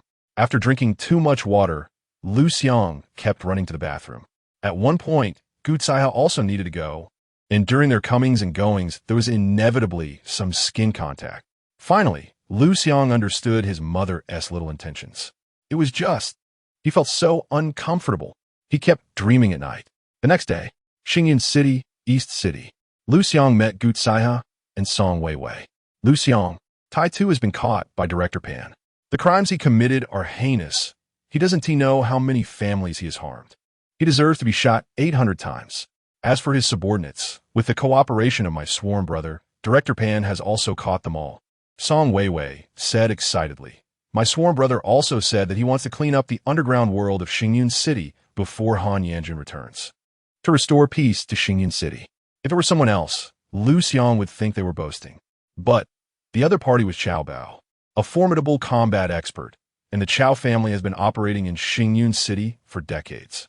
Without Han Yanjun as a sworn enemy, with Jin Jiu dead and Tai Tu captured, cleaning up the underground forces of Xingyun City wouldn't be too difficult. Isn't the military court's efficiency not very high? Why hasn't Han Yanjun's verdict been announced yet? Song Weiwei asked curiously. Didn't Xiao Zhanshan clearly point out his crimes? Is it really that hard to investigate? Liu Xiang's eyes flickered. At that moment, he actually hoped Han Yanjun could safely escape from the military court, because he wanted to take this person's life himself. He was confident that in the near future, he could take this person's life. My sworn brother wants to thank you and invite you to dinner, to formally get to know you. Song Weiwei said. The last meeting was a bit rushed. Thank me for what? Liu Xiang asked in surprise. My sworn brother said. Without you, Han Yanjun would have gone to the military court. He wouldn't have had the chance to deal with Tai Tu. And the Chao family wouldn't have been able to take advantage of the situation to grow stronger. Song Weiwei said, without you, my enemy Jin Jiu also wouldn't have been killed. So, not only does my sworn brother want to thank you, but I also want to thank you. Liu Xiang exchanged pleasantries and ultimately agreed. First, Chao Bao was a decent person and worth getting to know, especially with Song Weiwei as a connection. Second, both he and Chao Bao were considered enemies of Han Yanjun, and it would benefit them both to join forces. Don't worry, Song Weiwei continued. If there is any movement from Han Yanjun, I will let you know immediately. Han Yanjun has been locked up in the military court. What kind of movement can he still have? Liu Xiang asked. Some people can still manipulate the world from within prison. Gu Zaihe reminded. Liu Xiang was enlightened. He understood this principle. He just didn't expect that such a high-level institution as the military court. Han Yanjun could also achieve this step. Han Yanjun's wife's family, the Zheng family, has significant influence in Yanjing. Although his wife is just a collateral member of the Zheng family, she is still a member of the Zheng family, and over the years, she has completely complied with the arrangements of the main family. Therefore, the Zheng family wouldn't easily give up on him. Gu Zaihe spoke. Back then, Uncle Xiao became an enemy of Han Yanjun because Han Yanjun used the Zheng family's influence to suppress him and rob him of resources that rightfully belonged to him. His methods were not honorable. Uncle Xiao? Liu Xiang frowned and asked, Do you know my master? Gu Zaihe's expression froze for a moment as she immediately selected the least significant encounter among the dozens of interactions with the war god Xiao Zhan, saying, We once had a meal together when I was a child. Liu Xiang's pupil shrank.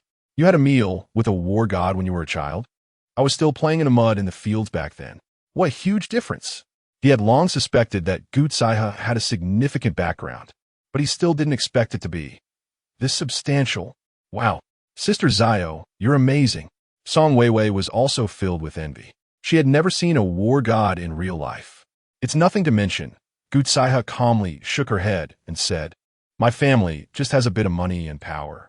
Liu Xiang, Song Weiwei. Gu Zaihe glanced at the two of them, knowing what they were thinking. Unlike others who would be modest and considerate of their feelings, she continued, Even someone like me, with a background and talent, works this hard. What reason do you have not to work hard? In this world, the vast majority of people work their entire lives and still can't reach my starting point. That's the reality. Liu Xiang and Song Weiwei's expressions shook and their competitive spirit surged wildly. Good. Gutsai nodded and said, now that's more like it. It was at this moment that the city gates opened. Let's go. Out of the city, Gutsai rushed to the front, facing the morning light, stepping into endless danger. Chapter 53. Training Routine, Temporary Stronghold Roar. A beast over 7 meters tall looked at the trembling scarlet blood leopard in front of it, its face showing boredom, but still grabbed it and stuffed it into its mouth. After all, the system only instructed him to devour 10,000 fierce beasts without specifying what level they should be. So, when passing by, he wouldn't let any slip away. Liu Xiang, your awakened Taotai, is too powerful. These beasts see it as if they were meeting their own father. Song Weiwei, carrying a large travel bag and holding a medical box, said, as a tool person, she was very aware of her role.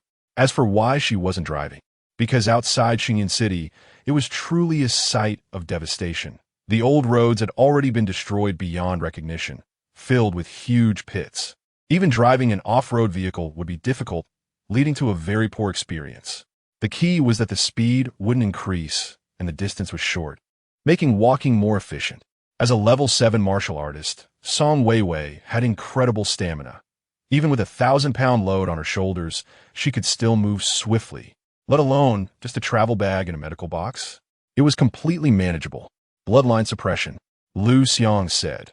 This is the advantage of an ultra SSS level beast. My suppressed strength makes the opponent dare not attack me. They can only look up and be slaughtered by me. You are too powerful, Song Weiwei said enviously. Even she, a level 7 martial artist, felt an impulse to kneel before the Taotai. This psychological suppression greatly affected combat effectiveness. Unfortunately, the beast she awakened found it difficult to form such an advantage.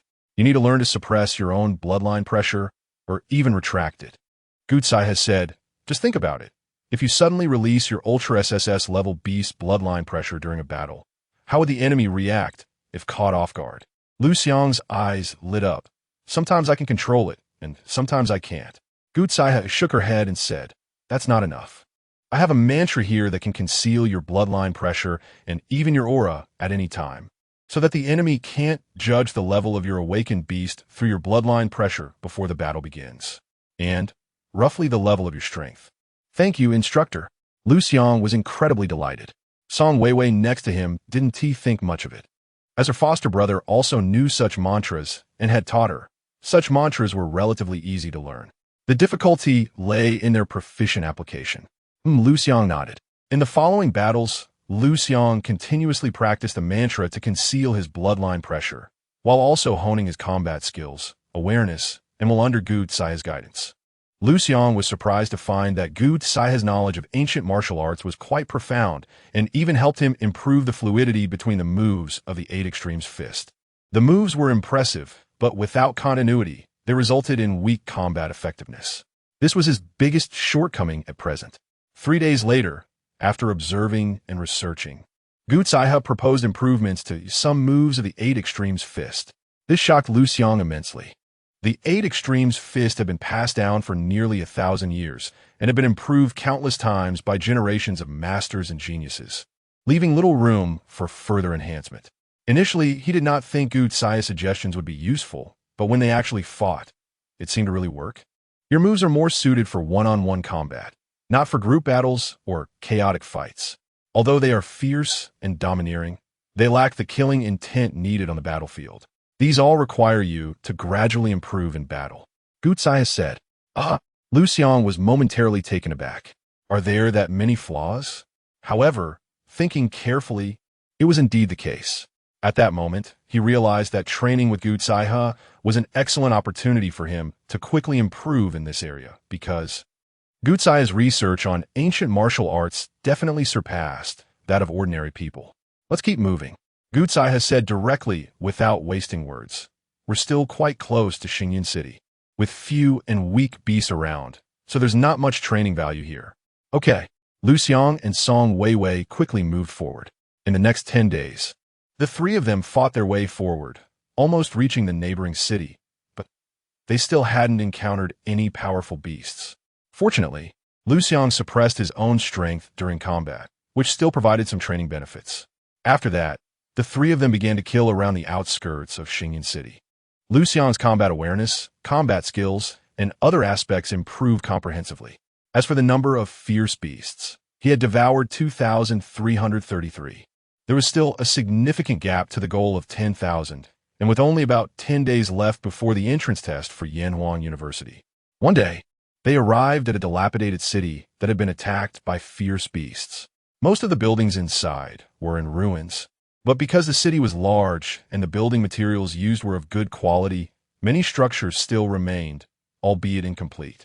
Here, the jungle was dense, and there were even many tall trees, clearly a result of being uninhabited for a long time. This place was once called Yulin City, home to millions of permanent residents. But unfortunately, Song Weiwei, clearly familiar with the place, sighed and said, it was attacked by an SSS-level fierce beast. Liu Xiang also recalled the introduction to Yulin City from his books. The front line was tense, and all major legions had dispatched elite forces for reinforcements. The Beast King-level fierce beast, the Qilin Mouse, suddenly emerged from underground, catching everyone off guard and directly slaughtering the Yulin Legion. Yulin City collapsed and was abandoned. This battle was a disgrace for humanity and also for Yanhuang Province. Liu Xiang said, from then on, all cities were equipped with the latest underground defense systems. And even if there was no danger, they had to be activated just to prevent similar tragedies from happening again. Nowadays, the abandoned Yulin City had become a place for many pioneer teams to rest and fight because a lot of supplies were left behind from that battle. Since there were pioneer teams here, the number of fierce beasts was also considerable, including many powerful ones. We'll stay here tonight, Gu Tsaya said. She had heard of Yulin City, but had never seen it. Now, looking at this city marked by the passage of time, her eyes narrowed slightly. For some reason, she felt that something was off here. This was her proud intuition over the years. Okay, Song Weiwei, clearly having been here before, said, our Chao family group has a hidden stronghold here, which still contains a lot of food and water. Let's go there. Gu Tsaya nodded. The three of them hurried over. However, when they reached the vicinity of the stronghold, they found it had already been occupied by someone. What surprised Liu Xiang even more was that among this group of people, there was someone he knew. Chapter 54. Devouring all? What about poisonous fungi? It can devour too. The stronghold has been guarded year-round, and it is impossible to be easily attacked, unless the guards are captured or killed. Song Weiwei's expression darkened as she spoke. We must go in and check the situation. We absolutely cannot let them off the hook if they occupy our stronghold without a suitable reason. The Chao group has managed to stand firm under Han Yanjun's oppression, which clearly indicates they have some capability. This place is merely one of their hunting strongholds for ferocious beasts. Liu Xiang nodded, just as everyone was about to enter. Wait. Gu Tsaya, who was looking elsewhere, suddenly spoke up. Instructor, you. Liu Xiang was about to ask, but Gu Tsaya immediately gestured for silence. Liu Xiang and Song Weiwei immediately fell silent and prepared for battle. The gesture was very clear. There are enemies. Prepare for combat. This had become a conventional signal among the three of them. In the next moment, without needing to ask, Liu Xiang and Song Weiwei sought dozens of mice, the size of one-year-old infants, quietly approaching the floor where the stronghold was located. They were black-haired mice. Unlike ordinary mice, they have sturdier limbs, and their 4 feet are like cat paws, landing silently and moving at incredible speed, with sharp fangs exposed due to their small size. Each adult black-haired mouse possesses astonishing senses of smell and hearing and carries a large amount of poisonous fungi. They are best at ambush and group attacks. Generally, they act collectively, so there can't be just these few in front of them. This means there are hundreds, even thousands, around. Song Weiwei's pupils constricted. Disgust. Fear. This was her immediate psychological reaction. A large-scale movement of black-haired mice would inevitably lead to a great deal of poisonous fungi swirling and spreading in the air. With her strength, once inhaled, it could easily make her dizzy. Ultimately, she would collapse. She might even be poisoned to death, even if she wasn't killed by the poison. With the astonishing sense of smell of the black-haired mice, they would still be able to find her position. At that time, she would still die. Gu Tsaya quickly transmitted a message. Take out the black herb. Hurry. Song Weiwei hurriedly complied, scattering the black herb around. In the next second, the black-haired mice that were rushing in all lost their direction and started to scatter chaotically. The black herb has the effect of isolating scents and will emit toxic factors that prevent ferocious beasts from approaching. Relevant information immediately surfaced in Liu Xiang's mind. But this is still not enough. How to defend against the poisonous fungi? Can't just stop breathing, right? Turtle breathing technique. Heaven does not bestow upon me. I create my own breath. Gu Saiha transmitted again, learning the turtle breathing technique on the spot. Although difficult, as long as one practices for a while, they could last a bit longer. The entry level of this technique is extremely easy, and the hardest part is the subsequent improvement.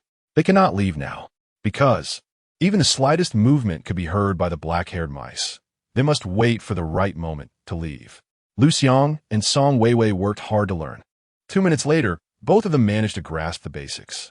Seeing this, Gu Saiha nodded slightly. Both of them had decent talent, scoring around 60 points. Next, how long they could hold out would depend on when this group of black-haired mice would leave. Of course, she had the ability to lead the two out, but there was no need for that. It was just right to use this situation to train the two of them. After so many days, it was hard to find something extremely dangerous for both of them. It must not be missed. With their powerful lung capacity and entry-level turtle breathing technique, Liu Xiang was able to change his breath every minute with ease. 1 minute later, he took a breath, feeling a moment of dizziness, which shocked him. Clearly, the power of the poisonous fungi exceeded his expectations greatly. 2 minutes later, he inhaled again, and his vision blurred for a moment. 3 minutes later, he took another breath and actually experienced a brief hallucination.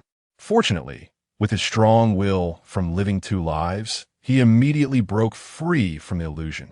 4 minutes later, he inhaled again, feeling as if he had returned to his past life, being forced to work overtime by his boss. Just as he wanted to resign, suddenly, fierce fighting sounds and screams came from inside the stronghold. His consciousness returned instantly. The previous scene vanished, and before him were Gu Saiha, who was constantly observing their situation, and a somewhat dazed Song Weiwei. 8 minutes is the passing mark. Gu Saiha transmitted again, her tone flat. However, the content of her words was rather strict. 8 minutes? Liu Xiang's eyes widened as he looked at Gu Saiha, thinking he had misheard. At this time, he needed to calm down. He couldn't be nervous. He couldn't be shocked. He couldn't have any emotional fluctuations. Gu Saiha transmitted again. Otherwise, you will be poisoned and faint more quickly. Liu Xiang nodded. 5 minutes later, after taking another breath, he was already losing control. The commotion from the stronghold grew louder. Clearly, under the threat of death, this group of pioneers had displayed astonishing combat power. Even some of the pioneers who had been poisoned and fainted, when awakened by their companions or bitten by the black-haired mice, showed their powerful strength in an instant. Many black-haired mice perished. 6 minutes later, after taking 2 more breaths, Liu Xiang's body was in a state of extreme hypoxia, and he had to take another breath. In an instant, he collapsed. 8 minutes? He still couldn't last until that time. Qiyu. At that moment, Liu Xiang awakened Qiyu. But it was useless. Just as he was about to faint, Gu Saiha walked over suddenly. Tang Yuan. Liu Xiang thought of Tang Yuan in the depths of the universe, inhaling stars within 1 billion light years in one breath. And his heart stirred. He immediately transformed into Tang Yuan, took a deep breath, and simultaneously activated devouring heaven and earth. Since Tang Yuan can devour everything, then it should also be able to devour poisonous fungi, right? Whether it can or not, trying it out will tell. With this one breath, a large amount of poisonous fungi surged into his mouth. Even Song Weiwei, who was on the verge of fainting beside him, felt her mind clear. Gu Saiha furrowed her brow, staring intently at Liu Xiang, taking in so much at once. With Liu Xiang's strength, he could be in life-threatening danger or severely fainting. Has he gone mad? In the next moment, Liu Xiang's eyes lit up as he took another deep breath, and he was overjoyed, because it worked. The poisonous fungi could also transform into chaotic energy, modifying his body. The effect was just average. However, this meant that the poisonous fungi could no longer poison him. That was enough. Continue. Liu Xiang kept taking deep breaths. There are no poisonous fungi in the surrounding air. Song Weiwei tentatively took a breath. Then she discovered the poisonous fungi around had indeed disappeared. Be careful, Gutsai had transmitted again, just now. The noise from Liu Xiang's deep breathing attracted a large number of black-haired mice. They are coming. She speculated that Liu Xiang's ability to take deep breaths without being affected was likely related to his transformation into Tang Yuan. For example, Tang Yuan has a resistance to toxins. Liu Xiang, Song Weiwei, prepare for battle. As soon as Gu Saiha's voice fell, a black-haired mouse had already appeared before them. The location where the three were standing was a convenience store at a four-way intersection. The resources here had long been plundered, and the shelves were all toppled. This black-haired mouse appeared on the windowsill of a window. Upon seeing the three humans, especially the aura emanating from Gu Saiha, it couldn't help but drool.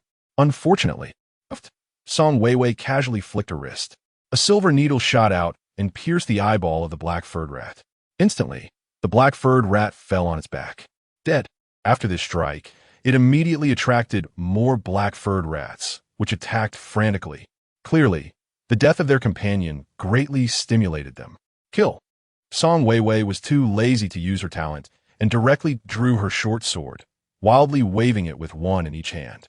Her short swords had no special techniques, but when she moved, it was exceptionally smooth. There were no unnecessary movements, and each strike could accurately kill a black-furred rat. Beside her, Gu Saiha couldn't help but nod. Over these days, she had seen Song Weiwei fighting desperately and couldn't offer any guidance. Because Song Weiwei's swordsmanship was entirely self-taught. All with the most basic sword forms, thrust, slash, lift, for 10 years, practicing tens of thousands of times every day. With such perseverance, combined with her astonishing talent in swordsmanship, she naturally mastered these forms to an extraordinary level. Thus, Gu Saiha had turned her attention to Liu Xiang and began to instruct him. Your center is wide open. That's a huge taboo. Listen to your surroundings. The black-furred rats behind you are climbing on you, didn't you notice? Move faster. This movement is too redundant, wasting energy, and you missed at least 3 black-furred rats. 3 minutes later, the entire convenience store floor was piled high with the corpses of black-furred rats, leaving no place to step. But the black-furred rats only kept increasing in number, especially 3 of them, standing a meter tall and over 2 meters long, their rat faces extremely terrifying, even somewhat frightening. More critically, they were all level 7 ferocious beasts. Whoosh! Song Weiwei's gaze sharpened as she charged at one of the level 7 ferocious black-furred rats, while, simultaneously, the silver needle shot out from her hand. Chi-Yu! Liu Xiang silently shouted in his heart, transforming into Chi-Yu, crashing through the black-furred rats like a bulldozer, and punched another level 7 ferocious black-furred rat. The third level 7 ferocious black-furred rat was planning to launch a sneak attack, but unexpectedly, Liu Xiang directly exploded its head with 2 punches. After that, he transformed into Tao Tai again, taking a deep breath to avoid being poisoned along with Song Weiwei. This round of brutal slaughter thoroughly enraged the black-furred rat swarm. More black-furred rats surged in, including even stronger ones, with one reaching the level of a beast general. Squeak! It let out a cry, commanding a large number of black-furred rats to launch another fierce attack. As for that beast general-level black-furred rat, it charged straight at Song Weiwei. Be careful, Buzz! Liu Xiang suddenly released a terrifying pressure. The bloodline suppression power of Tao Tai instantly emerged, and moreover, he succeeded in one aspect. The bloodline suppression targeted only the black-furred rats, not Gu Saiha and Song Weiwei. Clearly, he had grown significantly over these days. Chapter 55, Talent Petrification, Pino de Camera. In that instant, all the black-furred mice within a 50-meter radius fainted. Those within 100 meters trembled in fear. The black-furred mice within a 200-meter radius slowed their attacks. Squeak! Even the beast general-level black-furred mouse shivered in fright, momentarily freezing in place. Taking advantage of the opportunity, Song Weiwei thrust her short swords forward simultaneously. Puff, puff sounded twice. The beast general-level black-furred mouse was injured, if it weren't for its incredibly tough fur. 100 times stronger than cowhide, and the quality of Song Wei's twin swords being only worth 100,000 each. It would have suffered more. So, the beast general-level black-furred mouse was only scratched, letting out a painful cry before turning to flee. Scared. Where to run? Song Wei continued to close in, even using her invisibility talent to avoid being hurt by this beast general-level black-furred mouse, whose strength was far superior to hers. She stabbed desperately. If I can't kill you in one go, how about two? Or more? I'll bleed you out. Stop chasing, Liu Xiang reminded. If you keep chasing, the density of the toxic bacteria in the air will increase, and Song Wei will just faint. Song Wei halted her steps, showing great discipline. This was one of the results of training with Gu Tsaihe over the past few days. In battle, it's easy for people to get carried away, and at this moment, bystanders have clarity, so it's best to heed their advice. Stop. Squeak. A large number of black-furred mice attempted to escape. Liu Xiang frowned. He was still far from the target of 10,000 ferocious beasts and urgently needed to continue slaughtering. Right now, this group of black fur mice was numerous and made for excellent targets. He absolutely couldn't let them go. Previously, he didn't want to kill them, but they insisted on seeking death, so how could he possibly let them go now? Kill! He shouted loudly. Immediately, many black-furred mice turned on each other and began to bite their companions to death. This scene was too sudden.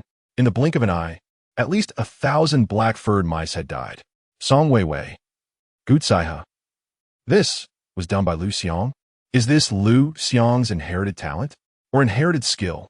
But Liu Xiang's inherited talent is bloodthirsty rage, right? And the inherited skill is invisibility? Do you have two inherited talents? Or two inherited skills? Gu Tsaihe's pupils constricted, revealing a shocked expression. Cough, cough. Liu Xiang was about to explain when Gu Tsaihe murmured. So this is what it means to be a super SSS level genius? To actually possess two inherited skills or talents. No wonder the combat abilities of super SSS level geniuses are so strong, far surpassing SSS level geniuses. So that's how it is. One skill against two skills. One talent against two talents. It's simply unbeatable. Do other super SSS level geniuses possess two inherited skills or talents? Liu Xiang's pupils shrank slightly. It seemed this world was far more dangerous than he had imagined. He needed to awaken Chiyo's inherited skills faster. Otherwise, it would be too dangerous. Kill. Thus, Liu Xiang wasted no time and charged into the area with more black-furred mice, shouting loudly. Immediately, even more black-furred mice began to turn on each other. Mutual slaughter ensued. 3 minutes later, Liu Xiang had killed several thousand, nearly 10,000 black-furred mice. The streets were littered with black-furred mice, with only a few managing to escape. As for the beast general-level black-furred mouse, it also fled. Its speed was too fast. Liu Xiang couldn't catch up at all. What a pity. He felt quite helpless. Now, his strength had reached level 5 of a martial artist, having devoured over 2,000 ferocious beasts. So his progress wasn't slow, but compared to the beast general-level black-furred mouse, he was still too slow. Like a turtle, time to eat. Transforming into a glutton, Liu Xiang began to devour. 1, 2. After spending over half an hour, Liu Xiang finally cleaned out thousands of black-furred mice. Adding the ferocious beasts he had consumed earlier, he had now devoured a total of 9,991 ferocious beasts. Only 9 left. His strength had significantly increased, approaching the 6th level of a martial artist. Liu Xiang was quite satisfied with this result and was just about to push on to kill the last 9 ferocious beasts to complete the trial task when he noticed that Song Wei had fainted and hurried over to ask, "What happened? What do you think?" Gu Tsaihe retorted. Liu Xiang realized he had been too focused on slaughter and devouring, forgetting that he was quite far from Song Wei, resulting in her inhaling a large amount of toxic bacteria. "Is she okay?" he asked nervously and with guilt. "Don't worry," Gu Tsaihe said indifferently. "She won die, but don't make similar mistakes in the future. So foolish. In battle, if you don't even care for your teammates and only think about your own interests, won't the entire team fall into chaos?" Liu Xiang quickly nodded. He took Song Wei to a higher place while continuously absorbing the surrounding toxic bacteria. Finally, After waiting an hour, Song Weiwei woke up. Liu Xiang was just about to express concern when Gu Saihe's voice sounded first. Song Weiwei, why didn't you stay close to Liu Xiang? You fainted without taking any action. I didn't know the toxic bacteria were absorbed by Liu Xiang. This fact was something Song Weiwei realized just before she fainted. But by then it was too late. Upon hearing this, Gu Saihe's brows furrowed even tighter, saying, "You have no observational skills? This mistake is even worse." Song Weiwei lowered her head in acknowledgement. Liu Xiang said, "It's also my fault for not informing her in time. I share some blame. As long as you know." Gu Saihe's expression was stern. As comrades, if you lack the most basic tacit understanding and do not consider each other, what are you still doing as comrades? Liu Xiang paused, sincerely admitting his mistake. Song Weiwei also had a very good attitude about admitting her fault. After the criticism, Gu Saihe said, "Of course, there were also commendable aspects in your performance, such as..." Just then, a commotion was heard from within the stronghold. Whoosh! A hint of surprise flashed in Gu Saihe's eyes as she darted out. Liu Xiang and Song Weiwei followed closely behind. Then they saw two figures inside the stronghold, panting in fear. Upon seeing Liu Xiang and the others, they were startled and reached for the hunting rifles at their waists. "Liu Xiang, it's you." One of the men recognized Liu Xiang at a glance, surprised. "What are you doing here?" "Just here to make some money." Liu Xiang replied. "Do you know each other?" Song Weiwei asked. "Yes. He is my cousin, Liu Xiang." Liu Xiang introduced proactively. "So how come you just..." "I didn't have a chance to explain earlier." "All right." Song Weiwei nodded. "How did you survive?" Gu Saihe asked. Liu Xiang and Song Weiwei were also very curious. They had fought desperately, even exposing their trump cards, just to survive, yet these two had come out unscathed? "Our captain, she..." Liu Xiang was about to say something. "Shut up. This is my trump card. Knowing it is one thing, but telling others is another. Do you believe I'll kill you?" The middle-aged woman, whom he referred to as the captain, shouted sharply and aimed her gun at Gu Saihe, clearly recognizing that this woman was very strong and posed the greatest threat. Liu Xiang immediately fell silent. Gu Saihe didn't ask further, but carefully observed this female captain, her gaze flickering as she made a guess. "You aren't awakened. Your talent is..." "Petrification." Upon hearing this, Liu Xiang couldn't help but nod, a piece of information surfacing in his mind, and he blurted out, "Ironstone beast, B-rank ferocious beast, inherited talent of petrification. Can actively activate it in dangerous situations, turning themselves and those around them into stone, as solid as rock, with no breath and no scent." It looks just like real stone. It would indeed make the black-haired mouse lose interest in devouring. The female captain's expression darkened. Her trump card had been seen through, and she felt extremely bad, wishing she could just pull the trigger and kill. For a moment, the atmosphere was tense. Gu Saihe couldn't help but squint her eyes slightly, and for the first time, Liu Xiang sensed such a dangerous aura from her. "Don't be impulsive, Captain. Don't be impulsive." "Miss." Liu Xiang quickly waved his hands, standing in the middle, and spoke up. "Let's all talk things out calmly. Liu Xiang, after all, we are relatives. We used to play together when we were kids. There's no need to make it so awkward, right? You should persuade this lady." As he spoke, he hurriedly reached out to lower the captain's gun. Liu Xiang also retracted his cold, killing intent. The atmosphere eased. "This is our stronghold. Why have you occupied it?" Song Weiwei spoke up again, inquiring. The female captain frowned, her hand gripping the gun tightening involuntarily. Suddenly, the atmosphere became tense once more. Liu Xiang's eyes turned, and he explained, "Don't mention it. There was someone here before who was ambushed by a ferocious beast, so he asked us to save him. As long as we could save him, he would share some of the things in the stronghold with us." Both the captain and I agreed, but unfortunately, our vice captain was too greedy and wanted to take everything, accidentally killing that person. The captain and I couldn't stop it in time. We were just about to punish the vice captain when the black-haired mouse came. You should know what happened next. Upon hearing this, Song Weiwei couldn't help but frown. Clearly, she still had some doubts, but there was no evidence at the moment. Over there, Gu Saihe suddenly pointed to a slightly flickering red dot in the corner, saying, "Their SA pinhole camera." Liu Xiang and the female captain's expressions changed. Song Weiwei's eyes lit up as she quickly walked over, wanting to retrieve the pinhole camera. Chapter 56. Scheming in the shadows, that's right. We can't possibly not install cameras at our base. After all, once the base is breached, we need to figure out who the culprit is. Now that there are solid-state batteries, pinhole cameras can work for several months on a single charge, which is very convenient. Song Weiwei nodded and strode toward the location where the red dot was flashing.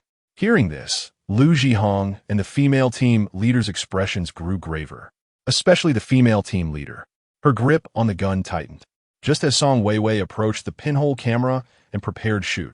Don't be impulsive. Just as the female team leader was about to raise her shotgun again, Liu Xiang pressed down on the barrel once more and said, "Captain, I trust Liu Xiang. He wouldn't slander us. Not acting means not acting. You and I are innocent." The female team leader frowned, stared at Liu Xiang for 3 seconds, and ultimately lowered her gun. At this moment, Song Weiwei had already removed the pinhole camera. She turned her head to look around and said helplessly, "All the electrical equipment here has been destroyed. There's no way to check the situation in the camera. We can only see it when we return to Xingyin City." Gu Saiha nodded. "This is the food we got from your base. You can check it. Unfortunately, most of it was eaten by that bunch of damn black-haired rats." Liu Xiang sighed and spoke. "It's fine. Just some food." Song Weiwei did not take the food Liu Xiang offered. They had brought enough food, so there was no need to be greedy. What if it's poisonous? "May I ask which company or organization you are from?" Liu Xiang inquired without concern. "Chao Corporation." Song Weiwei did not hide it. "Oh." Liu Xiang's eyes flickered, and he flattered. "So it's Chao Corporation. I admire your chairman, Chao Bao, the most." Song Weiwei did not respond.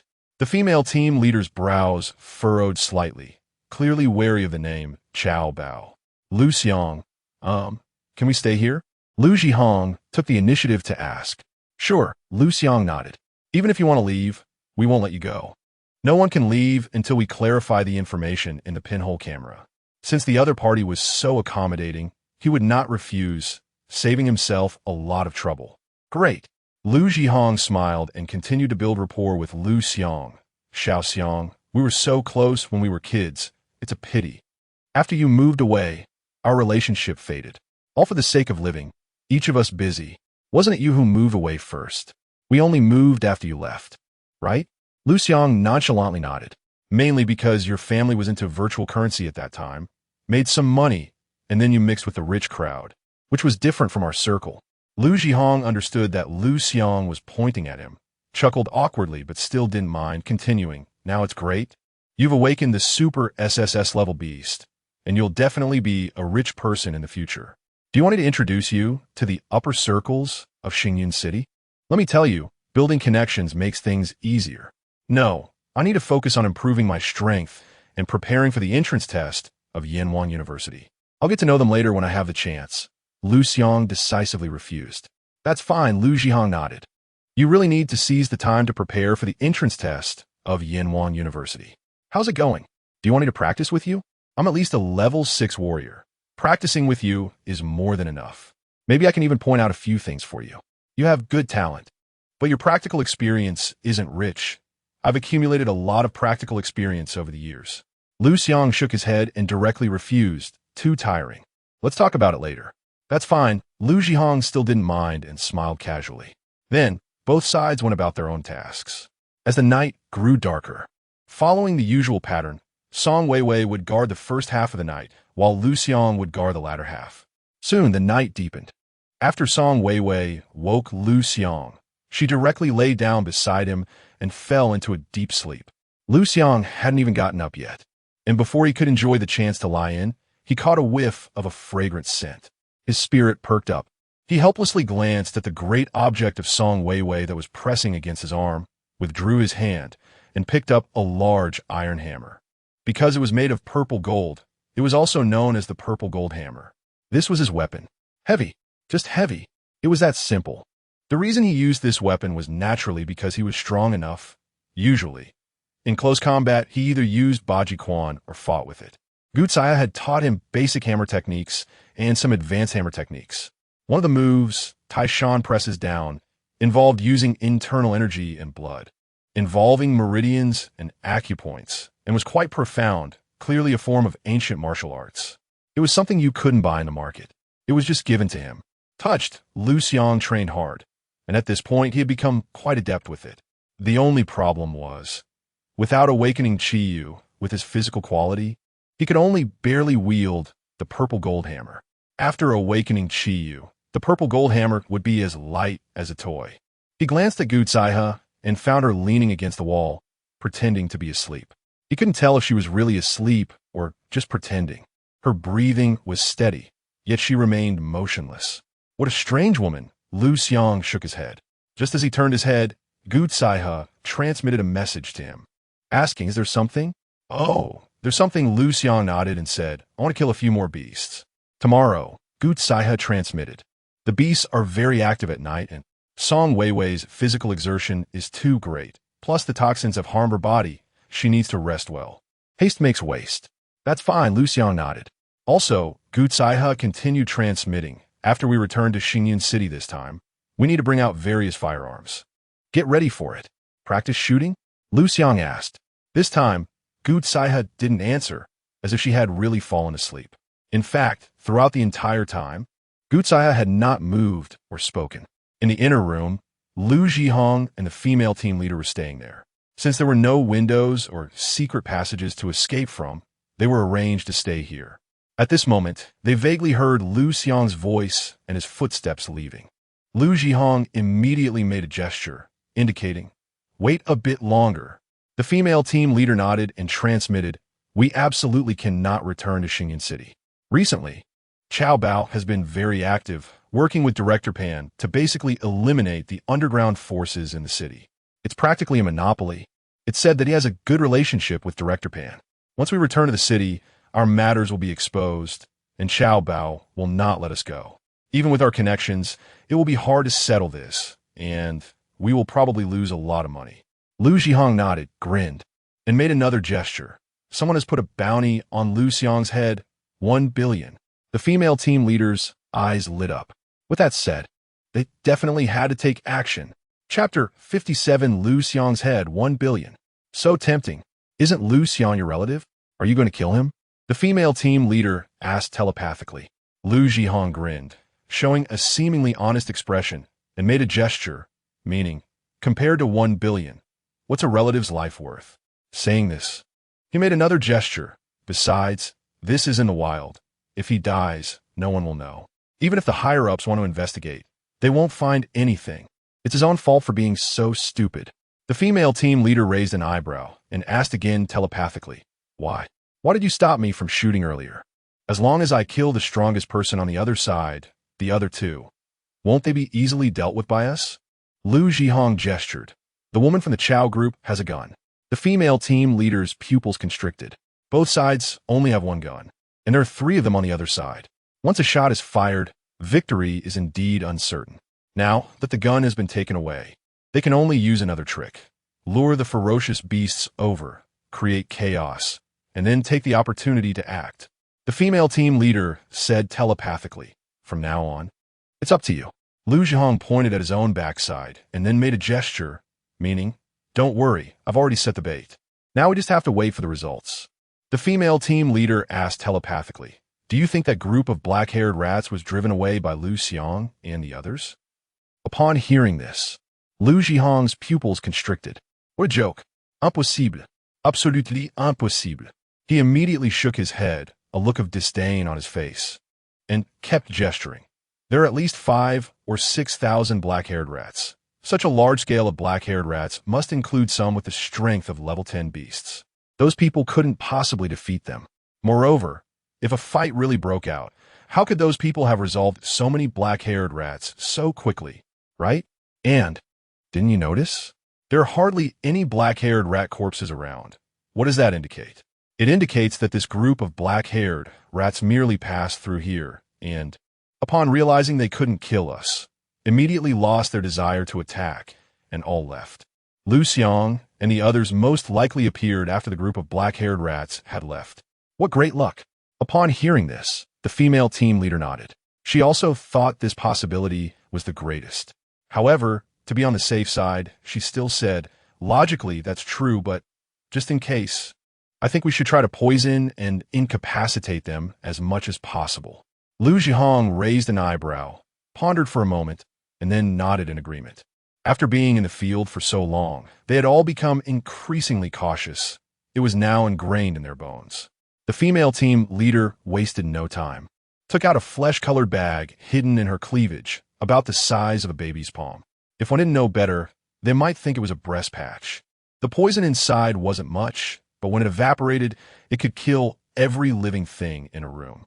Since the outside was a large stronghold, and it was uncertain whether the windows were open, it was roughly estimated that it could at least incapacitate or significantly reduce Liu Xiang and the others' combat effectiveness. By then, combined with the ferocious beasts, they would definitely be able to kill Liu Xiang and his group. Rip. The female team leader skillfully tore open the flesh-colored bag, shoved it under the door, and quickly rolled up the clothes she had already taken off into strips to block the gap at the bottom. The flesh-colored powder inside the bag began to float. Liu Xiang and the female team leader immediately covered their mouths and noses. Although they blocked the door gap, the potency of the flesh-colored powder was very strong. Once it entered their small room, in such a closed environment, they would surely be affected. At that time, failing to steal a chicken would only lose the rice.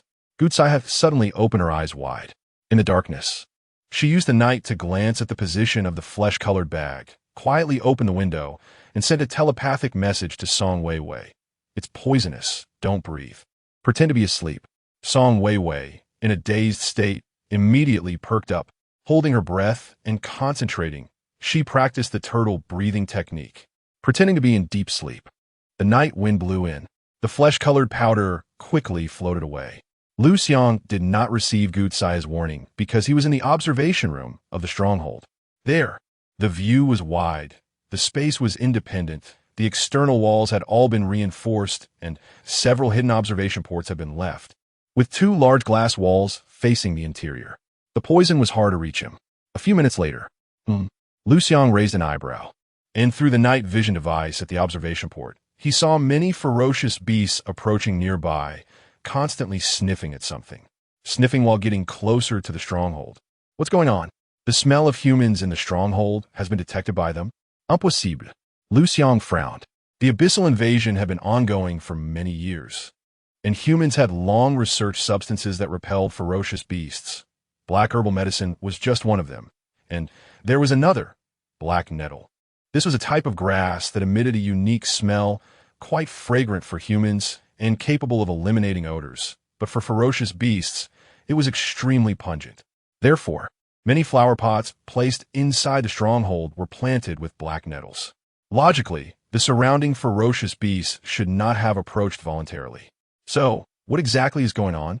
Liu Xiang immediately pushed the door open and said softly, "Instructor Gu, there are ferocious beasts approaching. The number is unknown, but there are quite a few." In the darkness, once a fight breaks out with the ferocious beasts, the commotion will surely be heard from far away. At that time, it will definitely attract many more ferocious beasts. He wasn't afraid. Instead, he was a bit excited. He had originally planned to gather 10,000 ferocious beasts tomorrow, but if he could gather them now, that would be simply perfect. Get ready for battle. Gutsai spoke. You two go out to fight. You know how to do urban combat, right? Tonight, let's train your urban combat abilities. Leave this to me. All right. Liu Xiang and Song Weiwei nodded in unison. Then, before Liu Xiang could discuss how to fight with Song Weiwei, she had already rushed out. If she didn't go out now, she could hardly hold it in. Liu Xiang was momentarily stunned, but said nothing and quickly followed. Gutsai closed the window. The space was instantly sealed. She continued to hold her breath and concentrate, and a few minutes later, pretended to faint. Creak. The door opened. Liu Xiang and the female team leader came out, using wet bras as masks to cover their mouths and noses.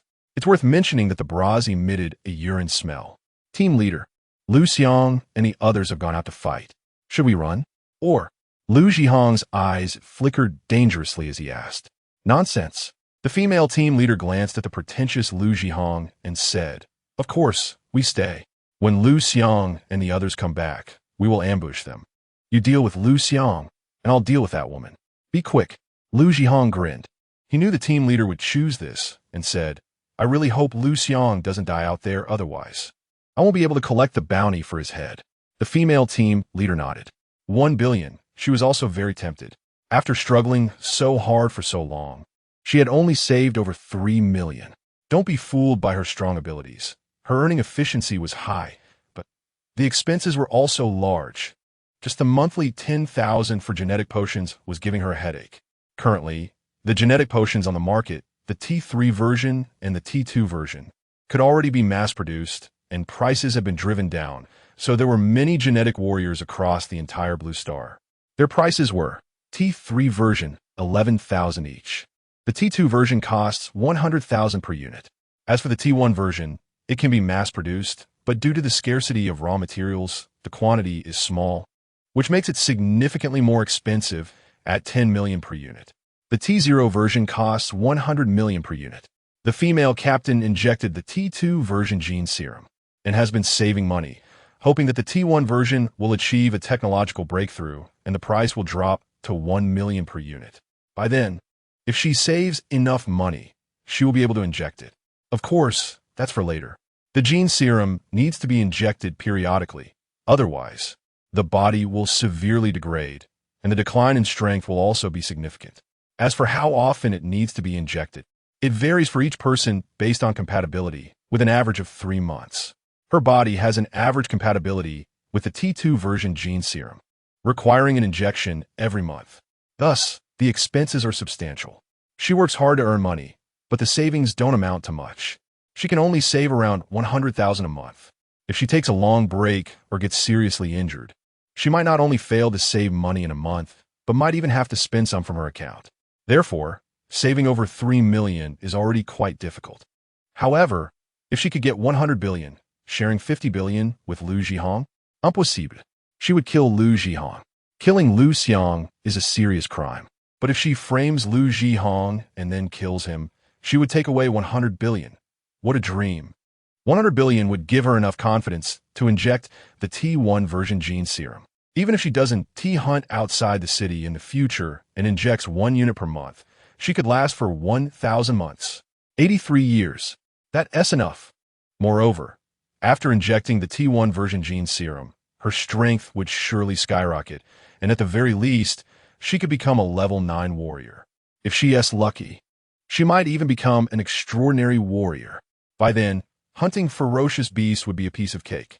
She just needs to be a bit careful. There would basically be no life-threatening danger around Nebula City. What should she do? Liu Xiang looked at Gu Caihe with a lustful expression. He had never encountered such a beautiful and charismatic woman before. He absolutely couldn't let her go. A bit of pleasure would be worth it for a lifetime. She's already dead, the female captain said. She can hear the heartbeat from afar, which is a legacy skill of the Ironstone Beast. It's quite useless. Of course, it also allows her to feel at ease while looting corpses. Unfortunately, Liu Xiang frowned, as if he had lost hundreds of billions. She was actually poisoned to death. Then, without even looking at Gu Caihe, he didn't have a necrophilia fetish and actually felt disgusted. Taboo. Liu Xiang's gaze turned to Song Weiwei. That woman is also very attractive. She's exactly his type, especially that pair of assets. Simply amazing. TSK, TSK. The female captain glanced at Liu Xiang, sneering inwardly. Men are all the same. Then, she quietly put away the powder that attracted ferocious beasts, placing it back into her cleavage, and opened the window to let the toxic powder disperse. She couldn't keep wearing a bra soaked in urine, could she? Chapter 58. 4-3 Trial task completed. All laws are connected. 3 heads and 6 arms. Liu Xiang was unaware of the situation at the base. However, Song Weiwei could guess some of it. After leaving the base at quite a distance, she did not immediately engage in battle with the ferocious beasts, but quickly approached Liu Xiang. As for Liu Xiang, after leaving the base, he swiftly awakened Qi Yu and immediately felt a strong sense of security. Even while charging forward, he accidentally knocked over a slanted steel bar with his stomach. Had he not awakened, he would have been pierced through. Now he bent the steel bar. Roar! The surrounding ferocious beasts heard the commotion and rushed over excitedly. However, before they arrived, Song Weiwei got there first. You're here? Let's cooperate together, Liu Xiang said. Although he personally was not afraid of danger, in close-quarters combat, coordination was crucial. In such a small space, if the two cooperated well, their combat effectiveness could reach an impressive 112, even surpassing 3. Moreover, it was indeed somewhat dangerous for Song Weiwei to go alone. Although she could become invisible, a seasoned person like the Lord could still hit her while invisible, indicating there was still danger in that state. No, Song Weiwei shook her head. What's wrong? Something happened? Liu Xiang immediately understood, lowering his voice to ask. Song Weiwei explained the situation of someone poisoning at the base, frustrated as she said. It's all my fault. I didn't make that female team leader strip completely during the search, leaving behind her underwear. Liu Xiang. He understood what Song Weiwei meant. That female team leader must have hidden the poison in her underwear. That was quite covert. Moreover, it was poison. Wasn't she afraid of poisoning herself? Did the instructor tell you this? Liu Xiang asked. Song Weiwei stuck out her tongue and said, now, the instructor is going to criticize me again. Liu Xiang said, you learn from your mistakes. After all, we haven't been in the wild and don't know so many tricks. Those people are seasoned veterans with rich experience. It will take us a long time to learn. Song Weiwei nodded and said, when we go back this time, I must consult those pioneers in the company. She had one more thing she didn't say. After Liu Xiang left, she also wanted to join the pioneer team to enrich her knowledge. I'll go with you. Liu Xiang nodded. This area of knowledge, Gucaiha hadn't taught them, clearly. Gucaiha also lacked experience in these matters. Roar. At that moment, several ferocious beasts appeared around them. Forget it. Let's take action, Song Weiwei said. Liu Xiang nodded. Then, the two acted simultaneously. They easily killed the surrounding ferocious beasts with minimal noise. 1, 2. After the 9th ferocious beast was killed, Liu Xiang transformed into Tao Tai and began to devour. Soon, familiar information flooded into his mind. Congratulations to the host for devouring 10,000 ferocious beasts. Completing the 4th retry trial task. Gain Chi Yu's inherited skill. All laws are connected. 3 heads and 6 arms. Finally completed the task. Liu Xiang couldn't help but breathe a sigh of relief. In an area around Xingyun City where the number of ferocious beasts was relatively low and sparse, it was quite troublesome to kill enough to reach 10,000. Fortunately, he succeeded. Immediately after, a familiar scene occurred. His consciousness was pulled into the deepest part of the universe. There, Chi Yu was meditating, not sure if he was resting or cultivating, and Tao Tai was lying beside him, incredibly obedient. The countless powerful ferocious beasts that had surrounded them earlier had all vanished. It was unclear whether they had been killed or driven away. Sensing Liu Xiang's arrival, Tao Tai's face showed a hint of surprise. While Chi Yu calmly glanced at Liu Xiang, and this time, he reacted. He nodded at Liu Xiang. Liu Xiang also nodded in response, and then said, Chi Yu, let me see your inherited skill. All laws are connected. 3 heads and 6 arms. Roar. Tao Tai roared, meaning, you may ask me to perform, but how dare you let a god perform for you? How dare you make my master perform for you? What audacity! Looking at Tao Tai, Liu Xiang frowned. Tao Tai immediately felt an overwhelming pressure descend, causing its standing body to collapse to the ground, its proud head forced down. Fear appeared in its eyes. In the next moment, Chi Yu sprouted 2 additional heads and 4 arms. 3 heads and 6 arms. Before Liu Xiang could ask, Chi Yu proactively spoke. All laws are connected. Any technique can be learned immediately. Liu Xiang nodded and said, thank you for your hard work. Then, another stream of information flooded into his mind. Congratulations to the host for acquiring the inherited skill of the ancient fierce god Tao Tai. All laws are connected. 3 heads and 6 arms. All laws are connected. Any technique can be learned immediately. 3 heads and 6 arms. Literally means sprouting 3 heads and 6 arms. Note 1. All laws are connected. If Chi Yu is not awakened, the learning speed will significantly drop. Note 2. 3 heads and 6 arms. Each head has its own ability to think and can manipulate 2 arms each. After becoming proficient, it can simultaneously cast 6 techniques. Note 3. 3 heads and 6 arms. If Chi Yu is not awakened, it cannot sprout 3 heads and 6 arms, but thinking will become more active, and limbs will become extremely flexible. What a powerful skill. All laws are connected combined with 3 heads and 6 arms is astonishing in combat power. With a weapon in hand, I am invincible. Liu Xiang was overjoyed. Copper skin and iron bones. Divine power unmatched. All laws are connected. 3 heads and 6 arms. These 4 combined are simply invincible. If Tao Tai is a war machine, a killing machine, then Qi Yu is a life-harvesting machine. Where he passes, who can block? Who dares to block? No wonder Tao Tai could become an ancient fierce god, shocking the past and present, completing the 4th retry trial task, issuing the 5th retry trial task. Chapter 59, the 2nd Ultra SSS class beast, Ying Long, completing the 4th trial task, releasing the 5th trial task, breakthrough to become an extraordinary warrior. Can awaken the Ultra SSS class ancient beast Ying Long.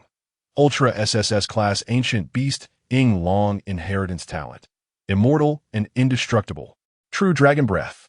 Note 1. Beast form Ying Long. Liu Xiang's pupils shrank. Clearly, he did not expect that the 2nd awakened beast would be the legendary Ying Long. That is a dragon. The totem of Yin and Huang. What did you say? Song Weiwei asked beside him. I said. Liu Xiang replied. We killed enough. We can quietly return. I hope Instructor Gu won't run into trouble. Although the 2 of them didn't kill many, their purpose was not to slaughter beasts, but to lure Liu Zhihong and the others into action. Song Weiwei nodded. She pounced on a beast to the left, killed it, and immediately activated her invisibility talent. Liu Xiang followed closely behind. However, he couldn't become invisible, so he chose to transform into Qi Yu and melted into the darkness. Soon, creak. Liu Xiang opened the door and walked straight in. Song Weiwei, in an invisible state, followed him in as well. Liu Xiang pretended that Song Weiwei was not there and closed the door himself. The room was pitch black. He pretended to know nothing and strode in, saying, Instructor Gu, something's wrong. There are too many beasts. Miss Wei has been killed. In the dark, Liu Zhihong and the female team leader exchanged glances, both seeing confusion in each other's eyes. Where is Song Weiwei? Should we take action? Take action. The female team leader nodded. And Liu Zhihong's face showed a fierce expression as he quietly drew a short knife, which was found during their search of the base, perfect for close combat. The female team leader was also ready to pounce. Although Liu Xiang was not strong, he was after all a genius who had awakened an SSS class beast, and his inherited talents and skills must be formidable, not to be underestimated. She was somewhat relieved that Liu Xiang had returned alone. If he had come back with someone else, it might have caused a bigger commotion. What a pity, Liu Zhihong thought as he prepared to act. Feeling frustrated that the girl with the youthful face and ample bosom, Song Weiwei, had died, which was truly a pity. He wouldn't be able to enjoy it. For a moment, he felt stifled and was ready to vent. Wait, just as he was about to act, he suddenly paused. No way. Song Weiwei's strength is not weak. And she has a gun on her. How could she die so easily?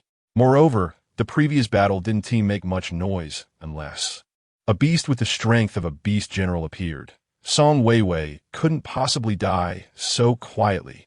If there wasn't a beast general level beast, then there is only one possibility. Liu Xiang was lying. Cousin, why aren't you making a move? Seeing Liu Zhihong suddenly stop, Liu Xiang grew tired of pretending and suddenly turned around, asking. Liu Zhihong's pupils shrank. The next moment, whoosh, Liu Xiang lunged at him. Seeking death, Liu Zhihong showed a ferocious expression. Boom! The fists of both sides collided violently. Crack! Liu Zhihong's eyes and mouth widened in shock. He wanted to scream, but unfortunately, Liu Xiang had anticipated this, and his other fist struck Liu Zhihong's face directly. There was no resistance at all. The female team leader's face changed dramatically, just as she was about to take action. Don't move. A pitch-black gun was aimed at the back of her head. The female team leader immediately froze. It's you. Song Weiwei. You're not dead. What did you come in? You're asking too many questions. Song Weiwei glanced at Liu Xiang in surprise, mainly not expecting Liu Xiang to decisively kill his own relative. She said, give me a reason not to kill you. The female team leader was about to counterattack Song Weiwei. After living this long, she had been pointed at by guns too many times and had experience. However, seeing Gu Tsaihe stand up, she immediately widened her eyes. I have over 3 million left. And the T2 version gene serum that hasn't been injected. Song Weiwei shook her head and said, not enough. The female team leader frowned. This was all she had. The next moment, she felt the gun barrel press forward and was startled, quickly saying, I have another piece of information. What? Song Weiwei pressed. There's a bounty of 10 billion on the dark web for Liu Xiang's head. The female team leader said, my head is worth that much. Liu Xiang raised an eyebrow and said, now that you mention it, I feel like cutting off my own head. Female team leader. Song Weiwei. Is that enough? The female team leader asked. Not enough. Song Weiwei shook her head again. The female team leader paused and said, I have nothing of value left. Suddenly, a massive Taodai appeared and swallowed Liu Xiang whole, then turned to the female team leader. Eyes filled with ferocity. The female team leader panicked and said, don't be impulsive. I can be your dog. The Taodai crouched down, inching closer, its bloodthirsty eyes growing more intense. The female team leader, in despair, still retained some rationality in extreme fear. Knowing that she had nothing of value left, she could only fabricate. Her eyes darted. I have another piece of information. The female team leader quickly said, but it's not very certain right now. What uses uncertain information? Song Weiwei didn't buy it. About the Xingyun Corps. The female team leader hurriedly said, let us hear it. Song Weiwei said, the Han family has secretly taken over the Xingyun Corps, joining forces with Han Yanjun as former subordinates to target Liu Xiang. The female team leader fabricated a piece of information. She had mingled in high society, so she naturally knew a lot about Han Yanjun's background, so she spoke up without hesitation. Song Weiwei's pupil shrank. Liu Xiang also frowned and said, the Han family? They're truly asking for death. Beside them, Gutsaiha snorted coldly and said, the Han family is indeed courting death. Don't worry. If I catch them in a slip, I will seek justice for you. Then I'll thank the instructor in advance. Liu Xiang reached for the female team leader's head. The female team leader was about to resist. Bang! Song Weiwei knocked her out directly. The next second, Liu Xiang stuffed her into his mouth, transforming back to human form. Gutsaiha was greatly surprised, clearly not expecting Liu Xiang and Song Weiwei to be so decisive in killing the female team leader. Didn't they just promise to let her go? Is this the rule of the pioneers? There's absolutely no credibility. Over 3 million. Aren't you tempted? Song Weiwei looked at Liu Xiang and asked. Tempted. However, I don't lack money right now, and it's not necessary to take unnecessary risks for that little money. Liu Xiang said, this woman, without a doubt, still has a backup plan. Once she enters the city, there's no telling what trouble might arise. Song Weiwei nodded. How do you plan to deal with the Han family's targeting? Song Weiwei asked with some concern. With Instructor Gu here, what do I have to worry about? Let them come. Liu Xiang said. As for us, we'll just do what we need to do. Chapter 60. You want to drink with me and take advantage of me? The next day, after returning to the city, Liu Xiang did not see his mother at home and made a phone call. I'm on the way to Union Pavilion. What are you going there for? I called the leader, but the leader is having a meal at Union Pavilion and asked me to talk in person. I didn't have time to say anything before the leader hung up. Why did you call the leader? To resign. The call ended. Liu Xiang looked at Gutsaiha and Song Weiwei and said, let us go to Union Pavilion for a meal to celebrate our safe return to the city. Gutsaiha was indifferent. Song Weiwei was very happy and nodded, saying sure. At Union Pavilion, outside the number 1 private room, watching his mother knock and enter, Liu Xiang casually found a place to sit down and began to analyze the upcoming plans. Although his strength was good, he needed to improve his abilities faster to ensure he could enter Yanhuang University. The 2 million cash in his hands became particularly important. Buy some resources and directly devour them. As for what to buy, I need to think carefully. He picked up his phone and casually browsed some information. Inside the private room, a group of colleagues was drinking with the leader, Yan Hui, and it was clear they had been drinking for a while, with many people's faces flushed and eyes hazy. When they saw Xiaoyu walk in, many frowned. One female colleague, sitting next to Yan Hui, directly asked, Xiaoyu, why are you here? It seems you weren't invited to this gathering. Xiaoyu shook her head, still looking timid. The female colleague sarcastically said, since you weren't invited, why did you come here shamelessly? How thick-skinned can you be? Her name was Liu Xiang, the company receptionist, who had always wanted to use her body to climb the ranks, with Yan Hui as her target. However, Yan Hui had always ignored her. Later, she accidentally saw Yan Hui giving Xiaoyu roses and madly pursuing her, which made her very jealous. She disliked Xiaoyu and targeted her at every opportunity. Others were not surprised. After all, it was not the first or second day that Liu Xiang disliked Xiaoyu, and they had grown used to it. Many who had a good relationship with Liu Xiang also chimed in. What is going on? You, a mere intern who hasn't even completed your internship, think you deserve to attend the company gathering? It's been 3 years, and you're still an intern. You really are a rarity. There is no space here. Why don't you wait until we finish eating before sitting down? Xiaoyu felt a bit anxious, but there was no opportunity to interject. All right. Yan Hui saw the right moment and immediately frowned, scolding, "We're all colleagues in the same company. Is this how you speak? Is it necessary to be so sharp-tongued?" The private room fell silent. Move over a bit. Yan Hui patted Liu Xiang beside him and instructed, "Xiaoyu, sit here." Liu Xiang was unwilling but dared not defy Yan Hui and could only vent all her resentment on Xiaoyu. "Manager, no need. I have something to discuss with you." Xiaoyu was still declining. Liu Xiang retorted, "Stop pretending, just sit down." I have something to find a manager about, so I won tea." Xiaoyu wanted to say something, but Yan Hui patted the stool and said, "The rules at the table are that you have to drink 3 cups before we can talk business." Huh? Liu Xiang was taken aback. There's such a rule? The others were also surprised and clearly hadn't heard of this rule, but since the manager said it, it must exist, so they all echoed, Right? Right? Everyone must follow the rules. Xiaoyu, don't ruin our rules. Come on, drink 3 cups. If il pour you." Xiaoyu sat down and repeatedly declined. In the end, she could only drink 3 cups. Then she shook her head and asked, "Manager, can we talk business now?" Everyone. Disposable cups, drinking 3 cups in a row, a whole gene. 1 gene of white liquor.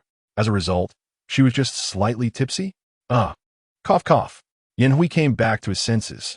He had originally thought to get Xiaoyu drunk and take advantage of her while she was not fully conscious, making something happen. But it turned out, Xiaoyu had such a high alcohol tolerance. He concealed his embarrassment and said, "I was thinking of letting you eat something before drinking so much. How can you handle it all at once? Hurry and eat something." "No need." Xiaoyu shook her head. If she didn't know her own alcohol tolerance was high, she wouldn't have agreed to drink 3 cups of liquor. "Eat something." While Yan Hui served her food, he changed the topic, saying, "Have you heard? Our Xingyun city has produced a top genius of super SSS level. This news has spread like wildfire. Unfortunately, I didn't watch the live broadcast that day." Xiaoyu nodded. "Yes, that day was really exciting. You probably don't know, right? Liu Xiang was originally a student at Shanghai No. 2 High School, but was actually squeezed out by the principal of Shanghai No. 2 High School. It's really funny. I laughed to death. He is such a fool. If I had even the slightest connection with Liu Xiang, I would grab onto that connection tightly. He is a super SSS level top genius, and in the future, he will definitely be a god-level existence. Indeed, quite foolish." In the private room, others were also echoing. Suddenly, someone said, "I watched the live broadcast clips. Liu Xiang's mother looks a lot like Xiaoyu. It's a pity that in the live broadcast clips, Liu Xiang's mother kept her head down and didn't show her face." The room fell silent. Everyone instinctively looked at Xiaoyu. Even Yan Hui was startled. Liu Xiang was the first to disbelieve, saying, "With such an amazing son, wouldn't you be promoting it everywhere? Furthermore, Liu Xiang received 2 million in bonuses, right? Plus over 3 million in compensation. That's over 5 million. Just look at what Xiaoyu is wearing. Does she look like someone who suddenly got rich overnight?" Everyone nodded in agreement, and many even breathed a sigh of relief. Originally, everyone was ordinary people, and if you suddenly became wealthy and distanced yourself from everyone, no one would feel comfortable about it. Everyone hoped you were worse off than them. What if there was a possibility? Yan Hui looked at Xiaoyu, who still had a charming appearance. With his unique preferences, he couldn't hold back under the influence of alcohol. He reached out and patted Xiaoyu's thigh, seemingly helping her speak, but in reality, he was taking advantage of her. Xiaoyu was startled and stood up, saying, "Manager, you've drunk too much. I'll wait until you're sober to discuss what I wanted to say." Saying this, she turned to leave. Xiaoyu, what do you mean? Not giving the manager face? Li Chunyan watched this scene clearly and decided to stoke the flames, blocking Xiaoyu. Xiaoyu frowned. If you dare to walk out this door today, then don't bother coming to work tomorrow. Yan Hui already felt embarrassed and being provoked by Li Chunyan. He immediately became angry and shouted. Li Chunyan's eyes lit up. Xiaoyu directly said, Manager, I came to find you to discuss my resignation. I hope you can approve it. Also, the company has withheld my salary for a month, totaling 2,500 yuan. She specially came here. First, to respect the other party and not want to leave directly. Second, for half a month as salary. The company rules state that resignations cannot be sent via email or phone. They must be discussed face-to-face with the manager, otherwise. The salary for the month and the withheld salary will all be deducted. The private room fell into silence. Li Chunyan was overjoyed, but she still pretended to be angry and shouted, Xiaoyu, you really have a temper now, right? The manager just reprimanded you once, and you directly resigned? Do you really think the manager is afraid? Not giving me face in front of so many people? Yan Hui's face darkened frighteningly, and he coldly said, Xiaoyu, is it because I usually treat you too well that you think I'm easy to talk to? Let me tell you, if you resign now, not only will I not give you your withheld salary, but I'll even make it so you can't find a job in Xingyan City. Do you believe it? Xiaoyu, who was used to being poor and afraid of poverty, often counted every penny. Hearing that 500 yuan would go down the drain. How could she not panic? That's not what I meant. I really intend to resign, you all. She became so anxious that she was a bit incoherent. In fact, she even cried. You still have a nerve to cry? Li Chunyan became even more excited. Besides having a pretty face, what abilities do you have? What contributions have you made to the company? It's already good enough that you're not losing money, and you still think about taking company money? Others nodded in agreement. Siak only asked, What do I have to do for you to give me my salary? Seeing her back down, Yan Hui showed a greedy expression and said, Drink this bottle of white wine.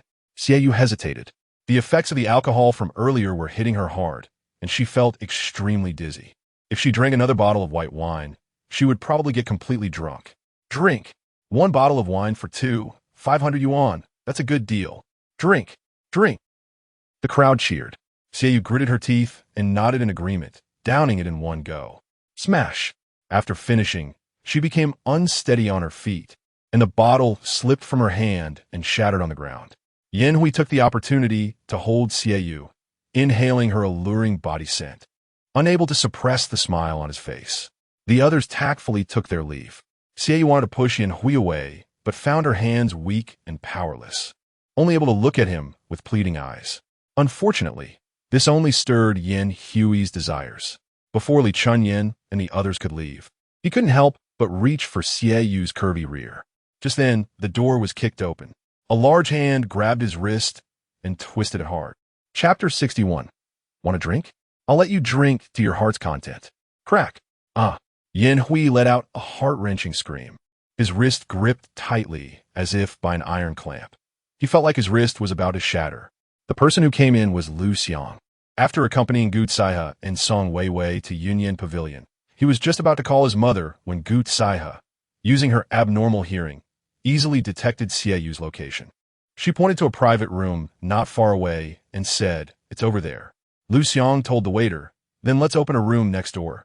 We'll eat there. All right, sir. This way, please. The waiter led the way. As they passed by the room where Xiaoyu was, Liu Xiang vaguely heard some commotion coming from inside.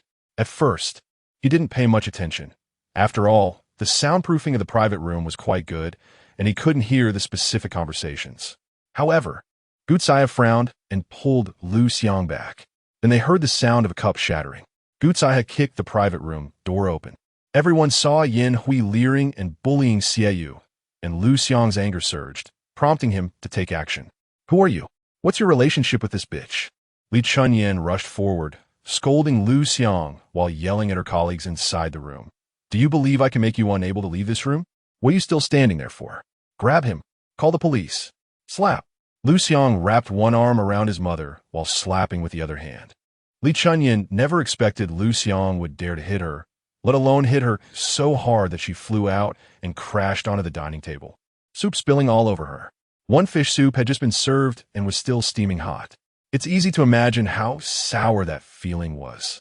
Ah, a scream like that of a slaughtered pig rang out. A martial artist. This is a martial artist. We ordinary people can't fight back. Little brother, don't hit me. Don't hit me.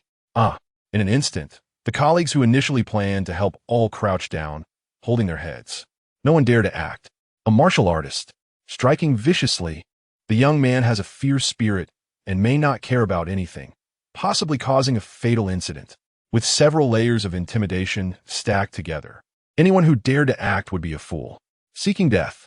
With one strike, Liu Xiang intimidated everyone in the room, and Yin Hui instantly panicked, especially after feeling Liu Xiang's eyes that seemed ready to kill. He trembled and hurriedly said, "Kid, you're in trouble. I'm going to sue you for intentional injury. Before he could finish, Liu Xiang raised his hand again and slapped down. This slap was very skillful, as Yin Hui did not fly out, but instead spun several times on the spot, blood mixing with teeth flying everywhere from his mouth. You dare hit me again?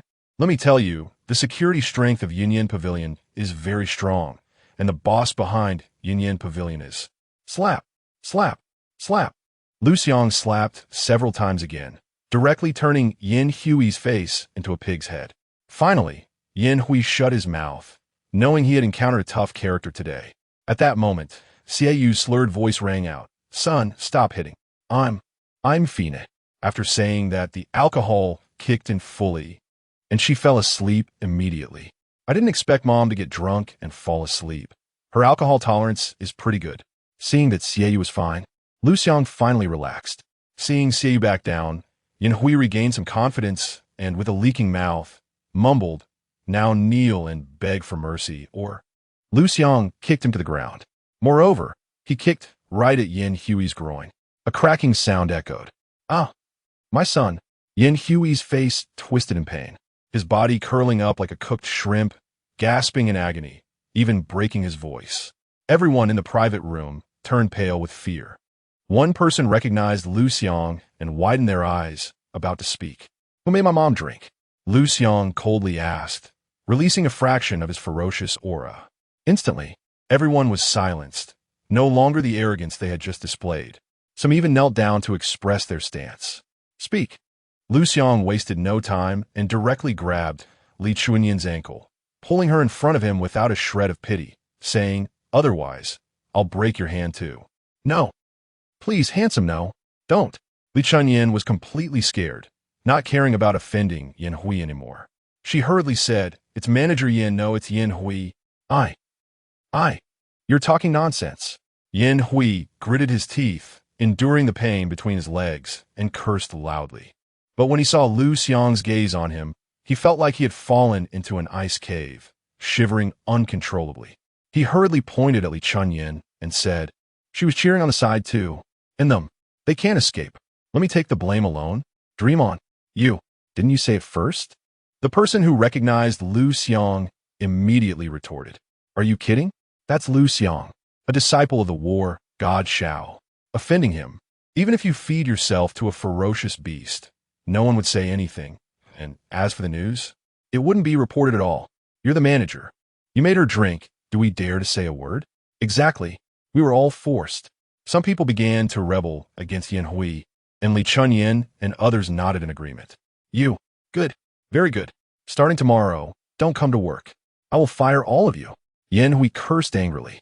As a result, he accidentally pulled on his wound and gasped in pain. Liu Xiang hugged Xieyu and sat down on a chair, coldly asking, "How much did my mom drink?" 2 Jin. "Good. Each person drinks 2 Jin. Whoever finishes drinking can leave." "Huh. We've already drunk quite a bit. Drinking 2 Jin more will kill someone." "Exactly. I don't usually drink. If I drink 2 Jin all at once, I might get a perforated stomach." Liu Xiang released a third of his ferocious aura again. The crowd nearly fainted on the spot. The person who recognized Liu Xiang spoke up first. I'll drink.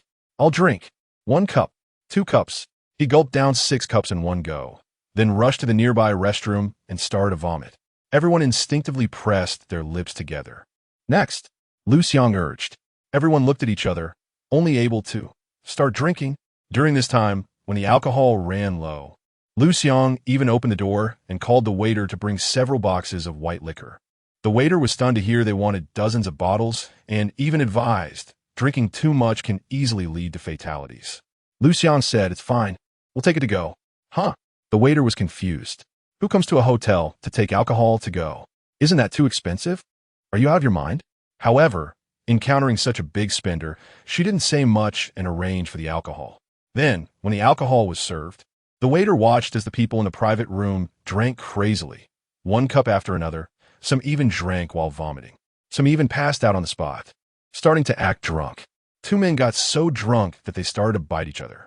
Li Chunyin even dove headfirst into the toilet. The scene was as chaotic as it could get. "You drink 4 Jin for Liang." Liu Xiang looked at Yin Hui and said coldly, "Huh?" Yin Hui had already drunk quite a bit today, and if he continued to drink so much liquor, it would kill him. With a bitter face, he pleaded, "Big brother, I was blind and shouldn't have advised Xiaoyu to drink. Please spare me. I'm begging you." Liu Xiang replied, "Don't force me to make you drink." For Jin for Liang. What he wanted was for Yin Hui to die. Yin Hui didn't dare to go against Liu Xiang's wishes, so he could only drink while signaling to the waiter with his eyes. Not long after the waiter left, a large group of security guards rushed in. Chapter 62. Are you trying to bully me? I specialize in dealing with all kinds of dissatisfaction. A group of security guards formed 2 rows. The owner of Yunyan Pavilion, Pan Sun, walked in step by step, frowning as he asked what's going on. "Manager Pan, save me. He's going to kill me." Yan Yu, who was already a bit out of it from drinking, recognized Pan Sun at a glance and hurriedly tried to run over. His movements were quite large, which should have pulled at his wounds and caused him pain. However, the large amount of alcohol had numbed his body, and he could no longer feel the pain. "Grab him and send him to the police station." Pan Sun waved his hand without even looking at Liu Xiang and ordered. He was the hotel manager, and since the owner behind him rarely came over, he basically had full control over the hotel, wielding significant power. Yin Hui, who frequently brought company members for team building, entertaining clients, and dining activities, was considered a big client. Pan Sun wanted to maintain a good relationship and curry favor. After all, this was all about performance. So, he stood firmly on Yin Hui's side without hesitation. As for Liu Xiang, he didn't even know the other party, as he usually didn't watch short videos. Then, the security guards moved forward. The guards were sent flying, screaming continuously. Liu Xiang intentionally held back because these people were just following orders. Even so, Pan Sun and the waitstaff watching from a distance were all dumbfounded. "You're going to grab me without even asking what happened?" Liu Xiang asked coldly. Pan Sun was startled by Liu Xiang's gaze, but with so many people watching and being on his own turf, how could he back down? "Oomph," he disdainfully said. "You can fight pretty well, but can you take on a second-level martial artist?" As he spoke, he waved his hand at the head of security and said, "As long as you don't kill him, I can handle it." "Yes, boss." The head of security sneered and walked step by step toward Liu Xiang. Each step was steady, and the ferocity in his eyes clearly indicated he was no ordinary person. This guy is not right. Liu Xiang frowned and handed his mother over to Gutsaiha, his expression grim. When the two were 3 steps apart, the head of security suddenly accelerated, bursting forth with astonishing speed. 6th-level martial artist! Liu Xiang's pupils shrank. He clearly hadn't expected such a hidden powerhouse in a small hotel. He unleashed the terrifying might of his own prowess. Paulsen, Yanyi, and the surrounding onlookers all suddenly knelt down. Some even fainted. The head of security's legs went weak, but he did not kneel. At this moment, Liu Xiang shouted, "Get lost!" The inherited skill of the gluttonous beast, Universal Beastmaster, activated. The head of security felt a buzzing in his ears, and his mind went blank in an instant. Oh no! By the time he reacted and wanted to make a further move, Liu Xiang's fist smashed into his own nose. The nose tingled, and a warm flow of blood gushed out. The head of security touched his nose, now covered in blood, and immediately felt a surge of anger, cursing, "Damn it, I didn't expect you to be an awakened one. I'll kill you." He attacked again, each strike viciously aimed at critical points. It was clear he was not fighting like an ordinary person. Even after half a month of special training with Gutsaiha, Liu Xiang was still at a disadvantage in skills. Iron skin and bronze bones. Liu Xiang didn't awaken Qiyu, but instead used Qiyu's inherited talent to continue observing his opponent. I thought you were pretty strong, is that all? Pan's son, unable to see the situation clearly, thought Liu Xiang was at a disadvantage and mocked him. Although he was still kneeling on the ground, seeing his subordinates gain the upper hand, he remained extremely arrogant. Then, go! Liu Xiang shouted once more. Pan Sin's eyes suddenly went blank, and he instinctively reached out to grab the head of security, who had just passed in front of him. Boss, you. The head of security stumbled, quickly realizing his boss had been controlled. Unfortunately, it was too late. Boom! He was hit by Liu Xiang's punch right on the ear. The impact made him unsteady, his head ringing, and his vision blurred. Godly power unmatched. Liu Xiang had completely confirmed that there was something wrong with the other party. In the next instant, the surging power instantly sent the head of security flying away. Huff! Liu Xiang let out a sigh of relief. He hadn't expected that the other party would almost force him to transform.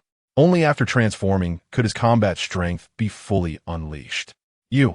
Pan Sin came back to his senses and was stunned at the sight. How old are you? You can even defeat a second-level martial artist? Second-level martial artist? This is a sixth-level martial artist. Moreover, he likely had many lives on his hands. You idiot. You know nothing and dare to use such a person? Liu Xiang walked over step by step, coldly stating, a guest is a guest. You, boss, can drink 2 gin of wine at your leisure. Huh? Pan Sin was dumbfounded. 2 gin of wine, wu tea that cause a gastroperforation? Drink. Liu Xiang's expression turned stern. Pan Sun shivered in fear, but still threatened, kid. You do have some skill, but there's no one above you. Being able to fight will only bring you endless trouble. Do you believe that with a single phone call, I can send you to prison right now? Just as Liu Xiang was about to say something, his phone rang. Hello, is this Liu Xiang? Hello, I'm Secretary Chao's assistant, the person who guided Principal Shi before. Do you remember me? I remember. What's the matter? Liu Xiang glanced at Song Weiwei and asked, Hello, I wanted to ask when you'll be back. Our chairman wants to set up a time to meet with you. I'm already back. As for dinner, let us talk later. I'm currently in a bit of trouble and don't have time for dinner. After saying this, Liu Xiang was about to hang up. Trouble? Secretary Chao's assistant immediately realized this was an opportunity to get closer to Liu Xiang, knowing Liu Xiang's importance to Chairman Chao. He hurriedly said, Can you tell me about it? At this point, he feared Liu Xiang would refuse and quickly added, I'm just worried that some unnecessary trouble will waste your time. To be honest, even though I'm just Secretary Chao's assistant, I can still resolve many troubles in Xingyan City. Liu Xiang directly refused, no need. I just had a little conflict at Yunyan Pavilion, and I can handle it. Yunyan Pavilion? Secretary Chao's assistant exclaimed, asking, Is the boss named Pan Sun? Yes, do you know him? Liu Xiang was surprised and asked, I know. Tell him to wait. I'll be right there. Secretary Chao's assistant said hurriedly. After hanging up the phone, Liu Xiang had a strange expression. It seemed that Secretary Chao knew this Pan's son. That was quite a coincidence. As for why Song Weiwei didn't know Yunyan Pavilion was a property of the Chao Group. It was normal since she usually didn't pay attention to the Chao Group's properties and rarely showed up. At this moment, Pan Sin saw Liu Xiang on the phone and did not stop him. Once Liu Xiang hung up, he finally spoke. Did you call for help? I suggest you make a few more calls and find more help. Otherwise, you won't be able to resolve the trouble you've caused. Liu Xiang looked at Pan's son, who was still kneeling on the ground, and suddenly found it a bit amusing. He didn't bother with him and instead patted Yin Hui's chubby face, saying, Keep drinking. Don't force me to cripple your other hand. Yin Hui was already unconscious, continuously dry heaving. You come and force him. Liu Xiang looked at Pan's Senator Yu. Pan Sen's face looked terrible. Liu Xiang's gaze sharpened, and Pan's son shivered in fear, quickly complying.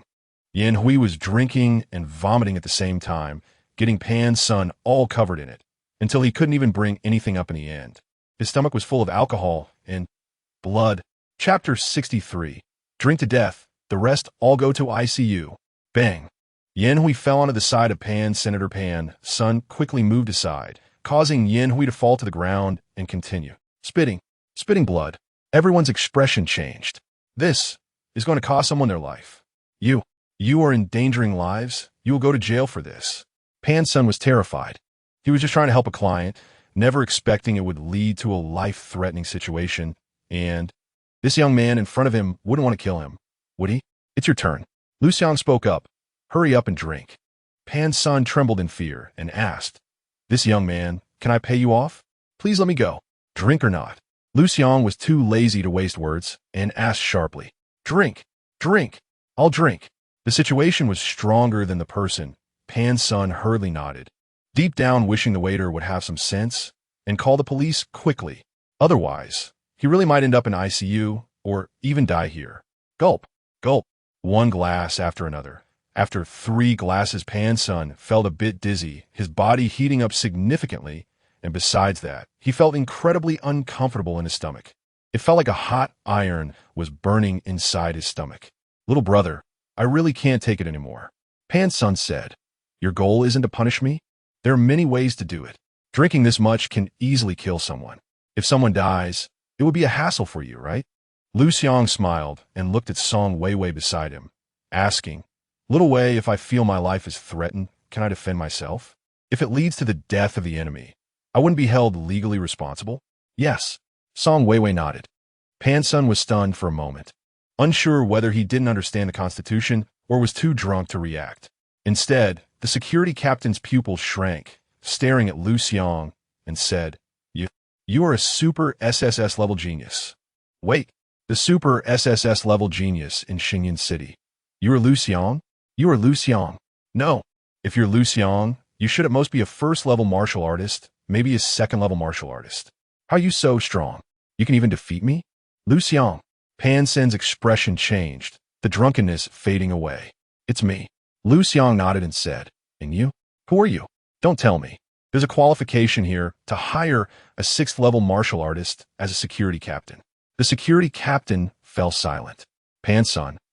I clearly hired a 2nd-level martial artist. Could it be? He wasn't stupid and quickly realized. The person in front of him likely had ulterior motives. Their identity was definitely not simple. They could even be a criminal. Hey, the security captain took out his phone, dialed 110, and said, Law enforcement comrades, I want to turn myself in. My name is Liu Sanner, a murderer. Yes, that's me. 3 years ago, I killed a whole family. Even the children were not spared. The year before last, when Shanghai City was attacked by a beast tide, the prison was affected, and there was a breach in defense. So I escaped with a group of inmates to this side. Now, I am at Union Pavilion, yes. Okay, I will stay honest. The call ended. Pan's son and the surrounding security staff and waiters at Union Pavilion were all dumbfounded. Who would have thought that their colleague was actually a murderer? The thought of being with a murderer for so long made them shudder. They were even immensely grateful to Liu Xiang. Grateful that Liu Xiang caused a scene here. Otherwise, they would never know when this murderer would take them out. Especially those colleagues who usually didn't get along with Pan's son. You're clever. Beside, Song Weiwei spoke up. Unfortunately, it's useless even if you turn yourself in, murder, escaping from prison. Regardless of either, you're facing the death penalty. There's no escape. The security captain's eyes flickered, not responding. As long as there are significant meritorious performances, he wouldn't be shot. He could betray those inmates who escaped with him. He could also inform the Law Enforcement Bureau about some criminals in Xingyan City, including those heinous murderers. This was enough to keep him alive. Just then, a figure hurried over and appeared before everyone. Secretary Dong, you're here. Please help me. Pan's son was ecstatic to see that the newcomer was CEO Chao's secretary. Finally, not having to drink the last glass of wine. Liu Xiang is causing a huge ruckus here. He is hitting people, killing. Slap. Before he could finish his sentence, he was slapped to the ground by CEO Chao's secretary. What? Pan's son was dazed. However, CEO Chao's secretary had no time to deal with him, and instead nodded at Song Weiwei, saying, Little Wei, you're here too? This is our Chao group's property. Is it? Song Weiwei was taken aback, clearly unaware. My brother didn't team mention it to me. CEO Chao's secretary smiled bitterly and said, Little Wei, you usually just focus on cultivation and revenge. Even if the chairman told you, you wouldn't remember. That is true. Song Weiwei stuck out her tongue and said, Then I won't blame my brother. Pan-sen. At this moment, he felt like he had fallen into an ice cave. CEO Chao's secretary then looked at Liu Xiang and spoke. Mr. Liu, I'm very sorry for the trouble you encountered at Union Pavilion. Don't worry, I will handle this matter perfectly. I will definitely help you vent your anger. The last sentence carried a chilling tone. Pan's son trembled in fear. Liu Xiang nodded and said, remember to make this manager drink 2 Gina Baijiu. Pan's son. Then, he immediately finished the last bottle of Baijiu and fell backward. Seeing this, Liu Xiang didn't bother to say anything else and prepared to leave with his mother. Song Weiwei's phone rang. Brother, what is up? Tell Liu Xiang that Union Pavilion has been given to him. Okay. After hanging up the phone, Song Weiwei said, my brother heard that Annie doesn't have a job yet, so he plans to give Union Pavilion to her, to help her find something to do. Everyone around was stunned. Finding something to do could easily mean arranging a job, but you directly gave away a restaurant? A restaurant that is one of the top in Xingyun City, with annual revenues of hundreds of millions and profits in the tens of millions? This move is too extravagant. Panson was even more a loss this time. His managerial position was definitely doomed. No need. Liu Xiang shook his head and said, my mom wants to open a small supermarket. Managing a restaurant is too tiring. His reason for refusal was simple. First, it's a debt of gratitude, hard to repay. Second, he really didn't want his mother to be so tired, unless his mother willingly accepted it. But Liu Xiang understood his mother's thoughts too well. She would definitely not accept charity from others. That's true. Song Weiwei pouted and said, my brother is really something, and he finally has a chance to relax, and he gives her such a tiring task. He really doesn't understand people. Bun Sing. Others. Even CEO Chao's secretary was momentarily taken aback. Liu Xiang waved his hand and said, let us go. I'll arrange a small supermarket for my mom later. No need for your brother to worry about it. By the way, Secretary Dong, right? You tell Chairman Chao that we can have a drink together another time. Now, I need to go back and take care of my mom. Okay. Chairman Chao's secretary nodded. Everyone parted ways. The next day, Xie woke up, looked at the familiar layout of the room, and saw Liu Xiang lying by the bed. Her heart warmed, and her eyes became slightly moist. She didn't know when she had become so emotional. She wasn't like this before. She was so strong. Taking a deep breath, Xie wiped away her tears and quickly adjusted her emotions so her son wouldn't see. At that moment, Liu Xiang had already opened his eyes but hadn't moved, because he heard his mom sobbing and didn't want to make her feel awkward, nor did he want to create any dramatic situation. So he pretended to be asleep. It wasn't until his mom patted his shoulder that Liu Xiang stretched lazily, yawned, and said, good morning, Mom. Good morning, son. Xie replied with a happy smile. What neither of them expected was that Gu Zaihe had actually woken up early and tried to make breakfast frying eggs, but ended up burning them. I'm sorry, I'm not very good at this. It looked pretty simple when I saw the Annie do it, but I didn't expect this. Gu Zaihe's face turned rare red, and she shyly said, I'll throw this away and make it again. Liu Xiang couldn't help but laugh. Gu Zaihe shot him a glance. Full of charm, Liu Xiang felt a rush of warmth and suddenly had an inexplicable impulse to rush to the bathroom, saying, you all keep busy, I'm going to take a shower. I forgot to shower after taking care of my mom yesterday. I feel uncomfortable all over. Okay, go ahead, Xie said, deeply moved. Gu Zaihe didn't think much of it and was eager for Liu Xiang to leave quickly to avoid further embarrassment. Splashing sounds.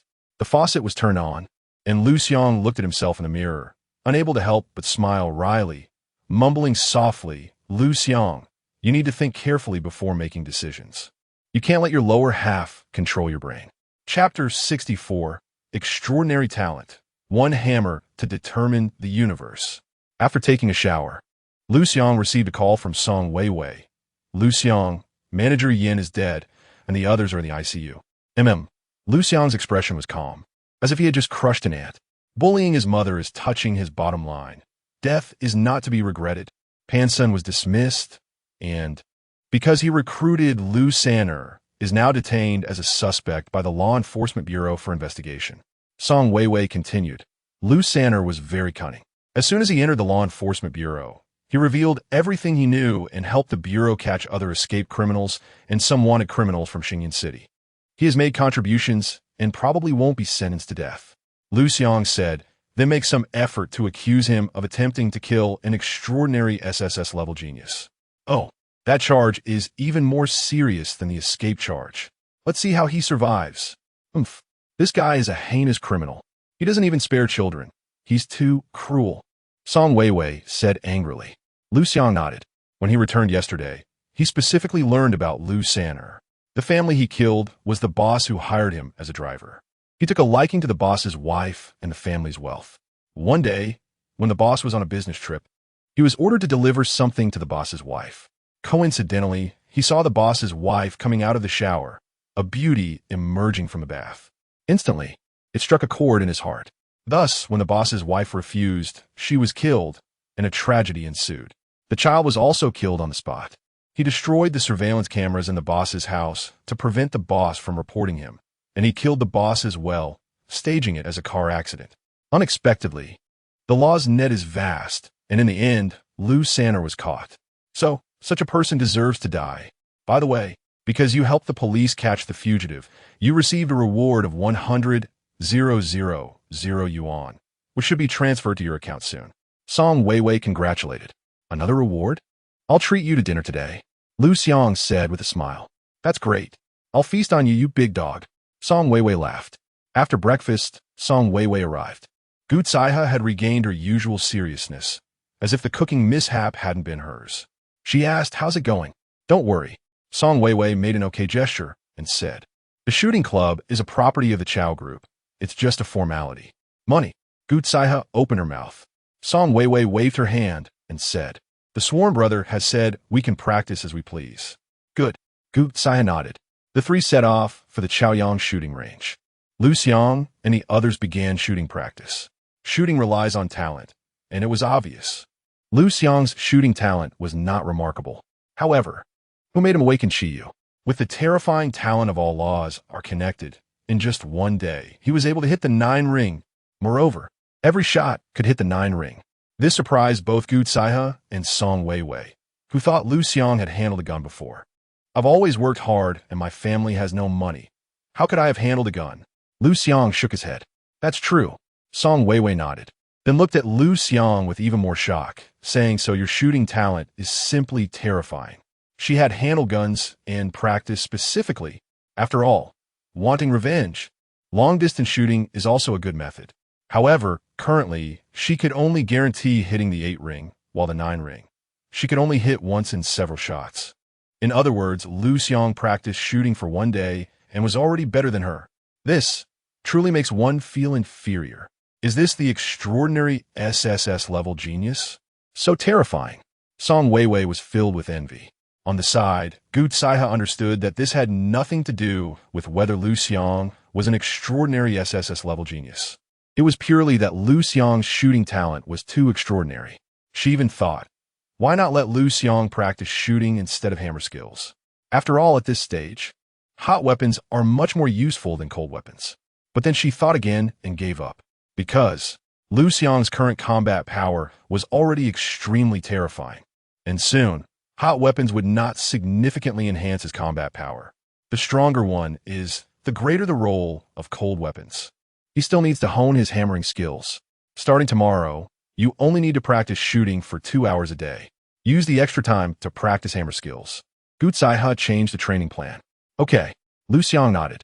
At this moment, he was also extremely surprised. Before awakening Qiyu, he could only hit the target with luck after an hour of practice. Hitting a target once was already good luck. However, after awakening Qiyu, in less than a day, he was hitting the 9 ring every time. This speed of improvement even shocked him. I wonder if my hammer skills will improve significantly tomorrow. Liu Xiang was looking forward to it. These days, he had not fully unleashed the power of the purple gold hammer because his hammer skills were not proficient enough. The next day, at the shooting range, in less than an hour, Liu Xiang hit the 10 ring 3 times. Gu Caihe. Song Weiwei. Let's practice hammer skills.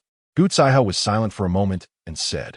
Song Weiwei also nodded, coming back to her senses from the shock, thinking, Liu Xiang's hammer skills are average, while my dual sword technique is stronger.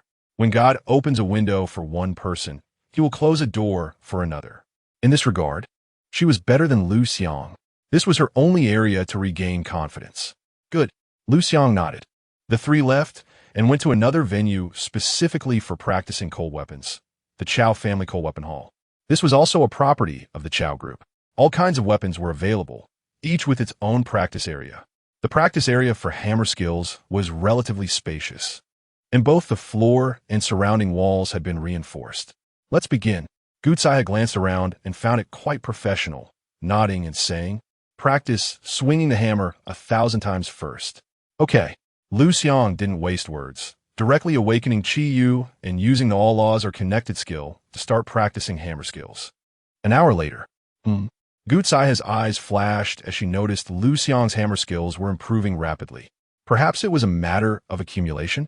The previous foundation led to quick improvement in a short time. She had encountered this situation before. Not bad. Gutsai couldn't help but nod. However, 2 hours later, Liu Xiang's hammer skills continued to improve at an astonishing rate. Even Gutsai felt something was off and wanted to verify, saying, "No need to practice basic hammer skills anymore. Start practicing advanced hammer skills." Okay, Liu Xiang complied. 2 hours later, seeing Liu Xiang grasp the advanced hammer skills quite well, Gutsai was extremely surprised. She also had such talent, so it was not shocking. But Liu Xiang didn't have this before, and now he does. What's going on? Was he pretending to be a pig to eat a tiger? Deliberately? Gutsai frowned, feeling puzzled, and said, "Practice Taishan pressing down."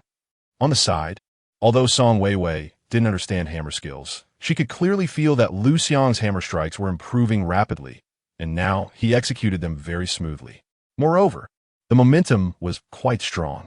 There is a domineering momentum of one hammer piercing through everything. In other words, Liu Xiang is about to possess his own hammer momentum. This, she has practiced for 10 years and has only achieved the sword momentum. For a moment, she felt completely defeated, wearing a look of despair. However, when she saw Liu Xiang, who had spent merely 3 hours mastering the extremely powerful hammer technique Taishan pressing down, she was utterly stunned. It turned out that the previous blow was not enough. Gutsai beside her also lost her composure.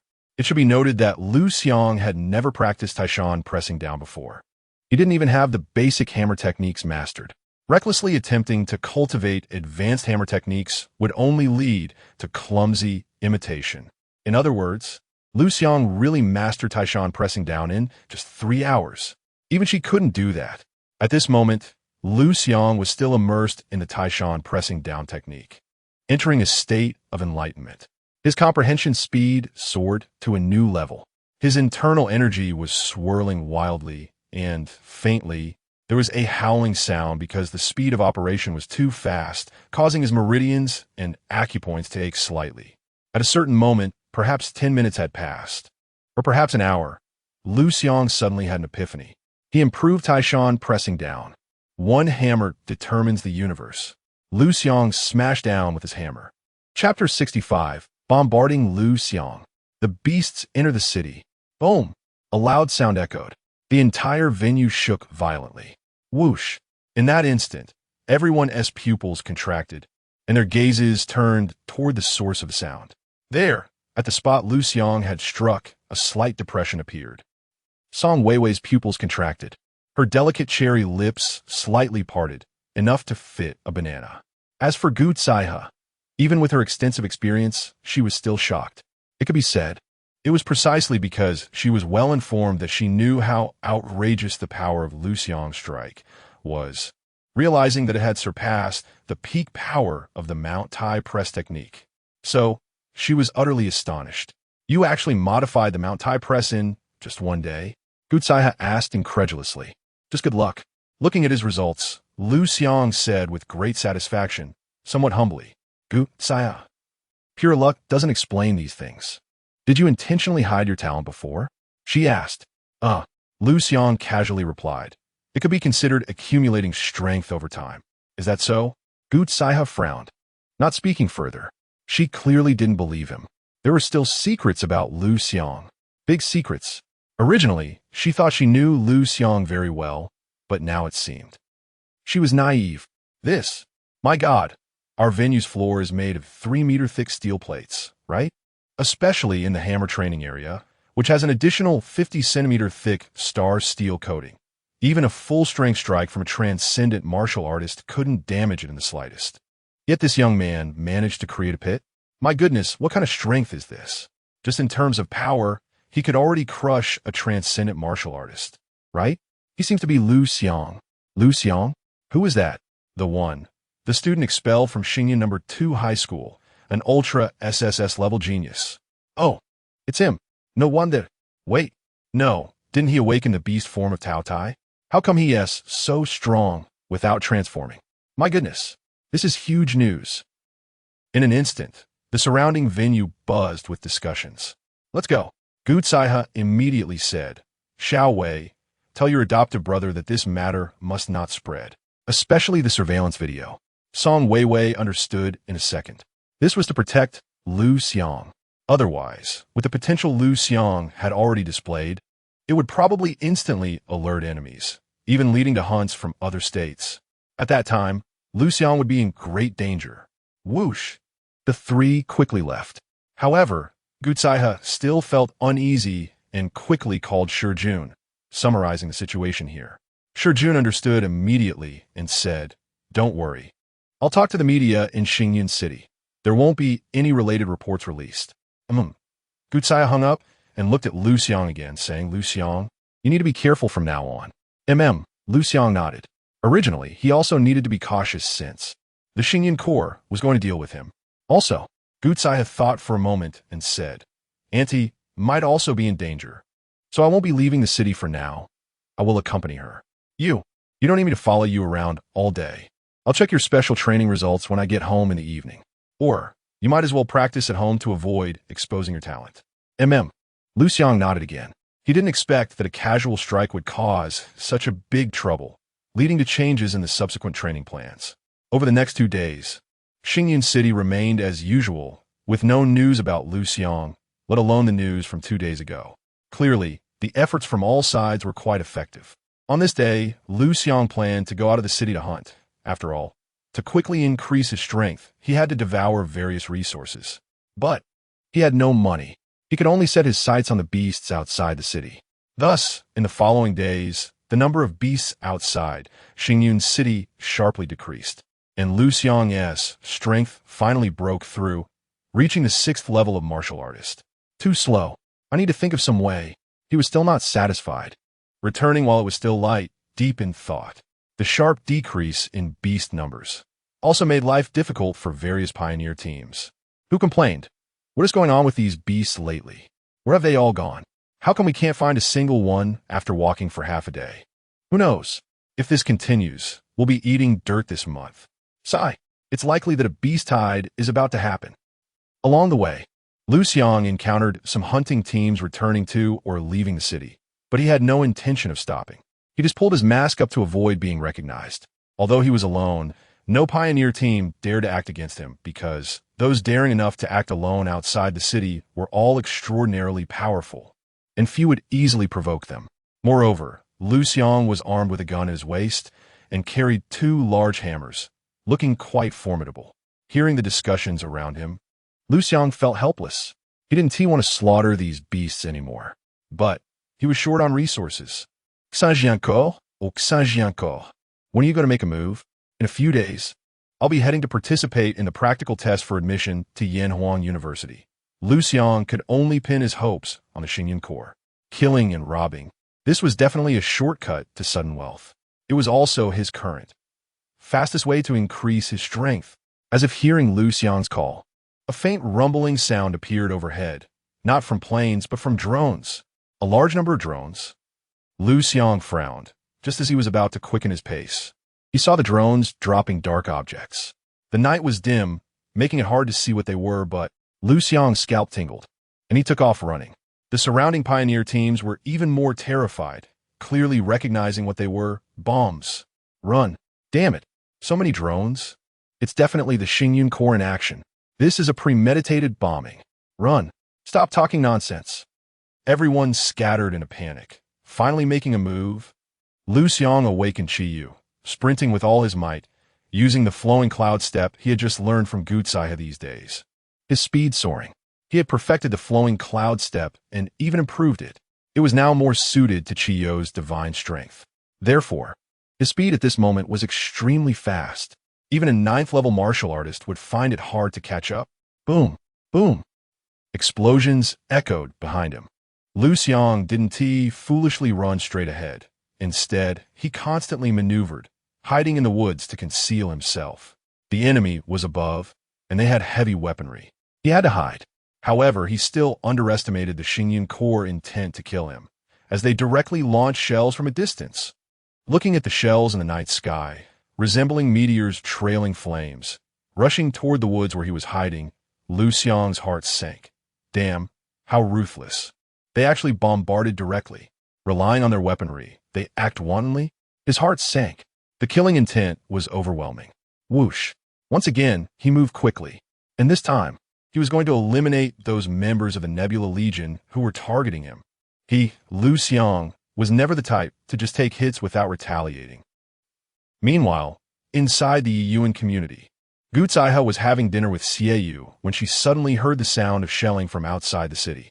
Because it was quite far away, even she couldn't hear it clearly at first and thought she might have misheard. Upon listening carefully, Gu Zaihe's expression changed, and she instinctively put down her chopsticks, stood up, and wanted to leave. She thought of a certain possibility, but the next moment, "What's wrong?" Xie asked. Gu Zaihe's figure, preparing to leave, suddenly paused. She still had to take care of Xie here. She had promised Liu Xiang that she would not let anything happen to Xie otherwise. How could she explain it to Liu Xiang? She took out her phone and was about to make a call when she suddenly turned to look out the window. At this moment outside the window, a pair of crimson eyes were staring at her intensely. The two sides locked eyes.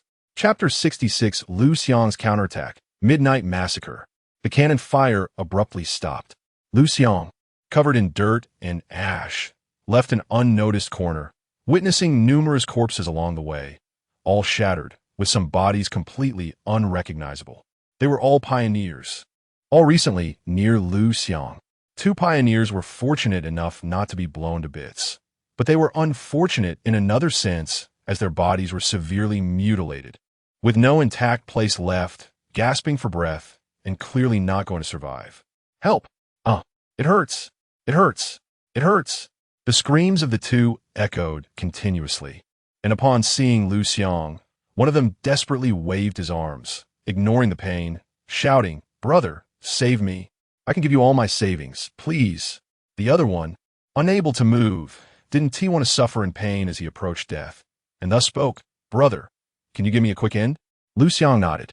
He picked up a stone nearby and threw it. After awakening Qiyo, his strength was outrageous. This strike had the kinetic energy of a bullet, instantly penetrating the man's skull.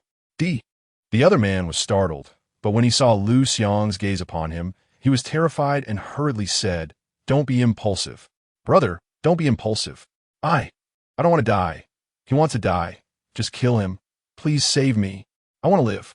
Liu Xiang turned to leave, leaving behind a sentence, "I will avenge you." "You? Do I need you to avenge me? Damn it." This man exploded in anger and directly cursed. Then, he only saw Liu Xiang turn around. Immediately, a stone magnified in front of him and then directly embedded into his eyeball, disrupting the tissues in his brain. Whoosh. Liu Xiang used his flowing cloud step and quickly left, heading towards the direction from which the cannonballs were coming. At that moment, in the area that fired the cannonballs, about 8 kilometers outside of Xinyan City, there was a temporarily constructed military camp, surrounded by a row of military trucks mounted with anti-aircraft guns. Dozens of soldiers stood around, looking lazy, with many hats askew, presenting a careless appearance. They looked nothing like qualified soldiers, but rather like thugs. In the middle of this group stood an officer leaning on a short knife, who immediately ordered, "Deploy drones, go into the woods and find him, alive or dead." "Yes." His subordinates quickly complied. "Old Zhao, do you think this Liu Xiang will be blown up?" The officer looked to his sidekick and asked. "Most likely not." The aide shook his head and said, "We saw through the real-time footage from the drones. This guy is incredibly fast, even comparable to a level 9 warrior. He's only slightly slower than me, with his awakened beast, Tao Tai, being an ultra SSS level existence. How could he be so easily blown up? I really don't think there's much chance." The officer nodded and said, "I hope he hasn't been blown up. We still need him to rescue the brigade commander. The aide nodded, pondered for a moment, and said, "How about I send someone to check the situation?" "All right," the officer nodded. "Be careful." "Yes." The aide took a team and left. The officer, feeling bored, waved his hand.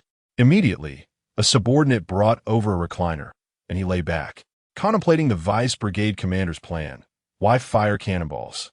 A drill? No. There are beasts entering the city, and the Xingyun brigade has been ordered to attack. Some soldiers rushed into the city to hunt the beasts, while others were responsible for bombarding the beasts outside the city. He is the highest commander responsible for the outer part. In fact, the beasts appearing in the city are meant to deal with Xiaoyu, including the soldiers who rushed over. Outside the city, he leads the team to kill Liu Xiang, capturing him alive if possible. If not, it's fine as long as they ensure he is killed. This is the entirety of the plan. Only 5 people know the whole plan. The vice brigade commander, his aide, the highest commander inside the city, and his aide. What a perfect plan. Even if the higher-up suspect and want to investigate, they won't find anything. The officer glanced around, feeling a bit eerie, and immediately frowned, saying, "Everyone, get your spirits up, or else if the beasts rush over, you'll all be done for here." "Yes." The soldiers responded in unison, becoming a bit more alert and cautious. After all, no one wants to die. They had worked hard to get into the Xingyun brigade through connections or gifts, obtaining a position, and hadn't enjoyed life yet. How could they die? Behind the scenes, Liu Xiang looked at the suddenly vigilant temporary camp, furrowing his brows as his gaze landed on the officer lying down. Thinking, no wonder he is a battle general. Even from as far away, he can sense danger. He did not act recklessly. Firstly, this officer's strength had reached the battle general level. Incredibly powerful, and not to be underestimated.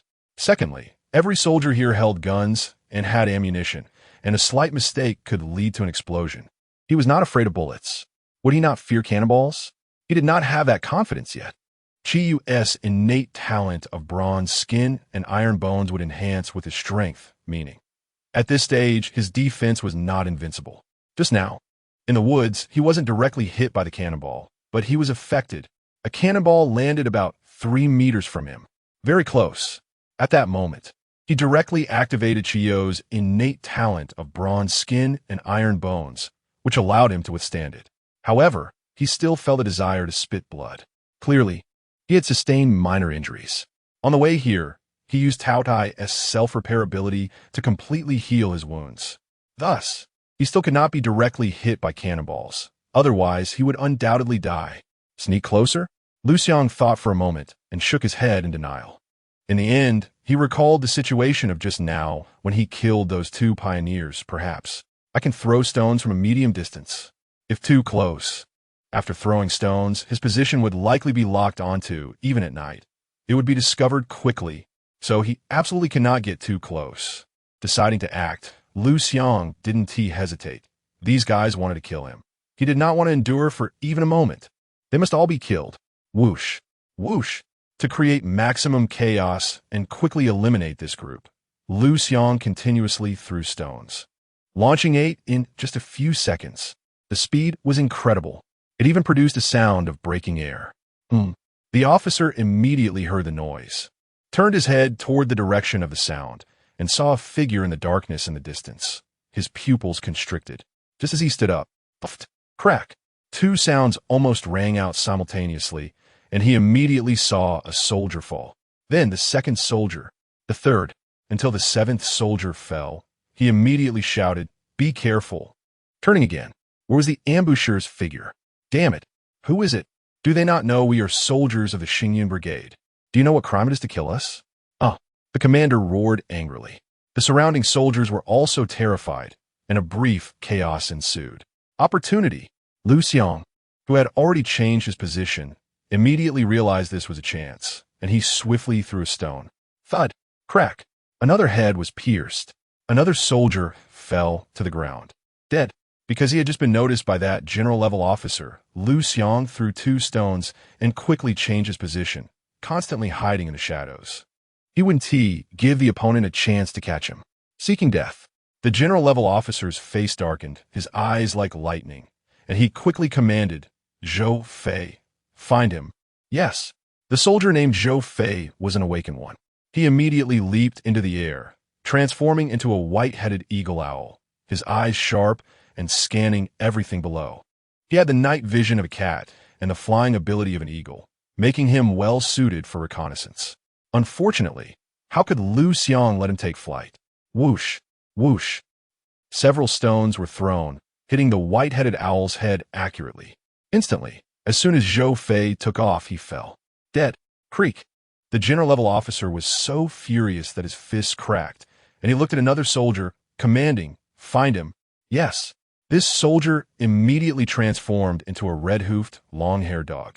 Using its unique hearing, it quickly locked onto Liu Xiang's position. "Commander, found him. Over there. Fire the shells. Blow him up." The general-level officer immediately issued the order. "Cover him with firepower. I want to see who he is." Chapter 67. Slaying the General. This general-level officer was afraid of death. Without understanding who the opponent was, whether they had allies or any deadly weapons, he absolutely wouldn't take the initiative to attack. Liu Xiang saw through this point. So, whoosh, whoosh. He used Chio's copper skin and iron bones, dodging the artillery shells while hurling stones from his hand. The two sides stalemated for over 20 seconds. As a result, soldiers around this general-level officer fell one by one. In the end, except for the soldiers responsible for firing the shells, who were hiding in the vehicle and thus not killed, all other soldiers were dead. The general-level officer frowned. He could tell that the attacker's strength was not very strong, which was evident from their speed and the force of their thrown stones. But who knew if the opponent was fishing, intentionally luring him in? Thus, after a slight hesitation, he hid in the vehicle and ordered his adjutant to retreat. In fact, his adjutant had rushed over the moment he heard the commotion. Secretly, Liu Xiang recognized the opponent at a glance, his pupils slightly constricting, and said, "We can't let them regroup." Whoosh. He transformed into an afterimage and charged forward. The adjutant did not expect the attacker to dare to intercept him, as he was armed to the teeth and had powerful weapons like an RPG, and he himself was a transcendent warrior. Then, poof, crack. The transcendent warrior shouldering the RPG was killed on the spot, before the adjutant could react. 3 more soldiers beside him fell. Just as he was about to take action, he saw 2 huge shadows smashing toward him. A hammer? It's Liu Xiang. By the time he reacted, it was already too late. He saw that the adjutant couldn't dodge in time and could only throw a punch, choosing to take the hit. Then, crack, his fist shattered, his chest bones fractured, his skull cracked. Dead. As for the other soldiers, some reacted quickly, pulling out their guns to shoot. And their accuracy was not bad, hitting Liu Xiang in the head. But the bullets were deflected. After that, they were all devoured by Liu Xiang one by one. The energy provided by the transcendent warriors was indeed substantial. Liu Xiang looked at the guns and bullets beside him, so many that he couldn't take them all, and suddenly, he had a whimsical thought. Can these things be devoured?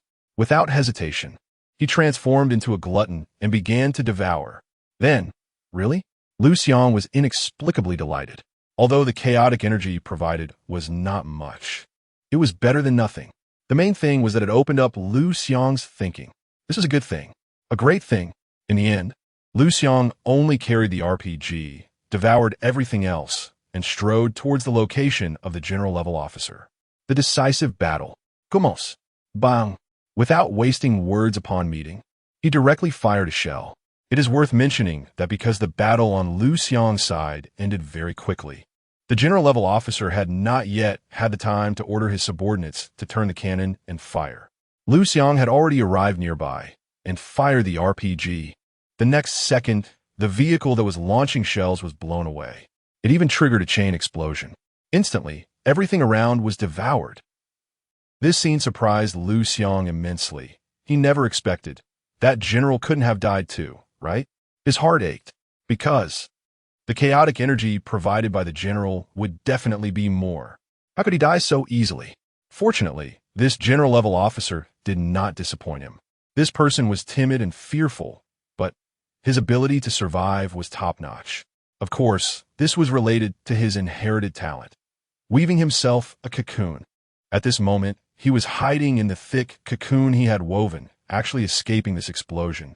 However, such a terrifying explosion also destroyed his thick cocoon, rendering his means of survival useless. As the dust settled, he and Liu Xiang locked eyes. It was actually you. The general-level officer looked at Liu Xiang in disbelief, not knowing what to say. He and his soldiers were actually made to look so embarrassed by a Liu Xiang who had just awakened for over 20 days. How is that possible? It's me. Liu Xiang nodded, staring at him, and said, "You want to kill me, and I counter-kill you. That's quite reasonable, right?"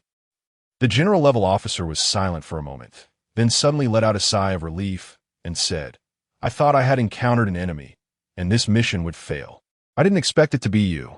Since that's the case, don't blame me for being ruthless. Come, bring it on." Liu Xiang's eyes flashed with dangerous light, saying, "Let me see how ruthless you can be." Humph. The general-level officer was completely unconcerned by Liu Xiang's provocation, speaking, "Liu Xiang, oh Liu Xiang, you don't think that by killing a bunch of useless people and destroying a pile of scrap metal, you can kill me, do you? Do you understand the value of a general? Huh? Arrogance and pride are the common diseases of super geniuses like you. Today, I will make you pay the price for your arrogance." Whoosh. As soon as he finished speaking, he charged forward.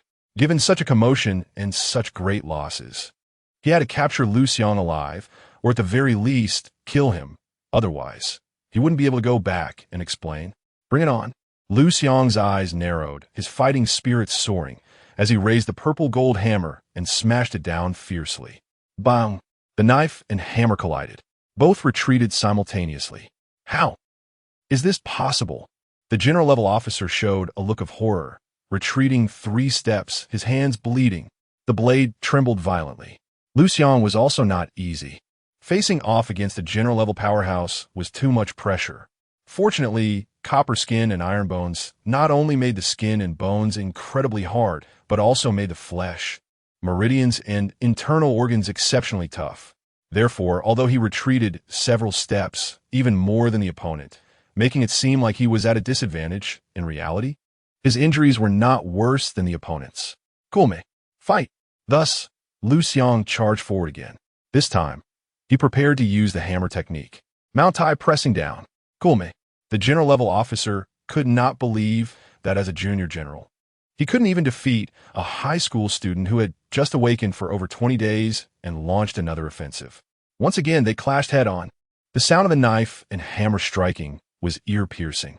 Then the general-level officer directly half-knelt on the ground, even leaving a deep pit on the ground. The blade burst open. Blood spilled from the corner of his mouth. In contrast, Liu Xiang had one purple gold hammer fall from his hand because the backlash was too strong. He didn't want to take it head-on. Even so, he still retreated 3 steps before he managed to release the force. His blood surged, and Liu Xiang couldn't help but spit out blood as well. Seeing this, the general-level officer was even more shaken, completely unable to understand why this was happening. Worried, he was already thinking about one thing. Should I not fight? Run? Come again. Liu Xiang, however, was filled with fighting spirit and charged forward once more. He still had one purple gold hammer. He still had weapons. This time, one hammer to determine the outcome. A terrifying hammer momentum enveloped the area. The general-level officer's face changed dramatically because this hammer actually carried a force. Even he sensed the threat of death. No, he had already lost the will to fight, and at this moment, he was completely terrified. How could he dare to resist? However, Liu Xiang's hammer strike was not only powerful, but also fast. He simply couldn't dodge it. He could only take it head-on. Therefore, this battle-class officer, while thinking of retreating, was forced to withstand the blow, and his combat power could not be displayed at all. In contrast, Liu Xiang's strike was 3 times more powerful than the previous one. As one side weakened and the other grew stronger, the outcome was obvious. Crack! Crack! The battle-class officer's long sword was shattered, and his head was also crushed, turned into a pulp. Dead. It was satisfying. Blood spilled from Liu Xiang's mouth, clearly indicating he had suffered heavier injuries, but he laughed maniacally. With this little skill, you dare to kill me? A bunch of trash. Chapter 68.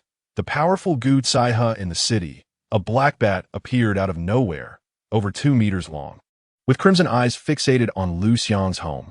It was not a real beast, but rather transformed from a warrior. Its purpose was to capture Xiaoyu.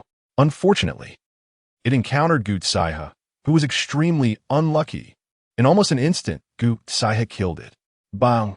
The massive corpse fell heavily to the ground, creating a giant pit. But that was not the most critical part. The key issue was there were several warriors in the pit. They had planned to cooperate with the bat to attack Gu Saihe, but ended up dying inexplicably, which was quite frustrating. When Gu Saihe sensed danger around her, she immediately instructed Xiaoyu to hide and call for help. Contact Song Weiwei, and she chose to attack. Yes, defense had never been her style. Moreover, the enemy was numerous, armed with guns. Defending wouldn't protect Xiaoyu. Therefore, the best course of action was to attack. Whoosh!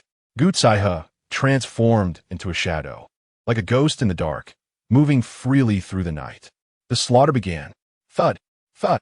The sounds of flesh being pierced echoed continuously. One warrior after another fell, like wheat being harvested in summer. D. Gu Saihe showed no mercy and did not care about their identities. In her eyes, there was never a distinction of profession, only good and evil. Clearly, this group of warriors were demons, so she would kill all the demons. This scene was witnessed by the overall commander directing the battle not far away, who was so frightened that he shivered and turned to run. This was the urban area. Cannons couldn't be fired. Would guns even work against mid-level battle generals? It would only cause chaos. So, the best plan was to run. Escape while the enemy didn't know his position. Run for it. But, attack! Attack! He issued the order to attack. Clearly, he wanted his subordinates to buy him time to escape. Unfortunately, who was Gu Saihe? On the battlefield, she could easily lock on enemy positions, maneuver gracefully, and kill at will. In such a small city, there was hardly any challenge, and soon, she locked onto his location. Whoosh! Gu Saihe did not continue to attack, but transformed into a shadow, heading straight for the highest commander, to slay the enemy and behead them. This was common sense.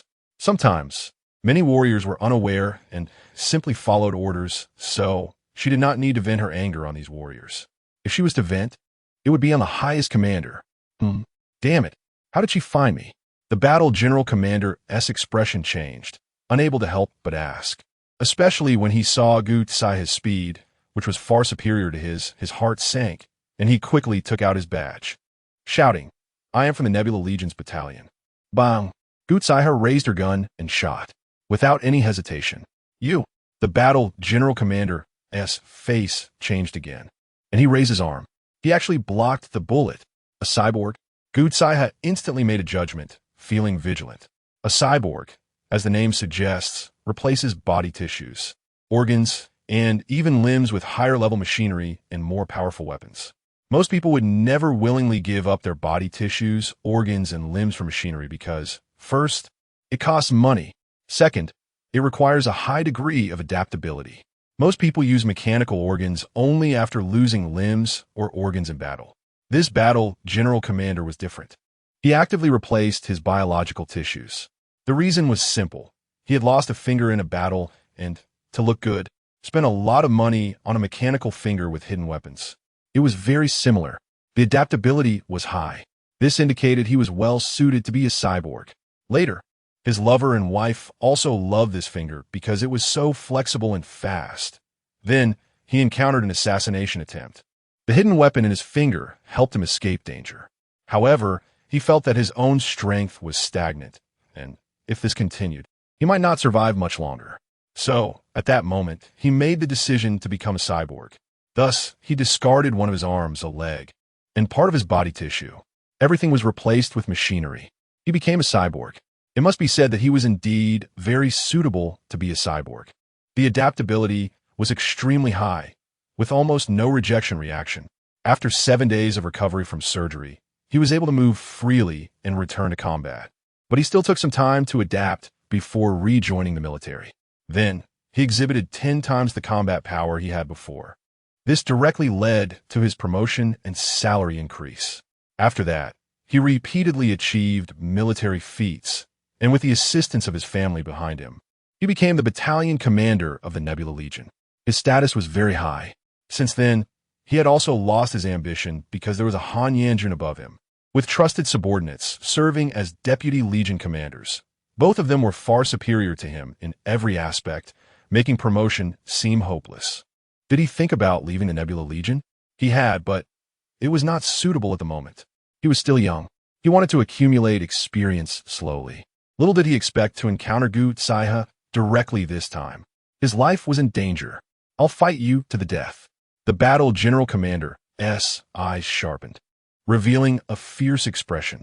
Although he had lost his ambition, it did not mean he was a coward. On the contrary, he possessed immense fighting spirit. He was never afraid of battle. A mid-level battle general. He never expected to encounter such a young, mid-level battle general here. Unfortunately, this was Nebula City, not a place where you could run wild. The battle general commander's mechanical arm opened a gap, revealing a dark gun barrel. Bang! A sniper bullet shot out. Yes, his mechanical arm was equivalent to a heavy sniper.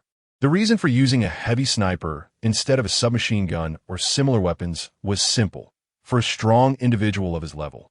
Submachine guns and pistols posed too weak a threat. A heavy sniper was better. The single-shot kill capability was extremely tempting.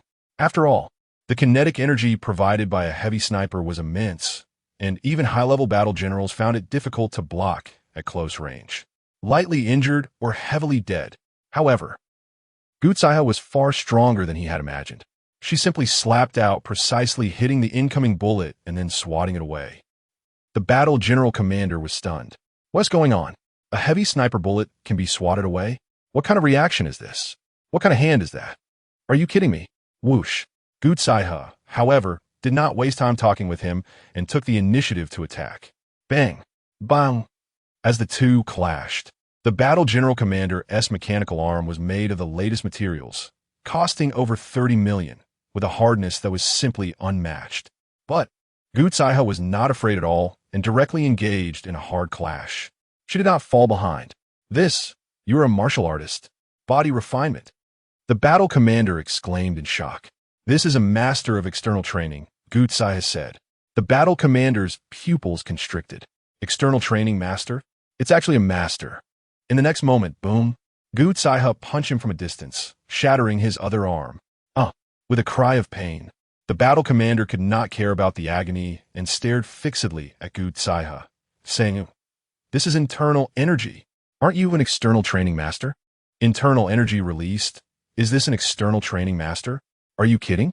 I am indeed an external training master, but I never said I wasn't an internal training master." Gu Zaihe replied. "You." The battle commander widened his eyes, completely stunned. He understood ancient martial arts at his level and knew that becoming a master was as difficult as the probability of awakening an SSS level talent. But Gu Zaihe had suddenly become a dual master of both external and internal training. What kind of talent is this? More importantly, external and internal training are inherently difficult to reconcile, and to cultivate both to the master level is astonishingly challenging. "I surrender." The battle commander directly gave up resistance. "Who sent you?" Gu Zaihe asked. "Sent? What are you talking about? I don't understand.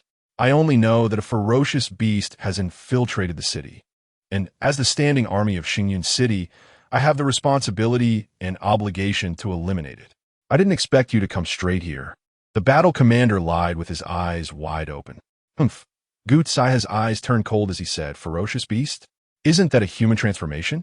And the commotion outside the city was also caused by your Xingyun Legion, right? You were hunting Liu Xiang. Am I right?" The battle commander's pupils constricted, but he still stubbornly replied, "I don't know what you're talking about." Chapter 69. It got serious. You don't know what you're talking about, do you? Gu Zaihe has never been a rule-abiding person. She directly stomped down and broke the leg of this war commander. "That good leg. You're torturing a prisoner." The war commander roared in anger. "You're dead, and no one will know, right?"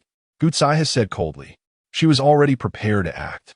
Feeling Gu Zaihe's cold, killing intent, he glanced around and found that no soldiers or ordinary people had appeared yet, causing the war commander to panic completely. I'll tell you. In the end, he yielded, lowered his head, and said, "It was the deputy corps commander. He planned it." He recounted the entire plan. Gu Saiha's eyes turned icy as she said, "If you identify the Deputy Corps Commander, I can spare your life." Good. What choice did this war commander have? He could only nod. Go. Gu Saiha didn't waste words, directly grabbing the war commander and heading towards the Nebula Corps barracks. Girl, what are you going to do? Going alone is looking for death. Don't be impulsive. The war commander panicked again. If he rushed in like this, he would definitely die. The key is, didn't he want to die? Gu Saiha ignored him, but the war commander continued, not to mention the various advanced firearms and mechanical dogs within the Corps, and the latest technologies like combat robots. Just the Deputy Corps Commander alone is a high-ranking war commander. Although you can torture me, you can't torture him. All right. He awakened the eight-eyed Vajra, which is an S-class ferocious beast, bloodthirsty in battle. If you want to kill him, it won't be that easy. This time, Gu Saiha glanced at him and asked, "How do you know I used all my strength against you?" Huh? The war commander's eyes widened, his pupils quivering, and it took a while for him to digest this information, looking at the woman in front of him in disbelief. Has a person really become this strong? You. But no matter how strong you are, how can you fight against a Corps soldier? Are you seeking death? He asked. "Isn't there you? Take me in. Sneak in. Find that Deputy Corps Commander and the rest. Leave it to me," Gu Saiha said naturally. "And this is also your last chance to redeem yourself. If you catch him, you could get a lighter sentence. Otherwise, you'll probably spend your life in prison." The war commander hesitated. Still hesitating? Gu Saiha retorted. "What is there to hesitate about with such a good opportunity?" The war commander hesitated again, then gritted his teeth and said, "All right, let us do it. Go." Gu Saiha tossed him forward and said, "The barracks are just ahead. You lead the way." Meanwhile, Liu Xiang had arrived at the city gate, pondering how to sneak in a nebulous city. A small door that Song Weiwei had mentioned earlier surfaced in his mind. This was a small hole dug in the city wall by the internal personnel of the Nebula Corps, over a meter high, just enough for one person to pass through, specifically prepared for those who were inconvenient to enter the city or who didn't make it in time and had to enter at night. Of course, to pass through this door, one needed money. The guards here only cared about money. This was also a revenue-generating project for the Nebula Corps, and no one dared to touch it or report it. Liu Xiang quickly found such a door. In fact, it was hard not to notice, as there was a large searchlight in front of the door. Swish! Liu Xiang didn't waste words. Wearing a mask and hat, he directly took out a piece of spirit jade and handed it to the casually standing soldier captain at the door. Spirit jade, please, you may enter." The captain's attitude did a complete 180, showing utmost respect. Liu Xiang didn't feel sorry. This piece of spirit jade was worth over 100,000 yuan. He had taken it from the waist of the officer who was just killed, and it was just right to use for entering the city. As for whether he gave too much, he didn't care. He just wanted to get home quickly. Swish, swish. Liu Xiang was worried about trouble at home. After all, since the Nebula Corps had made a move, it was impossible for them to target only him. So he had to get back home as soon as possible. However, when he got home, he saw Song Weiwei, Director Pan, and Shi Jun among others. "Where's Instructor Gu? What happened?" Liu Xiang's face changed as he asked. Xiaoyu immediately grabbed Liu Xiang's hand and said, "Xiao Xiang, Saiha went to deal with the enemies outside to protect me, and she hasn't come back since." Director Pan spoke up. "The captured person is a soldier of the Nebula Corps, and according to them, the commander escaped. I suspect that Saiha went after him." Shi Jun's eyes flickered as he said, "Given Saiha's character, she will definitely investigate to the end, and once she uncovers the truth, she will undoubtedly root out the evil. But that's the Nebula Corps." Director Pan frowned and said, "No matter how much she wants to root out the evil, it's impossible to stir up any waves. I suggest we find Saiha immediately. We must not let her act impulsively. Although Han Yanjun is gone, the Nebula Corps is still the most powerful force in our nebulous city. It's not something one person can handle. If they get angry, I can't protect her." Shi Jun glanced at Director Pan and said one sentence. "Her surname is Gu. It doesn't matter what her surname is." "Shiha? Are you saying she's from the Gu family in Yinjing?" Director Pan hadn't paid attention at first, but immediately reacted.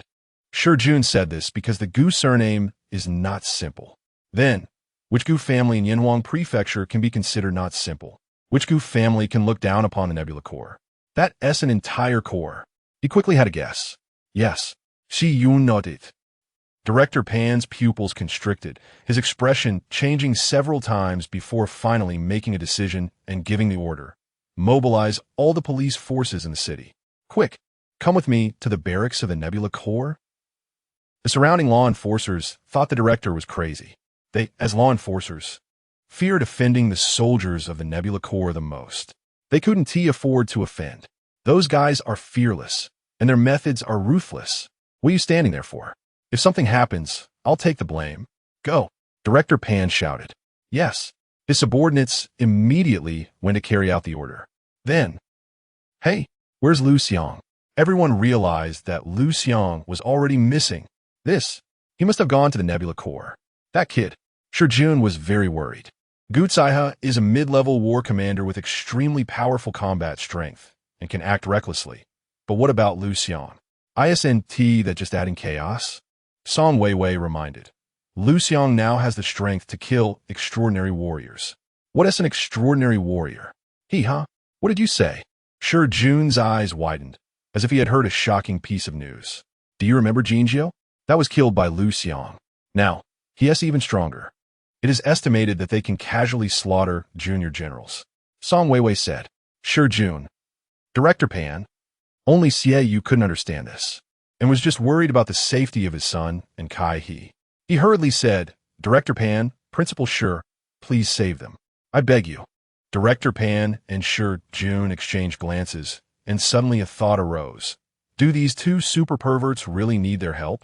Chapter 70. The uproar in the Nebula Corps at this moment. There was a dead silence in the Nebula Corps. Only in the central tent. A torrent of curses and sounds of smashing could be heard, while the surrounding soldiers were as quiet as mice, afraid to speak loudly, lest they attract the attention of the deputy commander inside the tent. Venting frustration. By the time it came, they wouldn't even know how they died. Everyone was unsure of the specifics, only knowing that it was roughly related to the failure of this operation. However, many soldiers had no idea what this operation was about. Clearly, this operation was on a small scale. Gu Zaihe heard the whispers of the surrounding soldiers and guessed what the Nebula Corps meant. She spoke up.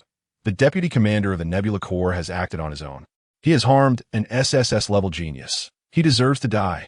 Beside her, the battle commander wished he could cover Gu Zaihe's mouth to keep her quiet, but he didn't dare. He just glanced around and noticed no one was paying attention to them, and no one had heard her words, which made him breathe a sigh of relief.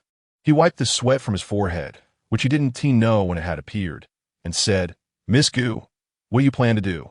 Right now, there were only two paths to take. First, you can come with me and quietly infiltrate the central tent, then rush in together to subdue the deputy commander. Second, you can pretend to be a prisoner I've captured, and then suddenly attack the deputy commander inside the central tent.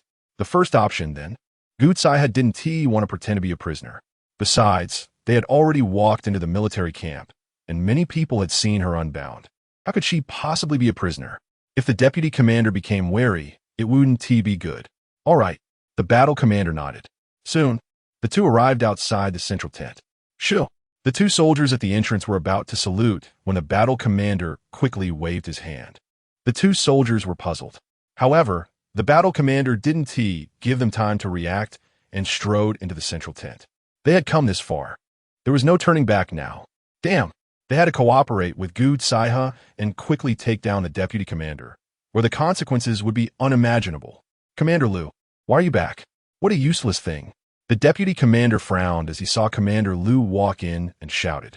At this moment, filled with anger, he didn't care why Commander Liu had returned without any news. He only knew that this operation was not just a simple failure. The key was that it would alert Liu Xiang. It would provoke the forces behind Liu Xiang to retaliate. By then, the Nebula Corps would face endless trouble, and he would have endless trouble. Even, he had already prepared a reason in advance. Deputy Commander Zhao, this matter is really not my fault, Commander Liu said. Deputy Commander Zhao frowned, puzzled. Before he could react, a wave of internal energy shot out towards him. Caught off guard, Deputy Commander Zhao's face changed dramatically. and without hesitation, he activated his inherited skill, Qi Shield. He controlled the surrounding air to form an invisible, colorless, and odorless shield. This was his inherited skill that had never been revealed before. Bang! The Qi Shield trembled and shattered. An internal energy master. Deputy Commander Zhao's face changed wildly. To break his Qi Shield, it had to be an internal energy master, and a formidable one at that. Bang! Before he could react, the sound of a heavy sniper rang out. Puff! Under the threat of death, Deputy Commander Zhao unleashed astonishing potential. He twisted his body with all his might, barely avoiding a fatal blow to his heart. However, he was still hit in the chest. Puff! His internal organs were injured. Deputy Commander Zhao felt a sweet taste in his throat and spat out a mouthful of blood, staggering back a few steps. Commander Liu, swish! Before he could say anything further, Gu Zaya had already rushed in, using ancient martial arts to engage in close combat. Bang! Bang! Deputy Commander Zhao was caught off guard. However, he was already injured, and Gu Zaya possessed top-tier combat power capable of killing high-level battle commanders, so in an instant, Deputy Commander Zhao fell into a complete disadvantage. Seeing this, Commander Liu breathed a sigh of relief, but did not join the battle. Firstly, having lost a leg and an arm, it was already remarkable that he could hold on until now. How could he have the strength for close combat? Moreover, the opponent was a high-level battle commander. It was difficult for him to participate in such a battle. Secondly, the soldiers outside had already heard the commotion and wanted to rush in. He needed to stabilize them. Originally, everyone thought that Gu Zaya and Commander Liu were about to win and kill Deputy Commander Zhao when, Gu Zaya suddenly sensed a threat of death. The threat did not come from Deputy Commander Zhao, nor from Commander Liu behind her, but from, the next moment, kill, kill. A large number of soldiers rushed in. Stop, you. Commander Liu was about to intervene. Gunfire erupted. He was shot to pieces on the spot. Before he died, Commander Liu was completely dazed. Why? When did my subordinates become so brave? Gu Zaya's pupils contracted, and she decisively activated the peak ancient martial arts technique she had just comprehended a few days ago. Golden Bell Shield. After casting it, she became fearless and charged straight in. Boom! This sudden move stunned Deputy Commander Zhao, who had no time to dodge and was knocked flying. Puff! Another mouthful of old blood spewed out. Deputy Commander Zhao's combat power sharply diminished, but seeing a large number of soldiers rushing in, he immediately showed a look of surprise and shouted, Brother Han, you're here too. Quickly lend me a hand. At that moment, an old man walked out of the darkness. A high-level battle commander, a death warrior from the Han family, also an S-level awakener. Han family? Gu Zaya didn't recognize him, but based on Deputy Commander Zhao's mention of Brother Han, she made a judgment and asked, Gu Zaya, the most talented prodigy in the history of the Gu family. If you die here, TSK, the 8 great families of Yanjing will be left with no successors. By then, our Han family will have the chance to become one of the 8 great families of Yanjing. The old man from the Han family spoke. That also depends on whether you have the capability. Gu Zaya's eyes sharpened, and she charged forward again. Up. The old man from the Han family, seeing Gu Zaya's astonishing combat power, chose not to withstand it, but continuously urged the surrounding soldiers to charge forward desperately, depleting Gu Zaya's strength. In an instant, Gu Zaya found herself in a vast ocean. To kill the old man from the Han family and Deputy Commander Zhao, she had to eliminate all the surrounding soldiers. However, the surrounding soldiers were merely under control. They were not guilty of death. What to do? Gu Zaya never expected that the battle would escalate to this point. Frost Phoenix. She narrowed her eyes and unhesitatingly awakened an SSS-level ferocious beast, the Frost Phoenix, a type of phoenix and also the strongest branch among the phoenixes. Deputy Commander Zhao's pupils constricted as he exclaimed this. This is the SSS-level fierce beast, Ice Phoenix. At this moment, after Gu Zaya transformed into the Ice Phoenix, she soared into the air, evading the attacks from the warriors below, and headed straight for him and the elderly man with the surname Han. Deputy Commander Zhao became even more flustered. What was he afraid of? The elderly man with the surname Han sneered and said, You don't think I'm just a decoration, do you? Mist Beast. Boom. In the next instant, he directly exploded, turning into a cloud of black mist, which enveloped Deputy Commander Zhao as well. Deputy Commander Zhao's expression changed. He clearly did not expect that this assassin from the Han family had awakened the Mist Beast. This was a fierce beast that was between a mist form and a beast form. Its strength was not very powerful, but it was good at hiding. Concealed within the black mist, it was impossible to find its trace. For a moment, his confidence surged. Just then, boom, the Ice Phoenix opened its mouth and spat out a ball of crimson fire, which entered the black mist. Instantly, nearly half of the black mist dissipated. However, it still did not kill Deputy Commander Zhao and the elderly man with the surname Han. Moreover, the black mist quickly enveloped them again. At the same time, rat-a-tat-tat. Boom! Boom! A large number of bullets and shells were fired, heading straight for the Ice Phoenix. Chapter 71. A talent of astonishing proportions. The president of Yinwang University personally came to recruit. Caw! The Ice Phoenix let out a long cry towards the sky. Suddenly, a layer of ice screen appeared out of nowhere, blocking the bullets and shells that were being fired from below. In fact, many bullets and shells lost their thermal energy under ultra-low temperatures before even hitting the ice screen. They lost the possibility of exploding. After that, they relied solely on kinetic energy and struck fiercely against the ice screen. Ultimately, the ice screen shattered, transforming into countless ice spikes. Originally, these ice spikes would unhesitatingly stab towards the soldiers below, which was also Gu Tsaiha's usual tactic against enemies. However, considering that these soldiers were being controlled by that Han surname master and were attacking involuntarily, Gu Tsaiha deliberately adjusted the direction of these ice spikes. In the next second, these ice spikes plunged fiercely into the black mist. Because it was a large-scale technique, every corner of the black mist was covered. The powerful Han, surname expert, who was unharmed, managed to block them with all his might. However, the already severely injured Deputy Regiment Commander was in dire straits, turning directly into a hedgehog. Yet, he still did not die. Caw! Another cry of the Phoenix echoed. The ice screen reappeared, transforming into countless ice spikes that stabbed into the black mist once more. Whoosh! At this moment, the Deputy Regiment Commander turned and ran, without any hesitation. This is it. If I am attacked again, I will definitely die. Attack! Quickly! Of course, even while fleeing, he did not forget to issue orders for the soldiers to attack. Some of these soldiers were controlled by the Han surname master, but the majority were not. They were confused, even afraid. In disarray, they had no backbone. At this time, the Deputy Regiment Commander stepped forward and issued commands, and they immediately had a backbone, preparing to shoot.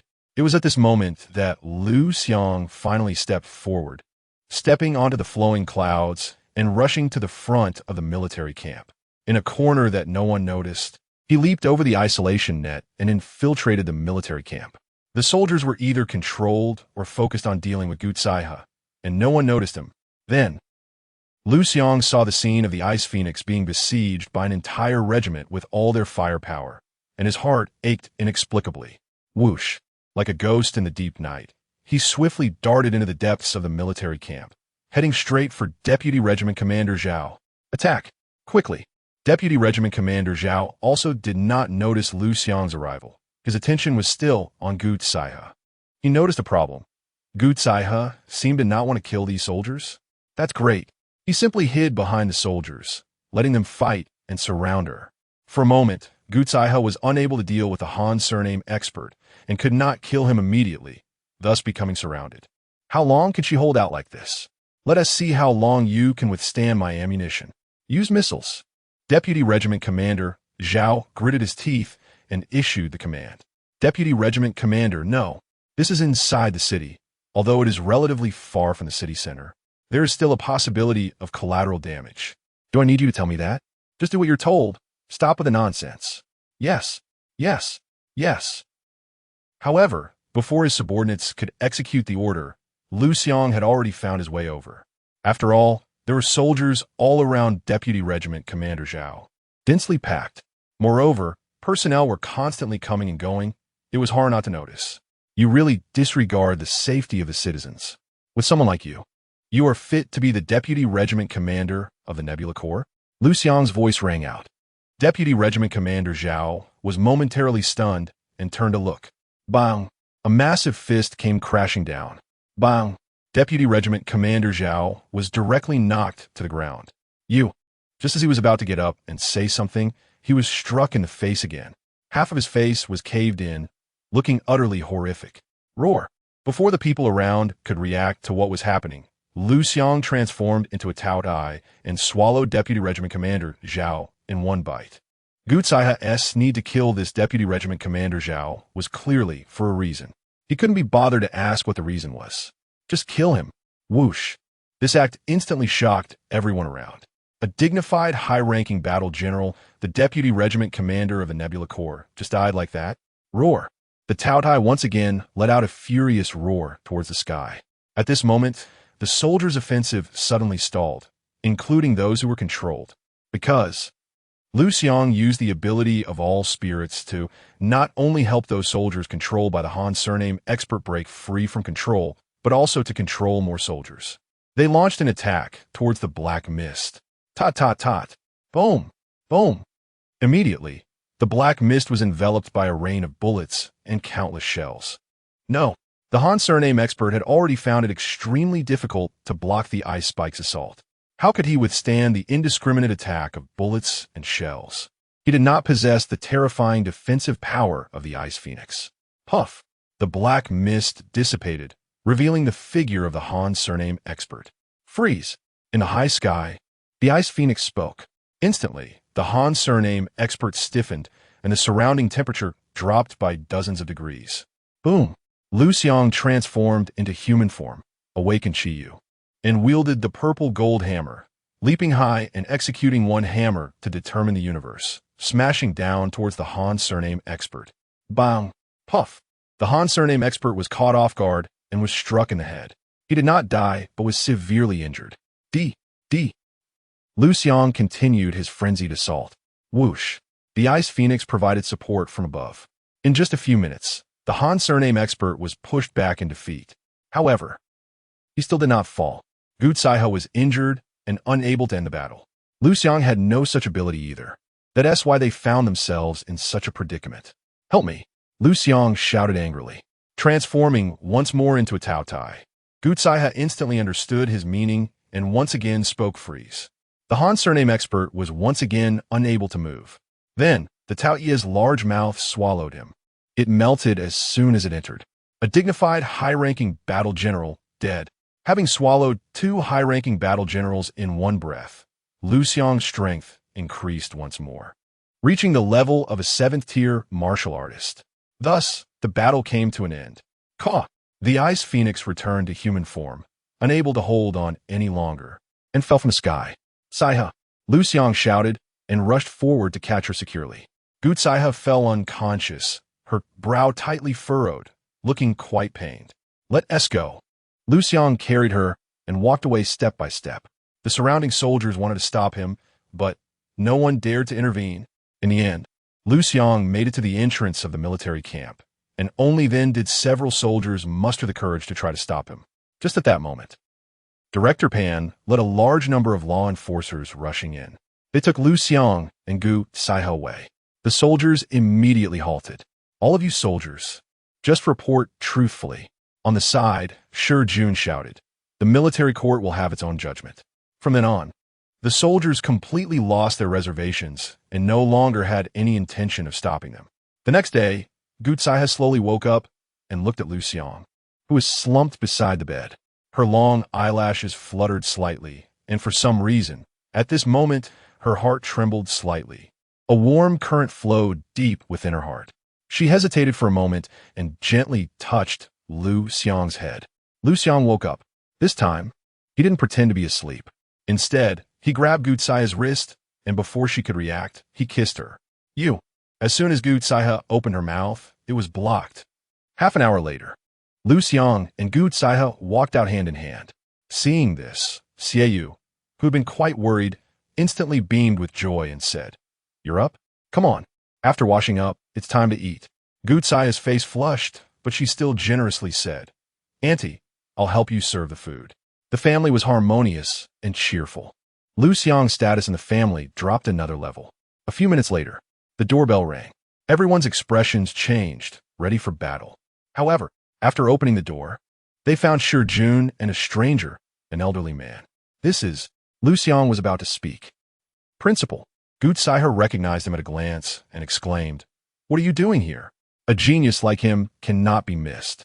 The principal of Yenhuang University smiled and nodded at Gutsaiha, then turned his gaze to Liu Xiang and said, "Hello, Liu. Welcome to Yenhuang University." "Huh? Entrance test." Liu Xiang was taken aback. "You have been specially recruited, so you do not need to participate in the entrance practical test," said the principal of Yenhuang University. The surroundings fell silent. Being specially recruited by Yenhuang University, this is a first. Chapter 72. Fully courting Liu Xiang since the establishment of Yenhuang University. There has never been a student specially recruited by the university. This is the pride of Yenhuang University. However, at this moment, Yenhuang University has broken this rule for Liu Xiang. This shows how much Yenhuang University desires this talent. Liu Xiang. Gutsaiha smiled slightly and said, "He is indeed worth it. In less than a month since his awakening, he has broken through from an ordinary person to a level 7 warrior, possessing the combat power to slay battle general-level strongmen. Such talent is indeed rare in the world. No amount of emphasis is too much. With such a freakish talent participating in the entrance test of Yenhuang University, it's simply bullying. Moreover, she has a broad vision and knows that the president of Yenhuang University personally came to make a special recruitment, which not only shows the university's extreme importance on geniuses, but is also likely related to big figures from above. After all, a prodigy like Liu Xiang would definitely not be allowed to encounter any accidents by the higher-ups. After 4 years of systematic training at Yenhuang University, when Liu Xiang comes out of the mountains again, his strength will surely reach the level of a high-level battle general, which is the most basic expectation, and he might even break through to become a battle king, or even a half-step battle god. By then, his combat strength will be no weaker than that of a battle god, or even stronger. Who could suppress him then? From now on, he will be a sharp blade for Yenhuang Prefecture, not only able to guard the safety of Yenhuang Prefecture, but also possibly leading the entire alliance to eliminate the abyss in some future year. This is the dream of generations of battle gods in Yenhuang Prefecture. Unfortunately, no one can achieve it, because there are many dangers within the abyss, with Beast King level strongmen being numerous and Beast God level strongmen not being few. Generally, battle gods cannot withstand it at all. Who would dare to take the risk to kill their way in? Moreover, at present, a delicate balance has formed, granting humanity development time. This is already a very good thing. Without absolute certainty, humanity will definitely not counterattack, because once they take action, it will be a major event concerning the survival of humanity. A slight misstep could lead to humanity's extinction. Such a huge responsibility. Who would want to bear it? Liu Xiang, are you willing? The president of Yenhuang University asked. I am willing, Liu Xiang nodded. Good. 3 days later, the entrance test will begin. Student Liu can arrive at Yenhuang University at that time to have a look around in advance. By the way, Gutsaiha, you're going back to school this year, right? You can help as a guide then, the president of Yenhuang University said with a smile, pretending not to see the hands of Gutsaiha and Liu Xiang intertwined. Liu Xiang and Gutsaiha exchanged a glance and nodded in unison. Their relationship has been confirmed today, and there is no need to hide it anymore. After that, the president of Yenhuang University took his leave and did not accept Xieyu's invitation to stay for dinner, as he was indeed very busy. Before Shi Jun left, he hesitated for a moment and reminded, Liu Xiang, you may not fully understand Sai's family background, right? I suggest you prepare yourself mentally. After saying this, he took his leave. As their elder, he felt it was necessary to remind Liu Xiang, even though he didn't want to interfere too much in their relationship. Moreover, he genuinely hoped the two could come together. They are a good match. Xieyou hesitated for a moment, and her earlier good mood turned into worry. After all, movies, TV dramas, short plays, and novels have portrayed too many couples who, despite being mismatched, end up in tragic situations. Don't worry, Mom, Liu Xiang said. I understand Sai's background. although I haven't fully grasped it. Do you think, with my talent, there is no possibility of establishing a prominent family in Yinjing in the future? Without waiting for Xiaoyu to respond, he continued, I can establish an even more powerful family. So, no one can stop me and Saiha. After saying this, he looked at Gu Saiha and said, Saiha, if the outside world disagrees, give me 4 years. After graduating from university, I will marry you. Okay. Gu Saiha did not step forward to bear the pressure as she had in the past. At this moment, she chose to stand behind Liu Xiang, clearly giving him face. In fact, she also believed that Liu Xiang 4 years later would have the ability to marry her. If not, there was still her. For years later, she was confident she could become a half-step battle god. By then, she could easily control her own fate. Furthermore, her father was not that materialistic or rigid. All right, Liu Xiang waved his hand and said, let's eat first. No matter how big the matter is, we must eat. Everyone nodded. The family gathered together and began to eat. Meanwhile, many powerful factions in Yinhuang Prefecture learned of this news. The major families in Yinjing heard that the president of Yinhuang University personally went to recruit a student named Liu Xiang. Liu Xiang? This name sounds somewhat familiar. Isn't he the one who got Han Yanjun into military court? Oh, right. I heard that god of war Shao is his master. Yes, this kid can be courted. Liu Xiang? Who is his father? Liu Xingda. Oh, it's him. Back in the day. Alas, what a pity. He had the opportunity to become a famous general, but was betrayed by his own comrades. He failed to recognize talent. And what will this Liu Xiang become in the future? If we get to know Liu Xiang, our little 7 isn't young anymore, right? Let's match the two. Dad, this. How? A super SSS level genius, the son of a martyr, and a prodigy personally recruited by the president of Yinhuang University isn't worthy of your daughter? No. Dad, what I mean is Xiao Qi. She may not agree to such an arranged marriage. Kids her age value freedom more. Freedom? What kind of freedom? Enjoy these few years of freedom, only to pay for it for a lifetime later. That's foolish. Dad, I'm trying my best to persuade Xiao Qi. Truly, a tiger father does not raise a dog son. A super SSS level genius, and still not enough to be specially recruited by the president of Yinhuang University. This Liu Xiang definitely has other secrets. Dad, should we investigate? Investigate what? The special recruitment by the president of Yinhuang University definitely has the intention of those above, and we haven't received any news. What does that mean? It means they don't want us to know, so it's best that we don't know. Understand? Understood. But we can court Liu Xiang, right? Among the third-generation children of our family, aren't there young and beautiful ones? Mature types, lowly types. We could even find from the second generation if Liu Xiang likes anti-types or motherly types. What are you talking about? No seriousness at all. Cough, cough, dear. You don't understand how important Liu Xiang is. In the following 3 days, Liu Xiang accompanied his mother, and the family enjoyed a harmonious and happy time together. During this period, Liu Xiang tried to persuade Xiaoyu to go with him to Yinjing, where Yinhuang University is located. Xiaoyu refused. She didn't want to leave her homeland. Liu Xiang had no choice but to agree and ask President Shi and Director Pan to take care of his mother. The two readily agreed. After that, Liu Xiang and Gu Saiha headed to Yinhuang University. To their surprise, just as they exited the city gate, they encountered Song Weiwei. Xiao Wei not training today? Gu Saiha asked. I know. Song Weiwei smiled sweetly and said, I have received a special admission from Yanqing University of Science and Technology. So, I will be going with you all. Yanqing University of Science and Technology is not on the same level as Yanqing University. It doesn't even make it to the top 10 prestigious universities, but it can still rank among the top universities overall. It's considered to be among the top 100 universities in Yinhuang province. Oh, you're also going to Yanqing? That's great. We could be in the same city again. Liu Xiang said, quite surprised. Going to an unfamiliar city without knowing anyone is daunting. So having a few acquaintances is simply wonderful. Song Weiwei nodded, also smiling happily.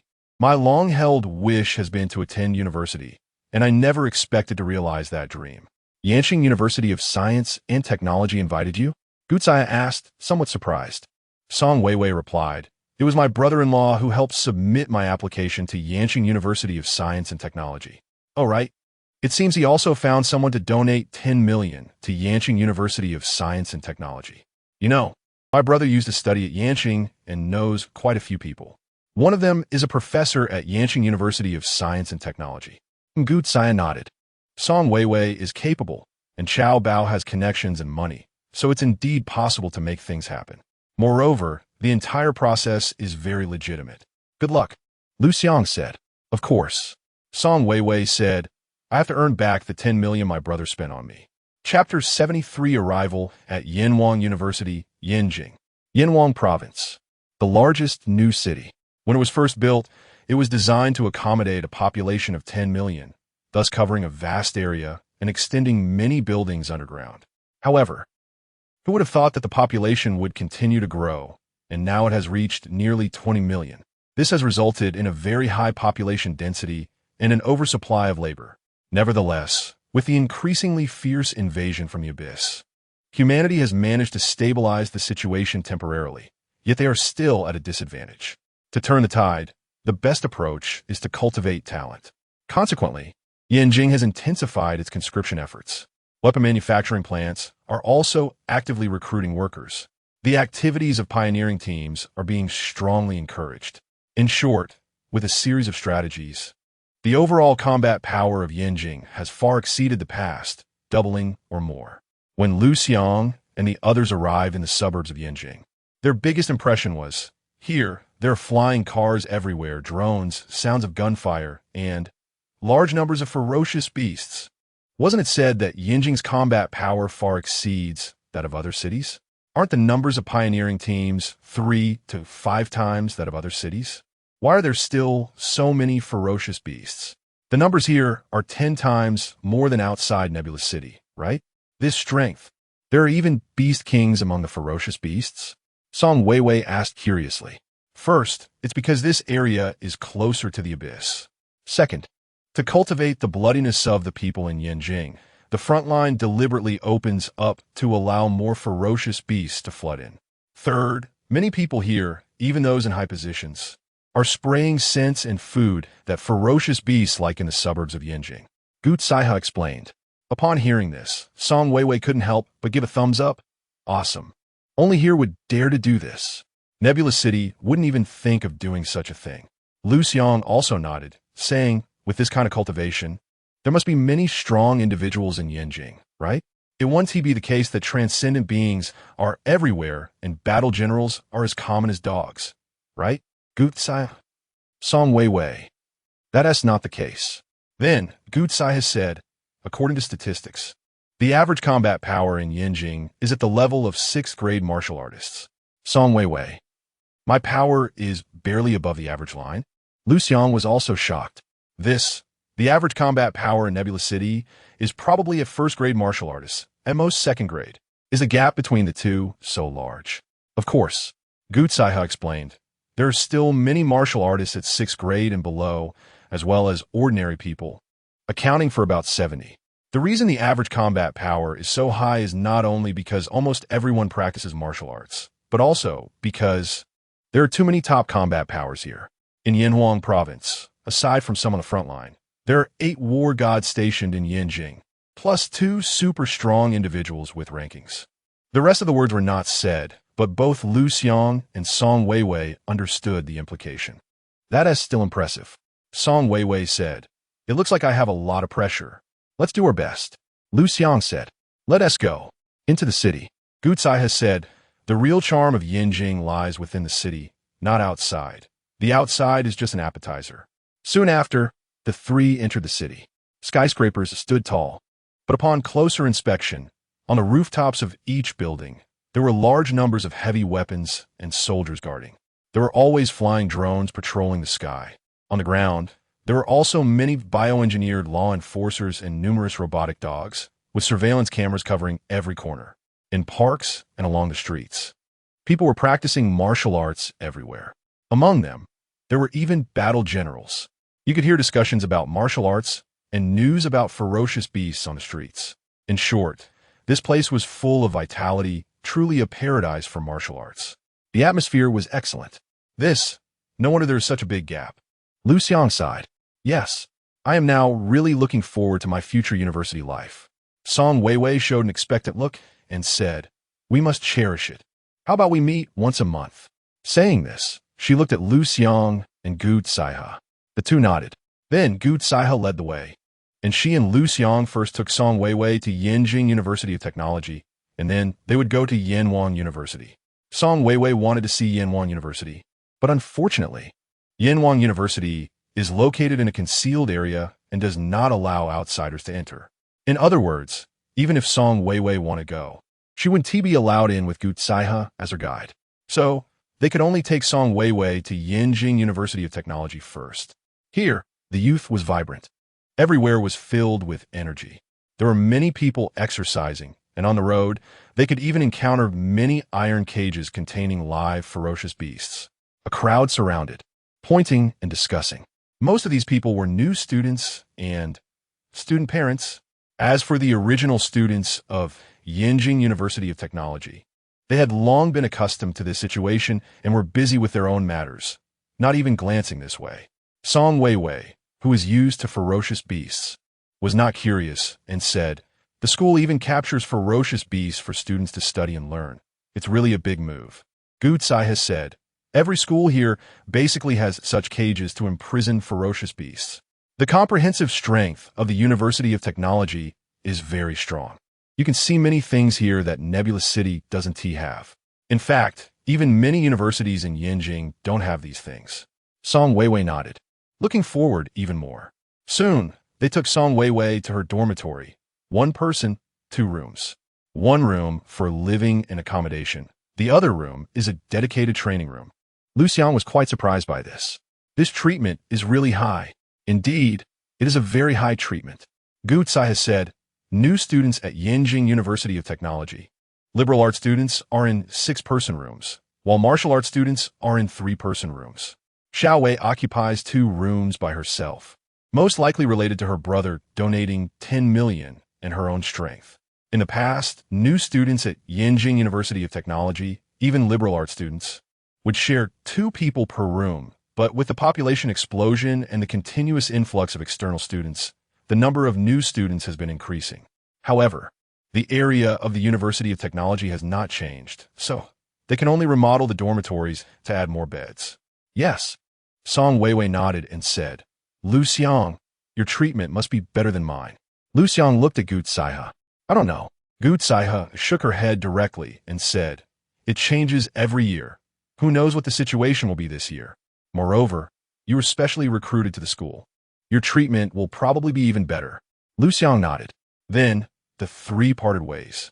Song Weiwei officially started her university life. Liu Xiang followed Gu Zaihe to Yanwan University. After an hour of walking, out of the city? Looking at the Yanjing city behind him, Liu Xiang was confused. Yes. Gu Zaihe nodded and said mysteriously, Yanwan University is outside the city. Liu Xiang was taken aback. After another half-hour of riding an unmanned flying taxi, looking at Yanwan University ahead, he was completely dumbfounded. Chapter 74. The second line of defense in Yanjing. The retreat of sequence powerhouses. Yanwan University. It is a university built on a cliff. What a massive engineering project this must be. Liu Xiang was riding in an unmanned flying taxi, which couldn't fly too high. Only about 30 meters off the ground, which was its limit. So, he could only look up at the entrance of Yanwan University.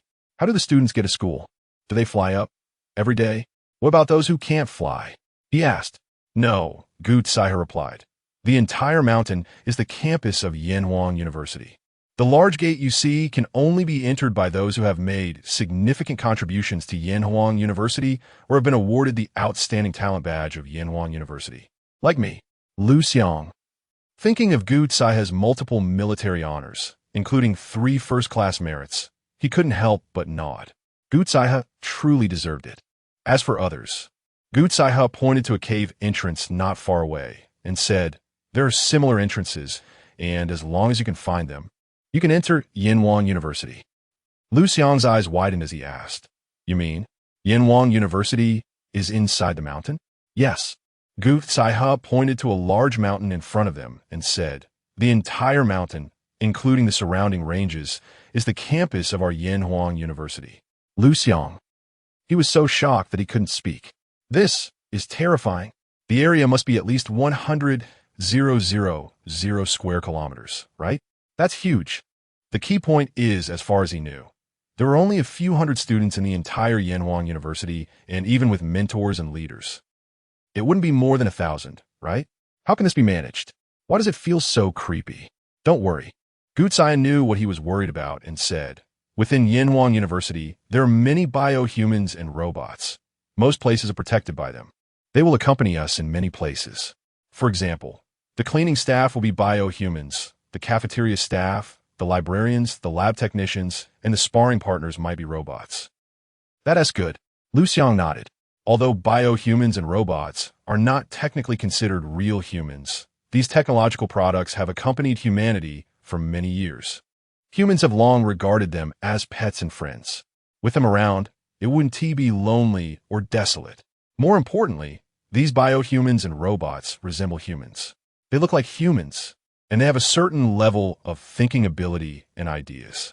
Additionally, Gutsai continued, our daily responsibility is to guard this mountain range and prevent fierce beasts from crossing over to attack Yanjing. Why does it sound like we are protecting Yanjing? Liu Xiang joked.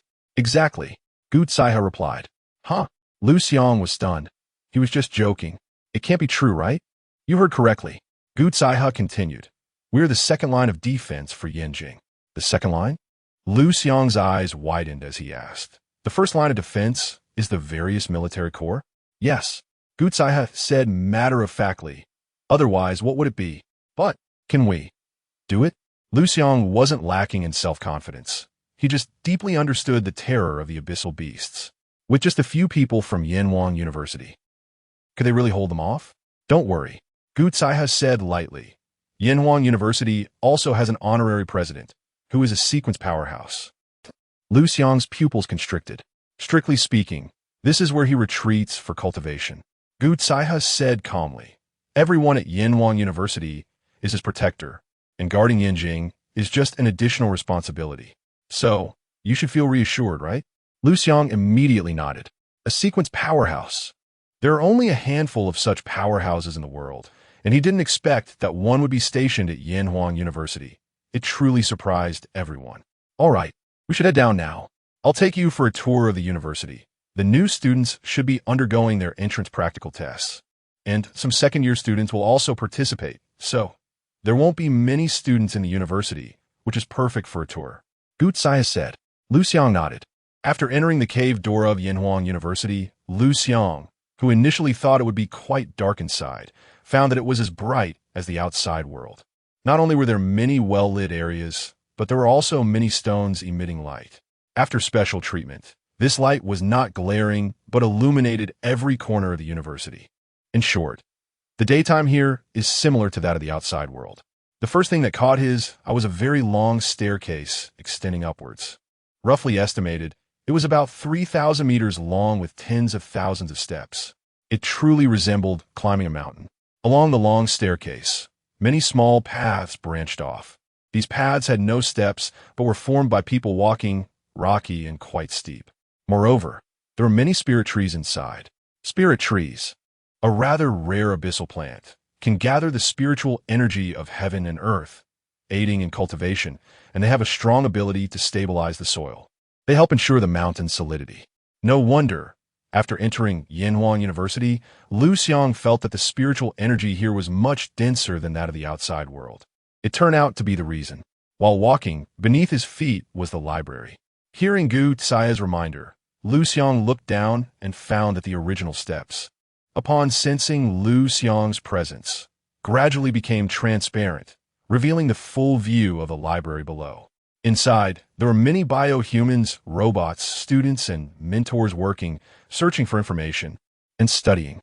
It was incredibly magical, filled with high-tech vibes. Over there is the martial arts stage. However, the martial arts stage here does not serve the purpose of life and death battles. Only sparring is allowed. Gutsai continued to introduce. And over there is the public training area, with both indoor and outdoor facilities. Oh, by the way, there's also a simulated combat room nearby. Simulated combat room? Yes, it's the latest technology. Once you enter, you can freely choose the scene and the enemies. The enemies can be humans or fierce beasts, or even enemies designed according to your requests. Liu Xiang fell silent. He was mainly shocked. Next, the two continued their journey. When they arrived at the dormitory, Gu Caihe received a phone call and left for something. Liu Xiang, who originally planned to check the dormitory himself, then encountered a middle-aged man who smiled and said, "Hello, you must be Liu Xiang, right? I'm here to show you around your dormitory. How about it?" "Sure." Liu Xiang thought he had encountered a bio-human and nodded. The bio-human's gaze flickered, continuing to smile. Chapter 75. Meeting a father-in-law for the first time at University, it is not uncommon for a guide to be a bioengineered person. Liu Xiang thought he had encountered a guide and proactively asked, "Hello, what should I call you?" "Just call me old man." "Old man?" "Yes, old as in elderly, and man as in mother-in-law." "All right." Liu Xiang didn't think much of it and politely said, "Then I would appreciate it if you could guide me to dormitory A3. "Sure." The old man nodded and walked beside him. However, what puzzled Liu Xiang was that this old man did not seem like a bioengineered person. Typically, bioengineered individuals are somewhat reserved. But this old man was not. He walked leisurely with his hands behind his back in the area of the dormitory building, casually introducing. "This is the student dormitory of University. It is divided into A, B, C, and D grades. Whether you're a freshman or a senior about to graduate, whether you're a girl or a boy, everyone lives here, rated comprehensively based on 4 factors: strength, contribution, potential, and age. Students rated as a live in A-grade dormitories." "What a strict system." Liu Xiang nodded and said, "This approach can indeed maximize students' competitive spirit." "Exactly." The old man nodded and continued. At University, many rules have been established to stimulate students' competitive spirit. For example, A-grade students do not need to queue or make reservations to enter the library. They have a separate entrance. For instance, the simulated combat rooms are in high demand due to their limited number. Many students need them, and they are very popular, requiring a queue, with each person having a limited usage time, while A-grade students can cut in line and have unlimited usage time. In short, there are rules everywhere. The so-called freedom and stress relief concepts of secular universities do not apply here. This place only cultivates the strong. Liu Xiang nodded, immediately sensing the word cruelty. There are a total of 10 A-grade dormitories, 30 B-grade dormitories, and 100 D-grade dormitories. The rest all live in C-grade dormitories. The old man pointed to a row of dormitories ahead and continued, "These are all C-grade dormitories, inhabited entirely by C-grade students, with 2 people per room. 12 dormitories on each floor, 1 training room, and 1 common lounge." After walking a few dozen meters, he pointed to another row of dormitories, which had the same overall layout and architectural style as the C-grade dormitories. "This is the D-grade dormitory, entirely inhabited by B-grade students, 1 person per room, which is twice the size of the C-grade dormitories, with 6 dormitories on each floor, 1 training room, and 1 common lounge. Next, we need to go up the stairs." After stepping onto the 49th step, they arrived at the C-grade dormitory. The buildings here are designed in a row villa style, with each villa having 4 floors, housing 4 people, with only 1 person on each floor. Each floor has a bathroom, kitchen, living room, large balcony, guest room, study, walk-in closet, and master bedroom, plus a separate training room. Everything one could need. For people share 1 elevator. The conditions here are much better than in the D-grade dormitories. Competition is much fiercer here. The old man said, "Many people can't wait to get here. You should guess why." Liu Xiang nodded and said, "Because the spiritual energy is denser here." "Exactly."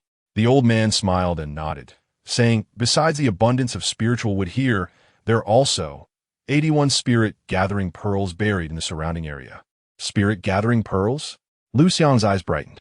There is an introduction in the book stating that spirit gathering pearls are made from the eyeballs of spirit gathering tortoises, crystalline in form, and have the function of gathering the spiritual energy of heaven and earth. They are excellent materials because they possess the effect of gathering spiritual energy. Their value is extremely high, each worth 10 million, and they are priceless on the market. You can't even buy them if you want it, because they are strategic materials, exclusively supplied to military camps, martial science universities, martial arts schools, and other forces. In addition, each person has a robot available for dispatch. The old man continued as they walked up. They are responsible for cooking, cleaning, and delivering messages, among other chores. The robots here are very realistic, have high intelligence, and possess self-repair capabilities. Each would sell for 10 million in the outside world. Liu Xiang's pupils constricted. 10 million. Yet here, they can only serve as tools for menial work. At this point, the old man suddenly lowered his voice and said, "Let me remind you, if you have that kind of desire, never let it help you with that. It will short-circuit." Liu Xiang was taken aback. But wouldn't he know one actually touched the robots? 3 years ago, a young man drank a bit and couldn't hold back and ended up doing such a thing. As a result, he got electrocuted, ended up in the medical room, and became a campus celebrity. The old man said, "Did someone really do that?" Liu Xiang fell silent. Indeed, the world is vast and full of wonders. After going up another 49 steps, they arrived at the A-grade dormitory, where there would be a sky dome. The old man pointed to the 10 independent villas above and said, "1 person per villa, 2 villas in a row. A total of 5 rows, 10 villas, tiered upward. You are now in dormitory A3, which means your comprehensive rating is 3rd in the entire school. The 2nd row, first on the left, is your dormitory. The huge floor-to-ceiling windows, pristine yet exuding a refined architectural style, immediately attracted Liu Xiang's attention. The surrounding greenery was excellent. Above is the sky dome, similar to the sky dome in a car, allowing a view of the blue sky and white clouds, with excellent light transmission and visibility. Arriving at the door, a beautiful female bioengineered person and a handsome male robot stood on either side, respectfully welcoming, "Master." "Master?" Especially the beautiful female bioengineered person, dressed in a bunny girl outfit, calling him "Master." Liu Xiang couldn't help but moisten his dry lips. The old man smiled and said, "This bioengineered person is your personal property. You can take her with you when you graduate. Moreover, she doesn't have the issue of short-circuiting." Liu Xiang was taken aback. He instantly understood what the old man meant. "Don't worry." The old man patted Liu Xiang's shoulder and said, "Her existence is meant to help you relieve that kind of desire. After all, everyone has desires, especially young people. She just came out of the factory, very clean." Liu Xiang. B-grade students are encouraged to be celibate. A-grade students are encouraged to relieve themselves. The disparity in treatment is too severe, right? However, I suggest you don't touch her, as your girlfriend would not be happy. The old man reminded, "She doesn't like sharing her boyfriend with others, even if it's a bioengineered person."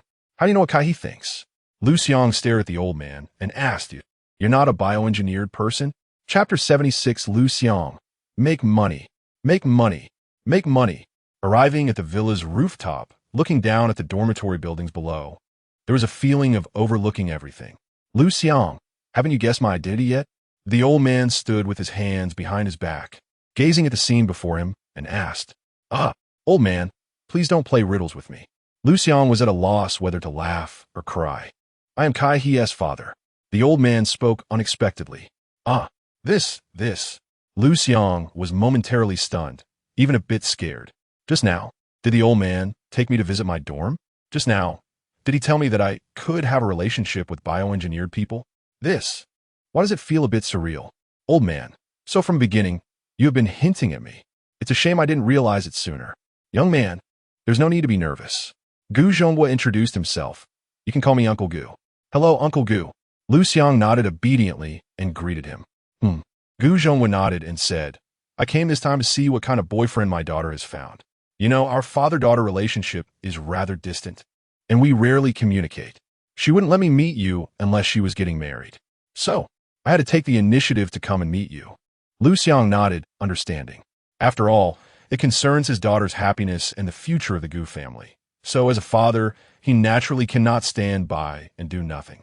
"You're not bad, kid." Gu Zhonghua nodded in affirmation and said, "It seems my daughter's taste is as good as ever." Then, the two chatted for a while, and the atmosphere was quite harmonious. Because Liu Xiang had lived 2 lifetimes, he didn't have the nervousness, arrogance, or inferiority complex typical of young people, and he handled interactions very well.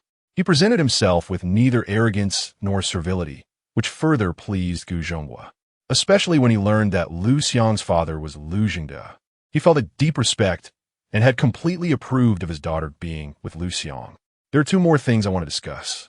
Gu Zhonghua spoke again. Uncle Gu, please go ahead. Liu Xiang listened attentively, adopting a very serious attitude. First, as far as I know, there are many forces targeting you this time. Gu Zhonghua began. Liu Xiang furrowed his brows, then suddenly realized. After all, he was an SSS-level genius and had defeated a high-ranking battle commander. It was not an exaggeration to say he became famous overnight, so it was normal to be targeted. It seems. He needs to be more careful. Don't worry. Gu Zhonghua seemed to guess what Liu Xiang was thinking and said, Your recent rise to fame and the unprecedented potential you've shown have caught the attention of the highest leaders in our Yanhuang state. The fact that the president of Yanhuang University personally came to recruit you is a signal. In other words, you are now the most watched and protected genius in Yanhuang state. Calling you of a kind wouldn't be an exaggeration. In the Taoist sect, you are a Daozi. In the Buddhist sect, you are a Fozu. As long as these forces have any sense, they won't dare to touch you. They will only try to win you over. Win me over? Liu Xiang didn't expect his status in Yanhuang state to be this high, which was beyond his expectations. Some families are planning to use beauty traps. Gu Zhonghua again spoke unexpectedly. This time, Liu Xiang reacted quickly and immediately stated, You can rest assured. I will never. Gu Zhonghua waved his hand, interrupting Liu Xiang, and said, I trust you, I just want to say. You don't need to rush to reject them. Liu Xiang was confused. These forces are most skilled at small tricks, using various means to annoy you. If you refuse their beauty trap, they will have other methods and you might not be able to guard against them, understand? It's better to let them think the beauty trap has a chance. Gu Zhonghua suggested. Liu Xiang. Sure enough, old ginger is still spicier. Yes. He nodded and said, I will seriously consider it. Gu Zhonghua continued. I forgot to tell you. The military court has already issued a verdict on the incident involving you and Kai, he causing a commotion in the Xingyin Legion. So soon? Liu Xiang was quite surprised. This matter is quite significant. Gu Zhonghua said, Naturally, they prioritize handling it. The longer it drags on, the worse the public opinion will be. Liu Xiang nodded in understanding. Han Yanjun was not implicated, and there is no substantial evidence of the Han family's involvement, but because Yu and Kai he pointed out that the Han family members were involved, combined with the situation of many soldiers being controlled, the military court still issued a warning to the Han family. Gu Zhonghua continued. Also, because of this incident, Han Yanjun's investigation period has been extended again. It's estimated that he won't be able to return to Xingyun City for at least a year. Liu Xiang's eyes brightened. This was what he was most concerned about. This meant he still had at least a year of development time. After a year, he must break through to become a high-ranking battle commander. It would be best to become a battle king. The last thing. Gu Zhonghua hesitated for a moment, not continuing on the previous topic, and said, when you spend time with Kai he, could you say some good things about me? Liu Xiang was taken aback for a moment, then quickly realized and said, Don't worry, Uncle Gu. What daughter has a bad relationship with her father? Good, very good. Gu Zhonghua immediately smiled, took out a gift box, and handed it to Liu Xiang, saying, This is a congratulatory gift for your admission to Yanhuang University. Take it. Thank you, Uncle Gu. Liu Xiang did not decline. Since Gu Zhonghua called it a gift, he felt it inappropriate to refuse. All right, I have other matters, so I'll take my leave first. As soon as he finished speaking, Gu Zhonghua vanished without a trace. Liu Xiang's pupils contracted, because he didn't even notice how Gu Zhonghua, a living person, left in front of him. This was a bit terrifying. Suddenly, he thought of something. Gu Zhonghua is a patriarch-level figure of the Gu family, one of the 8 great families of Yanjing. Such an existence is at least a half-step battle god, right? In other words, he is on the same level as my master. Or even, Gu Zhonghua might be a battle god. No wonder he is a battle god. Liu Xiang sighed his heart. He still has a long way to go. He opened the brocade box in his hand, and a green pill came into view. 100 Beast Pill. Liu Xiang was pleasantly surprised, not expecting that the other party would also give him a 100 Beast Pill. Transform into a Taotai. Liu Xiang swallowed the 100 Beast Pill in one gulp. Dozens of strands of chaotic energy surged into his limbs and bones. 10 times more than the energy contained in the 100-beast pill his master had previously given him. Still made from the life essence of 100 a-level ferocious beasts, but these 100 a-level ferocious beasts are quite strong. They have at least reached the beast general level. He was incredibly excited. In the next moment, the aura within him began to soar. In an instant, it approached the 8th level of martial artists. Still couldn't he break through? Liu Xiang was quite surprised. This 100-beast pill is worth at least 100 billion, right? How could it not allow me to break through? Tao Tai, you really can eat too much. For a moment, he began to worry about how to improve his strength next. By the way, he can ask that bioengineered person. The other party knows more than he does. Number 3. How can I become stronger? Liu Xiang snapped his fingers, and the beautiful bioengineered woman he named Number 3 walked over, swaying her slender waist. Each step was full of charm. Liu Xiang. He knew that Number 3 wasn't doing it on purpose, but such a perfect beauty, with every frown and smile, was incredibly attractive. This was unavoidable. If there was someone to blame, it could only be the designer. The design was too perfect. Master, did you call for me? Number 3 slightly bent down. The deep cleavage in front of her was revealed. Liu Xiang. This is a test of my resolve. Ahem. He cleared his throat and said, could you not wear such revealing clothes in the future? Yes, master. Number 3's mind moved, and her collar changed, covering the neckline, but this outfit only accentuated her impressive figure even more. Liu Xiang sighed, saying, forget it, wear whatever you like. I want to ask, given my situation, how can I better obtain resources next? There are a total of 108 methods.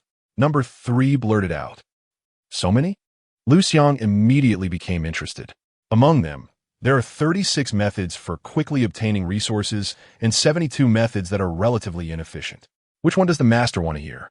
Number 3 asked. The efficient ones. Liu Xiang replied. Okay, first, take on the tasks released by the school, such as hunting ferocious beasts or transporting supplies to the front line. During the process, you can hunt ferocious beasts to obtain resources and also receive rewards from the tasks. Second, boxing. There's a legal boxing venue in Yanjing with generous prizes, and you can also get tips from many wealthy patrons. Third, take on tasks from the underground bounty list in Yanjing, which have rich and varied rewards. Fourth, hold a position. Many forces in Yanjing invite strong individuals to hold positions to create a deterrent effect. Fifth, accept investments. Many forces like to invest in geniuses, hoping to gain their friendship, or even the future of the genius. Sixth, Number 3 spoke rapidly. Soon, after finishing her explanation, Liu Xiang's mind was no longer confused. It turned out that there were so many ways to obtain resources. After a quick screening, he immediately had a plan. At this stage, he needed to focus on systematically learning combat skills, battlefield experience, equipment usage, and combat robot operation as his main university courses, leaving him with little time. Moreover, for safety, he should try to stay away from Yanjing as much as possible. Although the security there is good, there are also many underground forces, and accidents are inevitable. The best approach is still to stay in school. In summary, at present, the most suitable option for him is still to take on tasks from the school. Chapter 77, Celestial Fox. Can I treat you to a meal? Number 3, help me filter out tasks suitable for students with extraordinary martial artist to junior battle general strength. Liu Xiang said. Yes.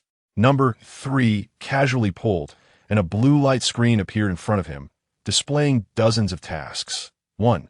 In the north city of Yanqing, there is a bioengineer whose program has been tampered with, reaching the strength of a junior battle general, possessing strong repair and stealth abilities. Kill within 3 days. Task completion grants a reward of 3 million. 2. South of Yanhuan University, there is a small beast tide, with the strongest beast strength unknown. But based on the scale of the beast tide, it is estimated that the strongest beast is a level 10 beast. Disperse the beast tide within 3 days to prevent a larger scale beast tide. Task completion grants a reward of 260,000. 3. In the Dongling Mountain Range, with an excessive number of beasts, kill 10,000 level 7 beasts to receive a reward of 5 million, deadline 10 days. Liu Xiang's eyes lit up. So many tasks? No wonder it's Yanhuan University. Suddenly, Liu Xiang curiously asked. With so many tasks, do many students execute them? Some do. No. 3 replied. Many students are highly efficient in executing tasks. Those with a 3-day deadline, many can complete in 1 day. Liu Xiang's eyes widened. Are these people really that amazing? For example, how did someone kill a stealthy bioengineer in 1 day for the first task? How did someone disperse the beast tide in 1 day for the second task? How about the third task? No. 3 noticed Liu Xiang's thoughts and proactively said, the students of Yenwang University are all extremely outstanding super geniuses. Moreover, many of them have strong backgrounds, with sufficient resources and channels to help them complete tasks. Oh, by the way, many have cultivated their own forces or outsourced tasks. Some are willing to do the work. This, Liu Xiang was stunned, can be played this way? Does Yenwang University allow this? Number 3 replied, it's not advocated openly, but there is no explicit prohibition, so many still do it, and Yenwang University doesn't manage it. That means they don't want to manage it. They allow this phenomenon to exist. Perhaps Yenwang University thinks that if students can cultivate their own forces and efficiently mobilize them to work for them, it counts as a test of ability. Liu Xiang nodded, not paying too much attention to this point. At this moment, the first task was already shown as claimed. It only took a dozen seconds, right?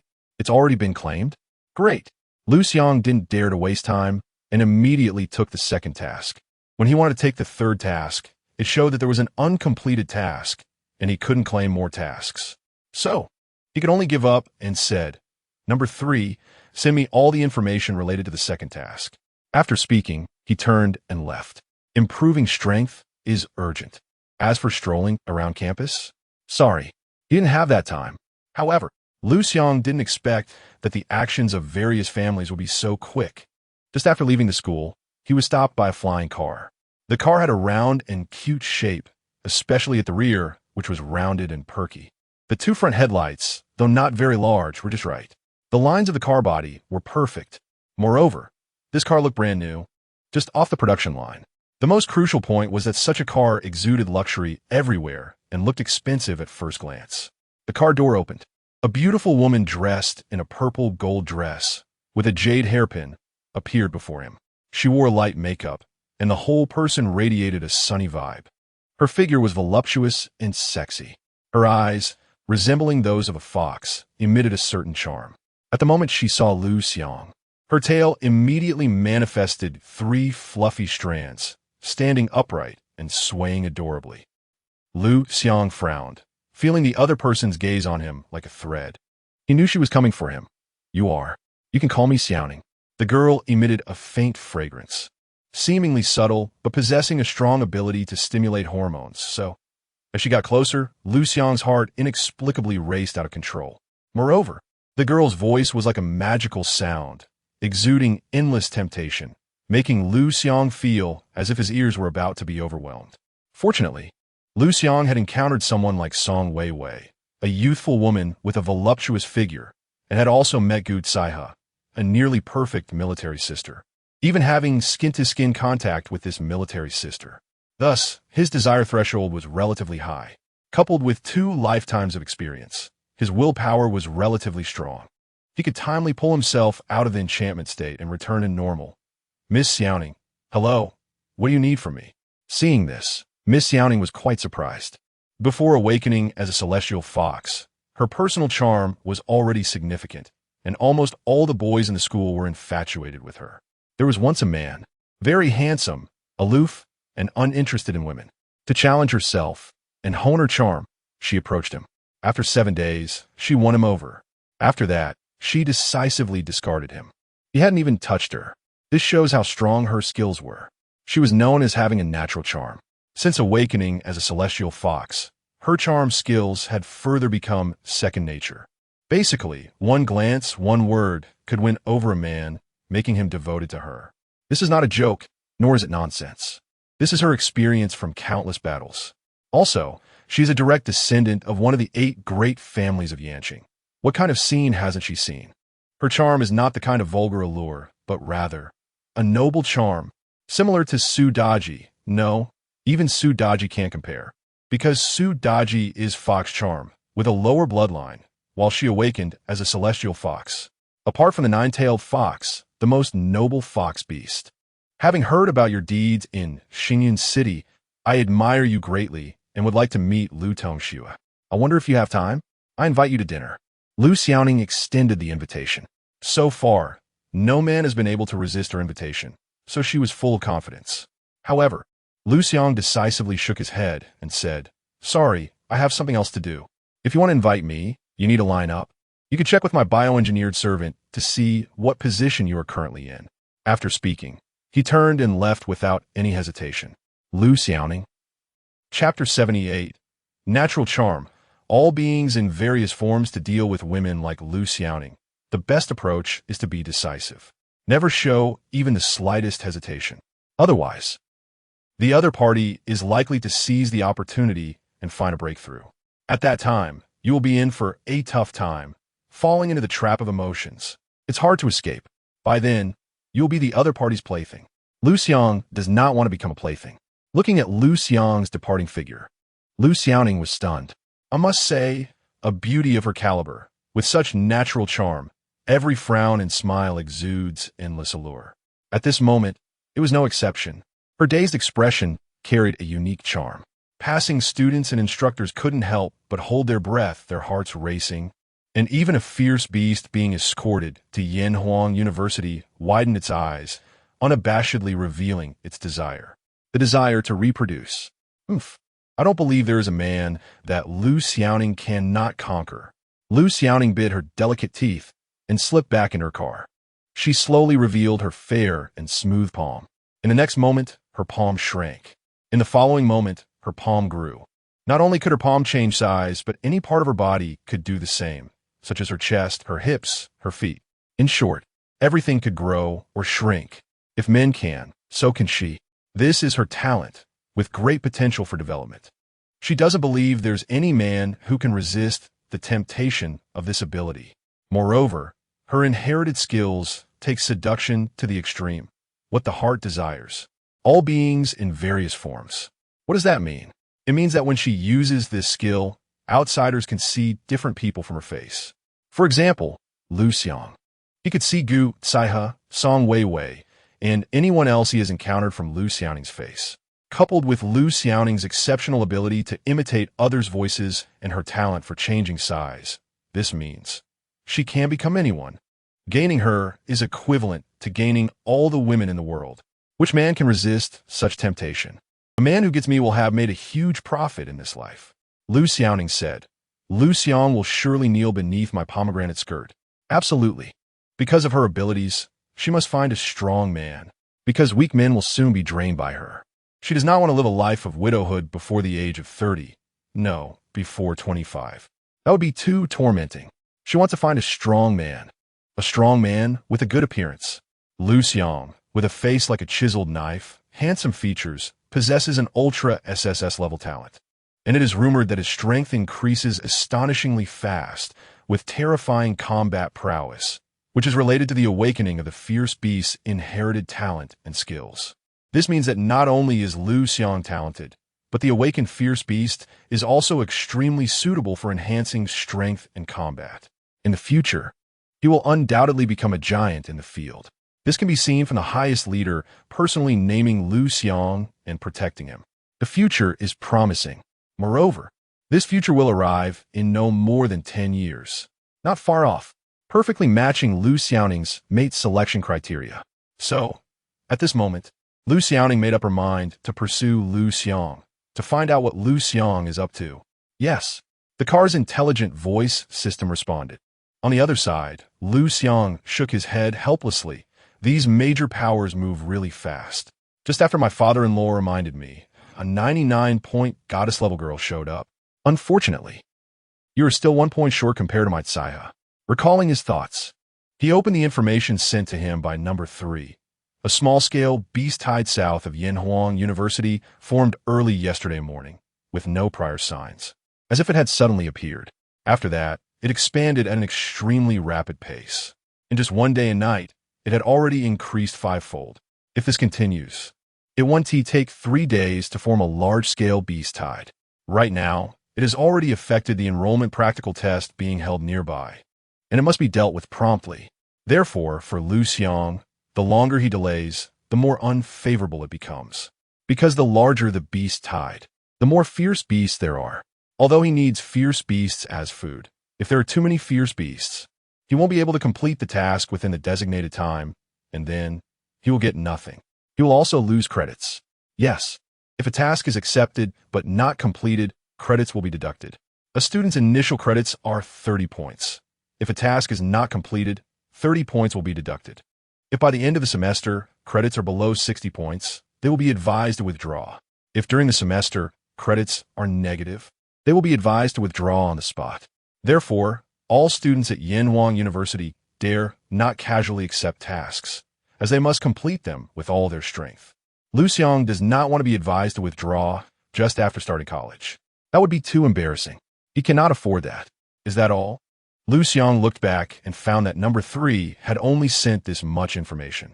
It is evident that this small-scale beast tide has only recently formed, and no news has leaked out. Since there is no news, then let us skip the news. Let us go straight to battle. Liu Xiang decided to transform into a Tao Tai, unleashing his bloodthirsty and violent inherited talent, directly killing his way through if he is targeted by a powerful, fierce beast midway. Then, he will transform into Qi Yu and fight again. This plan is simple and brutal. Whoosh! The sound of breaking air echoed. Liu Xiang stepped on the flowing cloud step, swiftly approaching the most famous Qian city south of Yenwang University. There it was once attacked by a Qian earth dragon, causing the entire city to be covered in lava, with countless lives lost. Later, the Qian earth dragon disappeared, and the city was renamed Qian City. Although Qian City was covered by scorching lava, in this world rich in spiritual energy, any place can quickly regain vitality.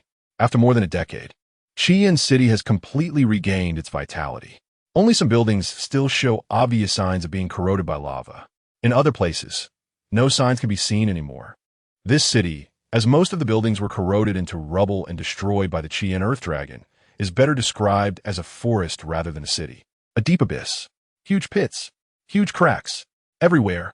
Here, there are tall trees, hard rocks, and fierce beasts.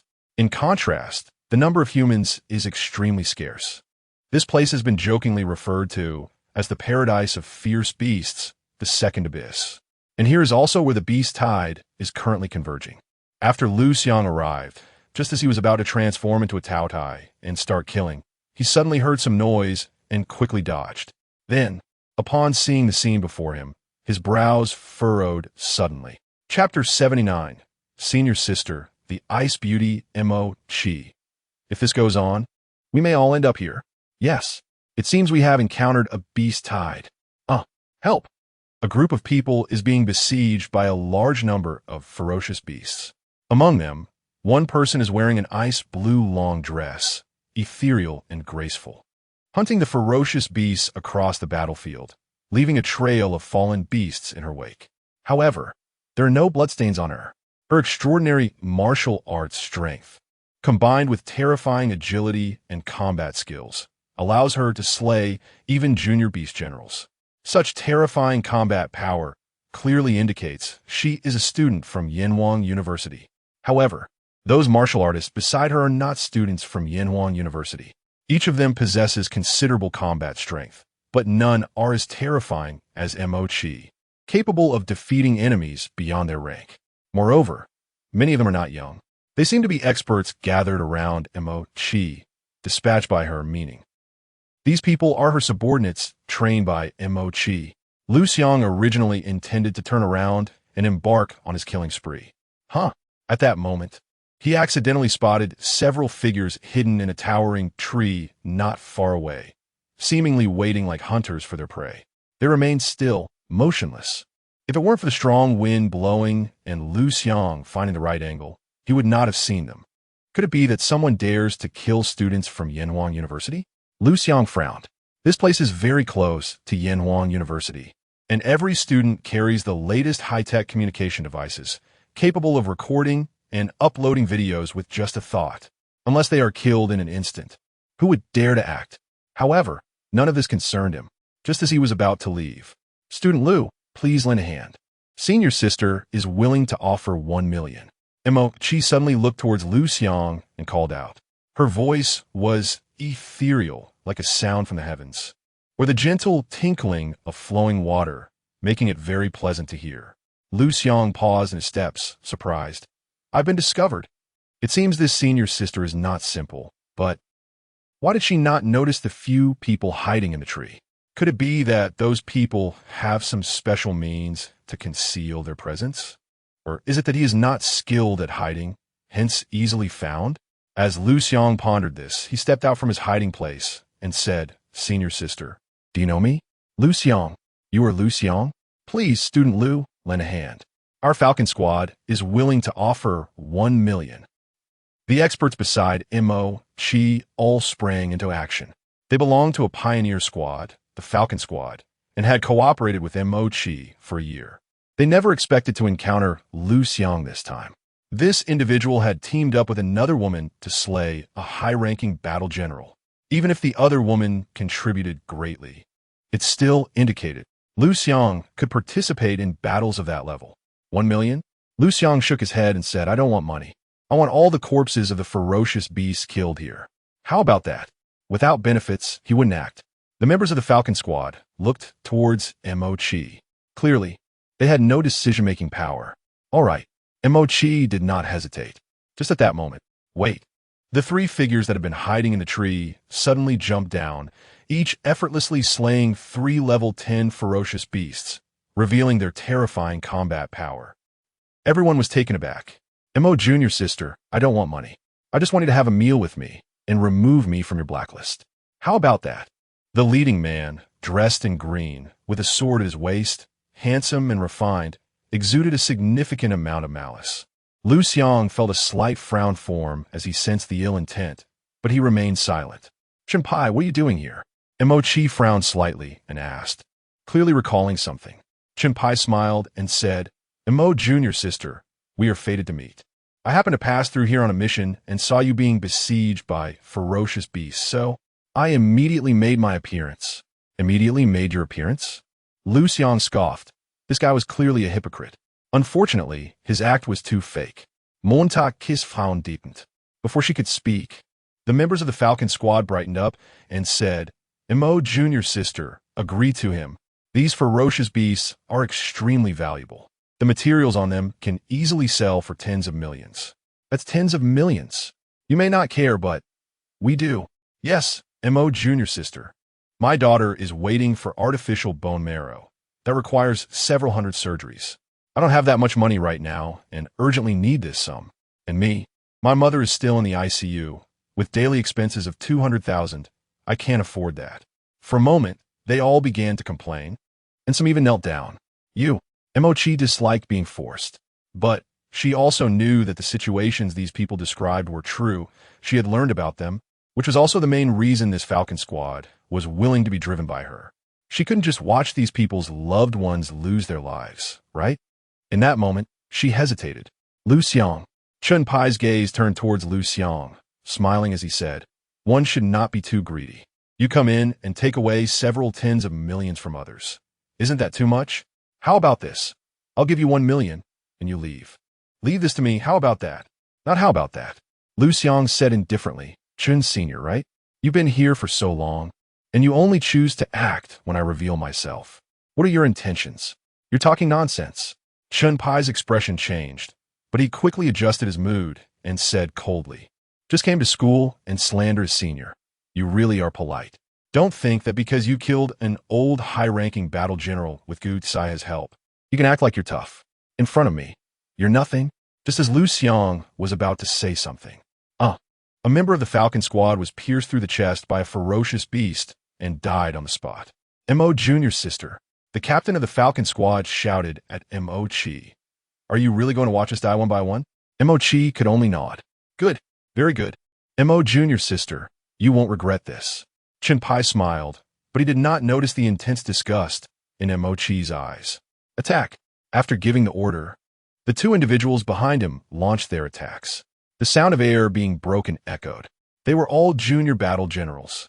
Liu Xiang did not pay much attention and said, I've already warned you. Just don't regret it. We won't regret. The members of the Falcon Squad responded one after another. Liu Xiang was too lazy to continue talking and turned to leave. Mo-Chi looked at his retreating figure, wanting to say something. Chapter 80. Self-inflicted wounds cannot be lived through roar. After leaving that group of people, Liu Xiang entered kill mode. As for the corpses of the ferocious beasts beside Mo-Chi and the others, they were never his to begin with, so not obtaining them was no big deal. He actually hoped that this group of people could hold out a little longer. After all, the longer they held out, the more ferocious beasts would be attracted over. There was a beast tide nearby. Perhaps it could even attract the beast tide over. By that time, he would have the opportunity to unleash the bloodthirsty rampage talent to its fullest. Therefore, what he needed to do right now was to kill. Continuous killing. Kill. Liu Xiang was like a life-harvesting machine, constantly reaping the lives of the ferocious beasts around him. In just a few minutes, all the ferocious beasts within 100 meters were killed. After all, his current strength was not weak. After a month of special training, his combat experience, combat skills, and combat timing had all improved. His overall combat power was now not weaker than that of an 8th level ferocious beast.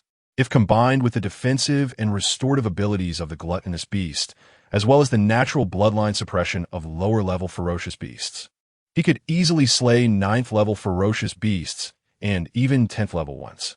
The only trouble would be with battle general level ferocious beasts, which would give him a bit of challenge, even suppressing him. And that was all. Liu Xiang began to expand the scope of his killing. On the other side, Chun Pai and his 2 subordinates displayed astonishing combat power, quickly slaughtering all the ferocious beasts around them. Student Chun, are you a mid-level battle general? Impressive. Students from Yenwan University are really formidable. Yes, Miss Mo, with such powerful classmates, you'll be safer in the future and your efficiency will be higher, right? The members of the Falcon Squad all began to flatter him. Chun Pai felt a sense of humility, thinking that this group of people had good insight. Mo-Chi remained silent. Deep down, she had already severed ties with the Falcon Squad. Mo, shouldn't you fulfill your promise now? Chun Pai had not forgotten the purpose he had been planning for so long. In order to get Mo-Chi to have a meal with him and pull her out of the blacklist, he deliberately orchestrated everything, letting Mo-Chi and the others fall into the siege of the ferocious beasts.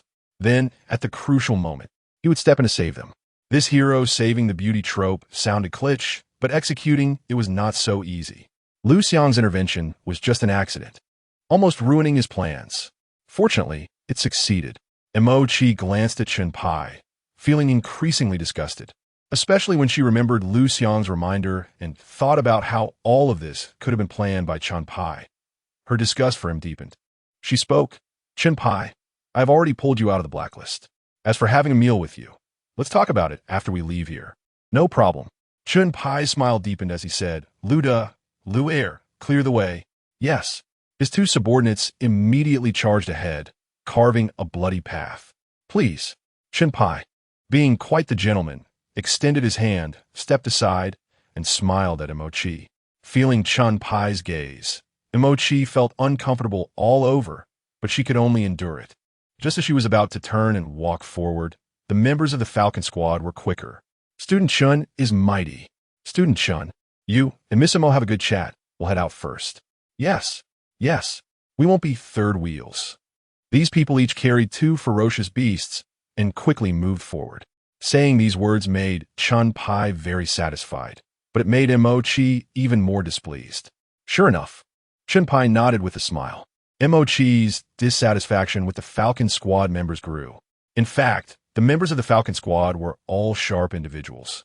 Even if there were a few who were not very bright or didn't think too much, it was impossible for everyone to be like that. The reason they spoke this way was that they had guessed Mo-Chi's discontent with them. The likelihood of cooperation between both parties would be very low from here on out. It was better to please Chun Pai, survive leaving this place, and take as many ferocious beast corpses as possible so that they could get more money.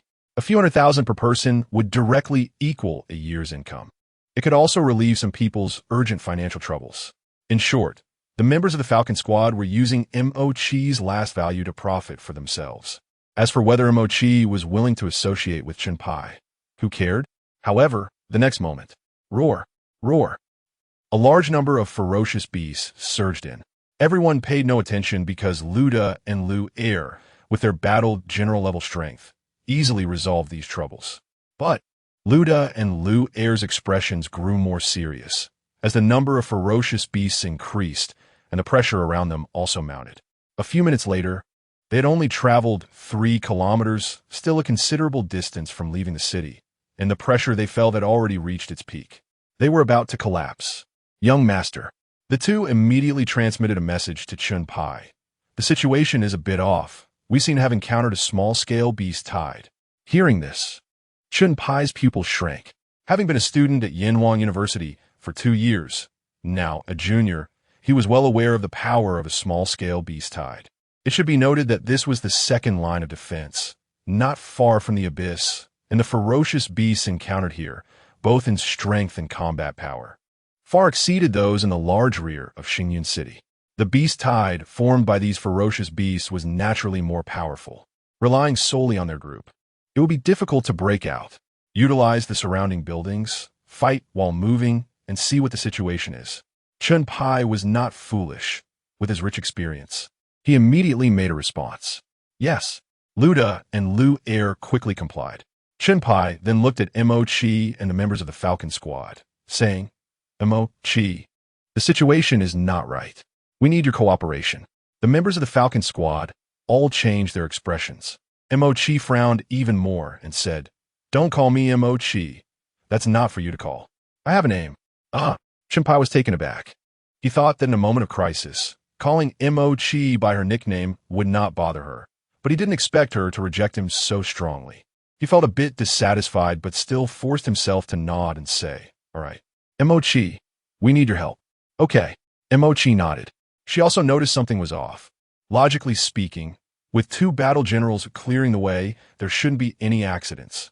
But the current situation clearly indicated that something had gone wrong. Young master, more ferocious beasts are coming from ahead. It's confirmed to be a small-scale beast tide. Young master, we must turn back. Luda and Liu Xiang quickly reported the situation. Upon hearing this, Chunpai's expression worsened. Chapter 81. Task difficulty upgraded. Rewards increased tenfold. After walking a few more kilometers, they would have been able to break out of the city, but now they had to turn back, walking over 10 kilometers to exit the city. Who knows if anything else might happen during those 10 kilometers. However, there was no time to say anything now. He decisively turned around and shouted, Go. However, after walking less than 5 kilometers back, the ferocious beasts around them were increasing in number. The situation had turned unfavorable again. Throw away the beast corpses. Chunpai's face darkened as he shouted at the members of the Falcon Squad. It was because of this group that their progress had been delayed. Otherwise, they might have already broken out by now. We, the Falcon Squad members, were reluctant, but they were not foolish or blind. They knew the situation around them, especially since Chunpai was clearly becoming impatient. If they annoyed him further, they would be even less likely to escape. Throw them away. The captain of the Falcon Squad was the first to throw away the 2 beast corpses in his hands and commanded. Immediately, the members of the Falcon Squad stopped hesitating and followed suit. However, there was a look of heartache on their faces. Go all out. These beasts won't trap us here. We must break out before they can surround us. Chunpai shouted. This time, he no longer held back and took the lead. Luda and Liu Xiang followed closely behind.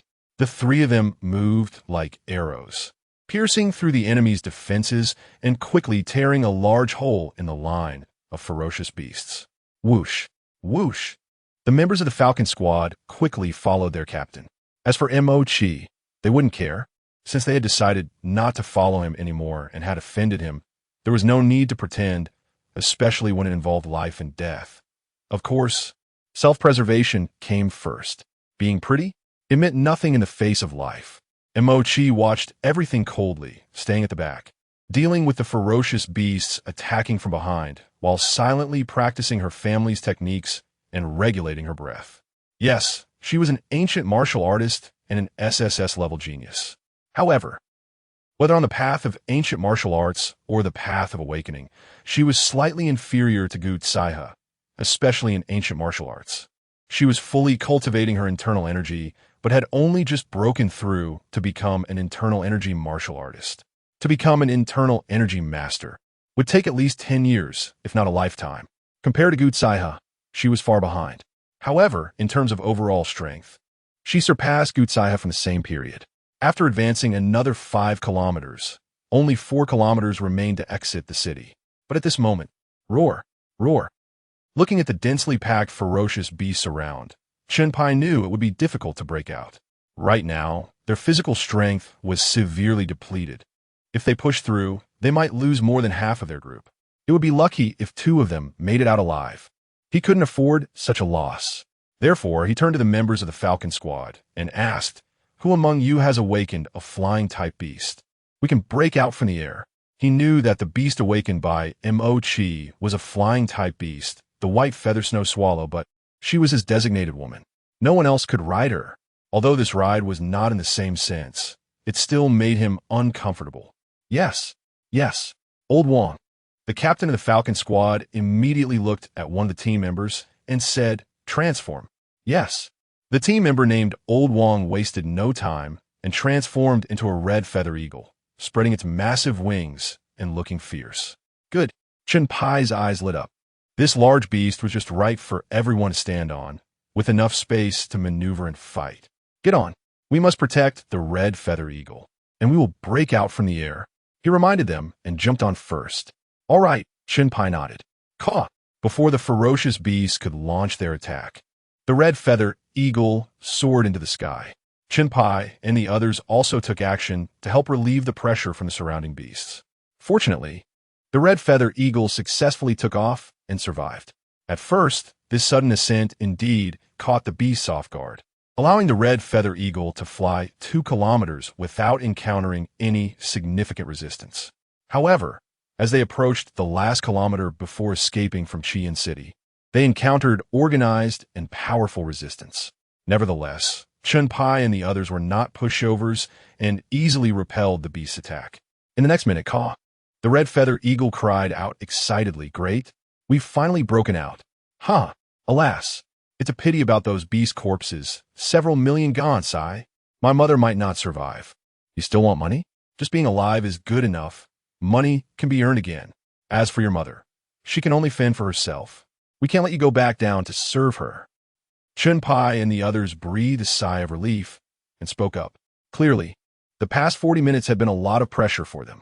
Inside the city, Liu Xiang, who had just killed a junior beast general with a single claw, looked up at the departing red feather eagle and the people on its back, shaking his head. He didn't continue to pay attention. These people couldn't escape, because Number 3 had just sent him a message saying that the threat level of this beast tide had increased another level. The task difficulty had been upgraded, and the reward had increased tenfold to 26 million. In the next moment, caw! Inside Qian City, a large number of ferocious beasts suddenly flew out from the enormous crack known as the Second Abyss. They charged toward the red feather eagle in droves. It was overwhelming, even darkening the sky. Liu Xiang's pupils constricted, and he murmured with a serious expression, "What?" Flew out from the crack. So many beasts? He sensed something unusual. Therefore, he shouted, "Kill." He dared not hesitate any longer, fighting with urgency, even hoping that Shenpai and the others could hold on a little longer. Right now, relying on his talent for bloodthirsty frenzy, he had just barely achieved the strength to kill mid-level beast generals, but that was still not enough. Far from enough. He had a premonition that something big was about to happen. Being in Qian City, so close to the crack, he needed at least the strength to kill high-level beast generals in 1 second to have a sliver of safety. Roar. Phew. Phew. Liu Xiang was slaughtering recklessly, growing stronger as he fought. Meanwhile, on the other side, just as Shenpai and the others relaxed, Shenpai even had the leisure to chat with Mo-Chi. Mo-Chi, are you okay? This dangerous experience is your first time encountering it, right? Luckily you met me. Otherwise, Mo-Chi's expression changed. Pointing behind them, "Look over there." Shenpai thought Mo-Chi was intentionally avoiding talking to him, but when he turned around and looked, he was dumbfounded. Chapter 82. Liu Xiang, save me. No. Shenpai and the others are doomed. Surrounded on the ground, They were so scared that they flew into the sky. As a result, they were attacked in the sky as well.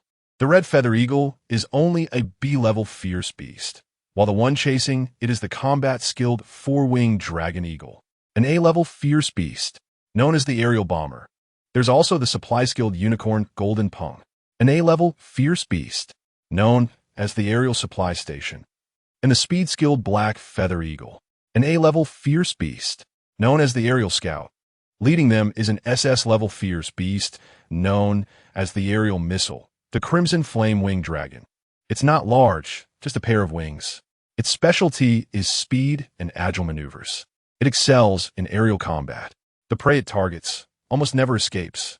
At this moment, Chun Pai and the others were filled with despair.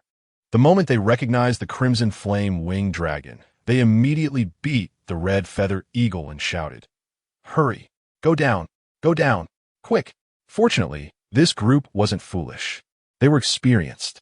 Before the crimson flame winged dragon and the other fierce beasts got too close, they quickly made the most advantageous decision for their survival. But back to the city. It's too open down here. Once we land, we won't escape either. Emochi, however, was more rational and optimized everyone's opinions. Right? The crimson flame winged dragon is only skilled in aerial combat.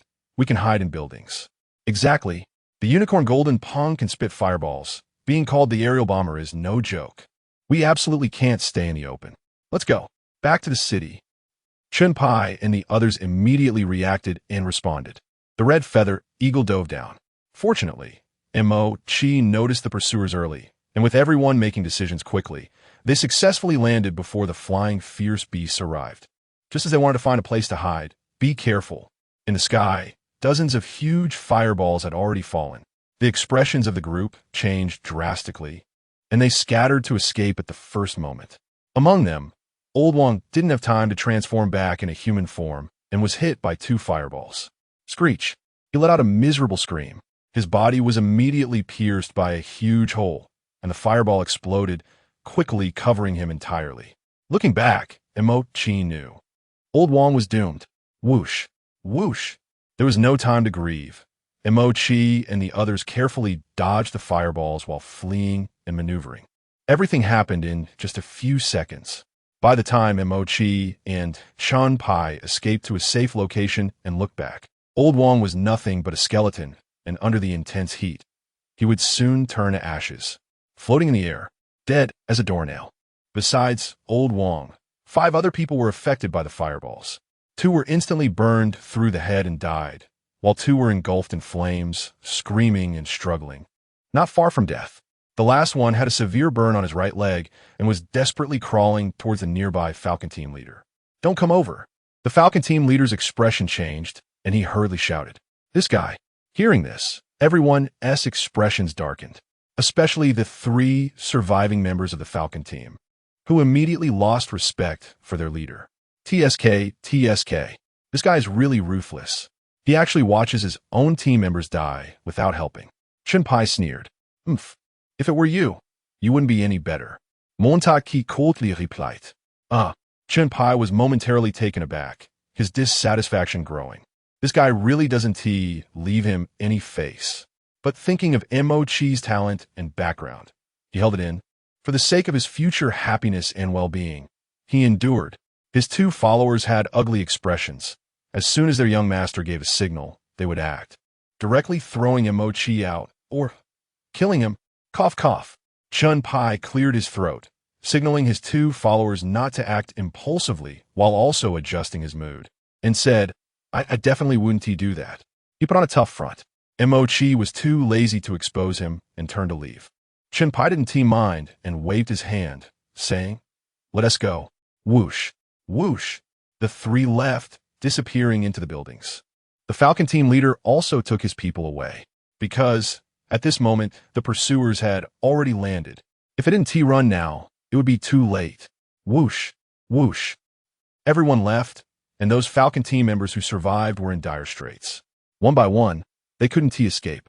In an instant, they all fell into the belly of the pursuers. One person was even swallowed whole without being chewed, moving a bit in the fierce beast's stomach before going still. A few minutes later, Mo-Chi, where are you going? After a fierce escape from the chase, Chunpai noticed a problem. Mochi's route was off. She was actually heading towards the city. Is she courting death? Don't you realize that going towards the city means no fierce beasts are noticing? Monta Kiri tartet. Chunpai was momentarily stunned. Indeed, it seemed so, but it just felt wrong somehow. The members of the Falcon team were probably all wiped out. Chunpai simply stopped thinking about it and continued. Mochi nodded, not surprised by this. She didn't even want to mention them because the Falcon team had completely broken her heart. These people were so greedy. If they had discarded those fierce beast corpses earlier, they would have survived. There wouldn't be so much trouble. Chunpai complained. Mochi remained silent. Chunpai continued. Mochi, don't worry, I've contacted my family. Reinforcements are on the way and the higher-ups have noticed the beast tide situation here.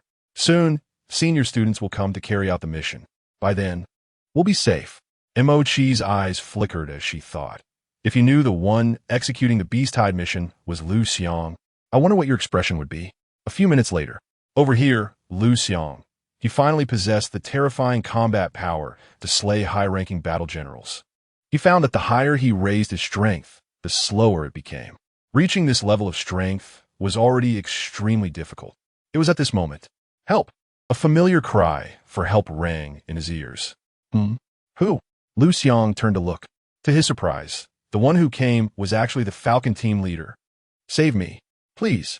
The Falcon team leader, unaware that the fierce beast before him was Liu Xiang, had a pleading expression on his face. No. Liu Xiang turned and walked away. Falcon team leader. Chapter 83. Why is he so strong? The captain of the Falcon squad was dumbfounded. If the fierce beast in front of him was a real fierce beast, not one awakened by humans, then why did it take one look at him and turn to leave? Shouldn't it have attacked him? Why was it killing other fierce beasts instead? Therefore, the fierce beast in front of him was definitely not an ordinary fierce beast, but one awakened by humans. But why did it show no reaction upon seeing him? What was going on? In any case, he was completely bewildered. Wait, I have 10 million in my account. If you can save me, the money is yours. The captain of the Falcon squad spoke again. Liu Xiang, however, completely ignored him, continuing to kill as he moved away. Captain of the Falcon squad. Roar. Roar. Watching countless fierce beasts roar around him, despair filled his heart. He knelt on the ground and cried for help. Please save me. I'll do anything you want, even if it means being your dog. Whoosh. Liu Xiang quickened his pace and disappeared in the blink of an eye. The captain of the Falcon squad was momentarily stunned. Looking at the fierce beasts charging towards him, he immediately awakened as a fierce beast, trying to blend in among them. Unfortunately, ordinary fierce beasts and awakened fierce beasts were not the same. Humans found it hard to distinguish, but fierce beasts could tell the difference. No! Roar! Thud! In the next moment, the captain of the Falcon squad was torn apart by a group of fierce beasts, dying instantly. Kill! Liu Xiang didn't care about him at all and continued his assault. The killing continued. In the blink of an eye, he had already gained the strength to slay high-ranking beast generals, and his efficiency in slaughtering ordinary fierce beasts was incredibly high, basically killing them instantly upon encounter. Finally, his presence caught the attention of the Beast King in the rear of the beast tide. It let out a low roar. Immediately, the surrounding fierce beasts surged towards him like an endless tide. Wave after wave crashed down, and Liu Xiang stood firm like a stabilizing anchor in the sea, unwavering. The bodies around him piled up more and more. Within a few minutes, a mountain of corpses was formed. An 8-meter-tall Taotai stood at the top. Resembling a divine beast descended from the heavens, exuding immense ferocity. Woo! Nearby, an S-class fierce beast with the strength of a mid-level beast general could not help but lower its head. It was afraid. If it was like this, how much more so for the other fierce beasts? For a moment, no fierce beast dared to attack. Roar! From the deepest part of the crack, a roar sounded again. This time, the voice was much louder than before. The fierce beasts in the entire Qian city had blood-red eyes, including those around Liu Xiang, and in an instant, all these blood-red-eyed fierce beasts lost their sanity. Their minds were filled only with attack. Attack! Attack! They became puppets. Va puppets. Good. Liu Xiang, however, felt no fear, and his battle-intent sword again. Fight! Fight! Fight! Bang! Splatter! Roar! War erupted once more. As time passed, Liu Xiang became braver and stronger in battle. The fierce beasts gathering around him also increased. Meanwhile, Mo-Chi and Chun-Pai, along with 2 others, were continuously approaching the interior of Qian City. But as they walked, they found that the fierce beasts they encountered were becoming more and more numerous. And the density of the fierce beasts was increasing. This was very abnormal. What was going on? Chun-Pai frowned and asked, Mo-Chi, we can't go any further. Yes. Liu nodded and said, we can't go any further. If the fierce beasts discover us, we're done for. Liu also spoke up, yeah, it's very abnormal here. It looks like a small beast tide has erupted. I remember there was a practical combat test nearby, right? How could a small beast tide form? Who knows? The problem now is that we must leave quickly. In an instant, the 3 reached a consensus. However, Mo-Chi shook her head and said, no. What do you mean? Liu, who had a bad temper, asked, are you looking for death? Chun-Pai frowned. Liu immediately shut up, but was a bit unconvinced. Mo-Chi, Chun-Pai asked, do you have any thoughts? Mo-Chi glanced at Liu. Initially wanted to turn and leave, but then thought of something. She still suppressed her dislike for Chun-Pai and said lightly, such a big change indicates that something must have happened ahead. Otherwise, it wouldn't change the situation in Qian City. This meant a huge opportunity. If we could get Chun-Pai, you might become a battle king before your senior year. Upon hearing this, Chun-Pai's eyes lit up. To become a battle king level powerhouse in the 3rd year, such talent. There were only a handful in the entire alliance, right? At that time, he would surely become a key training target, standing out among the many geniuses of Yanhuang University. This was exactly the scene he had been dreaming of. By then, he wouldn't even have to worry about finding women. Women like Mo-Chi would be easy to find. The more he thought about it, the more excited he became. Young master, Liu reminded from the side, a great opportunity means great danger. Our strength. Mo-Chi snorted coldly, interrupting him, and said, if you are scared, you can leave. I'll go by myself. After saying this, without waiting for Liu and the others to speak, she turned and continued towards the interior of Qian City. Liu. Chun-Pai frowned, hesitating for a moment, then said, let's go, follow her. Young master. Liu wanted to remind him of something. Enough. Chun-Pai gritted his teeth and said, life and death are fated. Wealth and honor are in the hands of heaven. If we keep being timid, we won't get any resources. Moreover, if we wait a bit longer, our reinforcements will arrive. What are we afraid of? Do we really not have the ability to hold on until the reinforcements arrive? Liu and Liu exchanged glances and finally nodded. Seeing Chun-Pai and the others catch up, Mo-Chi felt relieved. Thankfully, they followed. Otherwise, she would have felt a bit anxious herself. A few minutes later, the 4 finally arrived at a high point, gazing at the fierce beast standing atop a mountain of corpses several dozen meters high. And they were all dumbfounded. Internal strife? In that instant, the term flashed through the minds of Chun-Pai and the others. And then Chun-Pai frowned and said, what fierce beast is this? Why have I never seen it before? Liu frowned, feeling it looked somewhat familiar, but he couldn't recall where he had seen it. Only Mo-Chi's eyes sparkled. She had deliberately studied Liu Xiang's achievements, but the scene before her still refreshed her understanding. How could he be so strong? Chapter 84. Iceberg's senior sister, risking her life to save Mo-Chi. Do you know it?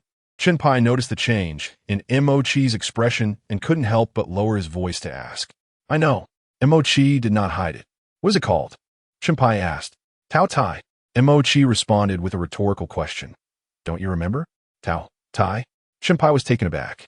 Tao Tai. Liu Xiang. Liu immediately reacted and exclaimed. It's Liu Xiang? Chun-Pai was confused. Liu also reacted, his pupils suddenly constricting, revealing disbelief. That's right. Monta qui notit. Impossible. Chun-Pai immediately shook his head and said, this. The fierce beast in front of us has almost reached the level of a beast king, right? Liu Xiang is just a martial artist. He can't be that strong, even weaker than you and me. Is there anyone else in the alliance who has awakened Tao Tai? Monta qui countet. This. Chun Pai was at a loss for words and said, maybe it's the fierce beast, not Liu Xiang who awakened it, right? You know that fierce beast can only be awakened by humans. Since it exists, it's normal for us to encounter the Tao Tai giant beast. Luda and Liu Air nodded. However, Mo Chi sneered and said, Liu Xiang is in Qian City, and the Tao Tai fierce beast just happens to appear in Qian City. How could that be such a coincidence? Everyone fell silent. Mo Chi couldn't be bothered to waste more words with these people. Being able to safely arrive here had already achieved her goal. Next, she needed to find a way to save Liu Xiang. She was calculating in her heart. The plan had reached this point, and it was the most critical moment. Yes, everything was her plan. From the very beginning, being surrounded by fierce beasts was intentional on her part. However, the appearance of Chun Pai and the others was unexpected. But fortunately, things ultimately returned to the plan. Getting close to Liu Xiang, the beauty saves the hero, narrowing the distance with Liu Xiang, and then creating coincidences to finally win over Liu Xiang. This plan could not be executed successfully by her alone. It required the support of her family. The Mo family behind her is also one of the 8 great families of Yanjing, wanting to use her to win over Liu Xiang. Of course, Mo Chi wasn't foolish and knew how great Liu Xiang's potential was, so she was also willing to be with Liu Xiang, especially after their brief contact. She found Liu Xiang quite charming. She wanted to be with Liu Xiang even more. Soon, the opportunity for the beauty to save the hero arrived. A batch of fierce beasts surged out of the crack. All high-level beast generals. That's right, high-level beast generals. There were at least 100 of them. The leader even reached the level of a beast king. Although it was a low-level beast king, it was still a real beast king. Coupled with 100 high-level beast generals, such combat power was no longer something the students of Yanhuan University could handle. They had to call upon the mentors of Yanhuan University. That is a devouring beast. Like the Tao Tai, it also likes to devour living beings. The speed of its strength growth is incredibly fast. In the past, there were no powerful beings at the Beast King level around us, now suddenly appearing. It's very unlikely that it has continuously devoured its companions to enhance its strength. Chun Pai spoke. Now, Liu Xiang is going to be in big trouble. He had a look of glee. Clearly, he acknowledged in his heart that the Tao Tai in front of them was awakened by Liu Xiang. Although he couldn't understand how Liu Xiang did it, the facts were right in front of him. To prevent Liu Xiang from being too outstanding and stealing Mo Chi's heart, Chun Pai naturally didn't want Liu Xiang to do well. It's best if he dies here. Save him. Mo Chi suddenly turned around, looking at Chun Pai, and said. Chun Pai doubted whether he heard correctly, and then saw that Mo Chi was serious, feeling even more jealous. He wanted to kill Liu Xiang even more, but he couldn't say it directly.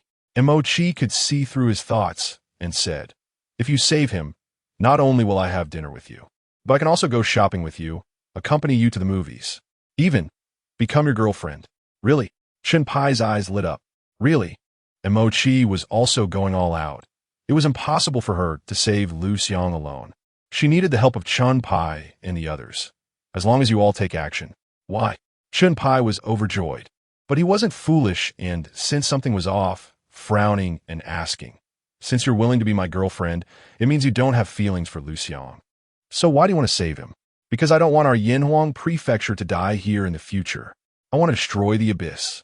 I want the fierce beasts to be exterminated. And the only one who can do this is Liu Xiang. Only Liu Xiang. Mo Chi became more and more excited as she spoke. Chun Pai fell silent. For a moment, he couldn't tell whether Mo Chi was telling the truth or acting. Also, is Liu Xiang really that amazing? Don't you understand? The principal personally recruited him. This is obviously the intention of the highest leader. Mo Chi reminded again. Chun Pai's family. The Chun family is not one of the 8 great families of Yanjing, just a second-rate force in Yanjing. So it's normal for him not to realize this. Chun Pai's pupils constricted. If you hesitate any longer, you'll never get me. Mo Chi spoke again. But Chun Pai still couldn't make a decision, because, clearly, his own life was more important than women. At this point, he could still distinguish. Luda and Liu Er were also staring at Chun Pai, without speaking to interfere. Take action. Heavy casualties. But you could also gain the friendship of Mo Chi and Liu Xiang. Don't take action, but you get to live. How to choose? They had no right to decide. In the end, under Mo Chi's urging, Chun-Pai still shook his head and said, "I'm sorry." "You. Good." Mo Chi was extremely disappointed and said, "Very good." After speaking, she couldn't be bothered to even look at Chun-Pai again. Such a man, she simply looked down upon. She would never be with him, even in death. Her gaze fell on Liu Xiang, who was already besieged and in an absolute disadvantage. She hesitated for a moment, but her gaze became firm again. Gu Zaihe was already Liu Xiang's girlfriend. If she wanted to step in and win Liu Xiang, she had to go all out, even if it meant risking her life. She had to go all out. With a cry, Mo Chi leapt up, smashed through the window of a tall building, and then transformed into a white-feathered snow swallow, soaring into the sky, heading straight for Liu Xiang. Resolutely, seeing this, Mo Chi, Chun-Pai was dumbfounded. Montaki, really going to her death? Just for the so-called hope for the future of Yanxia? For Liu Xiang to be able to destroy the abyss in the future? This is too illusory. Liu Da and Liu Er were also stunned in place, unable to understand Mo Chi's actions. Not just them. When Liu Xiang saw this scene, he couldn't understand it either, but more than that, he was touched. This shows that at the very least, Mo Chi's decision had the desired effect. This woman is a tough character. Chapter 85. Critical situation, the white feather snow swallow. Not large in size, at just over 2 meters long, possesses incredible speed. It can manipulate wind blades for combat, making it an excellent ambush specialist. Known as the aerial assassin. However, at this moment, who can it assassinate? It faces hundreds or even thousands of ferocious beasts, especially the ferocious beasts in front of it. The weakest among them are high-level beast generals, while the strongest have reached the Beast King realm. In a one-on-one fight, it is no match for any of these ferocious beasts. Screech. Yet it bravely launched an ambush. Using its inherited talent, it manipulated the wind blades. It couldn't kill any high-level beast general, but its appearance, especially the large-scale wind blades, successfully disrupted these high-level beast generals, giving Liu Xiang a moment to breathe. Although it couldn't change the tide of battle, it alleviated Liu Xiang's pressure, allowing him more time to fight and to increase the upper limit of his bloodthirsty fury talent. For a moment, the two worked in perfect harmony, truly managing to hold on. Time passed second by second, and as Liu Xiang's combat power grew stronger, the devouring beast realized that if it continued to drag on, it would surely die. Therefore, it immediately changed its strategy, no longer fully attacking Liu Xiang, but instead dividing some of its forces to attack the white feather snow swallow. Eliminating the white feather snow swallow would reduce the interference, allowing them to better eliminate the ferocious beast in front of them. Roar! With a loud roar, a four-winged electric dragon broke away from the attack on Liu Xiang, leading a group of flying ferocious beasts to begin their assault on the white feather snow swallow. In an instant, the white feather snow swallow was plunged into a life-and-death crisis. Clearly, this level of battle was still too high for it to participate in. At a certain moment, crack! A bolt of lightning shot from the electric dragon's eyes, accurately hitting the white feather snow swallow. Screech! The white feather snow swallow let out a miserable cry and fell to the ground, its life unknown. Seeing the scene, Chun-Pai couldn't help but frown and shook his head, saying, "Why go to your death? Isn't it better to honestly come back with me and be my girlfriend?" "Humph." Liu Da coldly snorted and said, "Young master, this woman has no fortune." "That's right." Liu Er also spoke up, saying, "A woman with such a brain won't be happy even if married. This is not a good thing for you, young master." Chun-Pai nodded in agreement, feeling somewhat regretful. What a good ice queen she was, with such a good background. Why did she have to seek death? It's all Liu Xiang's fault. His eyes squinted, and he spoke. "What do you think would happen if we blamed Mo Chi's death on Liu Xiang?" Liu Da frowned and said, "Young master, Liu Xiang is someone the highest leadership has high hopes for. If we do this, it may not end well for us." Liu Er also nodded in agreement, saying, "Young master, we should leave quickly." However, Chun-Pai shook his head and said, "If Liu Xiang is dead, he will no longer have any value. Will the higher-ups still care about him?" Liu Da and Liu Er's pupils constricted, immediately understanding the young master's meaning. Record. Chen Pai activated the recording function of the communication device, paired with AI commentary. But the next moment, he didn't see Mo Chi being killed. Instead, he saw Mo Chi's frail body, somehow protected by the Tao Tai in front of her chest. Looking at the Tao Ye's massive hand directly covering Mo Chi's chest, he could even vaguely see that Mo Chi's delicate chest was somewhat deformed due to the pressure. His mood instantly soured. He wished he could kill Liu Xiang and take his place. Damn it! Chen Pai was filled with rage, instinctively raising his voice. Liu Xiang, you really deserve to die. Young master, lower your voice. Ludo was startled and hurriedly reminded him to speak softly. However, it was already too late. Liu Xiang heard it. With a state comparable to a battle king, Liu Xiang's hearing and eyesight had become extremely sensitive. It wasn't difficult for him to hear the curse. Swish! He turned his head sharply, staring fixedly in the direction of Chen Pai. It seemed Mo Chi had come from there. Whoosh! Liu Xiang leaped up, stepping onto the back of a flying, ferocious beast, then leaped again, landing heavily on the rooftop. Suddenly, a large hole appeared. Liu Xiang, like a drilling machine, directly penetrated the entire building, even smashing a large pit into the foundation of the building. The sudden change caused Chen Pai and the three others to scream in fear, just as they thought of taking further action. It was already too late. A large number of ferocious beasts had surged in. Among them was a beast king. No! Chen Pai's expression changed drastically, and without hesitation, he took out a thunder bomb from his body and threw it hard. Luda and Liu Er also wasted no time, taking out items from their bodies and throwing them out. In the next moment, bang, bang. 3 explosive sounds, 2 terrifying explosions, like missiles, occurred, and another one emitted endless white smoke, turning the area within a kilometer into a white haze.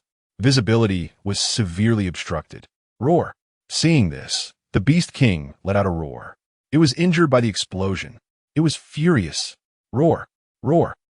The surrounding ferocious beasts also howled at the sky in anger.